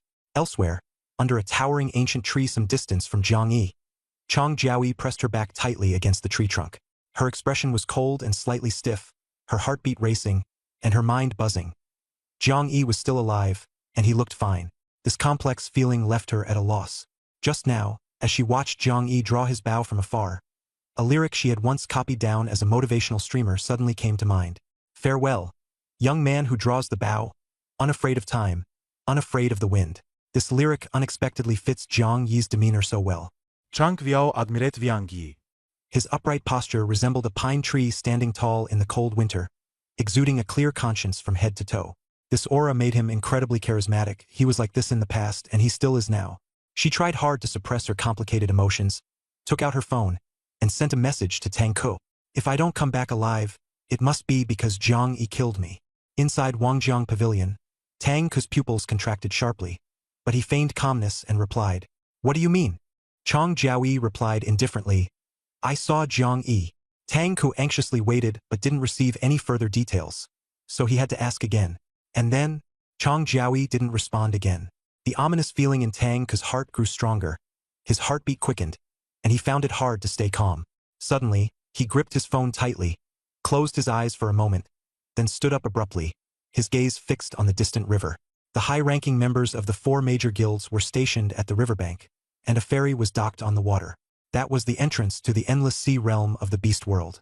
When the apocalypse first descended, some people tried to escape from there, only to be teleported to the beast world. Only by taking a boat could one avoid being teleported, which was why this exploration mission for level 10 players relied on ships. At this moment, many level 10 players had already gathered on the ferry. This was just the first batch, mostly cannon fodder. Tang Ke suddenly dashed toward the riverbank while sending a message to Luo Chongqing. "I plan to personally join this batch of endless sea exploration." Luo Chongqing, busy with guild affairs, was stunned upon receiving the message and replied with 3 question marks. Tang Keskivi corresponded. Those solo players are not easy to deal with. The Qingchuan Guild and the Yellow River Guild have both sent level 10 experts to join the exploration. Given the current situation, the Zhiwa Guild is indeed the strongest in terms of power, but in terms of credibility and influence, it's far inferior to those 2 major guilds. Luo Chongqing didn't believe a word of it. He understood Tang Ke and knew he wasn't the type to feign nobility for the sake of the guild's image. After a moment of silence, Luo Chongqing asked bluntly, "Be honest, what's the real reason?" Tang Ke thought for a moment and finally answered, "That Zhang Yi who suddenly appeared on the ranking list. It's very likely someone I know." Luo Chongqing's eyes widened upon hearing this. "You knew him and didn't say earlier? We've been speculating about what kind of style this mysterious big shot has." But he quickly calmed down and asked, "Do you have a grudge against him?" Tang Ke replied, "A life and death grudge, impossible to reconcile." Luo Chongqing's expression instantly darkened. He thought to himself, if Zhang Yi really had a grudge against Tang Ke, would he vent his anger on the Zhiwa Guild, or even on him personally? More importantly, Zhang Yi had only responded to his recruitment request, even though the question was merely about the special roulette. But could it be that his appearance this time was actually for revenge? Luo Chongqing became restless, itching to grab Tang Ke and demand a clear explanation. However, before he could speak, Tang Ke added, "Don't worry too much. It might not necessarily be the Zhang Yi I know, because the one I know didn't cross regions. Want to know his personality? I'll just say, before facing a life and death feud, he was quite upright. After that, I don't know. That's all. I hope to see him again someday." The words sounded like a farewell. Indeed, this is the modern version of "The wind howls cold at E River. The hero departs never to return." The dangers of exploring the endless sea are even greater than those faced by the first batch of daredevils exploring the beast world. Luo Chongqing initially doubted Tang Ke was overthinking, especially since he said that Zhang Yi hadn't crossed regions. But now, thinking about it, if it were just wild speculation, would it scare Tang Ke enough to risk his life and venture into the endless sea first? This shows that Tang Ke had already concluded in his heart. The opportunities in the endless sea are far greater than the hope of surviving from Zhang Yi. So who was wrong in the end? The big shot who claimed to have crossed regions actually didn't? Then how did he manage to parachute into the top of the level rankings? Luo Chongqing furrowed his brows tightly, his mood growing heavier. Tang Ku wasn't sure if he had made a wrong judgment either. Perhaps he was just scaring himself and would ultimately die in the endless sea. But along the way, his intuition had saved him countless times. This time, he still had a strong feeling. Danger is closing in. On the other side, Zhang Yi aimed at the swamp with a burning arrow and shot. Luo Shan was almost useless in the team, and his only comfort was that Zhang Yi was also here. But soon, he noticed something unusual. The way Guanling spoke to Zhang Yi was completely unlike the tone of a big shot addressing a weakling.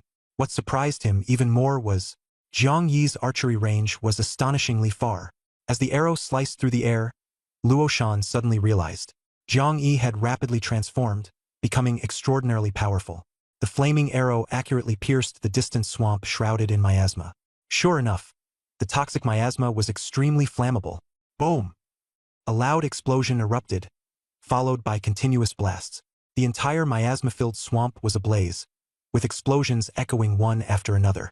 Even though they were far away, they could feel wave after wave of heat rushing toward them. The birds and beasts in the forest were startled and fled in panic, while poisonous insects scattered in all directions. The forest surrounding the swamp instantly descended into chaos.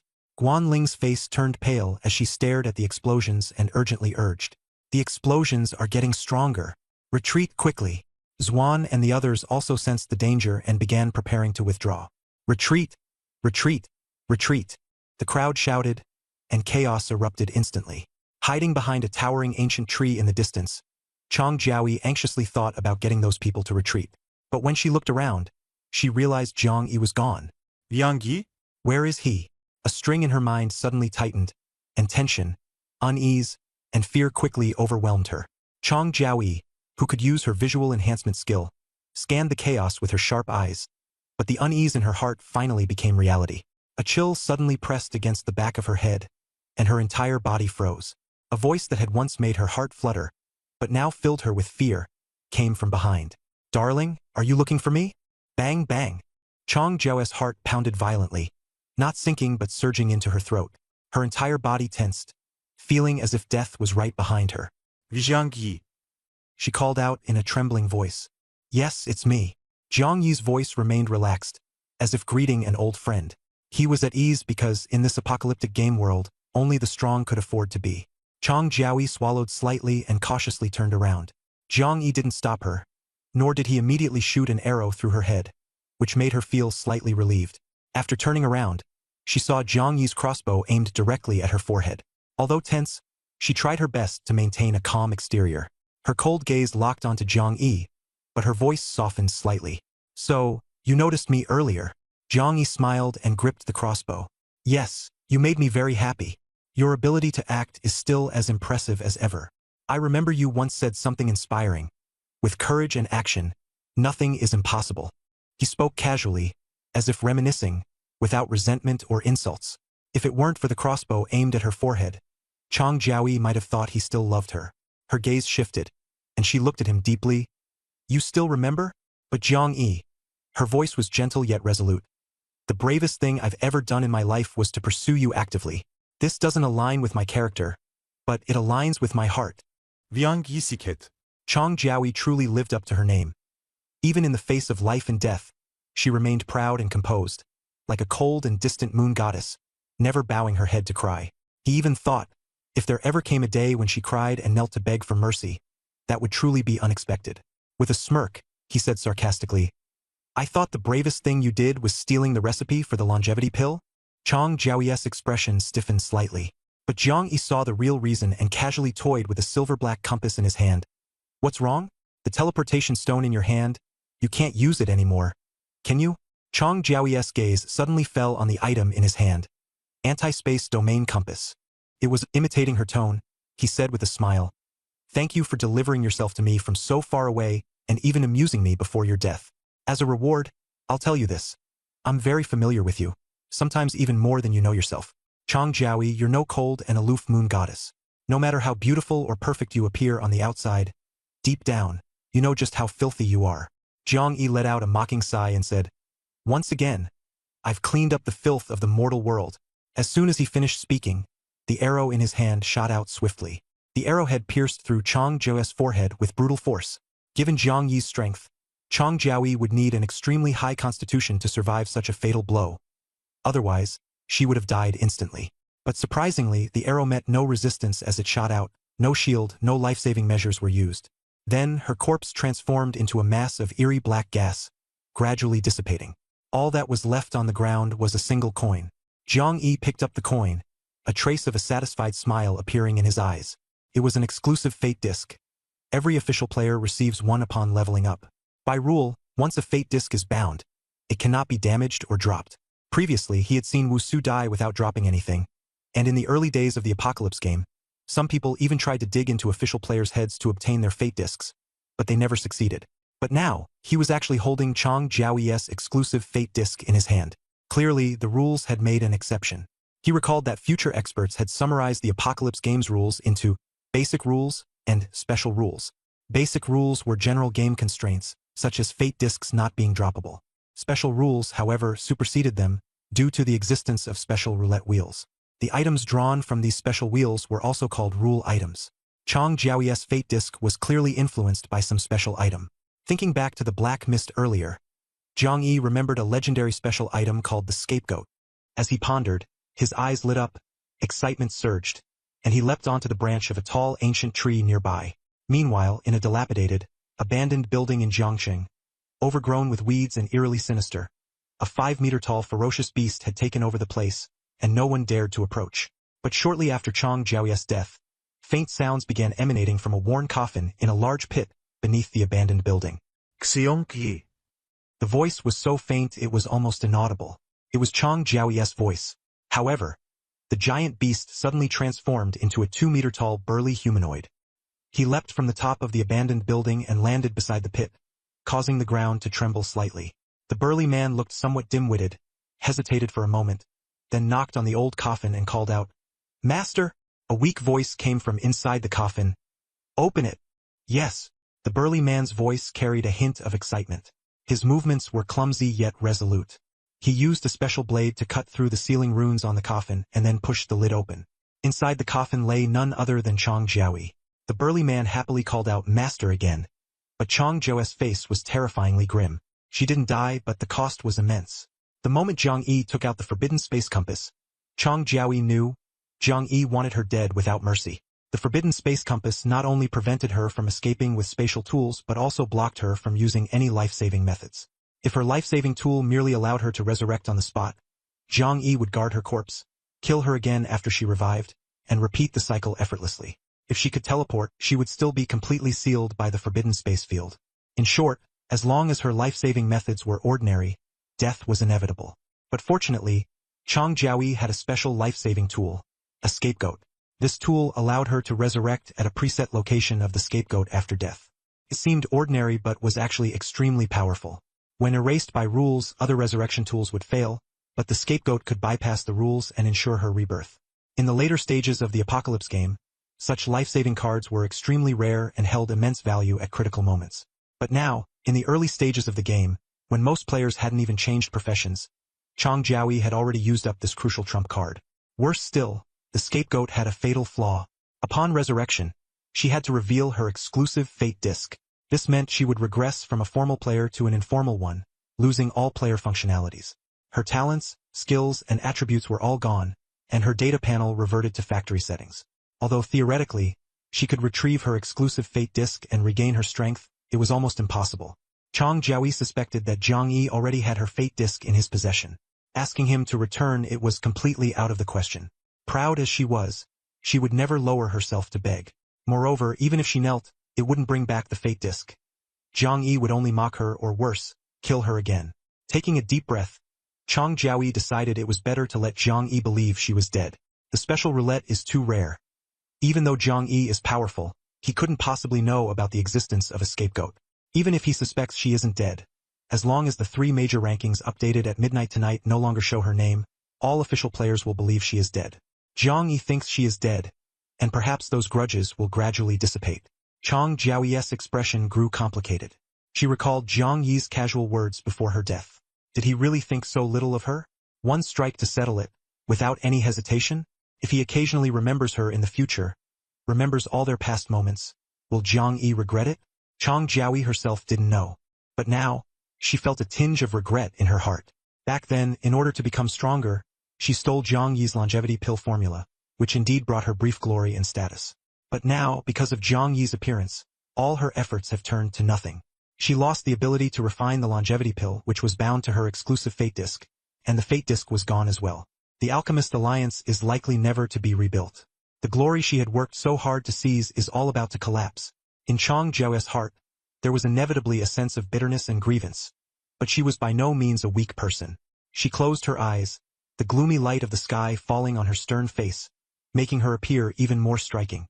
When she opened her eyes, those eyes had regained their usual cold arrogance and resilience. Regret? Never.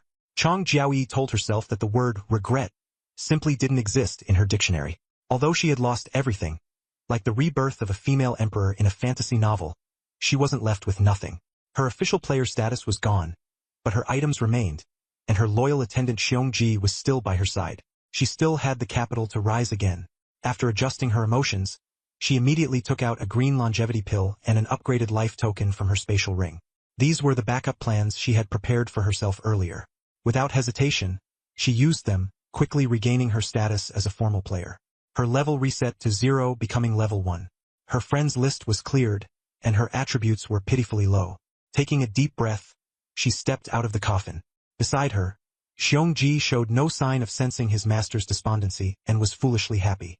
Chang Jiaoyi waved her hand to summon a car and instructed Xiongji, "Drive to the Silver Frost Club." In a residential area in the city center, the territory of the Silver Frost Club. A black Maybach was parked at the entrance. Wei Lingshuang received word from her subordinates that Chang Jiaoyi had personally come to pick up Sun Hao, and she paused for a moment. She knew that if Chang Jiaoyi could track Zhang Yi, she could do the same. Thus, both she and Zhang Yi had deduced that the beast world Chang Jiaoyi referred to was the Qinhai beast world Zhang Yi had visited. Wei Lingshuang had once suspected that Zhang Yi might be the mysterious top player on the leaderboard, but she always felt that it was highly unlikely. And now, Chang Jiaoyi had actually emerged from that beast world. This meant, when Wei Lingshuang personally escorted Sun Hao to the residential area, she glanced at the black Maybach. In the driver's seat was a burly man she had never seen before, as fierce and imposing as a bear, not someone to be trifled with. His gaze carried a sense of determination, yet it also seemed somewhat naive and foolish. Chang Jiaoyi sat in the passenger seat, her face expressionless, showing no intention of getting out of the car. She slowly rolled down the window and greeted indifferently, "Long time no see."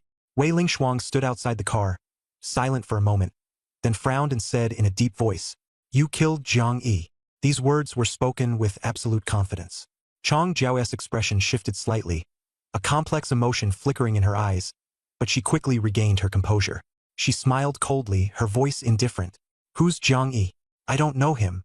Wei Lingshuang's gaze turned icy, and the two stared at each other for a few seconds. Suddenly, she let out a cold laugh, filled with disdain and mockery. But she didn't say much more directly. Chang Jiaoyi was powerful, and the man beside her, Xiongji, was not to be trifled with either. Although Wei Lingshuang was on the righteous side, she understood the dynamics of power well, so she refrained from pressing further. She turned slightly and whispered to Sun Hao, "Let's hope you won't regret your choice." Sun Hao felt conflicted. It seemed Zhang Yi was indeed extraordinary, not simple at all. But now none of that mattered anymore. If Wei Lingshuang was right that Zhang Yi was already dead, Sun Hao, who didn't have a deep relationship with Zhang Yi, felt no sadness. As for Zhang Yi being killed by Chang Jiaoyi, in the apocalypse, what does it matter if a strong person kills a weak one? He didn't dislike Chang Jiaoyi because of this. Instead, he still chose to get into her car. The black Maybach quickly started and disappeared at the end of the street. Wei Lingshuang watched the car drive away gracefully, a trace of gloom flashing in her eyes. On the other side, Sun Hao sat in the back seat of the car, brimming with excitement. Not only had he just joined Chang Jiaoyi's faction, but he was also particularly optimistic about her idea of forming an alchemist alliance. As he sat there, he spoke enthusiastically. If the alchemist alliance can really be established and bring all the alchemists in Jiang City together, then in the future all the pills in Jiang City will be monopolized by the alliance. The status of alchemists will skyrocket. Sun Hao could hardly imagine how prestigious alchemists would become. Basic pills like the rejuvenation pill and detoxification pill will see their prices soar. Alchemists will only need to focus on refining pills without taking risks, and their development will be incredibly fast. He had already painted a bright future for the Alchemist Alliance in his mind. Chang Jiaoyi, sitting in the front passenger seat, smiled and dampened his enthusiasm. It's not as exaggerated as you think. Major forces will still train their own alchemists. The reason I could bring you out is, first, because the Silver Frost Club isn't strong enough, and second, because public opinion helped. As for the alchemists of the Qingchuan Guild, I can't poach them at all. So, at most, the Alliance can monopolize the independent and small-scale alchemists. Sun Hao remained excited. That's good enough. Chang Jiaoyi also smiled, clearly holding high hopes for the Alliance's future. In fact, before losing everything, she had truly planned to manage this alliance well, with Sun Hao as one of its initial pillars. She had no intention of killing him. But now, after experiencing a journey through the Qinghai Beast world, all her dreams had vanished like smoke, leaving nothing behind. Although she had felt uneasy when entering the Qinghai Beast world, she had never expected Zhang Yi to become a top-tier powerhouse on the combat rankings. Clearly, the information she had gathered said Zhang Yi was a useless, lifespan parasite. How could things turn out like this? The current situation was a complete mess, and Chang Jiaoyi had utterly miscalculated. She closed her eyes, suppressing the negative emotions in her heart. Another 10 minutes passed. The Maybach stopped beside a dilapidated, abandoned building. Sun Hao's eyes flashed with a hint of doubt. He knew Changzhou's base shouldn't be in such a grim place. While he was feeling puzzled, Chang Jiaoyi smiled and said, "Before we head to the base, I have something to tell you. If it's convenient, shall we add each other as friends first?" Sun Hao thought for a moment and nodded. To him, as long as Chang Jiaoyi truly intended to establish the Alchemist Alliance, she wouldn't kill him. They should be partners in mutual interest. He took out the phone transformed from his fate disk, ready to add her as a friend. But Chang Jiaoyi gently smiled and said, "No need to go through all that trouble. Formal players can add each other as friends just by shaking hands." Sun Hao felt a bit embarrassed, thinking he was inexperienced, and proactively extended his hand to shake hers. But at that moment, a sudden sharp pain pierced his palm. Sun Hao panicked, feeling Changzhou tighten her grip on his hand. Panic and fear surged in his heart instantly. He abruptly flung her hand away, his face pale, and demanded, "What did you do to me?" Chang Jiaoyi smiled calmly. "Nothing." Her voice was relaxed, carrying a touch of gentleness. But Sun Hao clutched his chest as a severe, stabbing pain suddenly struck. What on earth was happening? She added, "Don't worry. I publicly promised not to kill you." Sun Hao's sharp gaze was like staring at a demon. Chang Jiaoyi was unfazed and calmly explained, "But, have you ever heard of the puppet string gu? From now on, your life and fate are under my control." She still smiled, but there was a hint of regret in her heart. This puppet string gu should have been reserved for someone more valuable. But now, Chang Jiaoyi had nothing left, not even the ability to refine the most basic white longevity pills. So she could only grit her teeth and use the puppet string gu to control Sun Hao. Things could only progress to this point. Besides her attendant Xiong Ji, Sun Hao was now another person she could trust. Strangely enough, the longevity pill formula she held was extracted by Zhang Yi, and now Sun Hao, who could refine longevity pills, was also indirectly brought about by Zhang Yi. Fate was truly sharp and ironic. Chang Jiaoyi sighed inwardly, her gaze falling back on Sun Hao. At this moment, his entire body was stiff, and his face was deathly pale. Sun Hao, of course, knew about the puppet string gu, but he never expected Chang Jiaoyi to dare use it on him. Even more unexpected was that the words in that post, "Having been through the rain, I hold an umbrella for others," were all lies. This woman, as Wei Lingshuang had said, was indeed a venomous and ruthless snake. Sun Hao suddenly recalled the moment he parted ways with Chang Jiaoyi, and Wei Lingshuang's words, "I hope you won't regret your choice." Those words now pierced his heart. He regretted it completely. He regretted believing Chang Jiaoyi's nonsense, regretted not seeing her true nature. He should have trusted Wei Lingshuang and stayed at the Silver Frost Club. At least then, he would have been free and not reduced to her alchemy puppet. As Sun Hao was consumed by regret and guilt for betraying Wei Lingshuang's goodwill, his pupils suddenly contracted, and his mind snapped like a taut string breaking with a twang. A mouthful of poisonous blood spurted out. Even Chang Jiaoyi hadn't anticipated this scene. In his final moments, Sun Hao finally understood Wei Lingshuang's words, "I hope you won't regret your choice," were not a simple warning but the dying hint of someone on the brink of death. Chang Jiaoyi and Wei Lingshuang. They were both incredibly ruthless. No wonder they say the most venomous thing is a woman's heart. Unfortunately, Sun Hao realized this too late. Before his pupils dilated completely, he saw Chang Jiaoyi frantically feeding him antidote pills, but it was all in vain. Sun Hao was dead. Elsewhere, in the world of the Qinghai beasts, on the branch of a towering ancient tree, Zhang Yi watched Chang Jiaoyi anxiously administering medicine and nearly laughed himself off the tree. "Ha ha ha! This is too funny. Wei Lingshuang wanted to ruin Chang Jiaoyi by poisoning Sun Hao, but she ended up completely destroying her comeback plan. Jiang Yi hadn't expected that the spy eye he had secretly used on Chang Jiaoyi could transfer along with the rebirth after death item to her. He didn't fully understand the mechanics, but since the items on Chang Jiaoyi could return with her through rebirth, it wasn't surprising that the spy eye followed suit. Being able to witness this drama through the spy eye, Jiang Yi was overjoyed and even felt like shouting at the flustered Chang Jiaoyi. "Come on, darling. Give it your 99% effort. Don't let me down." Just as he was so delighted he almost burst into laughter. The branch beneath him suddenly shook and flung him down hard. Not only that, after the successive explosions, the miasma swamp underwent an abnormal mutation. The previous explosions looked overwhelming and sounded terrifying, but it wasn't until he was thrown off the tree that Jiang Yi realized the ground of this small forest was scorched black and blistering hot, like molten lava. The plants in the forest, regardless of their height, seemed to have been activated, clawing and stretching wildly. The surrounding eternal night environment was dyed a bizarre dark red. Even using his internal vision, he couldn't distinguish whether it was the red of flames or the red of blood. The explosions in the distance ceased, but from the depths of the swamp came an even more spine-chilling low growl. Jiang Yi's feet burned as he jumped several times, and from afar, he saw a massive, pitch-black, viscous monster crawling out of the scorched giant pit in the swamp. Its appearance was both disgusting and terrifying. What shocked Jiang Yi even more was that just by looking at it from a distance, he felt an uncontrollable fear rising in his heart.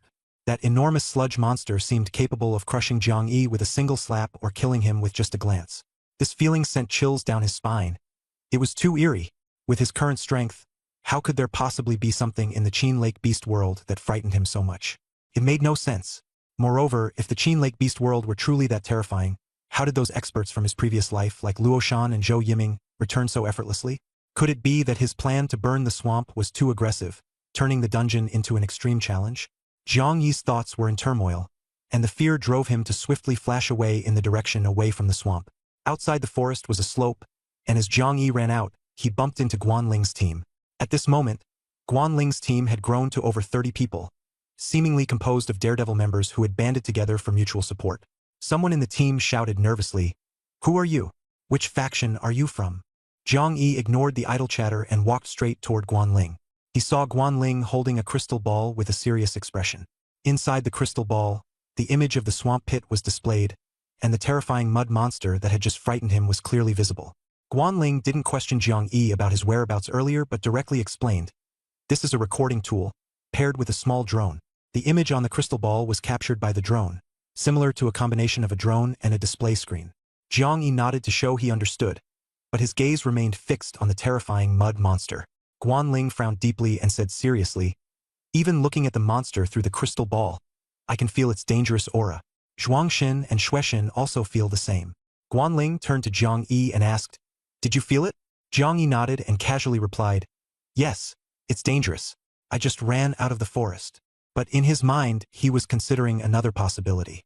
Guan Ling and the others lacked his strength and confidence, so they naturally didn't find it strange. Scholar Xinshang Qinghua continued analyzing on his own. This mud monster might be a beast race player with a data panel. Such an existence is far stronger than ordinary players. If we confront it head-on, we formal players will definitely suffer. Shang Qinghua added, "If we can kill this monster, it might drop a domain core." "Domain core?" A bold daredevil in the team interjected. Shang Qinghua adjusted his glasses and didn't answer directly. Instead, he turned his gaze to Guan Ling. After a moment of thought, Guan Ling said, "I don't know much. I've heard that the top forces of the 4 major guilds use domain cores to control a beast world. But I don't know the specifics. As for the 3 clubs in our suburban area, it seems none of them have ever obtained a domain core." Her words left the group even more confused, but Jiang Yi understood clearly.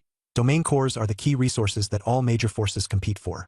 As more players change professions, the core competitive focus of these forces will gradually shift to this. However, Jiang Yi didn't know much about the specific uses of domain cores in his previous life. Players only knew 2 things. First, they are related to a major force's control over a beast world or domain battlefield. Second, something almost no one knows.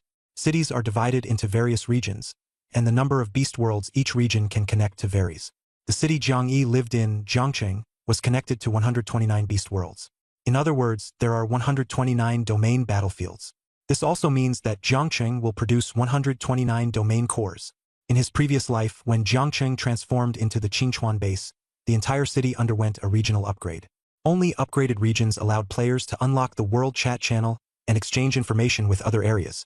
It was rumored that Jiangxing had collected 129 domain cores at the time to trigger the upgrade. Jiang Yi still remembered that in his previous life, when the earliest regions completed their upgrades, the Apocalypse game issued a world announcement, and Jiangcheng ranked far behind in the regional leaderboard. In this life, it was clear that no one had completed the upgrade yet. Just as Jiang Yi was pondering, several official players around him suddenly gasped sharply. Gasp! That's... They exclaimed. Following the sound, Jiang Yi looked toward the crystal ball, his pupils contracting sharply before quickly regaining composure. The strange feeling he had earlier seemed to have an answer now. The dark-skinned Zon boy shouted in terror, Black profession roulette. That's a special roulette. A special profession roulette. These official players knew the power of special roulettes. Ordinary special roulettes could yield rule-level items, while special profession roulettes could draw heaven-defying professions, their strength unimaginable. Moreover, top players currently desired nothing more than a profession change. Even risking their lives to explore the endless sea hadn't revealed a golden roulette more precious than the special profession roulette. No wonder they were so panicked. Even the usually composed Guanling had reddened eyes, staring at the black profession roulette on the altar at the center of the swamp pit visible in the crystal ball. His voice trembled slightly. This Qin Lake beast world must be hiding secrets. The monsters in that swamp make us shudder even through the crystal ball. They're absurdly strong, completely beyond our league. The proud scholar Shang Qinghua was equally fixated on the black roulette, analyzing alongside Guanling. We're indeed not strong enough. But once the news of the special profession roulette spreads, not just club giants like Wang Shuyan, He Zhang and Yang Miao, but even top players from the 4 major guilds, and even Jiang Yi and Luo Chongqing from the combat leaderboard, might rush here in frenzy. He suddenly exchanged a glance with Guanling. With more strong players, the chances of defeating the mud monster would increase, but when it came to dividing the roulette's benefits, conflicts among the powerful would be harder to control. Inviting reinforcements was a double-edged sword and required careful consideration. Jiang Yi saw through the calculations in their expressions and thought to himself that they were overthinking. He suspected that the special profession roulette that had shocked them was most likely fake. The mud monster was probably just an illusion. This Qin Lake beast world was so small, yet it supposedly housed a monster capable of threatening him? With a combat power of 15 stars, he shouldn't be frightened like this. So what truly terrified him wasn't the mud monster, but the beast race secretly manipulating mental abilities behind the scenes. The mud monster was merely bait. The true boss of this beast world was hidden deep within that forest. Jiang Yi gazed into the distance, fixing his eyes on the eerie forest. From what Jiang Yi knew, few beasts truly mastered mental abilities, primarily concentrated in 2 categories: the bizarre ancient trees in the forest and the various strange sea beasts in the ocean. Based on this, he deduced that the hidden boss was most likely concealed within that forest. Beasts with mental abilities weren't strong in physical attack or defense, but they excelled at hiding and launching mental assaults, often catching people off guard. They could even evoke fear, causing individuals to self-destruct, much like Chu Renmei in the movie, The Haunted Village. As he contemplated whether to return to his nest space to draw some mental defense measures, a familiar announcement suddenly echoed in Jiang Yi's mind. Ding! Domain battlefield announcement. Congratulations to the player for triggering the first round of the limited-time slaughter game. Game task: kill 1 person. Game time limit: 30 minutes. Mission reward: talent awakening. Failure penalty: none. A time-limited killing game, and it's the first round. Plus, the reward is a talent that isn't even on the current roulette wheel. Such temptation made Jiang Yi furrow his brows tightly. He glanced around and noticed the same shock and excitement flashing in the eyes of others. The official players like Guanling were not only surprised but also visibly expectant. The reactions among the Daredevil squad members were mixed. Some were thrilled, while others were terrified. But almost the moment the announcement ended, a thin, sharp-eyed Daredevil squad member suddenly stabbed his companion beside him with a knife. This sudden act of violence was not entirely unexpected. As soon as the time-limited killing game was announced, the group immediately descended into chaos. The weak quickly scattered, shouting for Guanling to step in and uphold justice, while the strong became fully alert, eyeing the easy targets around them, ready to strike. It was like hunters searching for prey. Even the official players Du Yuanjia and Zuin began targeting some Daredevil squad members, clearly unable to resist the allure of talent. The roulette will required sacrificing lifespan and didn't guarantee good rewards, whereas this game only required killing 1 person, seemingly simple with high returns. Just as the 2's eyes lit up and they prepared to act, the academic prodigy Shang Qinghua suddenly calmed down. Adjusting his glasses, he was about to say, "Something's not right," when the Daredevil squad member who had made the first kill burst into wild laughter. "Ha ha ha! I've awakened a sea-level talent." Instant flash. Before his words had even faded, he disappeared from his original spot and reappeared 10 meters away. Immediately after, another person shouted in ecstasy, "My talent is invisibility." As soon as he finished speaking, his figure vanished. This chain reaction escalated the chaos on the scene. Zuin and Du Yuanjia didn't hesitate, their figures flashing as they each killed someone in the crowd, their faces brimming with joy. Even Shang Qinghua, who had initially intended to voice his doubts, was infected by the wave of excitement and began to question his own judgment. Frowning, he said to Guanling, "I feel like something's off. In past Apocalypse games, only official players could hear the announcements. This time, even non-official players can hear it. But if killing a nobody can awaken a talent, isn't that strange?" Before he could finish speaking, he charged straight into the Daredevil squad, ready to act. However, a red whip suddenly coiled tightly around his neck, and a suffocating sensation overwhelmed him. He glanced down at the whip around his neck, his expression turning icy as he glared at Guanling, who was holding the whip. "What are you doing?" Guanling's gaze was cold, the whip still constricting Shang Qinghua's neck. She stared at the chaotic crowd and shouted sternly, "Stop it, all of you. If anyone dares to make another move, don't blame me for being ruthless." Though she was a woman, her aura was commanding. As soon as she spoke, Shang Qinghua's expression froze, and the chaos seemed to pause as if someone had pressed a button. But human greed isn't something that can be suppressed with just a few words. Someone had already pinned a middle-aged man to the ground, a blade pressed against his throat. In such a moment, no one was going to stop. The man's expression shifted as he prepared to defy Guanling's order and strike. Suddenly, a dart whistled through the air, piercing straight into his temple. His eyes widened in shock, his expression instantly going blank as he collapsed lifelessly to the ground. This sudden blow plunged the scene into dead silence, finally bringing the tense situation under control. Jiang Yi noticed that as Guanling killed the man, a flicker of doubt and shock crossed her eyes. Perhaps this kill not only intimidated the crowd but also granted her some kind of talent. Although Jiang Yi couldn't discern Guanling's intentions, she appeared like a resolute leader as she strode toward the center of the chaos and shouted loudly, "Calm down, all of you. You non-official players who haven't even reached level 1 can't hear official announcements. The announcement just now must be fake." What did the announcement say? Time-limited killing game, first round. That means there will be a second and third round after this. This so-called killing game is actually designed to make us kill each other and collapse from within. This is definitely a trap set by some Beast Clan expert. Even that black profession roulette in the swamp pit of the crystal ball is most likely just bait. Guangling's words were firm and powerful, as if exposing the truth. Among the crowd, Du Yuanjia and Zhu and immediately followed up with cheers. "Captain Guan is right. This is a conspiracy by the Beast Clan's strong ones. From now on, no one should harm their teammates." Of course, they said this because they had already killed someone. Having obtained talents, they stood to gain the most. Those Death Squad members who had killed also chimed in, while those who hadn't looked grim, their eyes filled with resentment. Shang Qinghua hadn't had the chance to act yet, his brows tightly furrowed. He knew what Guangling said made sense, but deep down he still harbored doubts. What if this killing game was real, and obtaining talents was also real? Sacrificing one life for a possibility didn't seem like a big loss to him. As for his companions, those Death Squad members were just cannon fodder, not worth much. Lacking the strength to rival Guangling, Shang Qinghua naturally didn't dare to oppose him. But just as Guangling was about to continue speaking, a voice suddenly rang out from the crowd. "Captain Guan, you're not wrong, but this isn't a time of peace. This is a brutal apocalypse. Human lives aren't worth as much anymore. You're afraid of internal collapse, but the truth is, most of us here are just trash. If sacrificing a few weaklings can make the strong even stronger, it might be false, but it could also be true. I'm not saying this for myself, but because I think someone like Shang Qinghua, a big shot, deserves to have a talent." Though the words sounded noble, anyone with a brain could tell it was a veiled suggestion for Shang Qinghua to kill someone. The speaker was none other than Zhou Yiming. They had entered the Qinhu Beast world specifically to find him, so he naturally spoke with confidence. Shang Qinghua had initially felt some dislike for Zhou Yiming, but now he found him less annoying. He looked at Guangling and followed up on Zhou Yiming's words. "That guy you killed with the dart earlier fell on that middle-aged man. He's seriously injured and has no combat ability left." The implication in Shang Qinghua's words was crystal clear. The middle-aged man, who was using his saliva to clean his wound, turned deathly pale upon hearing this. He abruptly raised his head to stare at Guang Ling. Captain Guan. I. He wanted to explain but couldn't find the words, his mind completely blank.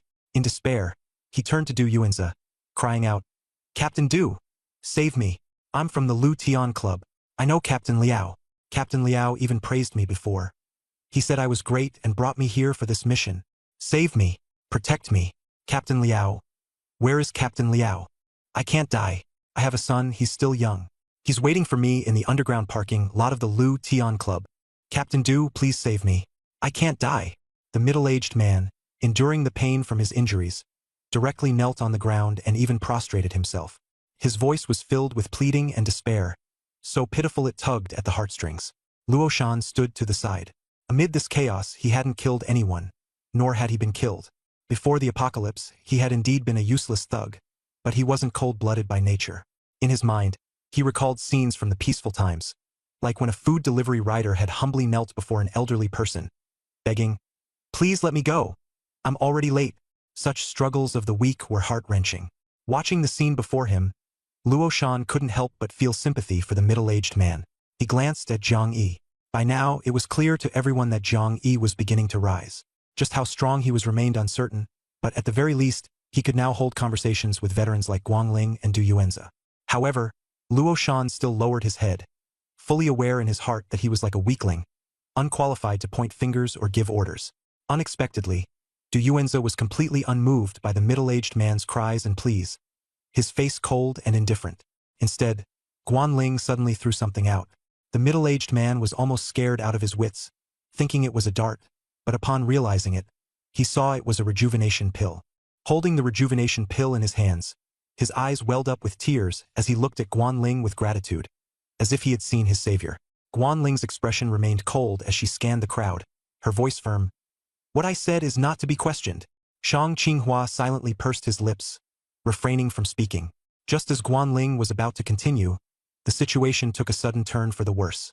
Zhou Yiming's face darkened. Taking advantage of the moment when the middle-aged man was kowtowing to Guan Ling, he suddenly swung a rock at the middle-aged man's head. Everything happened so quickly that no one expected it. Even with Guan Ling being so dominant, someone still dared to defy her. But Zhou Yiming was unafraid. He had confidence. His status in the Blood Swallow Club was extraordinary, and he believed Guan Ling wouldn't truly act against him. He intended to kill first and evade responsibility before Guan Ling could react. Zhou Yiming's eyes were bloodshot as he desperately tried to grasp his so-called talent. However, something unexpected happened. Stop it, you bastard. Bang. Ah! A shout to stop, a heavy blow, and a scream rang out. But the scream wasn't from the middle-aged man. It was from Zhou Yiming. Luo Shan had once saved Zhou Yiming and had usually tried to get closer to him. In this chaos, he had vaguely sided with Zhou Yiming. But now, he suddenly raised an axe and struck Zhou Yiming, shattering his hand. Zhou Yiming's right hand, which was about to strike, was smashed into a bloody mess by Luo Shan's axe. The bones were crushed, and the sight was horrifying. His face turned pale, cold sweat poured down, and his eyes were filled with terror, as if he had seen a ghost. Luo Shan himself was also panicked. Everything had happened too suddenly, and he hadn't thought it through. Once he realized what he had done, he was terrified, thinking to himself that he was in big trouble this time. His face was even paler than Zhou Yiming's. Zhou Yiming, his eyes red, glared at Luo Shan while howling, You dare to strike me, you worthless piece of trash. How dare you strike me? I'll make sure you die a horrible death. Guan Ling, kill him now and heal my hand. Hiss! As he shouted, he shivered in pain. Luo Shan, panicked, dropped the axe and backed away. That axe was the very one Jiang Yi had given him earlier, the firefighting axe Jiang Yi had used to kill Zhao Quan. The bow Jiang Yi had used belonged to Luo Shan. At this moment, Luo Shan frantically looked at Jiang Yi, then at Du Yuanze, silently praying for help. The middle-aged man kneeling on the ground finally understood that Luo Shan had risked everything to save him. He wanted to plead for Luo Shan, but he had no voice in the matter. Being alive was already a stroke of luck. Guan Ling looked at the scene before her, her head throbbing painfully. She had never liked Zhou Yiming. All this chaos was caused by him. Her overwhelming strength meant that no one should dare to defy her words. Yet Zhou Yiming, arrogant and self-important, repeatedly ignored her orders. Furious, Guan Ling spoke coldly. You still have the nerve to order me around? Did everything I just said go in one ear and out the other? Luo Shan saw that Guan Ling did not intend to kill him but was furiously cursing Zhou Yiming, and a glimmer of hope flashed in his heart. However, this hope lasted only a few seconds before being shattered by a shout from afar. "Brother Yiming!" The previously dejected Zhou Yiming immediately became arrogant upon hearing the voice. Everyone turned toward the sound and saw a large group of people rushing toward the slope, including several level 10 experts. He Zhang from the Lu Tian Club, Yang Miao from the Shan Shui Club, Wang Shuyan from the Blood Swallow Club, along with 6 or 7 other level 10 players, formed an imposing team. Although they were still far away, Wang Shuyan had already rushed ahead, crouched beside Zhou Yiming, and took out a rejuvenation pill from the roulette, unhesitatingly feeding it to him. The skin on Zhou Yiming's injured hand healed, but the bones remained limp. He cried out helplessly, "It's ruined! My hand is ruined! What do I do?" Wang Shuyan tightly held his hand and comforted him. "It's okay. It can still recover. Don't be afraid." Nearby, Luo Shan's legs went weak, and he retreated repeatedly, only to be met with Wang Shuyan's sharp, enemy-like gaze. Luo Shan trembled and tried to explain.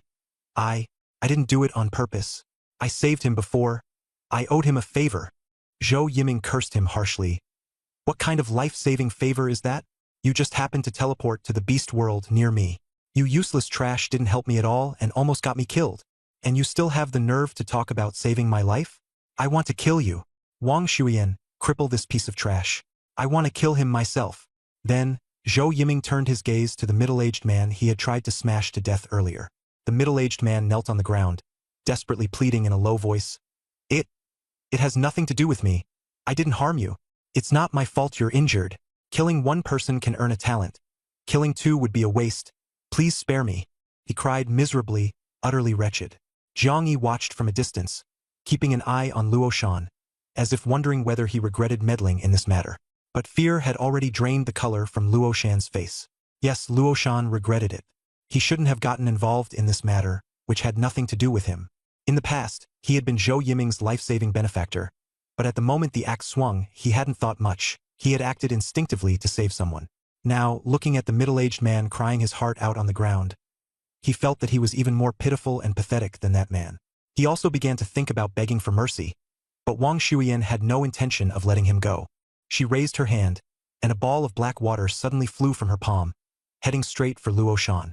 Luo Shan's legs gave out, and he was too scared to move. But just as the black water was about to hit him, a barrier suddenly appeared in front of him, blocking the attack. Who is this? Someone who can actually block Wang Shuyan's attack? Wang Shuyan's expression changed. She initially thought it was He Zhang. But He Zhang was still far from here. Her gaze shifted to the boy behind Guan Ling on the slope. He was wearing the uniform of the Lu Tian Club. She was about to ask him, but suddenly saw the boy, Jiang Yi, turn his head and look toward the direction of the swamp forest at the top of the slope. Wang Shuyan followed his line of sight. In an instant, her pupils contracted sharply. In the distance, a black shadow was rapidly approaching like a ghost, heading straight for the crowd. As the figure neared Luo Shan, it finally became fully visible. He was dressed in a black robe, wearing a black hat, and his entire presence immediately evoked thoughts of the shadowy boss from pawn shop number 8. This entrance, flashing by like a fleeting shadow, mysterious and powerful, was almost identical to that of the shadowy boss. Wang Shuyan's face darkened. She instinctively took half a step back, her voice trembling slightly. "You? Who are you?" Jiang Yi's gaze was fixed on the man in the black robe. A figure suddenly surfaced in his mind. When the man in the black robe turned his head, revealing half of his face under the hat, Jiang Yi was completely certain. It was him. Strangely enough, Jiang Yi had no idea what this person's name was. But they once had a life-and-death encounter. After Tang Ku betrayed Jiang Yi lay on the ground in despair, unable to even move a finger. The scent of blood filled the air, threatening to attract deadly beasts at any moment. Logically, he should have died then and there. However, just as his consciousness began to fade, he heard a mocking voice. "Well, look at this, a useless piece of trash." At that moment, Jiang Yi's eyelids felt heavy. He could only make out a figure dressed in a black robe, wearing a black hat that clung tightly to his face, exuding an air of wickedness. Lying in a pool of blood, Jiang Yi noticed that the man's face bore a mocking smile, filled with a schadenfreude that made one want to punch him. "Betrayed by someone, huh?" The man in the black robe sneered. "TSK, not finishing the job. Yet another idiot." Then he casually tossed Jiang Yi a healing skill. Jiang Yi's wounds quickly healed, and his strength returned. By the time Jiang Yi was ready to move, the man in the black robe had already disappeared. Clearly, The man had only saved him on a whim, treating it as a joke. In his previous life, Jiang Yi had encountered this mysterious figure again. In the second year of the apocalypse, Jiang Yi dove into the ocean and pried open a longevity clam, only to find the severely injured man in the black robe lying inside. Jiang Yi immediately recognized him as the one who had saved his life. His emotions were a mix of gratitude and conflict, unsure whether he should repay the favor. The man in the black robe seemed to sense Jiang Yi's presence. He opened his eyes and smiled faintly, saying, Well, it's you, trash. Jiang Yi retorted with an angry smile. If I'm trash, then what does that make you? The man in the black robe lay there quietly, but his eyes were sharp and full of spirit. He replied earnestly, Someone who sees the truth yet still loves the world. I'm a hero. Jiang Yi immediately glared at him and sneered coldly, A hero, my ass. Do you believe I'll finish you off right now to prove you're just an idiot? The man in the black robe was silent for a moment before flashing that infuriating smile again. No, you'd only prove that I'm a hero. In the end, Jiang Yi didn't finish him off but instead saved his life, repaying this life-saving benefactor. However, during their two encounters, Jiang Yi hadn't even added him as a friend, so naturally, he didn't know his real name. Now, that annoying, meddlesome hero once again mockingly saved Luo Shan. Ignoring Wang Shuyan's questioning, he flashed his signature smile at Luo Shan and slowly spoke. Buddy, saving people is like helping an old man on the roadside, like spinning a roulette wheel. It's all about gambling on luck. The more chips you have, the less afraid you are to lose. Those who fear losing will never win. Luo Shan had intended to thank this mysterious figure but froze in place. He wasn't stupid. He caught the meaning behind those words. When poor, one should focus on self-preservation. When successful, one should help the world. And right now he was just a poor man with no chips, unable to afford to lose. Luo Shan paused for a moment, then came to his senses and said to the figure, Thank you. The man in the black robe chuckled lightly, still maintaining his carefree demeanor. His gaze shifted to Wang Shuyan and then swept to Zhou Yiming, who was standing behind her, his eyes unusually cold. Oh, a big star? What's with that expression? He said mockingly. Zhou Yiming felt a chill under his stare, but with Wang Shuyan present, he still had some confidence and was about to respond defiantly. Suddenly, a force struck him hard, and with a loud bang, he was sent flying over 10 meters, landing heavily on the ground in a miserable state, as if he'd been hit by a car. The man in the black robe continued to speak mockingly. The weak should act like the weak. You should be grateful you ran into me. My temper is pretty good. Everyone at the scene was instantly stunned. No one had expected this mysterious man in the black robe not only to block Wang Shuyan's attack, but also to dare to beat Zhou Yiming so ruthlessly right in front of her. Wang Shuyan, shocked, hurried over to check on Zhou Yiming's condition. But surprisingly, she didn't dare to get angry at the man in the black robe, seemingly swallowing her frustration. At this moment, the slightly lagging team finally arrived, led by He Zhang and Yang Miao. The two looked around the scene and immediately spotted the man in the black robe. Compared to the composure of the man in the black robe, their faces appeared tense.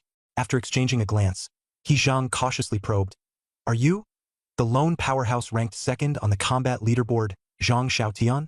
The man in the black robe raised his chin disdainfully, his tone still indifferent. Second? Isn't that Luo Changqing? He Zhang quickly corrected himself. Right, then you must be third. At this moment, Jiang Yi, who had been silently observing from the side, heard the name Zhang Xiaotian, and his pupils suddenly contracted. He remembered that the name listed right after Luo Changqing on the combat leaderboard was indeed this one. At the time, he hadn't paid much attention. But now, hearing the real name, a thought suddenly flashed through his mind. Zhang Xiaotian. Zhang Xiaotian. Could they be the same person? Jiang Yi knew about the existence of name-changing cards. If Zhang Xiaotian had really changed his name to Zhang Xiaotian, it would make sense. If they were indeed the same person, then this figure, hailed as one of the 6 gods of humanity, the god of 1,000 faces, actually hailed from Jiangxing district? And he had even saved Jiang Yi's life once. What was even more bizarre was that if the man in the black robe was indeed the god of 1,000 faces, Zhang Xiaotian, then the black-robed figure Jiang Yi thought he had saved in his previous life wasn't even the real body, but merely a clone. Jiang Yi had thought he had been of great help, but it turned out that the man didn't care about the life or death of a mere clone. Flashes of memory from his past life surfaced in his mind, particularly the words of the black-robed figure. See the truth, and still love it. I am a hero. He had once regarded the man in the black robe as just an ordinary struggler, but now, if he was truly the god of 1,000 faces, the weight of those words was entirely different. It was like the phrase, "Don't underestimate the young and poor."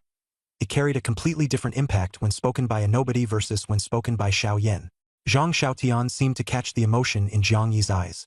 He suddenly turned his head, glanced at him, raised an eyebrow, and greeted with a smile. "Yo, loser! It's you." Jiang Yi was used to being called that, but this time his feelings were entirely different. In the past, being called trash would upset him, but now he simply smiled calmly and, imitating Zhang Xiaotian's tone, replied, "Oh, benefactor, it's you." Zhang Xiaotian hadn't expected Jiang Yi to respond like this. He was momentarily stunned, then burst into laughter and raised an eyebrow at Jiang Yi, saying, "Looks like you've already avenged yourself." Zhang Xiaotian's words carried an ironclad certainty, as if he were stating an undeniable fact. Jiang Yi met his gaze for a few seconds, then nodded. Yes, you could say that. In truth, Tang Ku and Chang Jiaoyi were not dead, but Jiang Yi's mindset had already changed. He had come to understand the true meaning of deep-seated hatred. The more bitter the hatred, the more it consumed you. The better your life became, the more that hatred faded. In his previous life, those opponents who had thrived were his inner demons. In this life, by becoming stronger and living better himself, he was delivering the harshest blow to them. But while revenge was satisfying, eliminating the root of the problem was still necessary. Tang Ku and Chang Jiaoyi would have to die sooner or later. Zhang Xiaotian had no idea what Jiang Yi had been through. He simply relied on his intuition to feel that Jiang Yi had already avenged himself. He casually used a detection skill, but it failed. He wondered to himself whether this kid had used an anti-detection skill or had already reached level 10.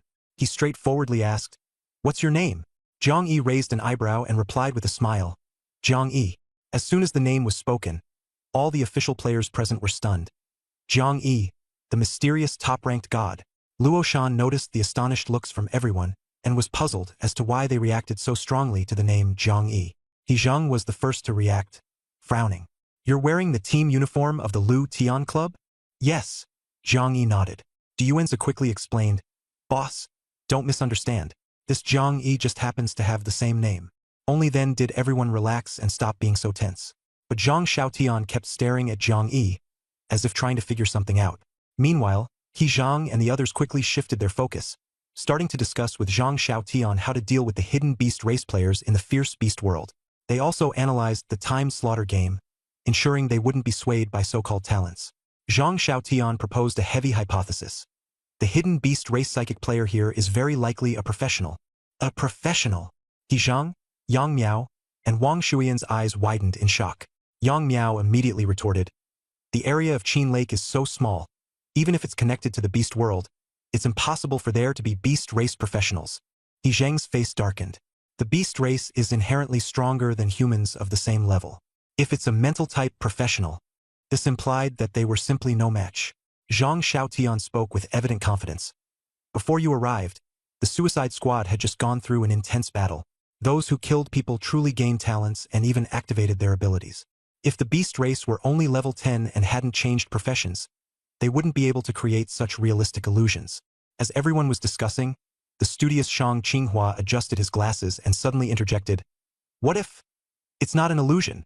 This question struck a nerve. Guan Ling frowned, almost instantly seeing through his thoughts. At this point, with the team growing larger, Guan Ling had long lost his voice in decision-making.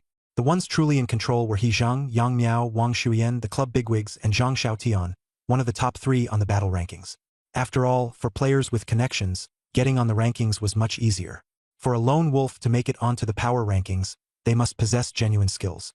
Although He Zhang, Yang Miao, and Wang Shuyan operated somewhat like a group, they still appeared weaker in front of Zhang Xiaotian. Zhang Xiaotian, with his mysterious demeanor, always wore a black hat. His cold gaze swept over Shang Qinghua. Shang Qinghua, however, remained composed, meeting his gaze evenly. He calmly analyzed, as the big shot just mentioned, the ones who killed people truly gained talents. Their abilities were displayed very realistically, so it's unlikely to be an illusion. He shifted his tone, appearing somewhat respectful, and glanced at Zhang Xiaotian with a hint of nervousness. "Xiaotian, you're the strongest and most knowledgeable. Actually, you could try to gain a talent yourself and use it to determine whether this game is real or fake." These words seemed upright on the surface, but the phrase "killing people" carried an oppressive weight, instantly unsettling the Suicide Squad members who were not official players. If it really came down to killing, they would undoubtedly be the first to be sacrificed, insignificant fates just as Zhou Yiming had mentioned earlier. Jiang Yi followed Shang Qinghua's gaze toward Zhang Xiaotian, his mind filled with questions. Could this really be the legendary thousand-faced god, Zhang Xiaotian? In his past life, the 6 human gods, often referred to as god of this or god of that, were typically lone powerhouses with almost no dark history, known for their steady and righteous conduct. In contrast, the mysterious and widely acknowledged strongest human, Jean Bewley, though formidable, was not included in the list of 6 gods. Many believe Jean Bewley surpassed the 6 gods, but that was merely a matter of reputation. Jiang Yi was eager to know, would Zhang Xiaotian actually kill someone to gain a talent and uncover the truth of the game because of Shang Qinghua's words? Was it just talk, or could he truly align his actions with his words? He, Yang, and Wang all fixed their eyes on Zhang Xiaotian, hoping to hear an answer. In fact, they themselves also wanted to test their talents and verify it personally. Zhang Xiaotian, wearing a black hat, locked his gaze on Shang Qinghua for a moment, then suddenly revealed a strange smile and said, "What you said makes a lot of sense." As soon as he said this, Shang Qinghua's face changed drastically. The smile on Zhang Xiaotian's lips clearly hinted, "Then I'll just kill you and see what talent I get." Shang Qinghua hurriedly took a few steps back, his face looking grim. Zhang Xiaotian laughed even more gleefully. "What are you afraid of? Isn't it you who suggested killing someone to get a talent? I even thought you were volunteering yourself." Shang Qinghua retreated even further, and Wang Shuyan quickly spoke up on his behalf. "What he means is, look at that suicide squad over there. When the team needs someone to sacrifice, it's normal for the weak to be the first to go." What Wang Shuyan said was reasonable. Zhang Xiaotian glanced at her, then turned to He Zhang and Yang Miao. "Do you two think the same?" He Zhang and Yang Miao didn't respond directly, but their attitudes were clear. In this world, there is no such thing as equality for all. Life is priceless, but its value varies. At critical moments, sacrificing the weak is the most cost-effective choice. The weak have no say in the matter. The members of the Suicide Squad turned pale, and the atmosphere grew tense. Interestingly, they had already divided themselves into 2 factions. Those who had killed and gained talents grouped together, while those without talents formed another group, clearly at the bottom of the food chain. Zhang Xiaotian's cold gaze swept across the room, but when his eyes met Jiang Yi's, there was a flicker in his expression. This young man who shared his name was not just someone who had recently avenged a great grievance. He seemed like an outsider, leisurely watching the commotion. However, this leisure wasn't reflected in his expression but in his body language, subtle and almost imperceptible. Only Zhang Xiaotian's sharp instincts caught it. Zhang Xiaotian didn't like beating around the bush and directly asked Jiang Yi, "What about you? What's your plan?" Jiang Yi feigned surprise, like a small fry suddenly noticed by a big shot. The 3 big shots, He, Yang, and Wang, were also slightly taken aback, while Guanling and Shang Qinghua stared at him with scrutinizing eyes. After thinking for a moment, Jiang Yi walked over, raised an eyebrow and smiled. "What does the big shot want to know about my plans? Whether I should kill for talent, or whether that time-limited killing game is real or fake?" Zhang Xiaotian replied directly, "The latter." Obviously, he already had his own answer to the former. Jiang Yi remained relaxed and said with a smile, "I do have some thoughts about the timed killing game, but I don't have much of a heroic spirit. All I see is the stench of money." He gave Zhang Xiaotian a sidelong glance, hinting, "If you want my help, you'll have to pay more." He, Yang, and Wang were all baffled. This kid had just shown up and dared to negotiate terms with them? Especially He Zhang, who had intended to teach Jiang Yi a lesson, but was surprised to see Zhang Xiaotian nodding in agreement and even directly revealing Jiang Yi's intentions. "You're asking if I have a special roulette wheel, aren't you?" As soon as these words were spoken, all the official players were shocked. Jiang Yi wanted to use a special roulette wheel as a bargaining chip. What did this mean?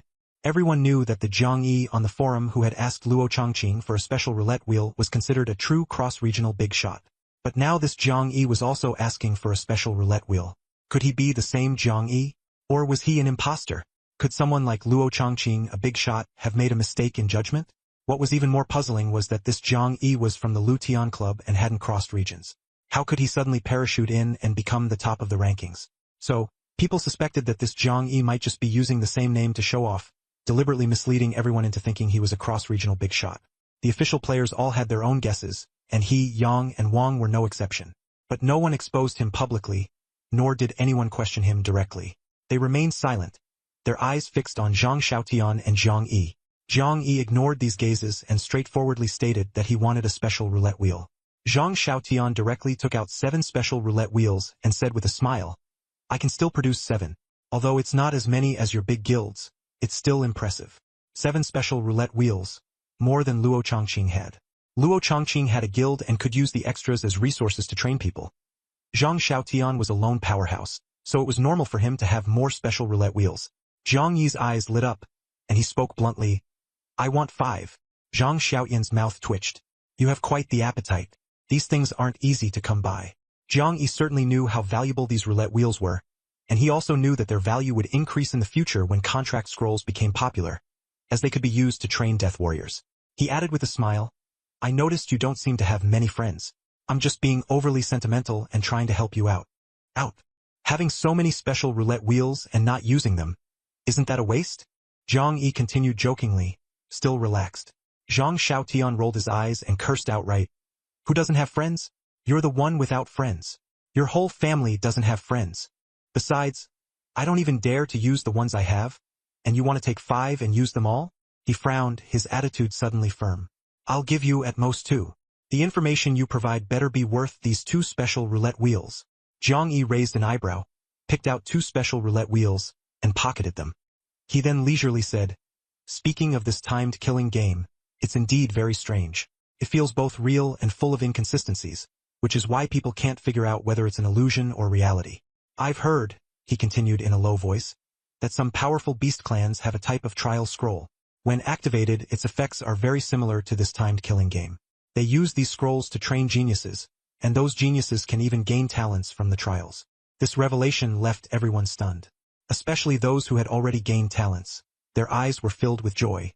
Guanling, Du Yuanzi, and Zuin were also pleasantly surprised, as they wanted to confirm whether their talents were genuine. Shang Qinghua's expression darkened. He wasn't in a hurry and secretly glanced at He Yang and Wang San. Sure enough, a faint glimmer of darkness flashed in their eyes as well. However, Zhang Xiaotian's face turned grim as he stared at Zhang Yi, his gaze full of suspicion. His tone was mocking. "How long has this apocalypse game been connected to the human race? And you already know about the beast race? How is that possible? Are you making this up for your own benefit?" He Yang and Wang San quickly calmed down, looking at Zhang Yi with doubt. Zhang Yi smiled bitterly in his heart. Zhang Xiaotian's reaction increasingly resembled the soul of the thousand-faced god from his previous life. Deep down, he simply didn't want to believe that this time slaughter was real, because if it were true, the human race would be manipulated by the game's consciousness, killing each other without reason. But he wasn't angry. Instead, he calmly said, "Your doubts are understandable. What I was about to say is that the Beast Race's trial scroll was originally meant to positively cultivate talents. If a Beast Race player really used the trial scroll to trigger this slaughter game, what is their purpose?" This was Zhang Yi's main point. Zhang Xiaotian suddenly understood and began to analyze. Normally, educational resources wouldn't be used to torment enemies. So, if that's the case, this Beast Race player must be trying to use the trial scroll to break us apart. As he said this, his expression grew even more serious. In other words, if the game is real, the number of players left in the end will be very few. Everyone felt a heavy weight in their hearts. The time-limited slaughter might be real, and the talents might also be real. But the upcoming game means more people will die. Those strong individuals who gain talents could suppress the weaker ones in the first round. But sooner or later, their turn to be sacrificed will come. Zhang Xiaotian did not want to see such an ending. He stared at Zhang Yi again and asked, "Is there a way to stop this trial from continuing?" Zhang Yi thought for a moment and continued, "My analysis isn't finished yet." He appeared calm and composed. An inexplicable force made it impossible to resist him. Zhang Xiaotian nodded and said, "All right, go on." Zhang Yi raised an eyebrow and slowly began, "You all feel it too, don't you? This time-limited slaughter is obviously strange, like an illusion. To put it simply, illusions are similar to lies. Half true, half false to make people believe them." Zhang Xiaotian's eyes flickered. "You mean this time-limited slaughter might be half true and half false? The game itself is likely real, but it's mixed with illusions." He thought, "Could it be that the Beast Race player deliberately made us think this slaughter game is an illusion?" Zhang Xiaotian lowered his head in thought. Zhang Yi's gaze swept over everyone, and he slowly smiled. "Based on my understanding of the Beast Race's trial scroll, the ultimate winner of this trial will definitely receive a grand prize. Do you really think that Beast Race player would casually let the reward go to the human race?" Zhang Xiaotian's eyes flickered, and he suddenly understood. "You're saying that the Beast Race player might be among us, and has already prepared to become the ultimate winner?" The words ultimate winner sent a chill down Zhang Xiaotian's spine, filling him with dread. He suddenly had a terrifying premonition. What if this time-limited slaughter continues until only one ultimate winner is left alive? And if that winner really is a Beast Tribe player, would all the human tribe players be wiped out? Is this Beast Tribe trial really that twisted? Isn't this just like raising goo insects? Zhang Xiaoyan's face turned ashen. Although the other players didn't think as deeply as he did, they also began to grow wary. They looked around with puzzled expressions, secretly observing those nearby. Could someone here be hiding as a disguised Beast Tribe player? If there really is one hiding, it would be like a ticking time bomb. Beast Tribe players are naturally stronger than human tribe players. When human tribe players kill, they still think about sacrifice and have some reservations deep down. But the Beast Tribe? They kill without hesitation. Absolutely ruthless and merciless. The atmosphere instantly grew tense. At this moment, the three big shots, He Yang and Wang, seemed to sense something. The youngest, Yang Miao, suddenly stepped forward, frowned, and stared at Zhang Yi. Speaking of disguised Beast Tribe players, I think the most suspicious one is you. You. That's right. Zhang Yi used to act like a parasite, but now his attitude has become sharp and cunning. When speaking with top-tier experts, he remains calm and composed, neither servile nor overbearing. He even knows about the Beast Tribe trial scroll. All of this makes him seem like the typical strong Beast Tribe player. Wang Shuyan hesitated and said, Yang Miao is right. If you want us to trust you, you'd better show your data panel first. Her tone was polite but carried a hint of probing. Zhang Yi chuckled lightly, raised an eyebrow and said, Do I need your trust? His tone was full of arrogance. Wang Shuyan's expression turned somewhat unpleasant. Zhang Xiaotian sneered, Aren't you suspicious that I might be a Beast Clan player? Yang Miao and Wang Shuyan's faces instantly became awkward. He Zheng frowned and said, Since there's mutual suspicion, everyone should reveal their data panels. But will everyone agree to that? Moreover, I don't think such a crude method can identify the Beast Clan player. Zhang Xiaotian nodded in agreement. Wang Shuyan and Yang Miao looked embarrassed, as they had intended to use this as an excuse to check Zhang Yi's data. Yang Miao thickened his skin and asked, Then do you have a better way to find the Beast Clan player? Zhang Yi smiled faintly, not answering directly. Instead, he looked at Zhang Xiaotian and said, If you really want to stop this time slaughter, I'm afraid the only way is to target that Beast Clan player. As for how to stop it, I don't know either. In fact, Zhang Yi wasn't sure if this game could be stopped. If it couldn't, things would only get worse.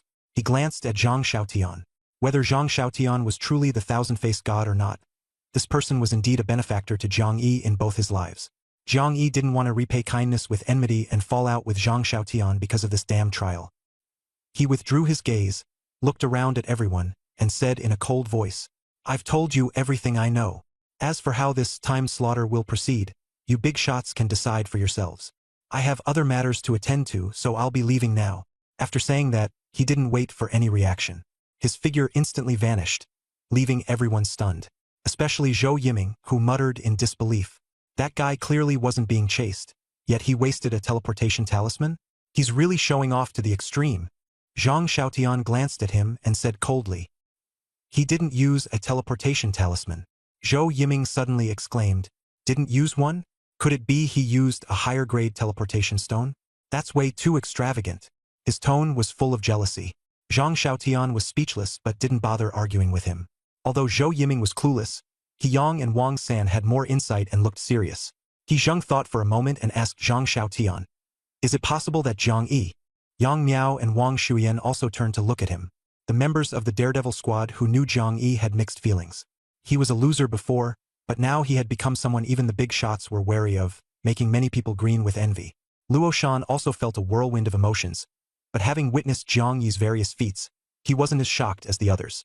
At this moment, Zhang Xiaotian didn't respond to Zhang Yi's matter but instead said, The focus right now isn't Zhang Yi, it's that hidden Beast Clan player. As he spoke, his gaze swept over the crowd. Luo Shan met his eyes and stepped forward proactively. Boss, I just thought of something. Zhang Xiaotian assumed he was going to talk about Zhang Yi and frowned. But that wasn't the case. After receiving permission, Luo Shan said, When time slaughter started, many members of the Daredevil squad jumped straight into the fight. The scene was chaotic, and I was scared, so I paid close attention. I noticed. During the melee, there was a squad member who claimed to have an invisibility talent and disappeared without showing up again. As soon as this information came out, the official player's eyes lit up. This invisible person was highly suspicious. But someone voiced a concern. Even if we find the Beast Clan player, can we handle them? Zhang Xiaotian was silent for a moment before saying, the invisible person is indeed very suspicious, but not necessarily the one. They might just be a human clan player deliberately stirring up trouble. It might also be an illusion created by magic. He tried negotiating with the invisible person, asking them to reveal themselves, but there was no response. Several big shots gathered to discuss how to identify the Beast Race players. In fact, they were more eager to seize the talent reward within the first round's time limit.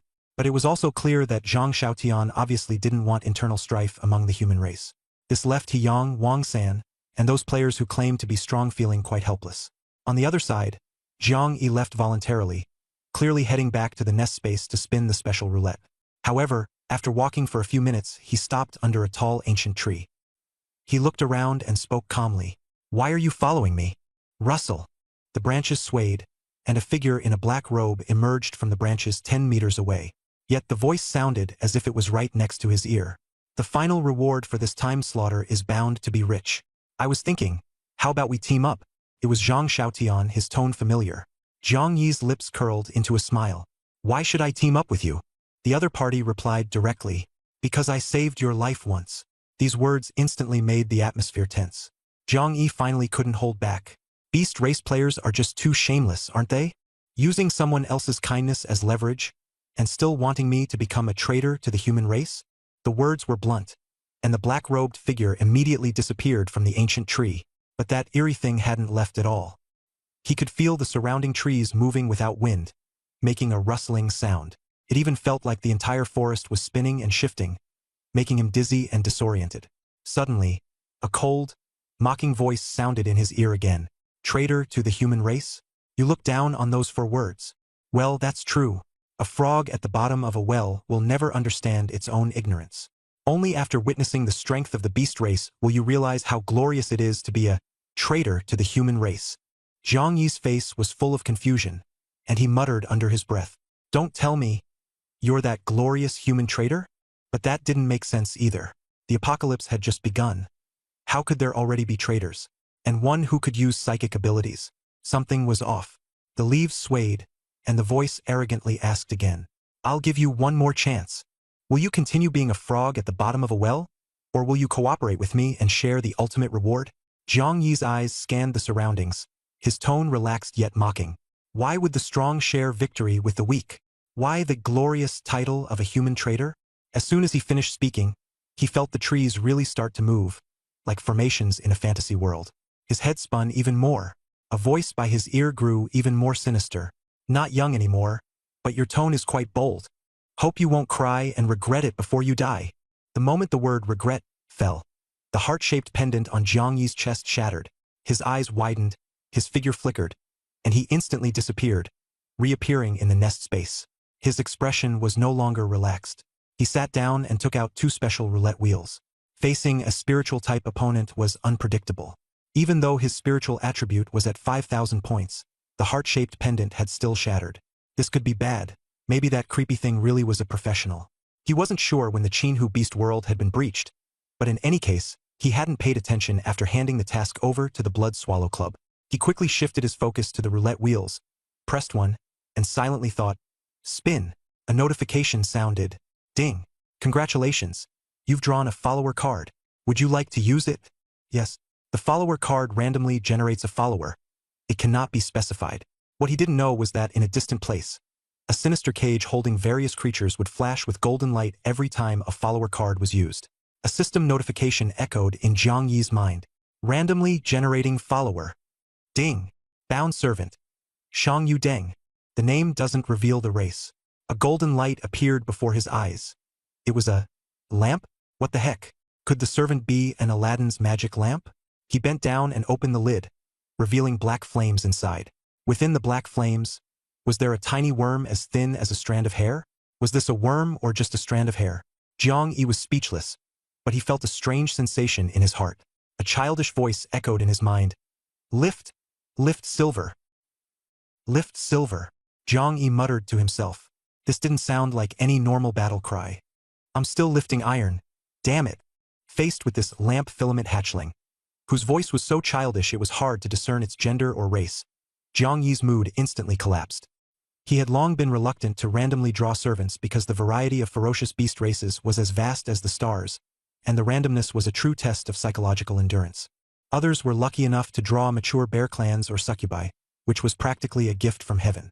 Jiang Yi had once joked that he might draw a pig, but even a pig would be better than this lamp filament. At least a pig could fight battles or help manage the nest. This little thing didn't even look mature. Its voice was muddled, and where was the combat power? Though frustrated, the number of servants wasn't limited, and he could continue drawing. His luck wasn't too bad. He made a silent vow. Next time before drawing, he must cast a luck buff on himself. Looking at the black lamp filament, he didn't hold much hope and commanded, "If you can't speak properly, then speak less. Show me your data panel first." The little lamp filament twisted into a ball in the shadows, and suddenly a pure black data panel appeared, exuding a mysterious texture, unlike the panels of ordinary human races. Name: Shang Yu Deng. Level 0. Lifespan: 3 days. Talent: a spark of stars, X. Occupation: none.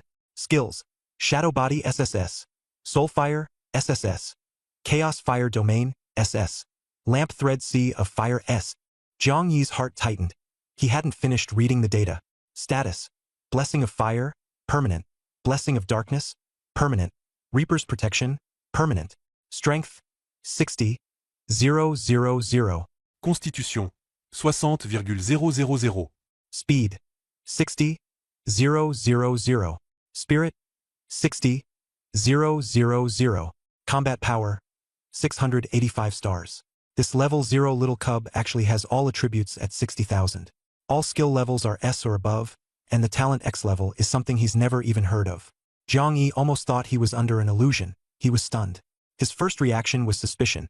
His second reaction was to calm down and ask, "Is this 60,000 attribute your maximum value at level 0? The lamp thread creature responded in a muddled manner. Quadrant? Quadrant system god demon. Ubuji Island Wa. Jiang Yi took a deep breath and pressed further. I mean, can you continue to grow stronger? Grow? Grow stronger? Should be able to grow stronger as long as alive. Jiang Yi grasped the gist. This little thing wasn't lying to him. As long as it stays alive, it will keep growing stronger. What kind of monster is this? It's absurdly heaven-defying. The words of that psychic player in the forest echoed in his mind. You have no idea how powerful the beast race is. Jiang Yi mocked himself. I've lived 2 lives, how could I not know? But now he had to admit defeat. This cub's level 0 base attributes were actually 10 times the level 10 limit of the human race. Its combat power completely crushed him dozens of times over. The gap was too demoralizing. He had thought his 15-star rating was already the pinnacle of the human race, but it turned out a mere cub could easily wipe him out. He even started to wonder if all his lottery draws had been wasted, his luck utterly abysmal. At the same time, he began to suspect if this was racial imbalance, guessing that this filament's attributes might not have been enhanced by any lottery draws but were naturally this extraordinary. Its current state was like that of a beginner player. But the problem was its initial attributes? When humans first encountered the Apocalypse game, most players' attributes on their panels were all 1. This cub's attributes are 60,000 times higher than that. Jiang Yi felt extremely unbalanced inside. But then he thought it over. In times of peace, humans called themselves superior beings, controlling everything. All species developed according to humanity's rhythm. Back then, no one thought it was unfair.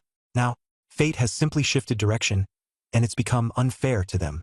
Jiang Yi quickly calmed his emotions and accepted the massive disparity between species. At the same time, he made up his mind.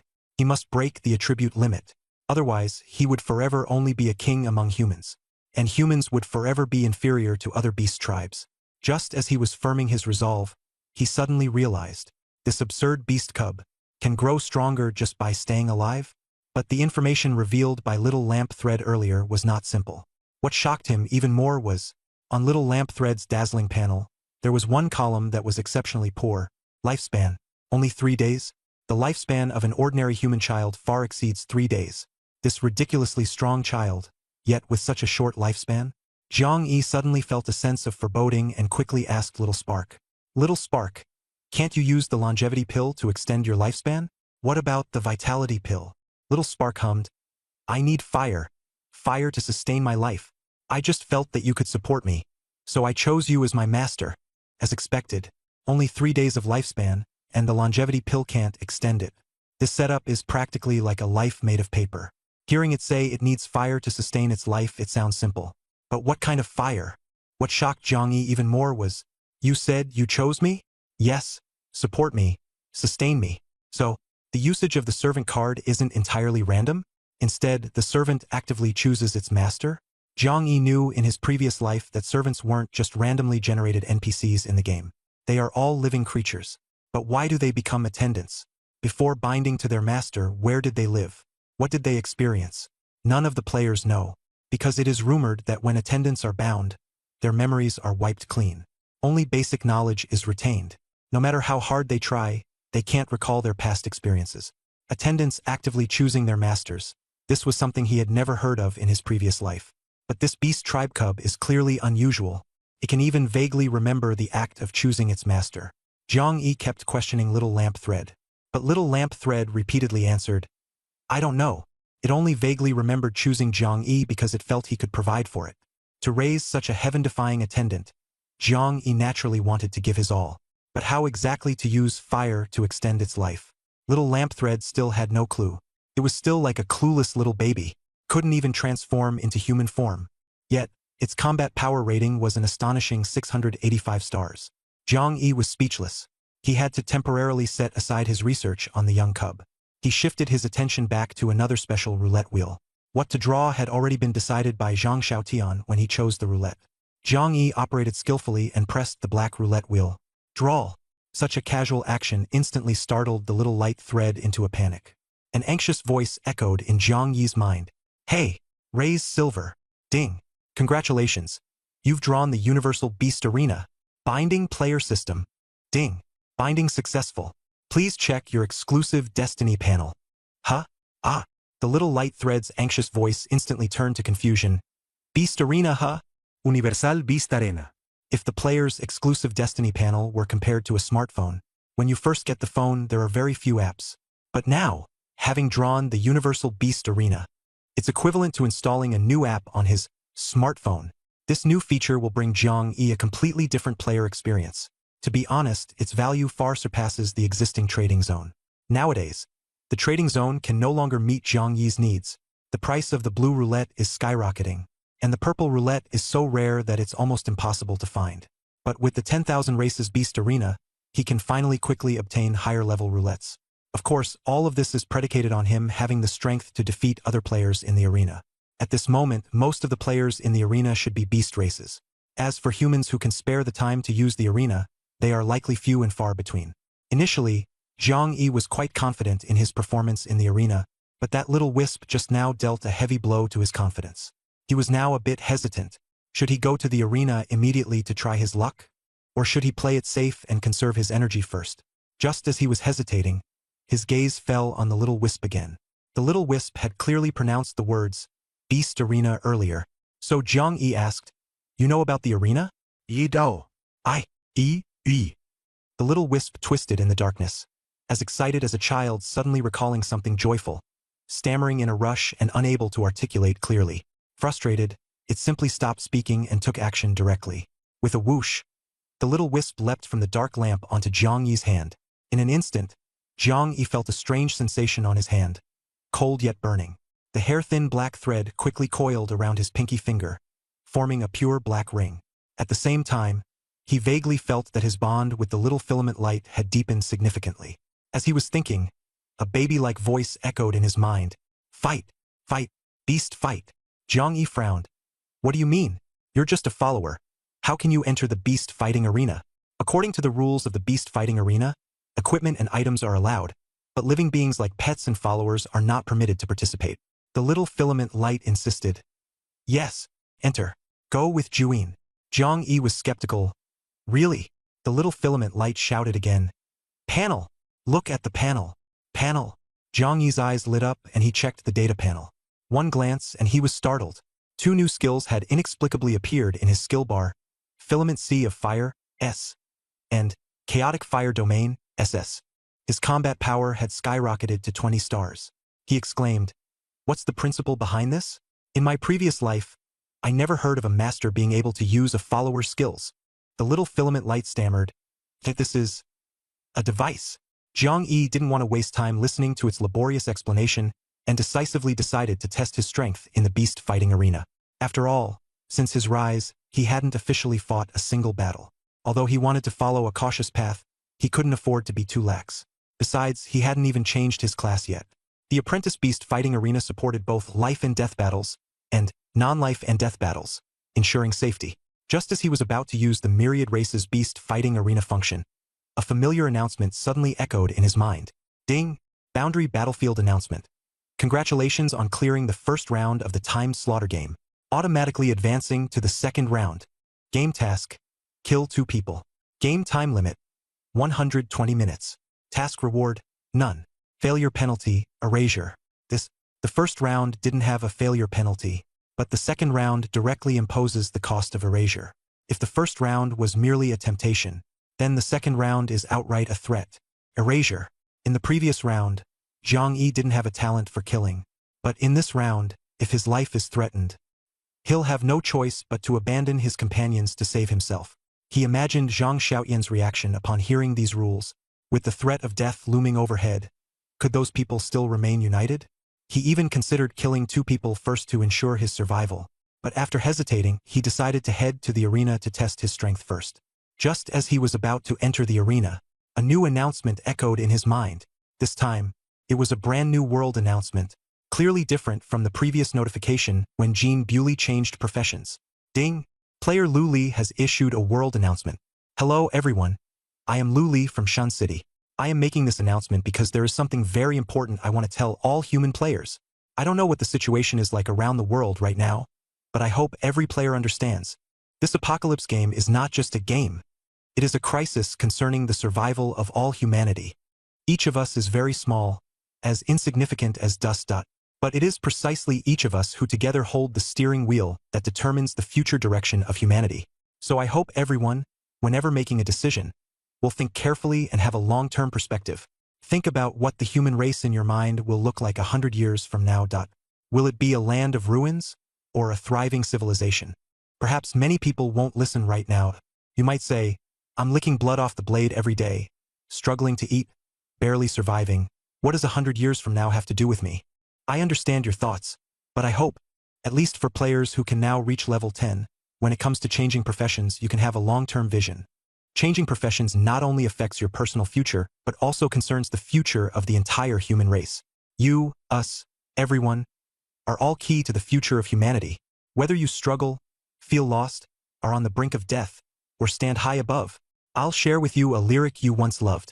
Who says ordinary players in the game of life can't be heroes? This announcement is long enough, and, apart from the opening line being the system's voice, the rest is clearly the voice of the player, Lu Li. Young, yet carrying a heavy sense of weariness. At this moment, on the slope outside the swamp forest, the players, unsettled by the second round of the timed killing game, had their gazes stirred. The one most deeply moved was Zhang Xiaotian. He silently recited the name Lu Li in his heart. The belief in his eyes grew even firmer. He Yang and Wang San, who had been somewhat anxious earlier, now had more complex expressions. At the Jiangdi Riverside Pavilion, the 3 remaining guild leaders of the Moon-Chasing Guild were also deeply shaken. Chang Yang looked at Luo Chongqing.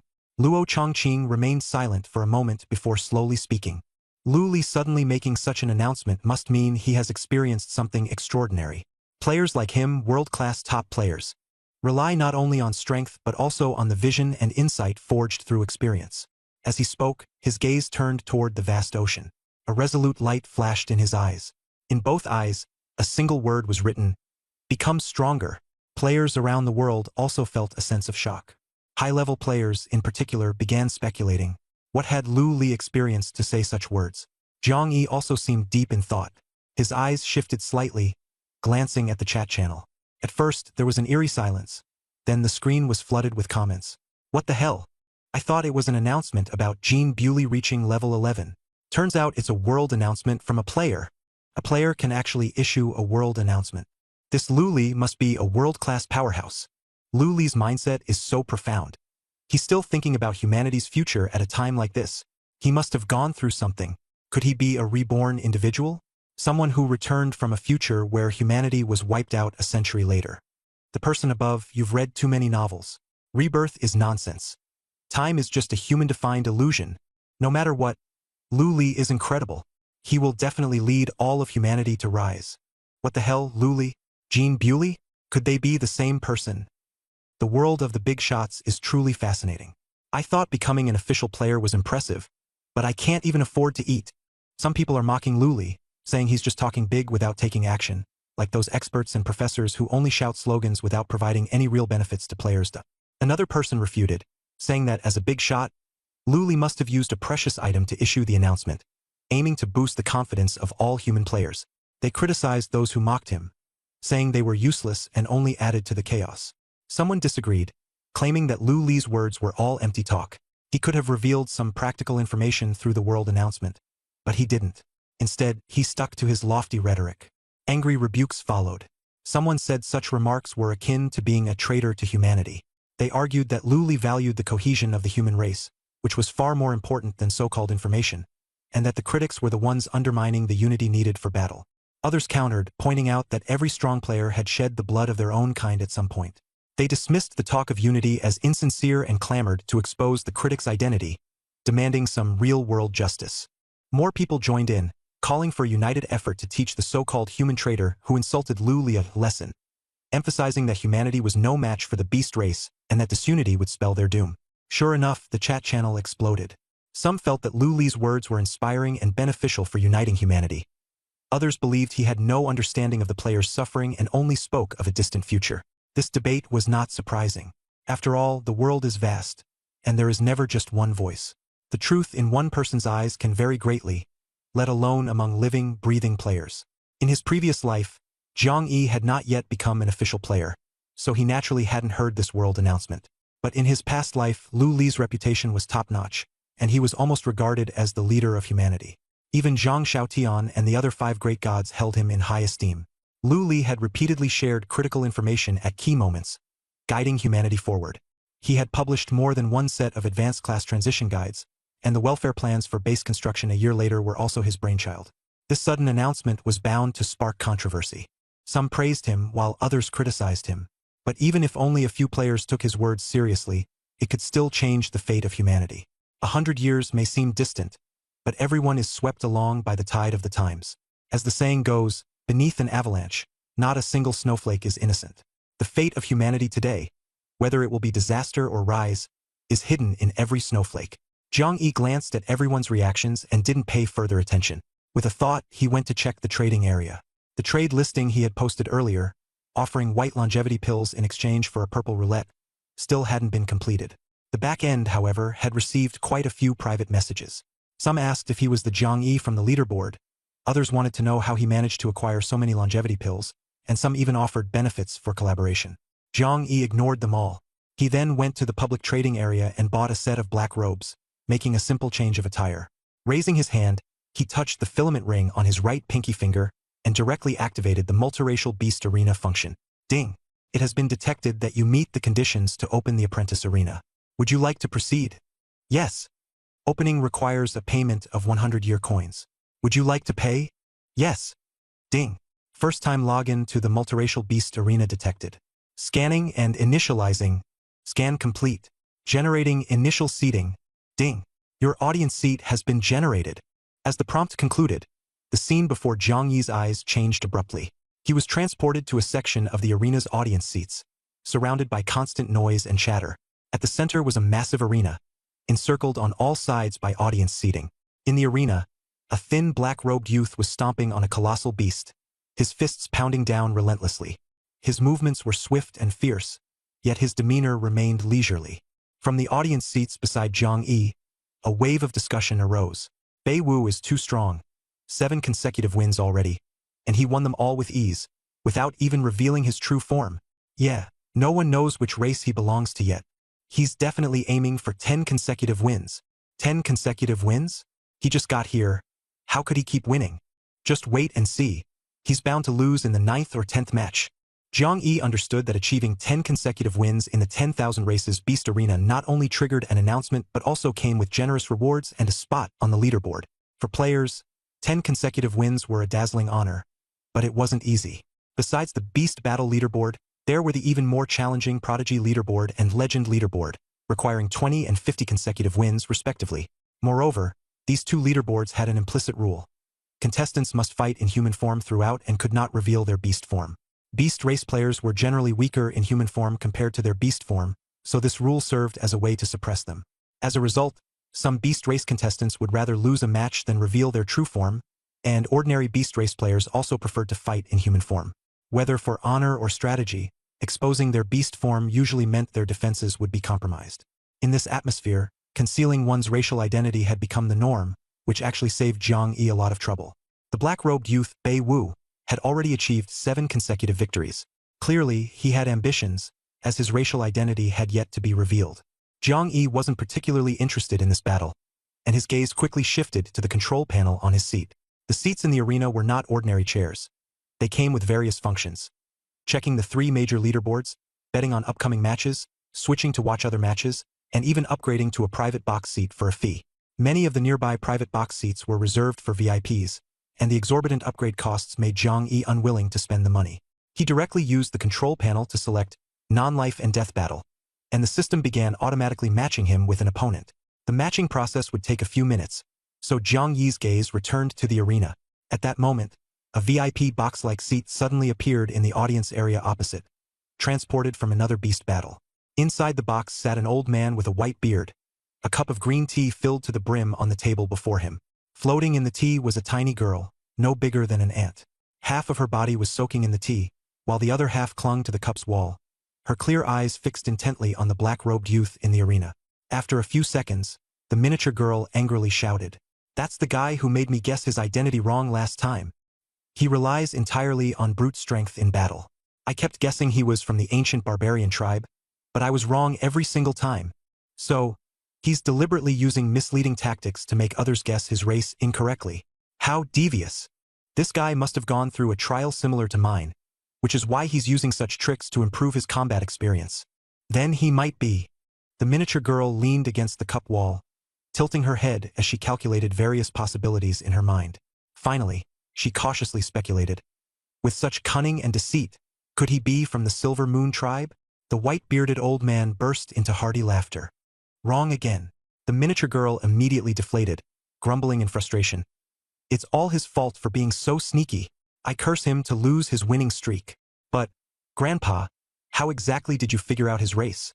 The old man didn't answer directly, only smiling as he asked, "Shall we keep watching, or switch to another match to keep guessing?"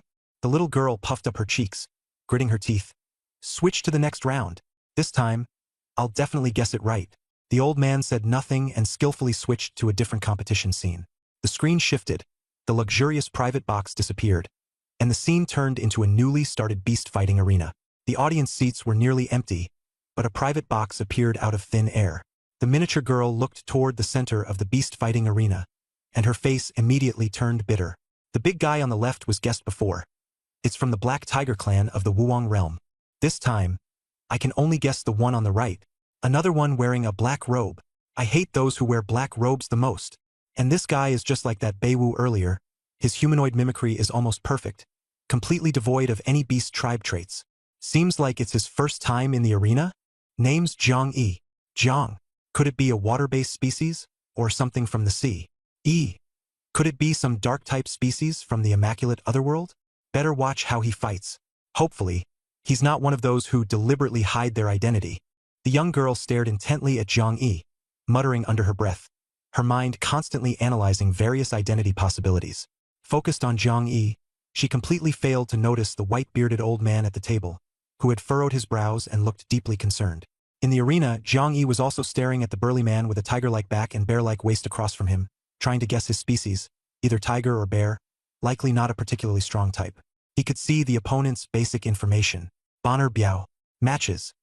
1. 952. Win rate. 31.66%. 3 consecutive wins. While his own information was Jiang Yi.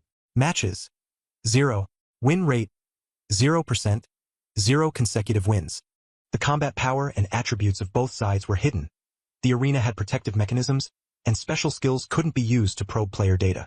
Jiang Yi couldn't tell if this was a system error or a deliberate arrangement.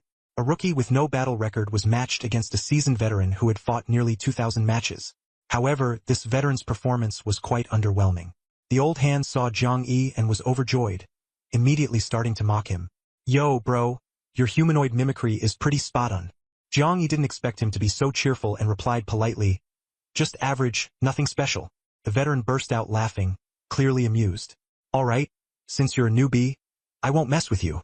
After this match, I'll have a 4-win streak. Rookie, just surrender already. It was then that Jiang Yi understood the veteran's excitement. He had just achieved a 3-win streak, and defeating Jiang Yi would set a new winning record for him. Such a great opportunity. No wonder he was over the moon. Jiang Yi, soft-hearted like a benevolent deity from ancient Greece, didn't think much and said politely, since you want to break a record, I'll help you out. However, since I'm new here, how exactly do I surrender? Jiang Yi asked with a serious expression. The mini-girl in the private box was stunned. No way? Sure, the first match for a rookie is tough, but he's not even putting up a fight and is surrendering outright? Let me think, which race could be this spineless? As she was pondering his identity, in the arena, Jiang Yi smiled faintly and said unhurriedly, let me see if this works for surrendering, while raising his right hand. The tiger-like veteran across from him sensed something was off, but it was too late to react. Suddenly, a fireball formed from filaments of light appeared swiftly in front of him. When Jiang Yi saw this filament fire sea, the corner of his mouth twitched. What kind of fire sea was this ping-pong ball-sized fireball supposed to be? Did this little filament even understand the concept of a sea? Just as he found it absurd, the tiger veteran thought Jiang Yi was trying to show off and fail miserably. He was about to mock him when the tiny fireball suddenly ignited on his body. The flames were terrifying, spreading so fast that the tiger veteran couldn't even let out a scream. The fire instantly engulfed everything, truly becoming a blazing inferno. The mini-girl in the private box was dumbfounded, her jaw dropping. After a long pause, she finally managed to squeeze out a sentence. This guy can't be. She almost blurted out the answer but immediately shook her head in denial. The Undying clan was wiped out long ago. Even if there were a few survivors, they couldn't possibly appear in a novice beast arena. But this fire ability is so terrifying, and that eerie aura of resurrection. No other fire-type race could possibly have something like this. She racked her brain, but no matter how hard she thought, it didn't make sense. She looked at her grandfather and saw the white-bearded old man frowning deeply, lost in thought. The girl's eyes lit up. Grandpa, even you can't figure it out? There was a hint of schadenfreude in her tone. The white-bearded old man glared at her and said, did you notice the black ring on his right pinky finger? The girl turned her head toward the beast arena, but the battle was already over, and Jiang Yi's figure had disappeared. She could only recall, that ring was pitch black, like it had been burned.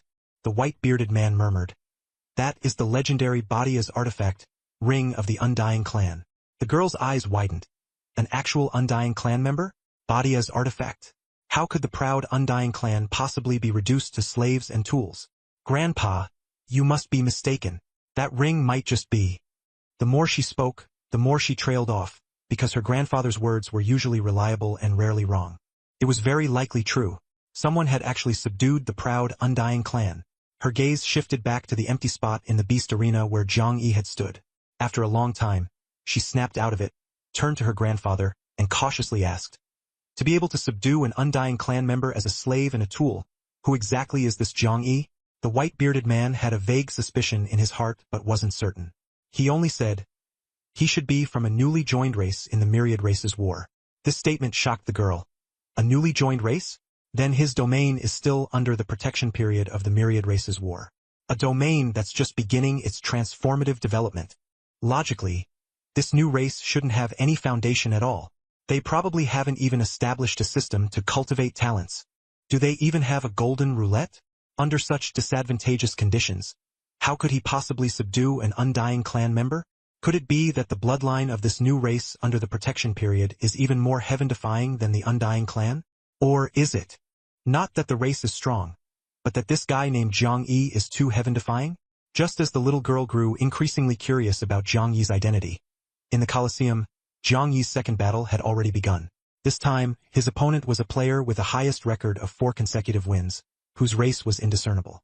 Jiang Yi wasted no words and easily won the match with a single move, Silken Sea of Flames, achieving 2 consecutive victories. The previously sparse audience seats in the Colosseum suddenly filled up as a large wave of spectators teleported in. Ordinary seats and VIP boxes appeared one after another, sprouting like mushrooms after the rain. Among the ordinary spectators, discussions erupted. Look over there. The number of VIP boxes is terrifying. There must be hundreds of them. Them. I watched the North Dock Coliseum where someone got 7 consecutive wins before, and there weren't this many VIPs. Who is this newcomer? Just 2 consecutive wins and already attracting so much attention from the big shots. Definitely a top-tier genius from a high-level race. The VIP boxes might even be filled with their close friends and family. If their friends and family are this impressive, then the genius's status must be absolutely top-notch. Their bloodline must be incredibly pure, at least an S-grade talent. Someone of this caliber coming here for training could easily achieve 10 consecutive wins and dominate the Coliseum rankings. Their real target must be the monster list or even the legendary list. These voices carried envy, mixed with admiration. In the eyes of ordinary beast races, Zhang Yi was already an untouchable, terrifying genius. The subsequent matches confirmed their suspicions. 3 consecutive wins, 4 consecutive wins, 5 consecutive wins. Zhang Yi won effortlessly all the way. The audience grew larger and larger, and the number of VIP boxes kept increasing. Among them were many knowledgeable VIP big shots, including quite a few like the white-bearded old man. In an extremely luxurious private room, the black-robed youth who had just been fighting on the field was now a spectator. His gaze fixed on the arena where Zhang Yi had just battled, his brows tightly furrowed. The white-robed youth accompanying him had a completely different demeanor. Compared to the black-robed youth, he appeared more relaxed and handsome, like a wealthy young master, and said with a hint of mockery, "He just finished his fight. If you go for a match now, there's a good chance you'll run into him. Want to give it a try?" He leaned lazily against the chair, his words laced with reverse psychology. "Forget it, you just got 9 consecutive wins. Don't challenge this mysterious genius. Just pick someone else. Achieving the 10-win streak will be much easier. If you lose the 10-win streak just for the sake of competitiveness, what a pity that would be." The so-called one-life 10-win streak refers to winning 10 matches in a row starting from the first match as a newcomer, achieving a 100% win rate, which is displayed in the information panel. Matches, 10. Win rate, 100%, 10 consecutive wins. The information panel for the black-robed youth currently displayed. Beiwu. Matches, 9. Win rate, 100%, 9 consecutive wins. He was just 1 match away from completing the one-life 10-win streak. For ordinary people, the Beast Battle rankings are a distant goal, but for true geniuses, it is an inevitable target to break through. What they truly value, the measure of strength is not whether the goal can be achieved, but how overwhelmingly and brilliantly the goal is accomplished. This grand competition among myriad races has been ongoing for countless years, spanning innumerable realms and producing countless geniuses. In the eyes of ordinary players, the Beast Battle rankings actually record over 1 million names. Even if you are 1 in 10,000, the sheer number of participants means there are still countless 1 in 10,000 geniuses. Those geniuses admired by ordinary players never waste time looking down on them. Their eyes are always fixed on opponents stronger than themselves. Beiwu was one such genius, full of ambition and pursuit. But now, listening to the white-robed youth's sarcastic remarks, Beiwu's mind was in turmoil. He was torn between securing the obvious one-life 10-win streak and challenging the strong opponent he felt compelled to face. Honor or risk? His inner voice clearly told him that growth was far more important than vanity. But in reality, giving up a nearly guaranteed 10-win streak was no easy task. Knowing and doing are separated by a chasm. The white-robed youth saw Beiwu's troubled expression and couldn't help but laugh. What's there to be conflicted about? If you really want to challenge him, why not wait until both of you are on the Beast Battle rankings? That guy's combat strategy relies entirely on that undead clan ring. His bloodline and strength aren't as formidable as you think. Who knows how he managed to subdue the undead clan? The undead clan living long? What a joke. Forget undying. He might just have a 3-day trial card. 3 days later, he might already be behind you. Beiwu shot him a cold glance and replied in a deep voice. Subdue the undead clan? Him falling behind me? Do you think that's possible? The white-robed youth slouched with his legs crossed. Who knows what the future holds? Why overthink it? By the way, are you going to play your 10th match for the 10-win streak or not? He pointed across the way. Look, he's already started his 6th match. Your 10th opponent appeared late. Maybe you can avoid him. At this moment, Zhang Yi began his 6th match. Achieving 10 consecutive victories is challenging because the opponents become increasingly stronger. The first 5 opponents were easily defeated, but the 6th opponent was exceptionally formidable.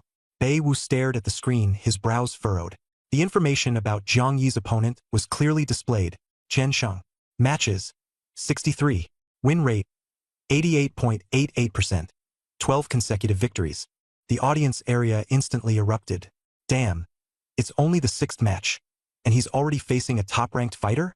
Bei Wu didn't encounter a ranked player until his 8th match. But this Chen Shang is clearly stronger. This mysterious young man might meet his end in this match, right? Is there a problem with the matching system?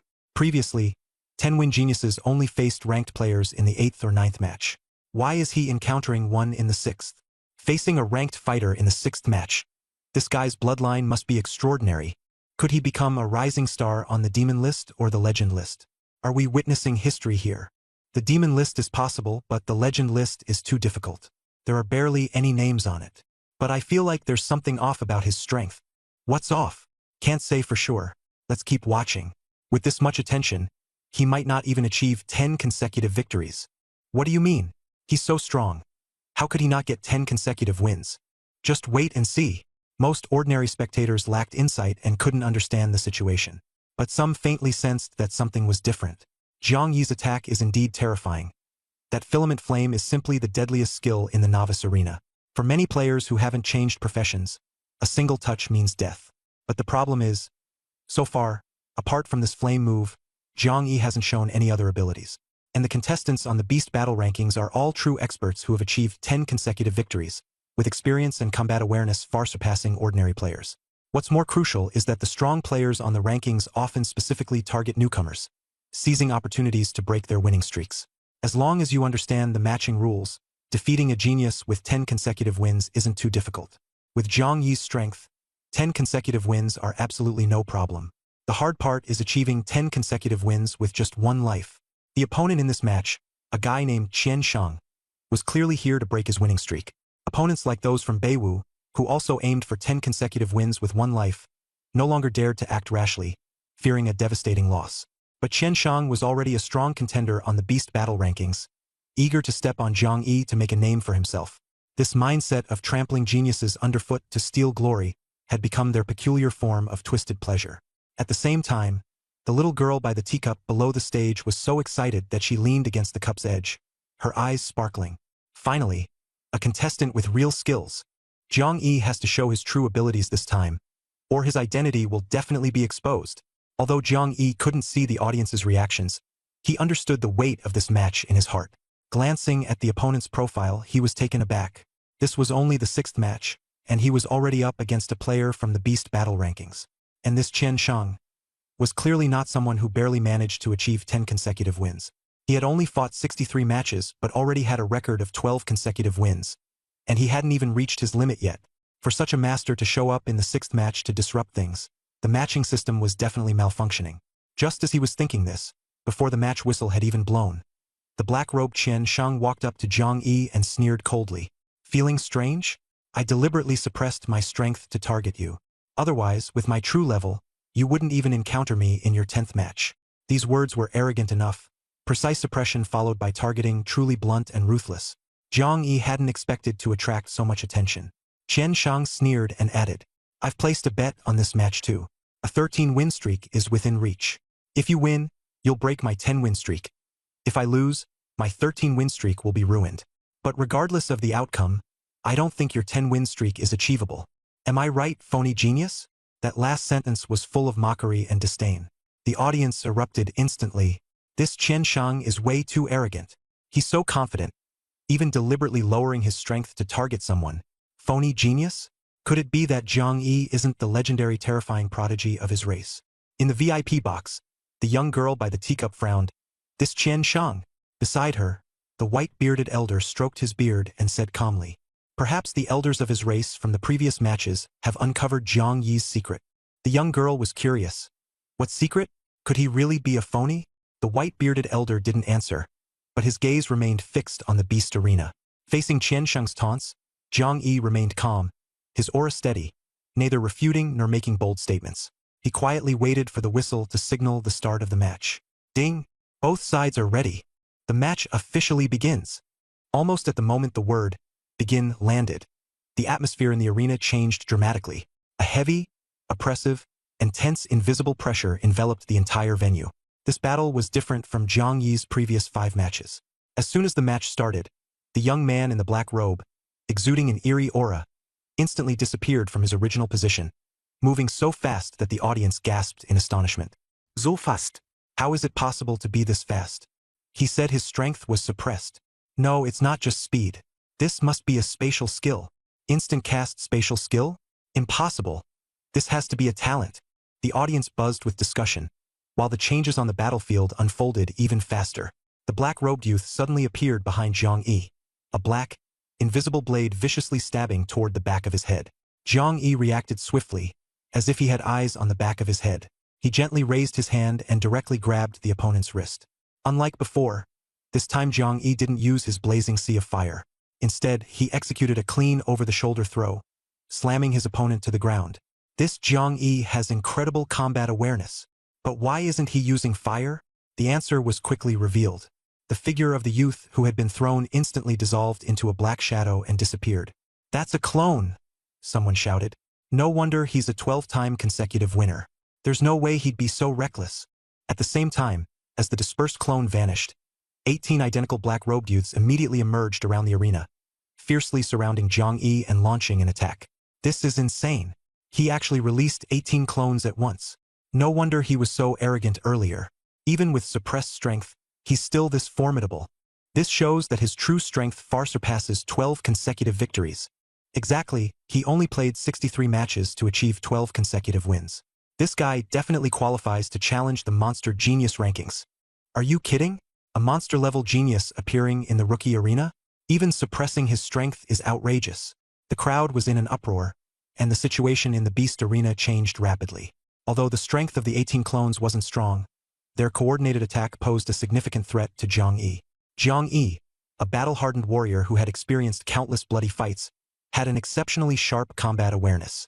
At this moment, he maneuvered amidst the encirclement. Though seemingly suppressed, his movements were calm and steady, his steps and posture showing no trace of panic, even allowing him to easily handle enemies behind him.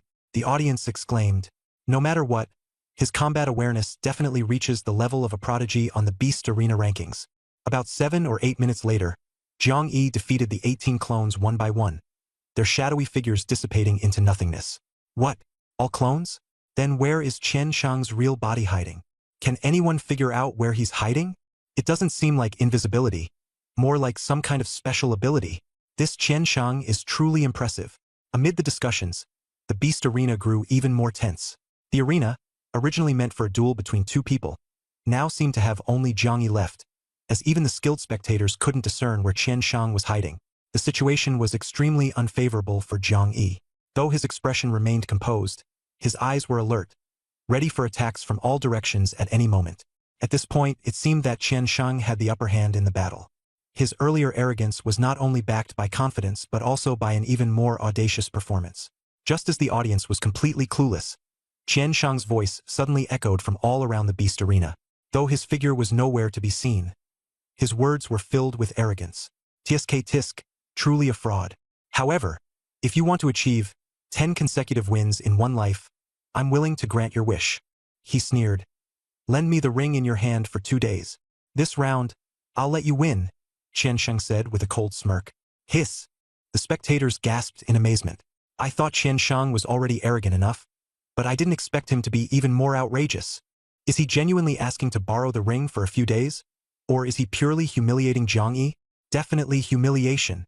Before the match even started, he said Zhang Yi could never achieve 10 consecutive wins in one life. Now he's talking about helping him succeed. It's clearly blatant humiliation. Geniuses have their pride. Who would willingly accept such a dignity-stripping deal to throw a match? Even if Zhang Yi agrees to lose this round, no matter how impressive he is later, this stain won't be erased. Speaking of which, why is Qian Shang targeting Zhang Yi so much? Is there a personal grudge? Not necessarily. Qian Shang's personality is inherently arrogant and aggressive. My clan has a genius like that too. Absolutely over-the-top arrogant. An elder in the clan even once said, "Destiny is a form of energy. The more confident and arrogant one is, the stronger their energy field." Simply put, the more arrogant, the stronger. That explanation is really abstract. The audience debated Qian Shang's arrogance, and some began to acknowledge the theory of the more arrogant, the stronger, as it seemed to hold some truth. At this moment on the battlefield, although Qian Shang was hidden, the entire arena was under his control. He seemed like the protagonist of the world, dictating the rhythm of the battle. Even many VIP big shots who had come for Jiang Yi were drawn to Qian Shang's aura. In the black-robed youth Bei Wu's private box, the previously laid-back white-clad youth suddenly became serious. This time, Qian Shang. If nothing unexpected happens, he might make it onto the prodigy list. Bei Wu speculated in a deep voice. If Jiang Yi hasn't deliberately suppressed his strength, his attributes are probably around 5,000. The white-clad youth raised an eyebrow. 5,000? If he's at level 10, those attributes aren't considered high. It depends on the racial ceiling, Bei Wu said no more. Elsewhere, in the teacup girl's private box, the white-bearded old man suddenly sighed. I just remembered. When Qian Shang first came to the Beast Arena, he was defeated by Guanko Saki in the 10th match, narrowly missing 10 consecutive wins in one life. The teacup girl was shocked. Really? Someone so bold almost achieved 10 consecutive wins with one life. Isn't he just taking revenge on society now? Grandpa, do you know where he's hiding? It's not invisibility, so what exactly is it? The words were not yet finished when the situation in the arena suddenly changed. Jiang Yi faced Qian Shang's extreme humiliation without the slightest ripple of emotion. He gently rubbed the black ring on his right pinky finger and said with a faint smile, "Let me win this round? All right? Let me win." As soon as these words were spoken, the atmosphere instantly froze. Qian Shang's confidence was conveyed through arrogance, while Jiang Yi's confidence was calm and restrained. His understated "let me win" carried the weight of 1,000 pounds. The entire arena was suddenly enveloped in a scorching red hue. The audience even felt that the red not only filled their vision but also seemed to ignite like blazing flames. At the moment the red spread, a familiar verdict echoed above the arena. Ding! This battle! Jiang Yi wins! Simultaneously, a notification popped up in Jiang Yi's mind. Congratulations on winning this match. Reward points, 10. First-time achievement of 6 consecutive wins. Reward points, 10,000. Afterward, his figure returned to the spectator stands, and the noise from the earlier battle gradually reached his ears again. Back in the stands, he immediately heard a flurry of heated discussions. What just happened? I didn't even have time to react, and the match was over. Jiang Yi won? How did he even win? Isn't it obvious? It must be that terrifying fiery red ability of his. What kind of godlike skill is that? The damage range is insane. Probably a massive damage range. I saw he didn't even precisely hit Qian Shang. He just unleashed his ultimate move. The red light flashed, and not a blade of grass was left standing. This is way too powerful. It's definitely S+ level. Maybe even a domain ability. If Jiang Yi has such an incredible move, why bother fighting those 18 clones? Couldn't he just use his ultimate to instantly defeat Qian Shang? Looking back at Qian Shang's arrogant words, ha ha ha, I feel embarrassed for him. Heh. I bet he won't dare show his face in the arena anymore. Is Qian Shang planning to aim for the demon list instead of the arena? That's hilarious. Maybe he'll change his identity, his name, and even his face. Aside from the shock at Jiang Yi's ultimate move, most of the voices were mocking Qian Shang. Listening to the ridicule, Jiang Yi also thought Qian Shang wouldn't dare show up again. Unexpectedly, amid the audience's laughter, Qian Shang's voice suddenly echoed from all directions in the arena. He directly addressed Jiang Yi and said just one sentence. I'll be waiting for you in the 10th match. His tone was calm, devoid of the previous arrogance or embarrassment. To lose face so spectacularly yet remain unperturbed. This truly showed the inner strength of a real powerhouse. The audience erupted. Does he plan to turn the tables in the 10th match? Could he have a trump card to counter Jiang Yi's ultimate move? Didn't he claim to have overwhelming strength before? Maybe he still has some hidden moves. But can the 10th match even target Jiang Yi? Everyone was filled with anticipation. Meanwhile, in the VIP box, Bei Wu was preparing to match opponents through the control system. A white-clad youth lounged lazily, raising an eyebrow. Hey, you're planning to target him too. Bei Wu's expression remained calm, his tone resolute. I've figured it out. Personal growth is more important than honor. It sounded serious, but the white-clad youth chuckled lightly. Are you confident you'll win? 70 to 80% sure. Oh, the white-clad youth whistled, teasing. Won't you end up slapping your own face in the end? Bei Wu remained silent, completely different from the arrogant Qian Shang. When he spoke, there was a 70 to 80% chance it was entirely true. Ding! Match complete. According to the Colosseum rules, after a match is confirmed, the audience has 2 minutes to place bets. Bei Wu glanced at the screen, and his expression immediately turned grim. The white-clothed youth leaned over for a look and burst into laughter. Sniping failed. The screen displayed Bei Wu versus Shi Mi. 2 failed snipers got matched together. Ha ha ha. The white-clothed youth laughed gleefully at Bei Wu's misfortune, while Bei Wu's face darkened. If his opponent were Jiang Yi, he would have 70 to 80% confidence, or even higher. But Shimi, achieving 10 consecutive wins was already a tough challenge. This Shimi was clearly also targeting Jiang Yi, so his strength must not be underestimated. The white-clothed youth pretended to console him. Don't worry, take down Shimi first, claim the 10-win streak achievement, get on the Colosseum leaderboard, and then continue sniping Jiang Yi. Jiang Yi still has the 7th, 8th, and 9th rounds ahead. We have plenty of chances. Bei Wu shot him a cold glance. Take a look at the odds first. The white-clothed youth dismissed it casually. So what if the odds are high? High odds don't mean you'll lose.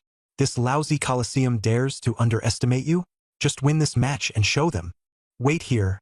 I'll bet 100 time coins on you to win. I'll make a fortune in no time. The white-clothed youth was full of bravado, speaking as if he were generously backing up his friend.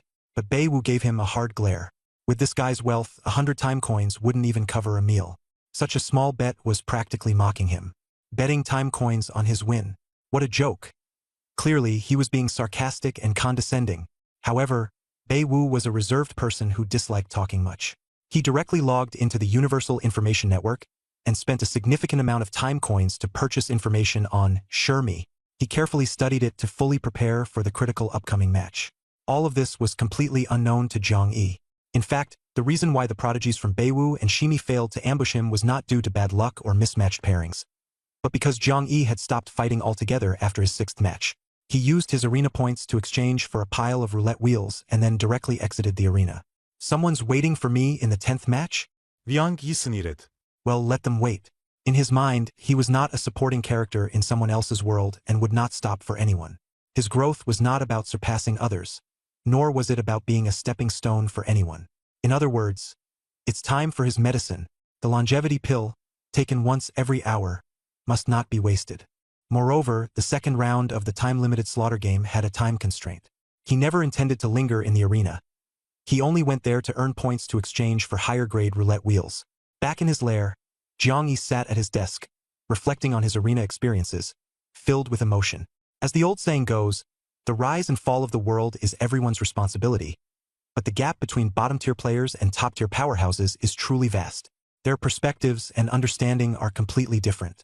In his previous life at this time, he struggled just to survive, and becoming an official player was utterly out of reach. How could he have understood the kind of insane growth those human leaders and beast prodigies were experiencing? No wonder some people mock the frog in the well. The world a person sees determines what their mind can conceive.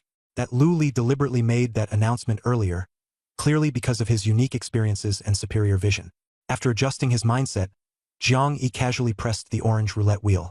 Spinning the orange roulette will cost 10,000 years of lifespan. Even for top-tier powerhouses, this is no small amount. While others would be tense and anxious during a draw, Jiang Yi, like a wealthy man picking out goods, was calm and composed, casually saying, "Spin." The orange roulette will emitted a luxurious notification sound. Ding! Congratulations! You have won the reward, longevity pill. Immediately, 2 more sounds echoed in his mind. Ding! World announcement. Congratulations to Jiang Yi for activating the orange roulette for the first time and obtaining a talent stone, grade A. Ding! Regional announcement. Congratulations to Jiang Yi for activating the orange roulette for the first time and obtaining a talent stone, grade B. 1 world announcement, 1 regional announcement.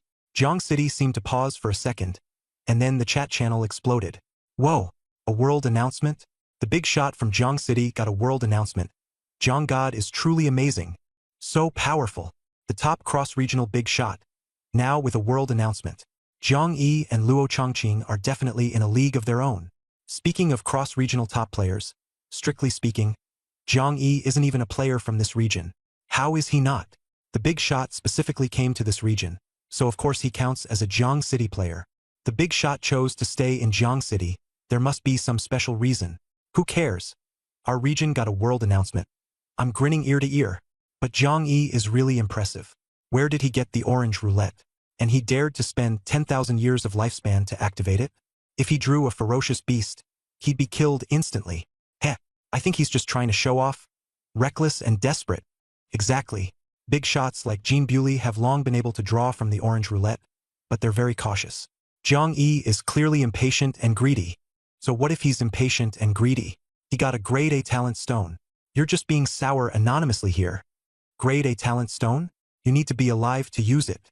For all we know, he might have drawn a ferocious beast from the orange roulette and already died.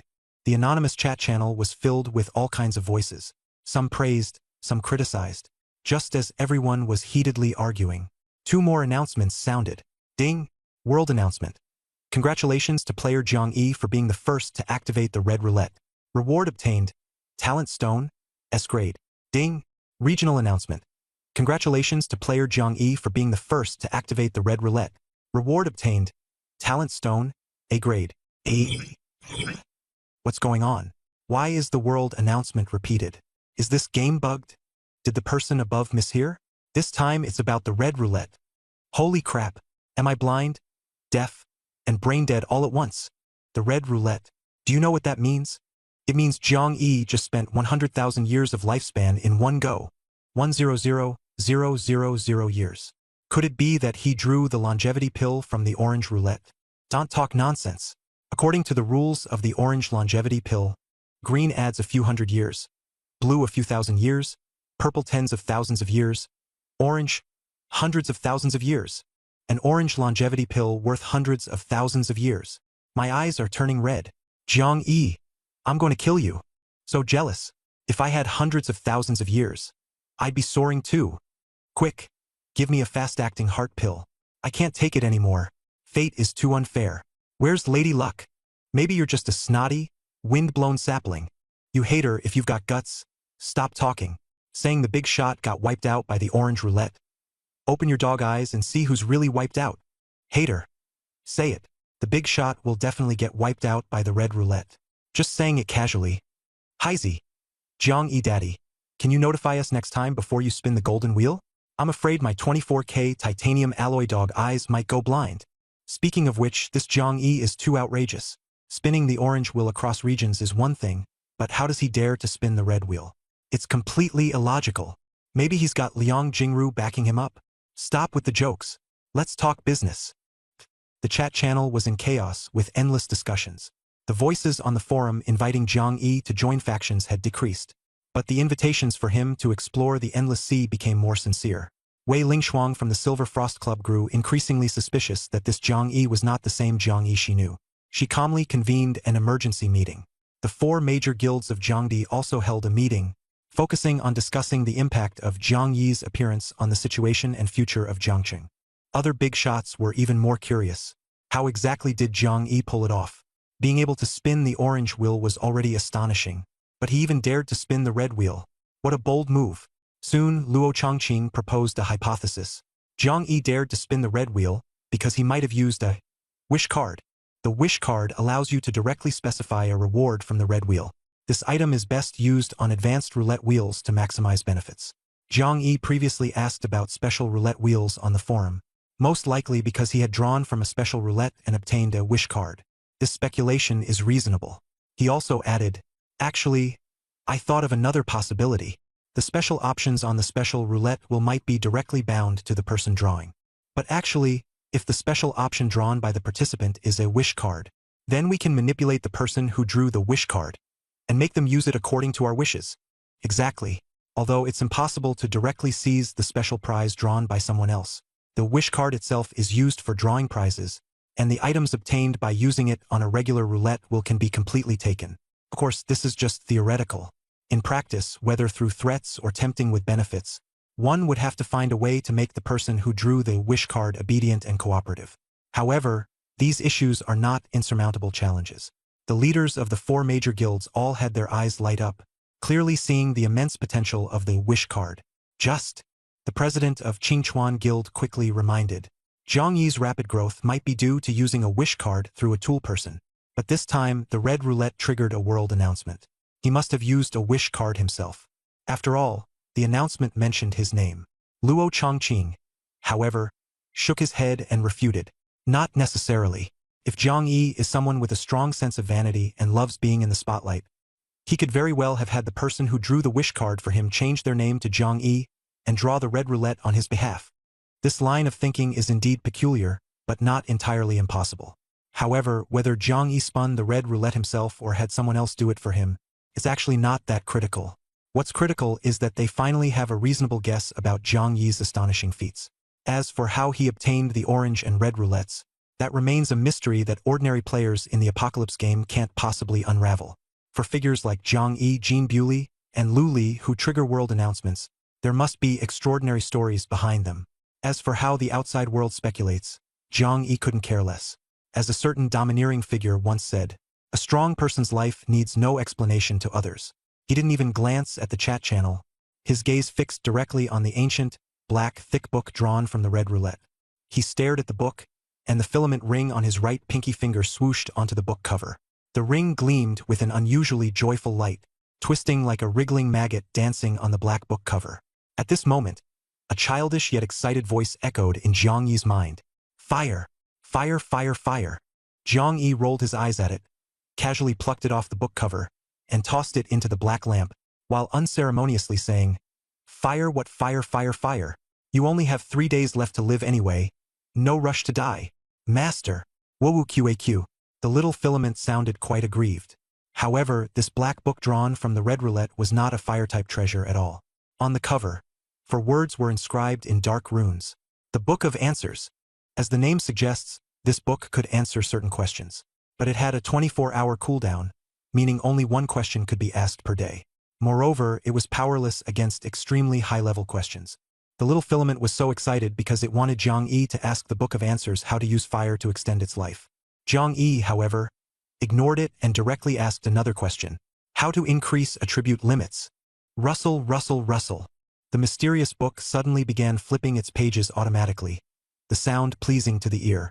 A dozen seconds later, the book stopped on a page, and dark golden text appeared. The fundamental factor affecting attribute limits, life level. Methods of enhancement. 1. Leveling up, upgrading the life token, career change, profession roulette. 2. Enhancing bloodline, eugenics, and generational evolution, individual evolution. Methods of individual bloodline evolution. 1. River of Time, special roulette, natural sanctuaries. 2. Nirvana Deadlands, special roulette, natural forbidden zones. 3. Special spiritual items, special roulette, special trials, special blessed lands. The options on the special roulette were numerous and bizarre, many of which Jiang Yi, despite living 2 lifetimes, had never heard of. The book mentioned River of Time and Nirvana Deadlands, which were evidently extremely rare existences within the special roulette. As for natural sanctuaries and natural forbidden zones, Jiang Yi had actually heard of it in his previous life. However, in the human domain where Jiang Yi resided, the development time was too short for there to be any true sacred grounds or forbidden zones. Even if they existed, they were most likely buried in the endless deep sea, with no one knowing their exact locations or having ever explored them.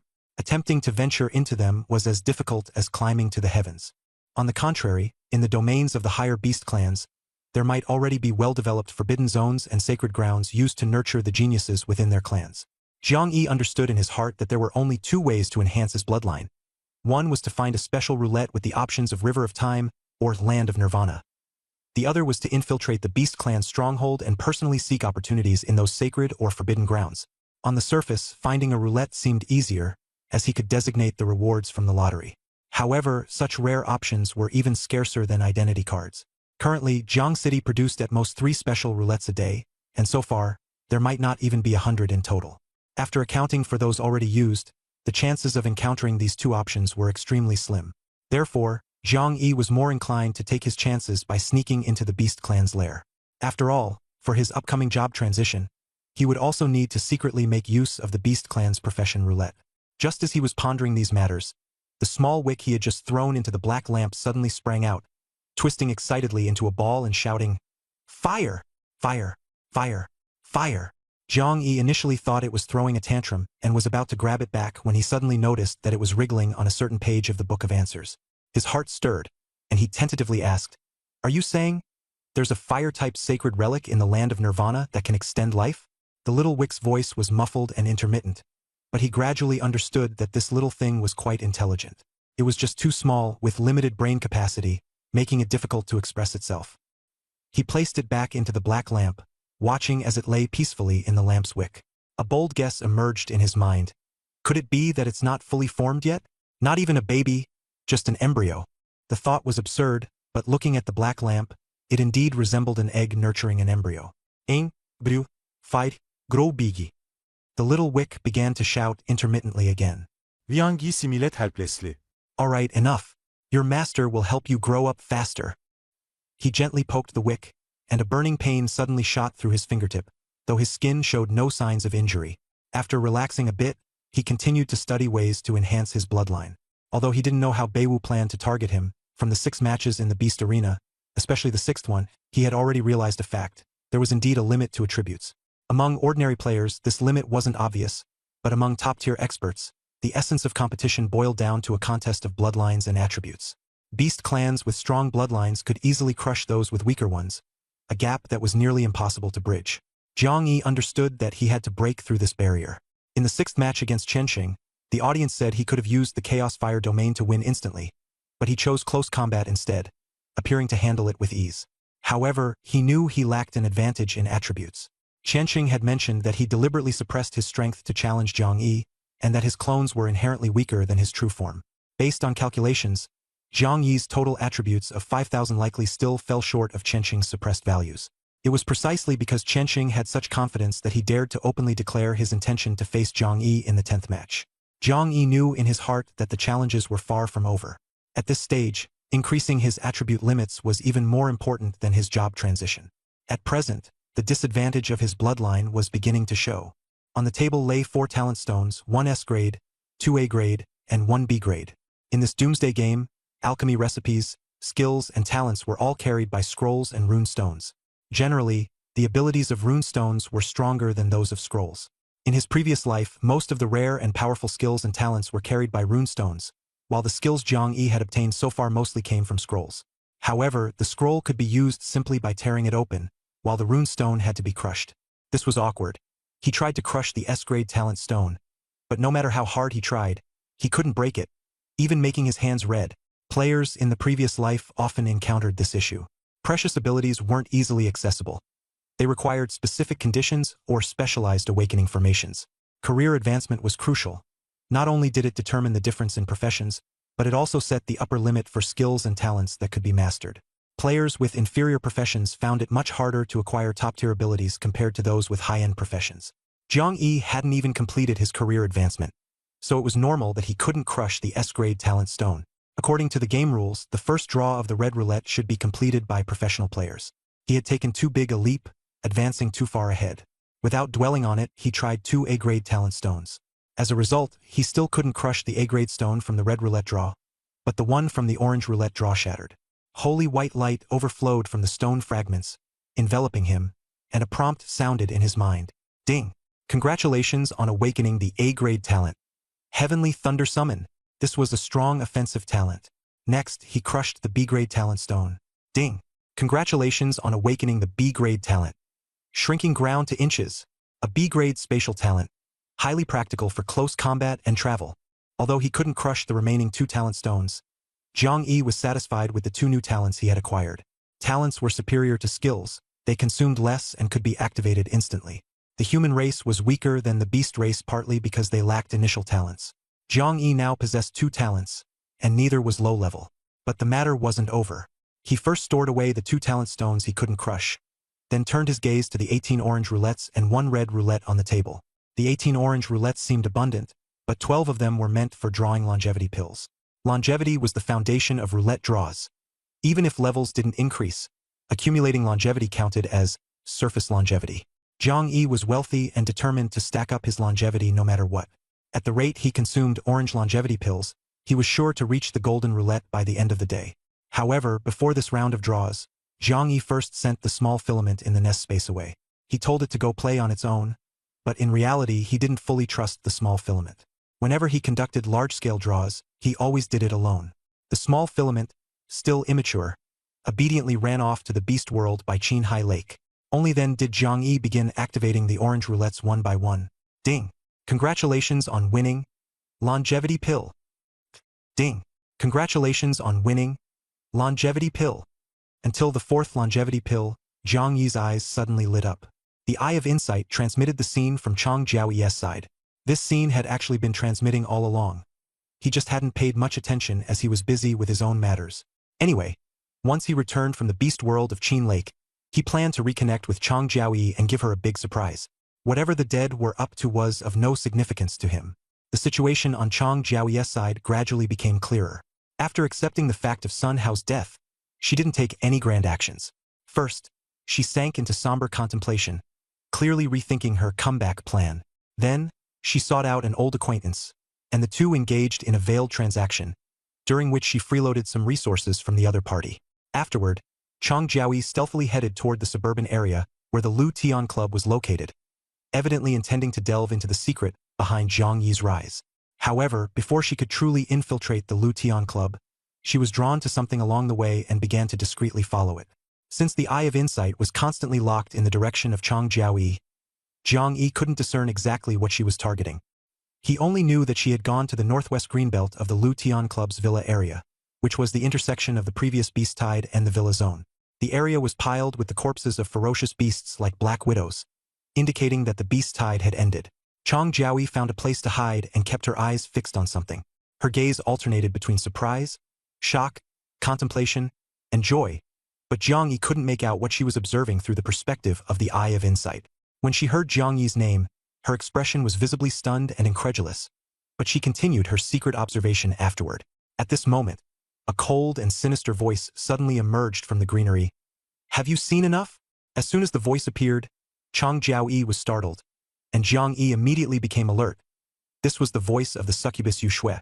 This meant that Chang Jiaoyi had been staring at Yu Yu and Yu Shui, the pair of fake siblings. What secret had she accidentally uncovered?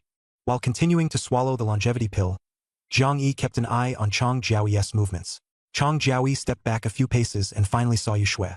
She first scrutinized her for a few seconds, then suddenly smiled and introduced herself. "Hello, I'm Chang Jiaoyi."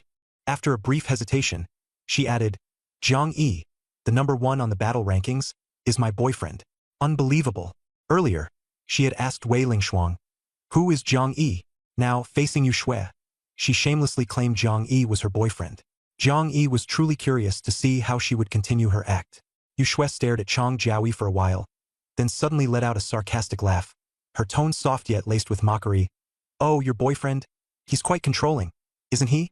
Chang Jiaoyi frowned, not fully understanding what the words meant. Just as she was about to respond, Yu Shui waved her hand and summoned a detection eye. Immediately after, Zhang Yi's peeping eye was detected by the detection eye and was instantly rendered useless, cutting off the image on the spot. Zhang Yi had intended to use Chang Jiaoyi's perspective to see what secrets the Yu siblings were hiding. However, not only did he fail to uncover anything, but he also lost sight of Chang Jiaoyi's actions. What was even more surprising was how sharp Yu Shui was to notice the presence of a peeping eye near Chang Jiaoyi. Her remark about a controlling boyfriend was clearly a jab at Chang Jiaoyi. After all, how could someone with a boyfriend ranked first on the battle leaderboard not even realize she was carrying a peeping eye? It was evident that Yu Shui had already sensed Chang Jiaoyi's ulterior motives, which was why she dared to mock her like that. These two might still have a chance to collaborate. But what secret were the Yu siblings hiding that Chang Jiaoyi had discovered? And did Chang Jiaoyi even know the origin of the peeping eye on her? Zhang Yi began to speculate. Drawing on his memories from his previous life, he formed a preliminary guess about the Yu siblings' secret. He decided to quickly finish up in the Qinhai Beast world, return to deal with Chang Jiaoyi, and verify his hypothesis. At that moment, the reward notification sounded again. Ding! Congratulations! You have drawn a reward. Longevity pill.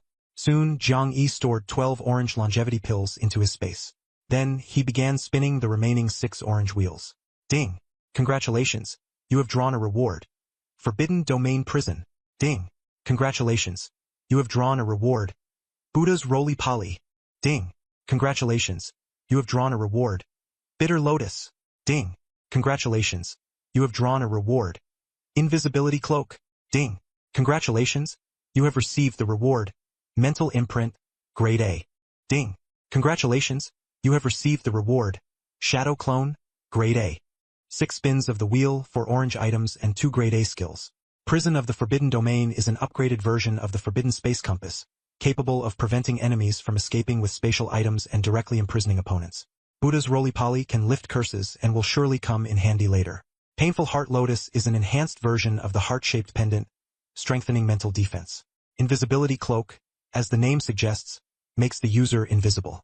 Among the two grade A skills, Mental Imprint excels in support and tracking, while Shadow Clone is used to assist in combat. This round of rewards is nearly perfect. As long as Zhang Yi doesn't risk his life recklessly, he faces almost no life-threatening danger in the current human territory. Next, he spun the final red wheel. Ding! Congratulations, you have received the reward. Chaotic Body, Grade S. This is an S-grade defensive skill, but the scroll couldn't be torn open. Zhang Yi smiled wryly. This situation is even rarer than breaking high-grade runestones. He had never heard of an untorn scroll in his life. Truly embarrassing. Fortunately, no one knew, and it didn't matter for now. Once his bloodline upgrades or he changes professions, he will eventually be able to open it. So he stored the scroll in his space, placing it alongside 2 talent stones. After some hesitation, Zhang Yi decided not to train his alternate character, Zhang San, and instead chose to leave the nest space. He planned to first clear the beast world of Qin Lake and deal with the alternate character later. When he entered the nest earlier, he had been trapped in an illusion by beast players. Now, as he emerged, the surrounding forest was peaceful and harmonious, no longer hostile to him. Scanning his surroundings, he headed toward the Miasma Swamp. The slope where players had previously gathered was now deserted, but it was piled with corpses. Upon closer inspection, there were about 40 bodies, almost all members of the Suicide Squad. Even the middle-aged man who had been chased by Zhou Yiming and saved by Luo Shan was now dead. Clearly, during his absence, the first and second rounds of time slaughter had caused chaos, resulting in many deaths. Zhang Yi didn't linger and continued toward the Miasma Swamp. Earlier, when the swamp was set ablaze, the forest there seemed to mutate. The ground was scorching, and the trees grew wildly, as if desperately attacking.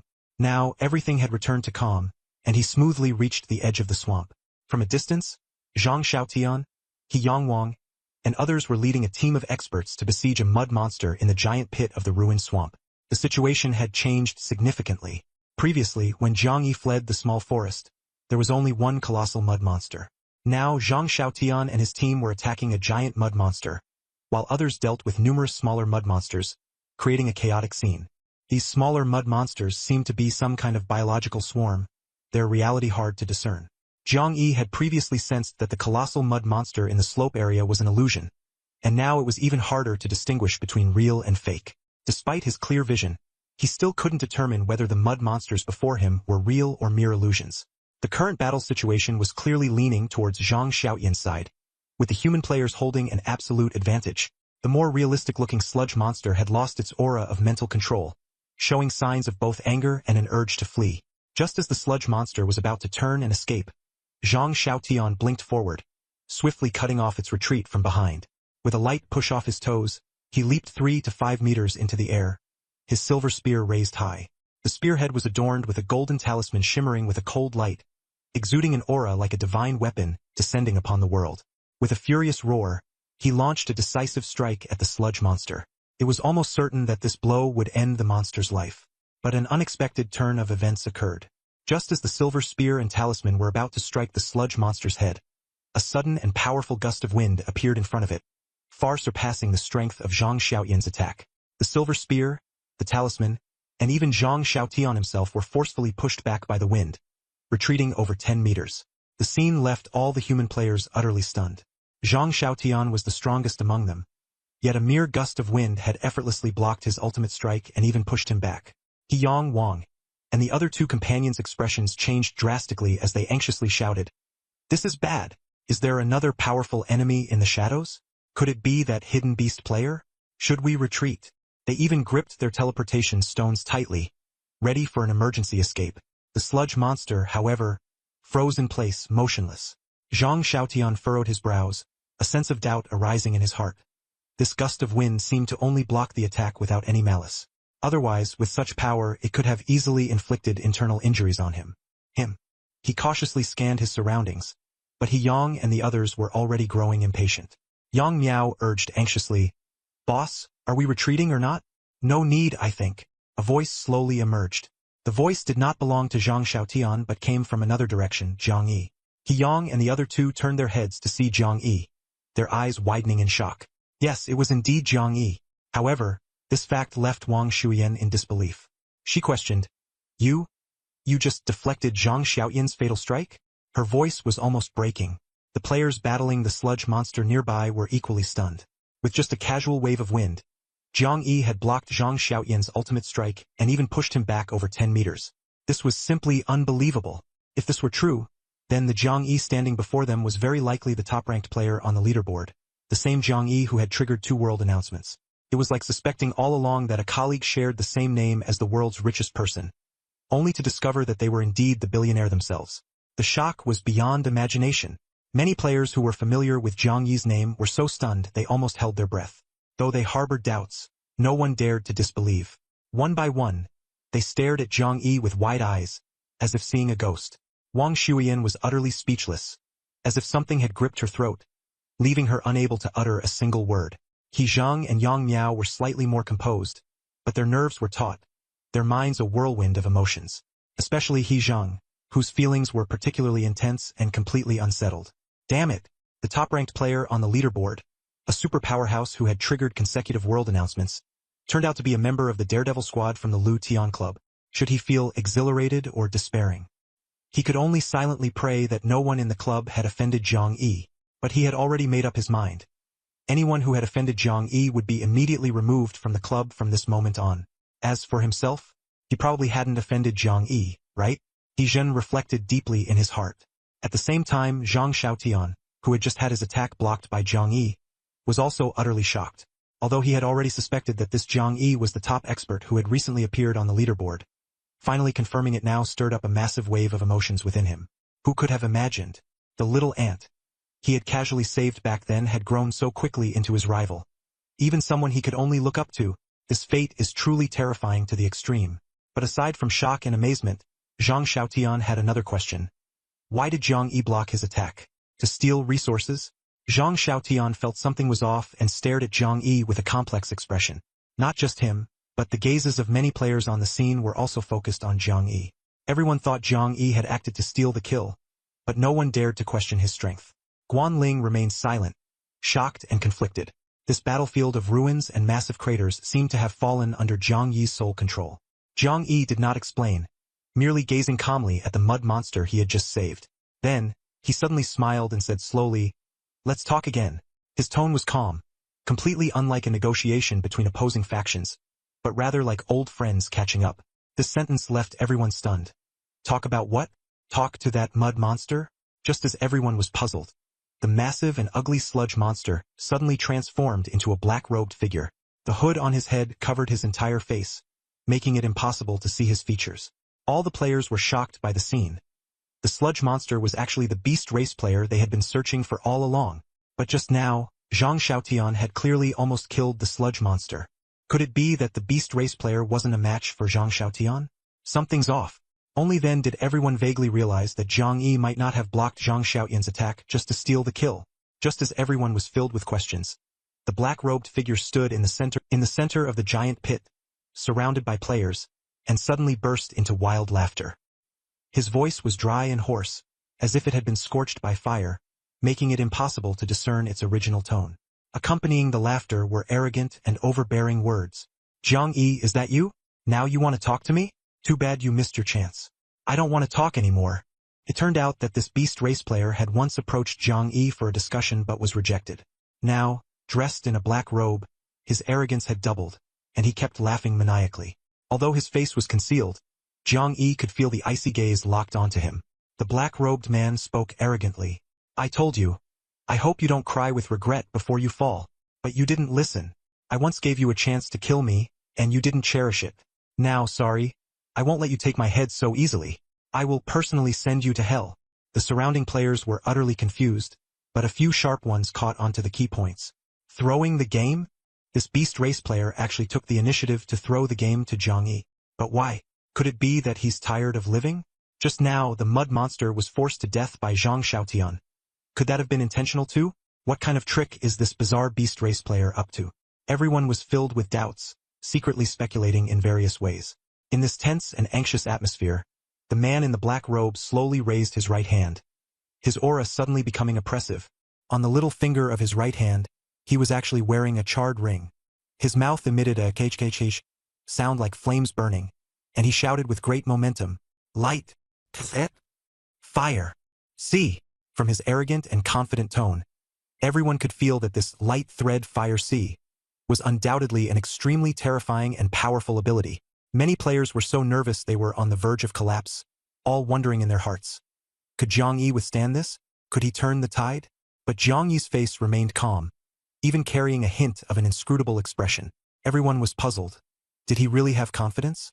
However, what was even stranger, when the man in the black robe had arrogantly shouted light thread fire C, just now, there was no reaction at all on the scene.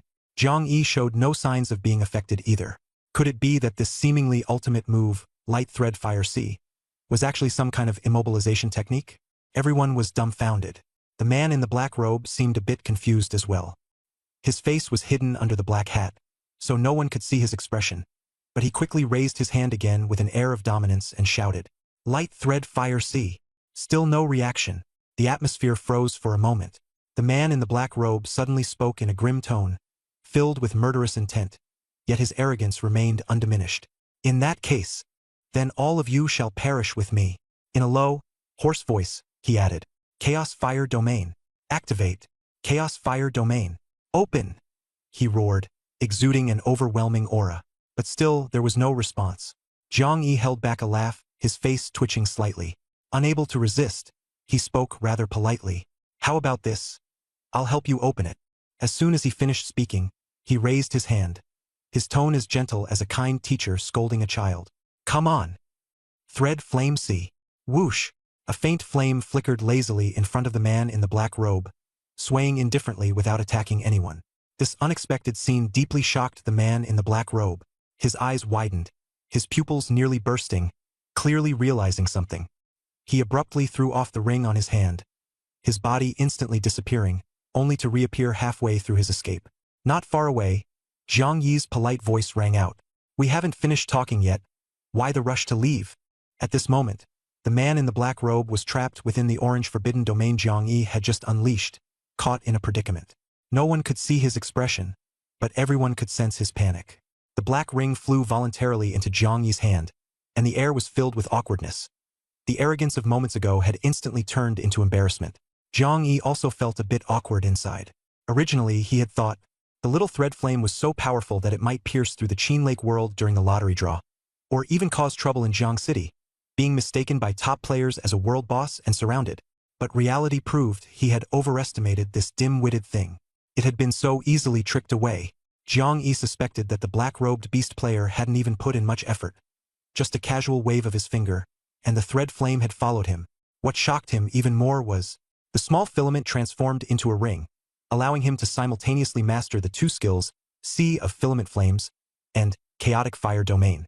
He had originally thought this was a special privilege exclusive to the relationship between a master and a servant, but in reality, this ability belonged to the small filament itself and was not a benefit of the servant status. Recalling what Qian Shang had said in the arena about borrowing the ring to play for 2 days, Zhang Yi speculated that he might have already discovered the secret of the small filament. So, could Zhang Yi really lend this ring, formed by the little creature, to others to play with at will? At this moment, he was unaware of the undead race's special secret of transforming the body into an artifact, but he had a faint suspicion in his heart. He put the black ring back on his hand, and sure enough, the skill bar now included Sea of Filament Flames, S, and Chaotic Fire Domain, SS. Then, his gaze fell on the black forbidden domain prison. The cage resembled a beast cage used to confine ferocious creatures. The man in the black robe reached out and pinched the bars, only to feel a sharp electric shock. What shocked him even more? This was actually an orange-grade item. How long had the Doomsday game just begun in this human domain? And yet, an orange-grade item had already appeared. Moreover, even the heaven-defying ring he had picked up had come from this person's hands.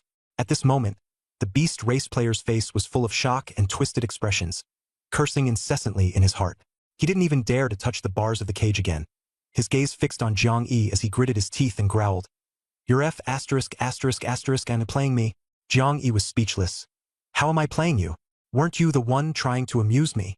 The words sounded genuine, making everyone who had played this game feel secondhand embarrassment. The man in the black robe was so furious that his eyes turned bloodshot. He slumped directly inside the forbidden domain prison, giving up entirely. However, he quickly adjusted himself, regaining his arrogant demeanor.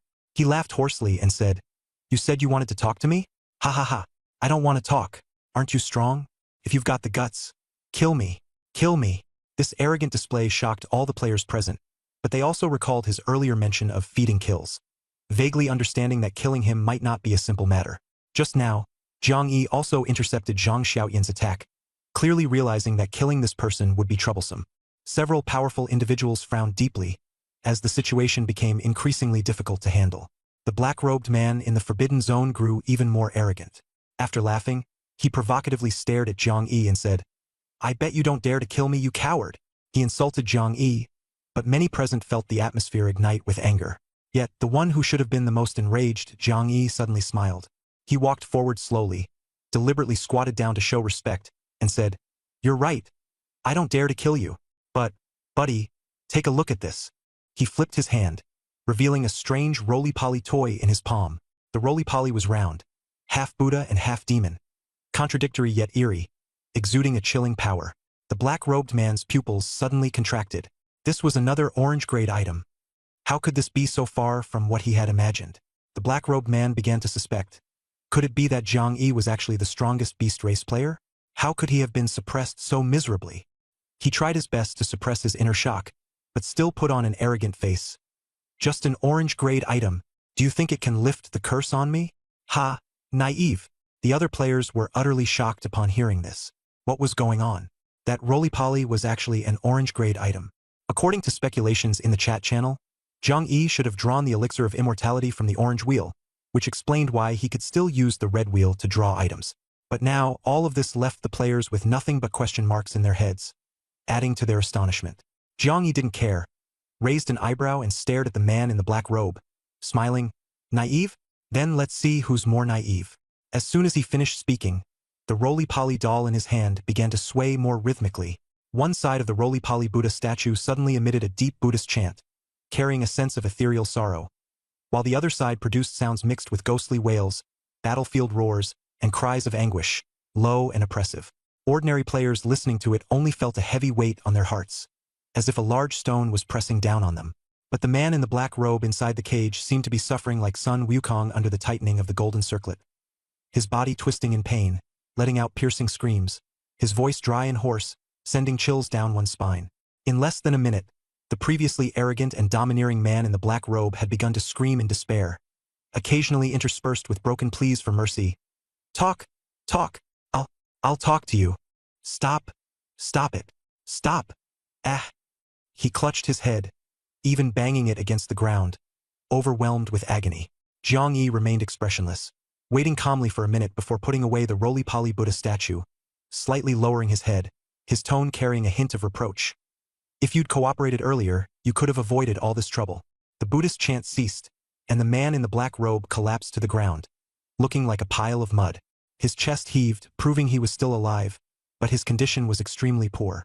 The other players, seeing his half-dead state now and recalling his earlier arrogance, felt an overwhelming sense of awkwardness. Their gazes turned complex as they looked at Jiang Yi. This time, they had essentially won by following Jiang Yi's lead. Jiang Yi still held the roly-poly Buddha statue in his hand, his gaze steady and unhurried as he stared at the man in the black robe. Since you want to talk, start by introducing yourself. Tell me your identity and your race. The other players also kept their eyes fixed on the man in the black robe. This was a rare opportunity to capture a beast race player alive. However, the man in the black robe lay there half dead, his voice weak yet mocking. Race? Haven't you already guessed it? Jiang Yi's eyes flashed, and he calmly said, You are human. The players looked at each other in confusion. They had always thought it was a beast race, but it turned out to be a human race player? What on earth is going on? Why is he doing this? And how did he get that beast race trial scroll in his hand? Zhang Xiaotian frowned and took a few steps toward the cage, carefully observing the man in the black robe. His brows furrowed tightly as the words, traitor to the human race, surfaced in his mind. He Yangwang and Guanling felt the same. The man in the black robe suddenly let out an eerie laugh. His voice was no longer arrogant, but instead carried a trace of desolation. Yes, the human race. Then his tone shifted, and hatred erupted. But I am not a traitor to your human race. Zhang Xiaotian, He Yangwang, and the others frowned, feeling that this was nothing more than the sophistry of a traitor. Only Jiang Yi remained calm, quietly watching him. After a moment, the black-robed man's gaze turned to Jiang Yi, his tone steady. Since you know I carry a curse, You must have guessed my origins. Jiang Yi nodded, his tone even steadier. You are a human from another domain. Indeed, in certain domains, while humans are the dominant race, those worlds are not purely human. Many other races also exist there. Conversely, in beast race domains, it is inevitable that some humans exist as well. Every ecosystem requires a complete ecological chain. At the top are the most dominant species, while the middle and lower tiers allow other species to survive. However, the bottom-tier species often live in miserable conditions. Just like in a world where humans are at the top, pets can be treated well, but rats and cockroaches are driven away by everyone. In his previous life, Jiang Yi had vaguely heard that in some beast race domains where humans existed, the situation was even worse. Those humans were almost always at the very bottom of the ecological chain, despised like rats on the street. The reason was simple: human players were too weak. In human-dominated domains, this sense of weakness was not as apparent. After all, everyone was human, and no one had the capital to mock another. But in beast race domains, the situation was entirely different. Beast race players were naturally long-lived and had innate advantages. Humans, on the other hand, had short lifespans, no innate talents, low bloodline quality, and pitifully low attribute caps. As a result, they could only sink to the bottom of the ecological chain. This black-robed man was precisely such an existence. On the surface, he appeared arrogant and domineering, but in reality, in the beast race domain, he lived humbly, enduring scorn and bullying as one of the weakest at the bottom. At this moment, his gaze, hidden beneath the black robe, remained fixed on Jiang Yi. Suddenly, he brought up the human traitor they had discussed earlier. Do you remember when you mentioned human traitor? He rasped, his voice sounding even drier and harsher. Ha ha ha. I wanted to laugh so hard at the time. He laughed like a madman. You actually said such a stupid phrase. You human domain players are so simple-minded to come up with the words, traitor. But what about us humans living in the beast race domain? Traitor? What a joke. We can only be dogs, slaves, death servants. Every word he spoke struck the air like a knife. The black-robed man's voice was hoarse and piercing, his laughter maniacal yet tinged with a faint sorrow. He continued to roar. Traitor? Over there, dogs curry favor with humans, and no one calls them traitors because dogs pose no threat to humans. They even rely on human scraps to survive, yet they feel proud. We humans in the beast realm are the same. We have no right to resist, so why call us traitors? Without the means to fight back, we can only live humbly. The black-robed man screamed madly, finally shouting loudly, I am not a traitor to humanity. The sound echoed through the silent giant pit, reverberating endlessly in the minds of all the human players. Zhang Xiaotian was deeply shaken. When he first heard the words human traitor, he was filled with disgust for the black-robed man. Coupled with the black-robed man's previous ridiculous behavior, it had already made him detestable. Now that disgust was replaced by shock. Recalling the black-robed man's arrogance and laughter, it unexpectedly carried an indescribable sorrow. At this moment, Zhang Xiaotian suddenly felt how fortunate those in the human stronghold were. He almost blurted out, Since you're human too, now that you're here, the black-robed man could completely let go of the past and live with dignity. But then he remembered the curse mentioned by the black-robed man and Jiang Yi. He fell silent. Jiang Yi was less shaken, his experiences more extensive, and his face showed almost no change. The man in the black robe finished shouting, but he didn't argue back. Instead, he calmly asked, Then which realm are you from? Who is the strongest race there? What is your purpose? As soon as the three questions were asked, the man in the black robe fell completely silent. He lay half dead on the ground of the cage, his neck suddenly stiffened, and he said in a desperate tone, Just kill me. Jiang Yi wasn't angry. Instead, he smiled faintly. This man in the black robe clearly lacked any backbone. That statement could only mean one thing. He couldn't reveal the truth. On him, there was undoubtedly a curse he was destined to bear. Combining his past experiences, Jiang Yi vaguely pieced together some clues. After thinking for a moment, he softly speculated, If I'm not mistaken, you're from the Silver Horn realm, of the Silver Moon clan. Their goal must be the core of the realm, right? With just a few words, the man in the black robe immediately fell silent. Although his face was hidden by the black robe, making his expression unreadable, everyone present could feel the shock in his gaze as he looked at Jiang Yi. In other words, Jiang Yi's guess was correct. He raised an eyebrow and then asked the man in the black robe, So, the core of the Qinghai beast world is also on you? The man in the black robe strained his neck, remaining silent, looking as if he was on the verge of death. Jiang Yi casually shook the Buddhist tumbler in his hand. Suddenly, the man in the black robe sat up in shock, pulling out a silvery white object resembling a giant dragon scale from his hand and casually tossing it to Zhang Yi. Zhang Yi caught it steadily. The object was not large but very heavy, exuding a mysterious texture.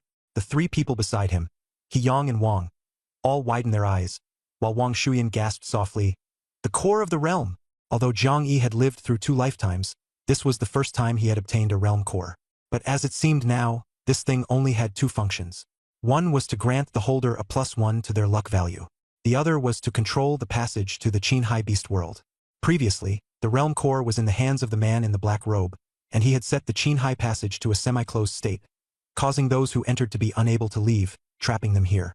Now that the realm core was in Zhang Yi's hands, he had the authority to leave this beast world. But the problem was, the previous time slaughter game hadn't ended yet. He hadn't even completed the second round of the slaughter mission. If he failed, it would mean a death sentence of direct obliteration. This was a blatant death threat.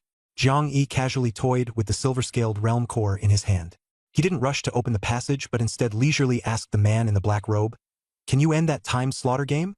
As soon as these words were spoken, Zhang Xiaotian couldn't help but breathe a sigh of relief. He didn't want to see these people continue to slaughter each other, including himself. He hadn't completed the second round of kill tasks yet, and if pushed to the brink and erased, he might really kill 2 people randomly just to survive. But such an act would undoubtedly leave an indelible scar in his heart for life. Zhang Xiaotian didn't aspire to be a hero, but he hoped that no matter the circumstances, he could have a clear conscience. This was his heroic romance, and he was willing to fight to the death for it. At this moment, Zhang Yi's words might preserve that bit of romance for him. The other players had mixed feelings. The one feeling the worst was the black-robed man in the forbidden prison. His face under the black robe remained turned toward Zhang Yi. Without answering immediately, he said in a deep voice, "With your strength, if you make it through the entire time slaughter, you will undoubtedly be the last one standing." As soon as these words were spoken, everyone present was shocked. Indeed, this slaughter game would ultimately leave only one survivor. If that were truly the case, the one most likely to survive would be Zhang Yi. However, the black-robed man seemed to harbor a special secret. He wasn't afraid of death. Perhaps he could survive as well? In any case, most ordinary players were destined to be cannon fodder. Everyone's tense gaze was fixed on Zhang Yi. Zhang Yi remained silent, but the man in the black robe continued. "And as long as you persist until the end, the reward you receive will absolutely exceed your imagination. The talents you obtained in the first round are just appetizers. The true final reward is 100 or even 1,000 times stronger than these talents." Hearing this, the ordinary players gasped. What kind of reward could be 100 or 1,000 times stronger than talents? They couldn't even begin to imagine. And that reward was almost within Zhang Yi's grasp. Just moments ago, everyone had been tense, but now they were completely panicked. Some even began to entertain wild thoughts. If they could somehow kill Zhang Yi and then compete fairly, would the ultimate grand prize fall into their hands? What if it actually worked? That would undoubtedly be a miracle of instant wealth, a chance to soar to the top. Although the chances of success were extremely slim, the temptation was simply irresistible. However, only a few outliers truly entertained such thoughts, while most could only secretly fantasize in their hearts. After all, with strength in numbers, almost no one was truly confident they could take down Zhang Yi. Moreover, Zhang Xiaotian had maintained a clear stance from beginning to end, firmly unwilling to let this time slaughter continue to the end. He was resolutely standing on Zhang Yi's side. With 2 strong players joining forces, the others had no chance to take control. Even if they harbored thoughts of resistance, they lacked the strength to challenge. At this moment, the hearts of many players were in turmoil, but outwardly, they all remained silent, quietly waiting. Only Shang Qinghua secretly sent Guanling a message. "Do you think Zhang Yi will truly give up the final reward and end the time slaughter early?" Shang Qinghua was a top student. While others treated their exclusive fate discs like mobile phones, he had long since materialized his fate disc. This message was sent to Guanling using brainwaves, showing no outward signs. He had even taught Guanling this trick, so when Guanling received the message, he didn't check his phone, but simply frowned and secretly glanced at Shang Qinghua. At this moment, the black-robed man's words continued. "This timed slaughter game, for all of you, terminating is harder than completing. If you're not careful, you might lose your life. One is risk-free with high returns, the other is high risk with no returns. Who wouldn't know which to choose?" The words of the man in the black robe made the atmosphere even heavier, and everyone present grew more tense. If Zhang Yi really insisted on being unable to end the game, he might win, but as for the others, they would probably all die. Guanling was feeling down, but still replied to Shang Qinghua, "Let's listen to Zhang Yi. We have no choice." After reading it, Shang Qinghua lowered his head, a shadow flickering in his eyes, and sent a message. "I remember you once said, you don't like leaving your fate in someone else's hands. Now Zhang Yi is controlling all of our fates. Are you really okay with that?" Guanling's brows furrowed even tighter, and she cast a warning glance at Shang Qinghua. She replied seriously and calmly. "First of all, the timed killing game was initiated by the man in the black robe, not Zhang Yi. Secondly, stop using fate as an excuse. People need to be clear-headed and self-aware. Lastly, don't say I didn't warn you. Zhang Yi is not someone you can afford to provoke." On the surface, she said this, but in reality, Guanling was not swayed by Shang Qinghua's doubts. She still had some confidence in her own fate. Her gaze calmly swept over Zhang Xiaotian. Ever since He Yangwang and Zhang Xiaotian, these big shots, appeared, she had gradually been relegated to a supporting role among the group of strong players. But her thoughts were meticulous, and her observations sharp. When Zhang Yi previously referred to Zhang Xiaotian as benefactor, although his tone was flippant, Guanling faintly sensed something different. Later, when Zhang Yi voluntarily shared the information he had, on the surface it seemed Zhang Xiaotian had paid a price. But Guanling speculated, if Zhang Xiaotian hadn't intervened, this timed killing game might have truly continued to the end, with Zhang Yi as the sole survivor and ultimate winner. But because Zhang Xiaotian appeared, Zhang Yi decided to end this game. The words of the man in the black robe, Zhang Yi had already understood them deeply. His decision was made the moment he exchanged the special roulette with Zhang Xiaotian. Now, no matter how much the man in the black robe said, it couldn't change his mind. Understanding this was the real reason why Guanling felt slightly relieved at this moment. She looked at Zhang Xiaotian, her gaze complicated. Perhaps the lives of everyone present were spared by Zhang Yi and saved by Zhang Xiaotian. If Guanling knew about Zhang Xiaotian's half-joking, life-saving grace to Zhang Yi, she might marvel even more at the wonders of fate. Moreover, Guanling hadn't yet realized one thing. For other players, the ultimate reward of the time slaughter was an enormous temptation. But for Zhang Yi, the situation was entirely different. He had simpler ways to grow stronger, such as the roulette draw, or participating in the trials of the beast race players in the future. When the time came to kill beast race players, he certainly wouldn't hold back. This time, the reason he made his decision was largely because of Zhang Xiaotian. Not just because of the life-saving grace, but also because the thousand-faced god was the hope of the human race. Although Zhang Yi was selfish and always put himself first, he wasn't so cold-hearted as to be indifferent to the extinction of the human race. Besides, the current situation didn't require him to sacrifice himself. Therefore, his choice didn't surprise Guanling faced with the man in the black robe repeatedly weighing the pros and cons. He remained unwavering and even said impatiently, "Now it's my choice, not yours. You just need to tell me how to end this trial." These two plain words instantly silenced the scene. The ordinary players found it hard to believe that Zhang Yi was actually willing to give up the final generous reward for their sake.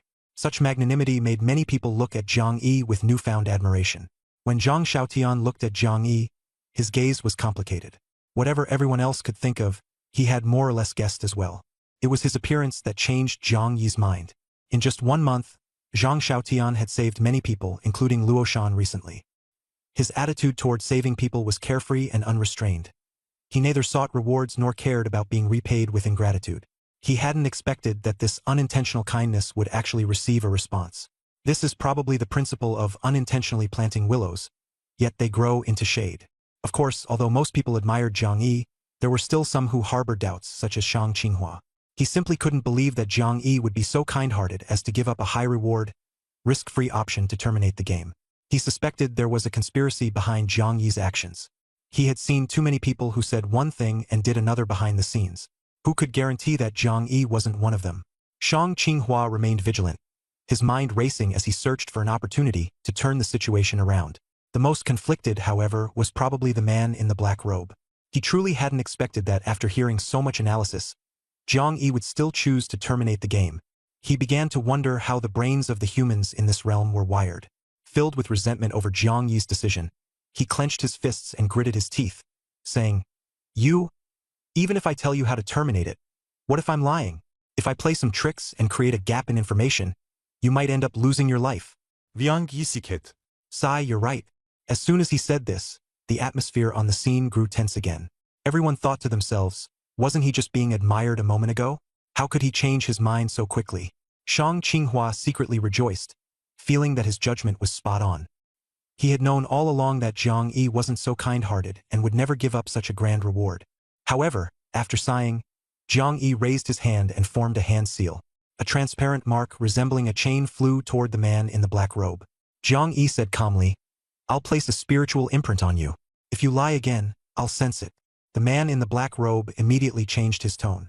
"I'm sorry, I misspoke earlier." Zhang Yi commanded coldly, "Cut the nonsense and tell me directly. How do I terminate this timed killing game?" Seeing his attitude, the man in the black robe understood that Zhang Yi intended to terminate the game before the second round of settlement. Time was tight. After a moment of silence, he stopped stalling. The difficulty lies in this. You need to gather all the people marked by the game and perform a contract termination ritual together. Wang Yi frowned. Contract termination ritual?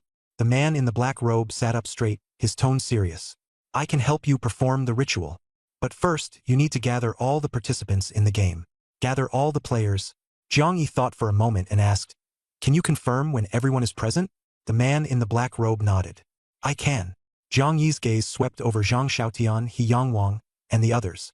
In the giant swamp pit where they were, many official players with combat abilities had already gathered. However, players like Luo Shan and Zhou Yiming, who were unofficial participants, were not present. Zhang Yi understood that their combat abilities were weak and they were likely placed elsewhere. So he instructed, "Gather Zhou Yiming, Luo Shan, and the other unofficial players immediately. Also, gather any official players you can contact. Time is tight. Assemble at the giant pit in 5 minutes." Zhang Yi's tone was firm. This operation was entirely for the purpose of saving lives. Zhang Xiaotian, He Yangwang, and the others nodded immediately and sprang into action. At the same time, Zhang Yi dispatched a large number of people to quickly spread the message about the 5-minute assembly throughout the entire Qinghai Beast world. Soon, the call to gather echoed among the crowd. "Gather! All players selected for the timed slaughter game. Assemble at the swamp crater before 11:45. Those who fail to arrive will be executed." 5 minutes later, nearly 300 players had gathered in the scorched crater, far exceeding expectations. But the black-robed figure in the forbidden prison said calmly, "Not everyone is here yet." Zhang Yi was not surprised. He knew that, with so many people, some would inevitably be missed. He raised his right hand and touched the ring on his pinky finger. "In 1 minute, I don't want any living beings outside the crater. Can you do it?" His words were arrogant, but his tone was calm. The players exchanged glances, unsure who he was speaking to. Little Lamp Silk confidently responded, "I can." Immediately, the ring transformed into a black streak and flew out of the crater. This scene shocked both the black-robed figure and the players. The ring could understand human speech. Many inexperienced players instinctively thought of the artifact spirits from cultivation novels. Those were at the level of celestial artifacts. No wonder Zhang Yi had risen so quickly. Some novel enthusiasts even imagined plots where the ring housed a master alchemist or a beautiful mentor. At this moment, Luo Shan was also in the crater, his face filled with terror. He hadn't expected Zhang Yi's reputation among the elites to skyrocket in such a short time. The Zhang Yi who once shouted about defying fate was now making him truly understand what it meant to defy the heavens. Everyone almost unanimously believed that all of this was because of that ring. The black-robed figure pondered for a long time, deeply shaken. Soon, this shock swept through the entire crowd. Everyone in the crater, including self-proclaimed powerhouses like Zhang Xiaotian and He Yangwang, widened their eyes in disbelief. What the hell was this? How did the entire Qinghai Beast world get incinerated in one go by Little Lamp Silk while no one was paying attention? Zhang Yi himself was also stunned. He had previously witnessed the power of the Chaos Fire domain in the Beast Arena, and even with his total attributes at only 5,000, he had found it astonishing. But with Little Lamp Silk's 60,000 total attributes and her X-level talent, a spark can ignite a prairie fire. Her attack was utterly apocalyptic. He had originally given Little Lamp Silk 1 minute, worried it wouldn't be enough time.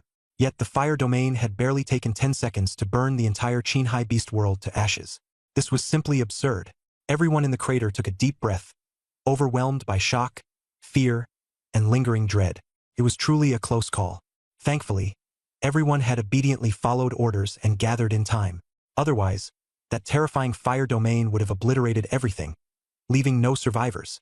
Although many players had already speculated in the chat channel that Zhang Yi's strength far surpassed that of the second-ranked Luo Changqing, the gap was enormous. But now, seeing the overwhelming power of the Ring Grandpa by Zhang Yi's side, they finally realized that the Ring's combat strength might even surpass Zhang Yi's own. This was just too outrageous. With the Ring's assistance, Zhang Yi was practically invincible. The blow was too much, and shock and a mix of emotions churned in the players' hearts. Of course, there were also a very small number of players whose envy turned their eyes red, jealous of Zhang Yi for possessing such a heaven-defying ring. Not long after, the ring obediently flew back into Zhang Yi's hand. The area around the massive pit was deathly silent. Even breathing became light and slow. Zhang Yi's gaze swept toward the man in the black robe, and he said coldly, "This time, is everyone here?" The man in the black robe nodded respectfully, his eyes scanning the massive pit as he replied in a deep voice, "One is still missing." Zhang Yi knew that it was impossible for any players to still be alive outside the Chaos Fire domain. The last person must be hiding within the massive pit. He raised an eyebrow and said coldly to the air, expressionless, "I'll give you 3 seconds to show yourself. If you don't, face the consequences." The brief words carried no overt threat, but the shock of the earlier fire domain made the atmosphere even more oppressive. Within 3 seconds, a stiff figure slowly emerged. It was a thin young man who dared not meet Zhang Yi's gaze. Trembling, he stammered, I mean no harm." Zhang Yi gave him a faint glance, said nothing more, and turned to ask the man in the black robe, "Now that everyone's here, what's next?" The man in the black robe looked at the forbidden domain cage surrounding him and hesitated before replying, "Can you release me first?" Zhang Yi raised his hand, and the forbidden domain cage instantly shrank into a small form and flew back into his hand. With control over the domain's core and a spiritual imprint in place, he had no fear of the man escaping. The man in the black robe showed no intention of fleeing. He swiftly moved closer to Zhang Yi and, leveraging his intimidating presence, shouted to the nearly 300 human players, "The upcoming contract-breaking ritual requires everyone's full cooperation. Listen carefully to the following steps." These players were already prepared to cooperate, and having just experienced the shock of the Chaos Fire domain, each of them was tense and focused, not daring to be distracted. The man in the black robe continued, "Step 1. I will collect everyone's blood to draw the summoning array. Step 2. I will summon a contract-breaking altar. Step 3. Once the altar mutates, everyone must destroy it within 3 minutes. Don't worry, with Big Boss Zhang Yi here, Step 3 won't be a problem. But for Steps 1 and 2, I need everyone's full cooperation. No disruptions allowed." The man in the black robe revealed through his words that the difficulty of the contract termination ritual lay in the lack of unity among people. For Zhang Yi, ending the game was harder than continuing it. Once he decided to continue, he was almost guaranteed to win. But to end it, everyone had to cooperate, which was often very difficult. He immediately asked, what would happen if something went wrong in the first or second step? The man in the black robe was silent for a moment before slowly replying, "The consequences vary. If there's an error in the blood collection, such as missing someone's blood, the altar might fail to summon. But if someone deliberately mixes in strange blood, the consequences would be even worse. The altar might mutate and start crazily absorbing human blood during the second step. The third step would become impossible to complete, as the altar would become indestructible." The atmosphere instantly grew heavy, and everyone's expressions turned tense. There are also many strange possibilities that are hard to predict. The second step is critical. If someone fails to inject blood into the altar within 30 seconds, the altar might drain the blood of everyone else. There are other unknown dangers as well. Upon hearing this, Zhang Yi's expression remained calm, but the other players in the pit began nervously whispering among themselves. They were more afraid of disunity than Zhang Yi was, fearing that someone might deliberately sabotage the process. Zhang Yi was strong and could hold his own if something went wrong. But for these ordinary players, any mistake would likely mean instant death. The group whispered among themselves, trying to figure out a way to ensure that no one would act out of line and that the contract termination ritual could be completed safely. Because they simply did not trust one another. It's hard to trust even between two people, let alone hundreds together. Who knows if there's someone among these 300 people who might outsmart themselves. While everyone was feeling uneasy and anxious, Shang Qinghua suddenly stepped forward and said solemnly, "Zhang Yi gave up the trial rewards to save all of us. And that's already remarkable. We should remain grateful to our savior. If there was a mistake in the contract termination ceremony, the only ones who suffer are ourselves. We're all smart people here. No one would be foolish enough to sabotage and harm themselves, right?" These words made sense, and the players nodded in agreement. In truth, they themselves wouldn't dare to mess around. They were only suspicious of others. Perhaps the doubts in everyone's hearts weren't so necessary. But Guan Ling frowned slightly. When she had just received a message from Shang Qinghua, he had said that Jiang Yi controlled everyone's fate and asked if she could accept that. And now he was suddenly calling Jiang Yi their savior? This made Guan Ling feel conflicted and puzzled. Shang Qinghua's expression was even more complicated than Guan Ling's, as he hesitantly looked at Jiang Yi. There was a hint of fear in his tone. Actually, regarding this ceremony, my personal opinion is, if there really is someone suspicious, it might be you, Jiang Yi. After all, the information about the ceremony was spread by that mysterious figure in the black robe. You said you used a mental imprint to verify the truth, but the rest of us were all isolated outside while you did it. What if you two teamed up to set up this contract dissolution ceremony? Wouldn't that mean we've all been played? Shang Qinghua's words were quite bold and a bit risky, but he carefully observed Jiang Yi's reaction as he spoke, afraid of provoking him. However, Jiang Yi's expression remained unchanged. In fact, Shang Qinghua calling Jiang Yi a lifesaver was not only to calm people down, but also to deliberately place a moral halo on Jiang Yi. This way, Jiang Yi maintains a good image in front of everyone, so his actions cannot be too excessive. He even has to pretend to be understanding and tolerant. This is precisely the calculated strategy of Shang Qinghua, and also the basis of his confidence in daring to express doubts. After speaking, Jiang Yi neither interrupted nor changed his expression. Shang Qinghua secretly breathed a sigh of relief, feeling that he had gained the upper hand. But he hadn't expected that, just as everyone was suspicious and doubtful. Jiang Yi had no intention of explaining. Instead, he smiled faintly. That smile instantly made Shang Qinghua nervous, his heart sinking to the bottom.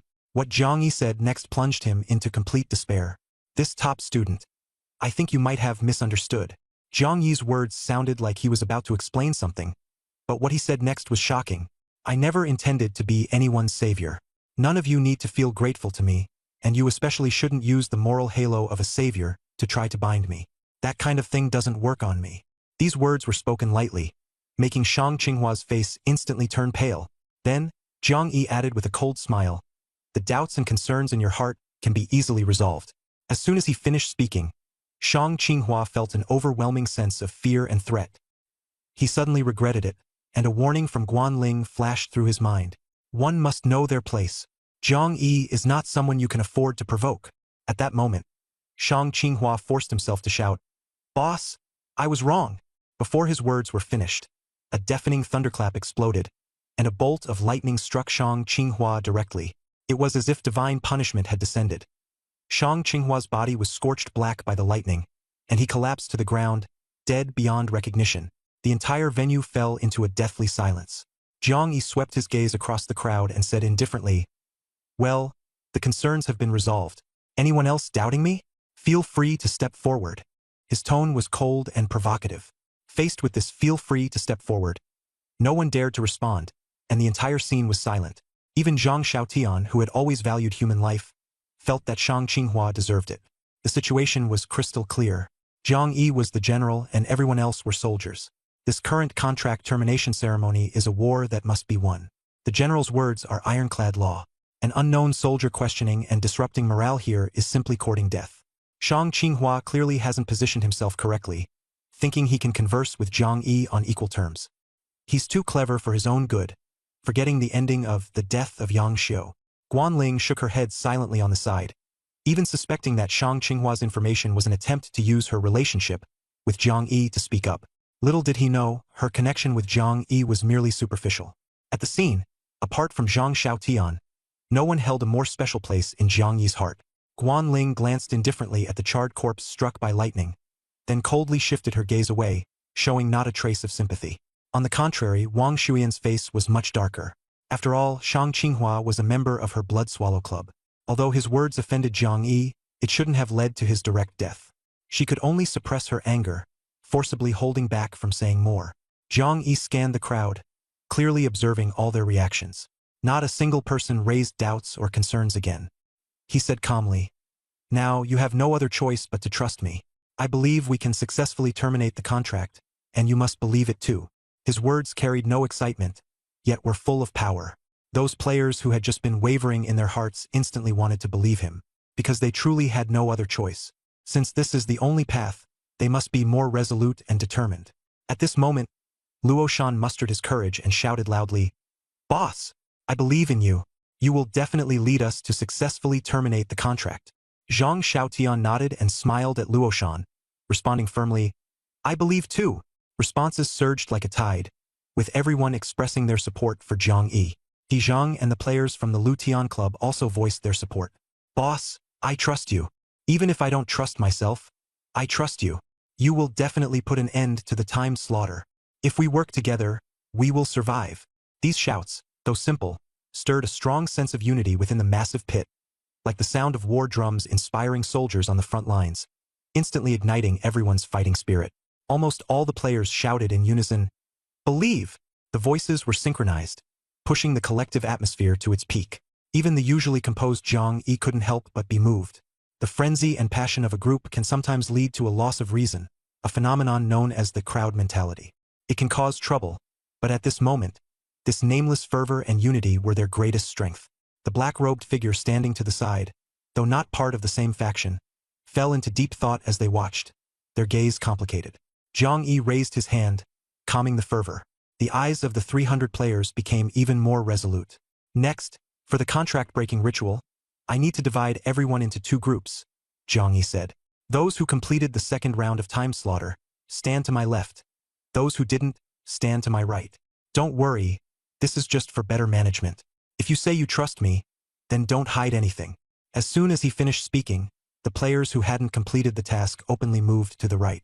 Zhang Xiaotian, Luoshan, Guanling, and others were among them, about 170 to 180 people in total.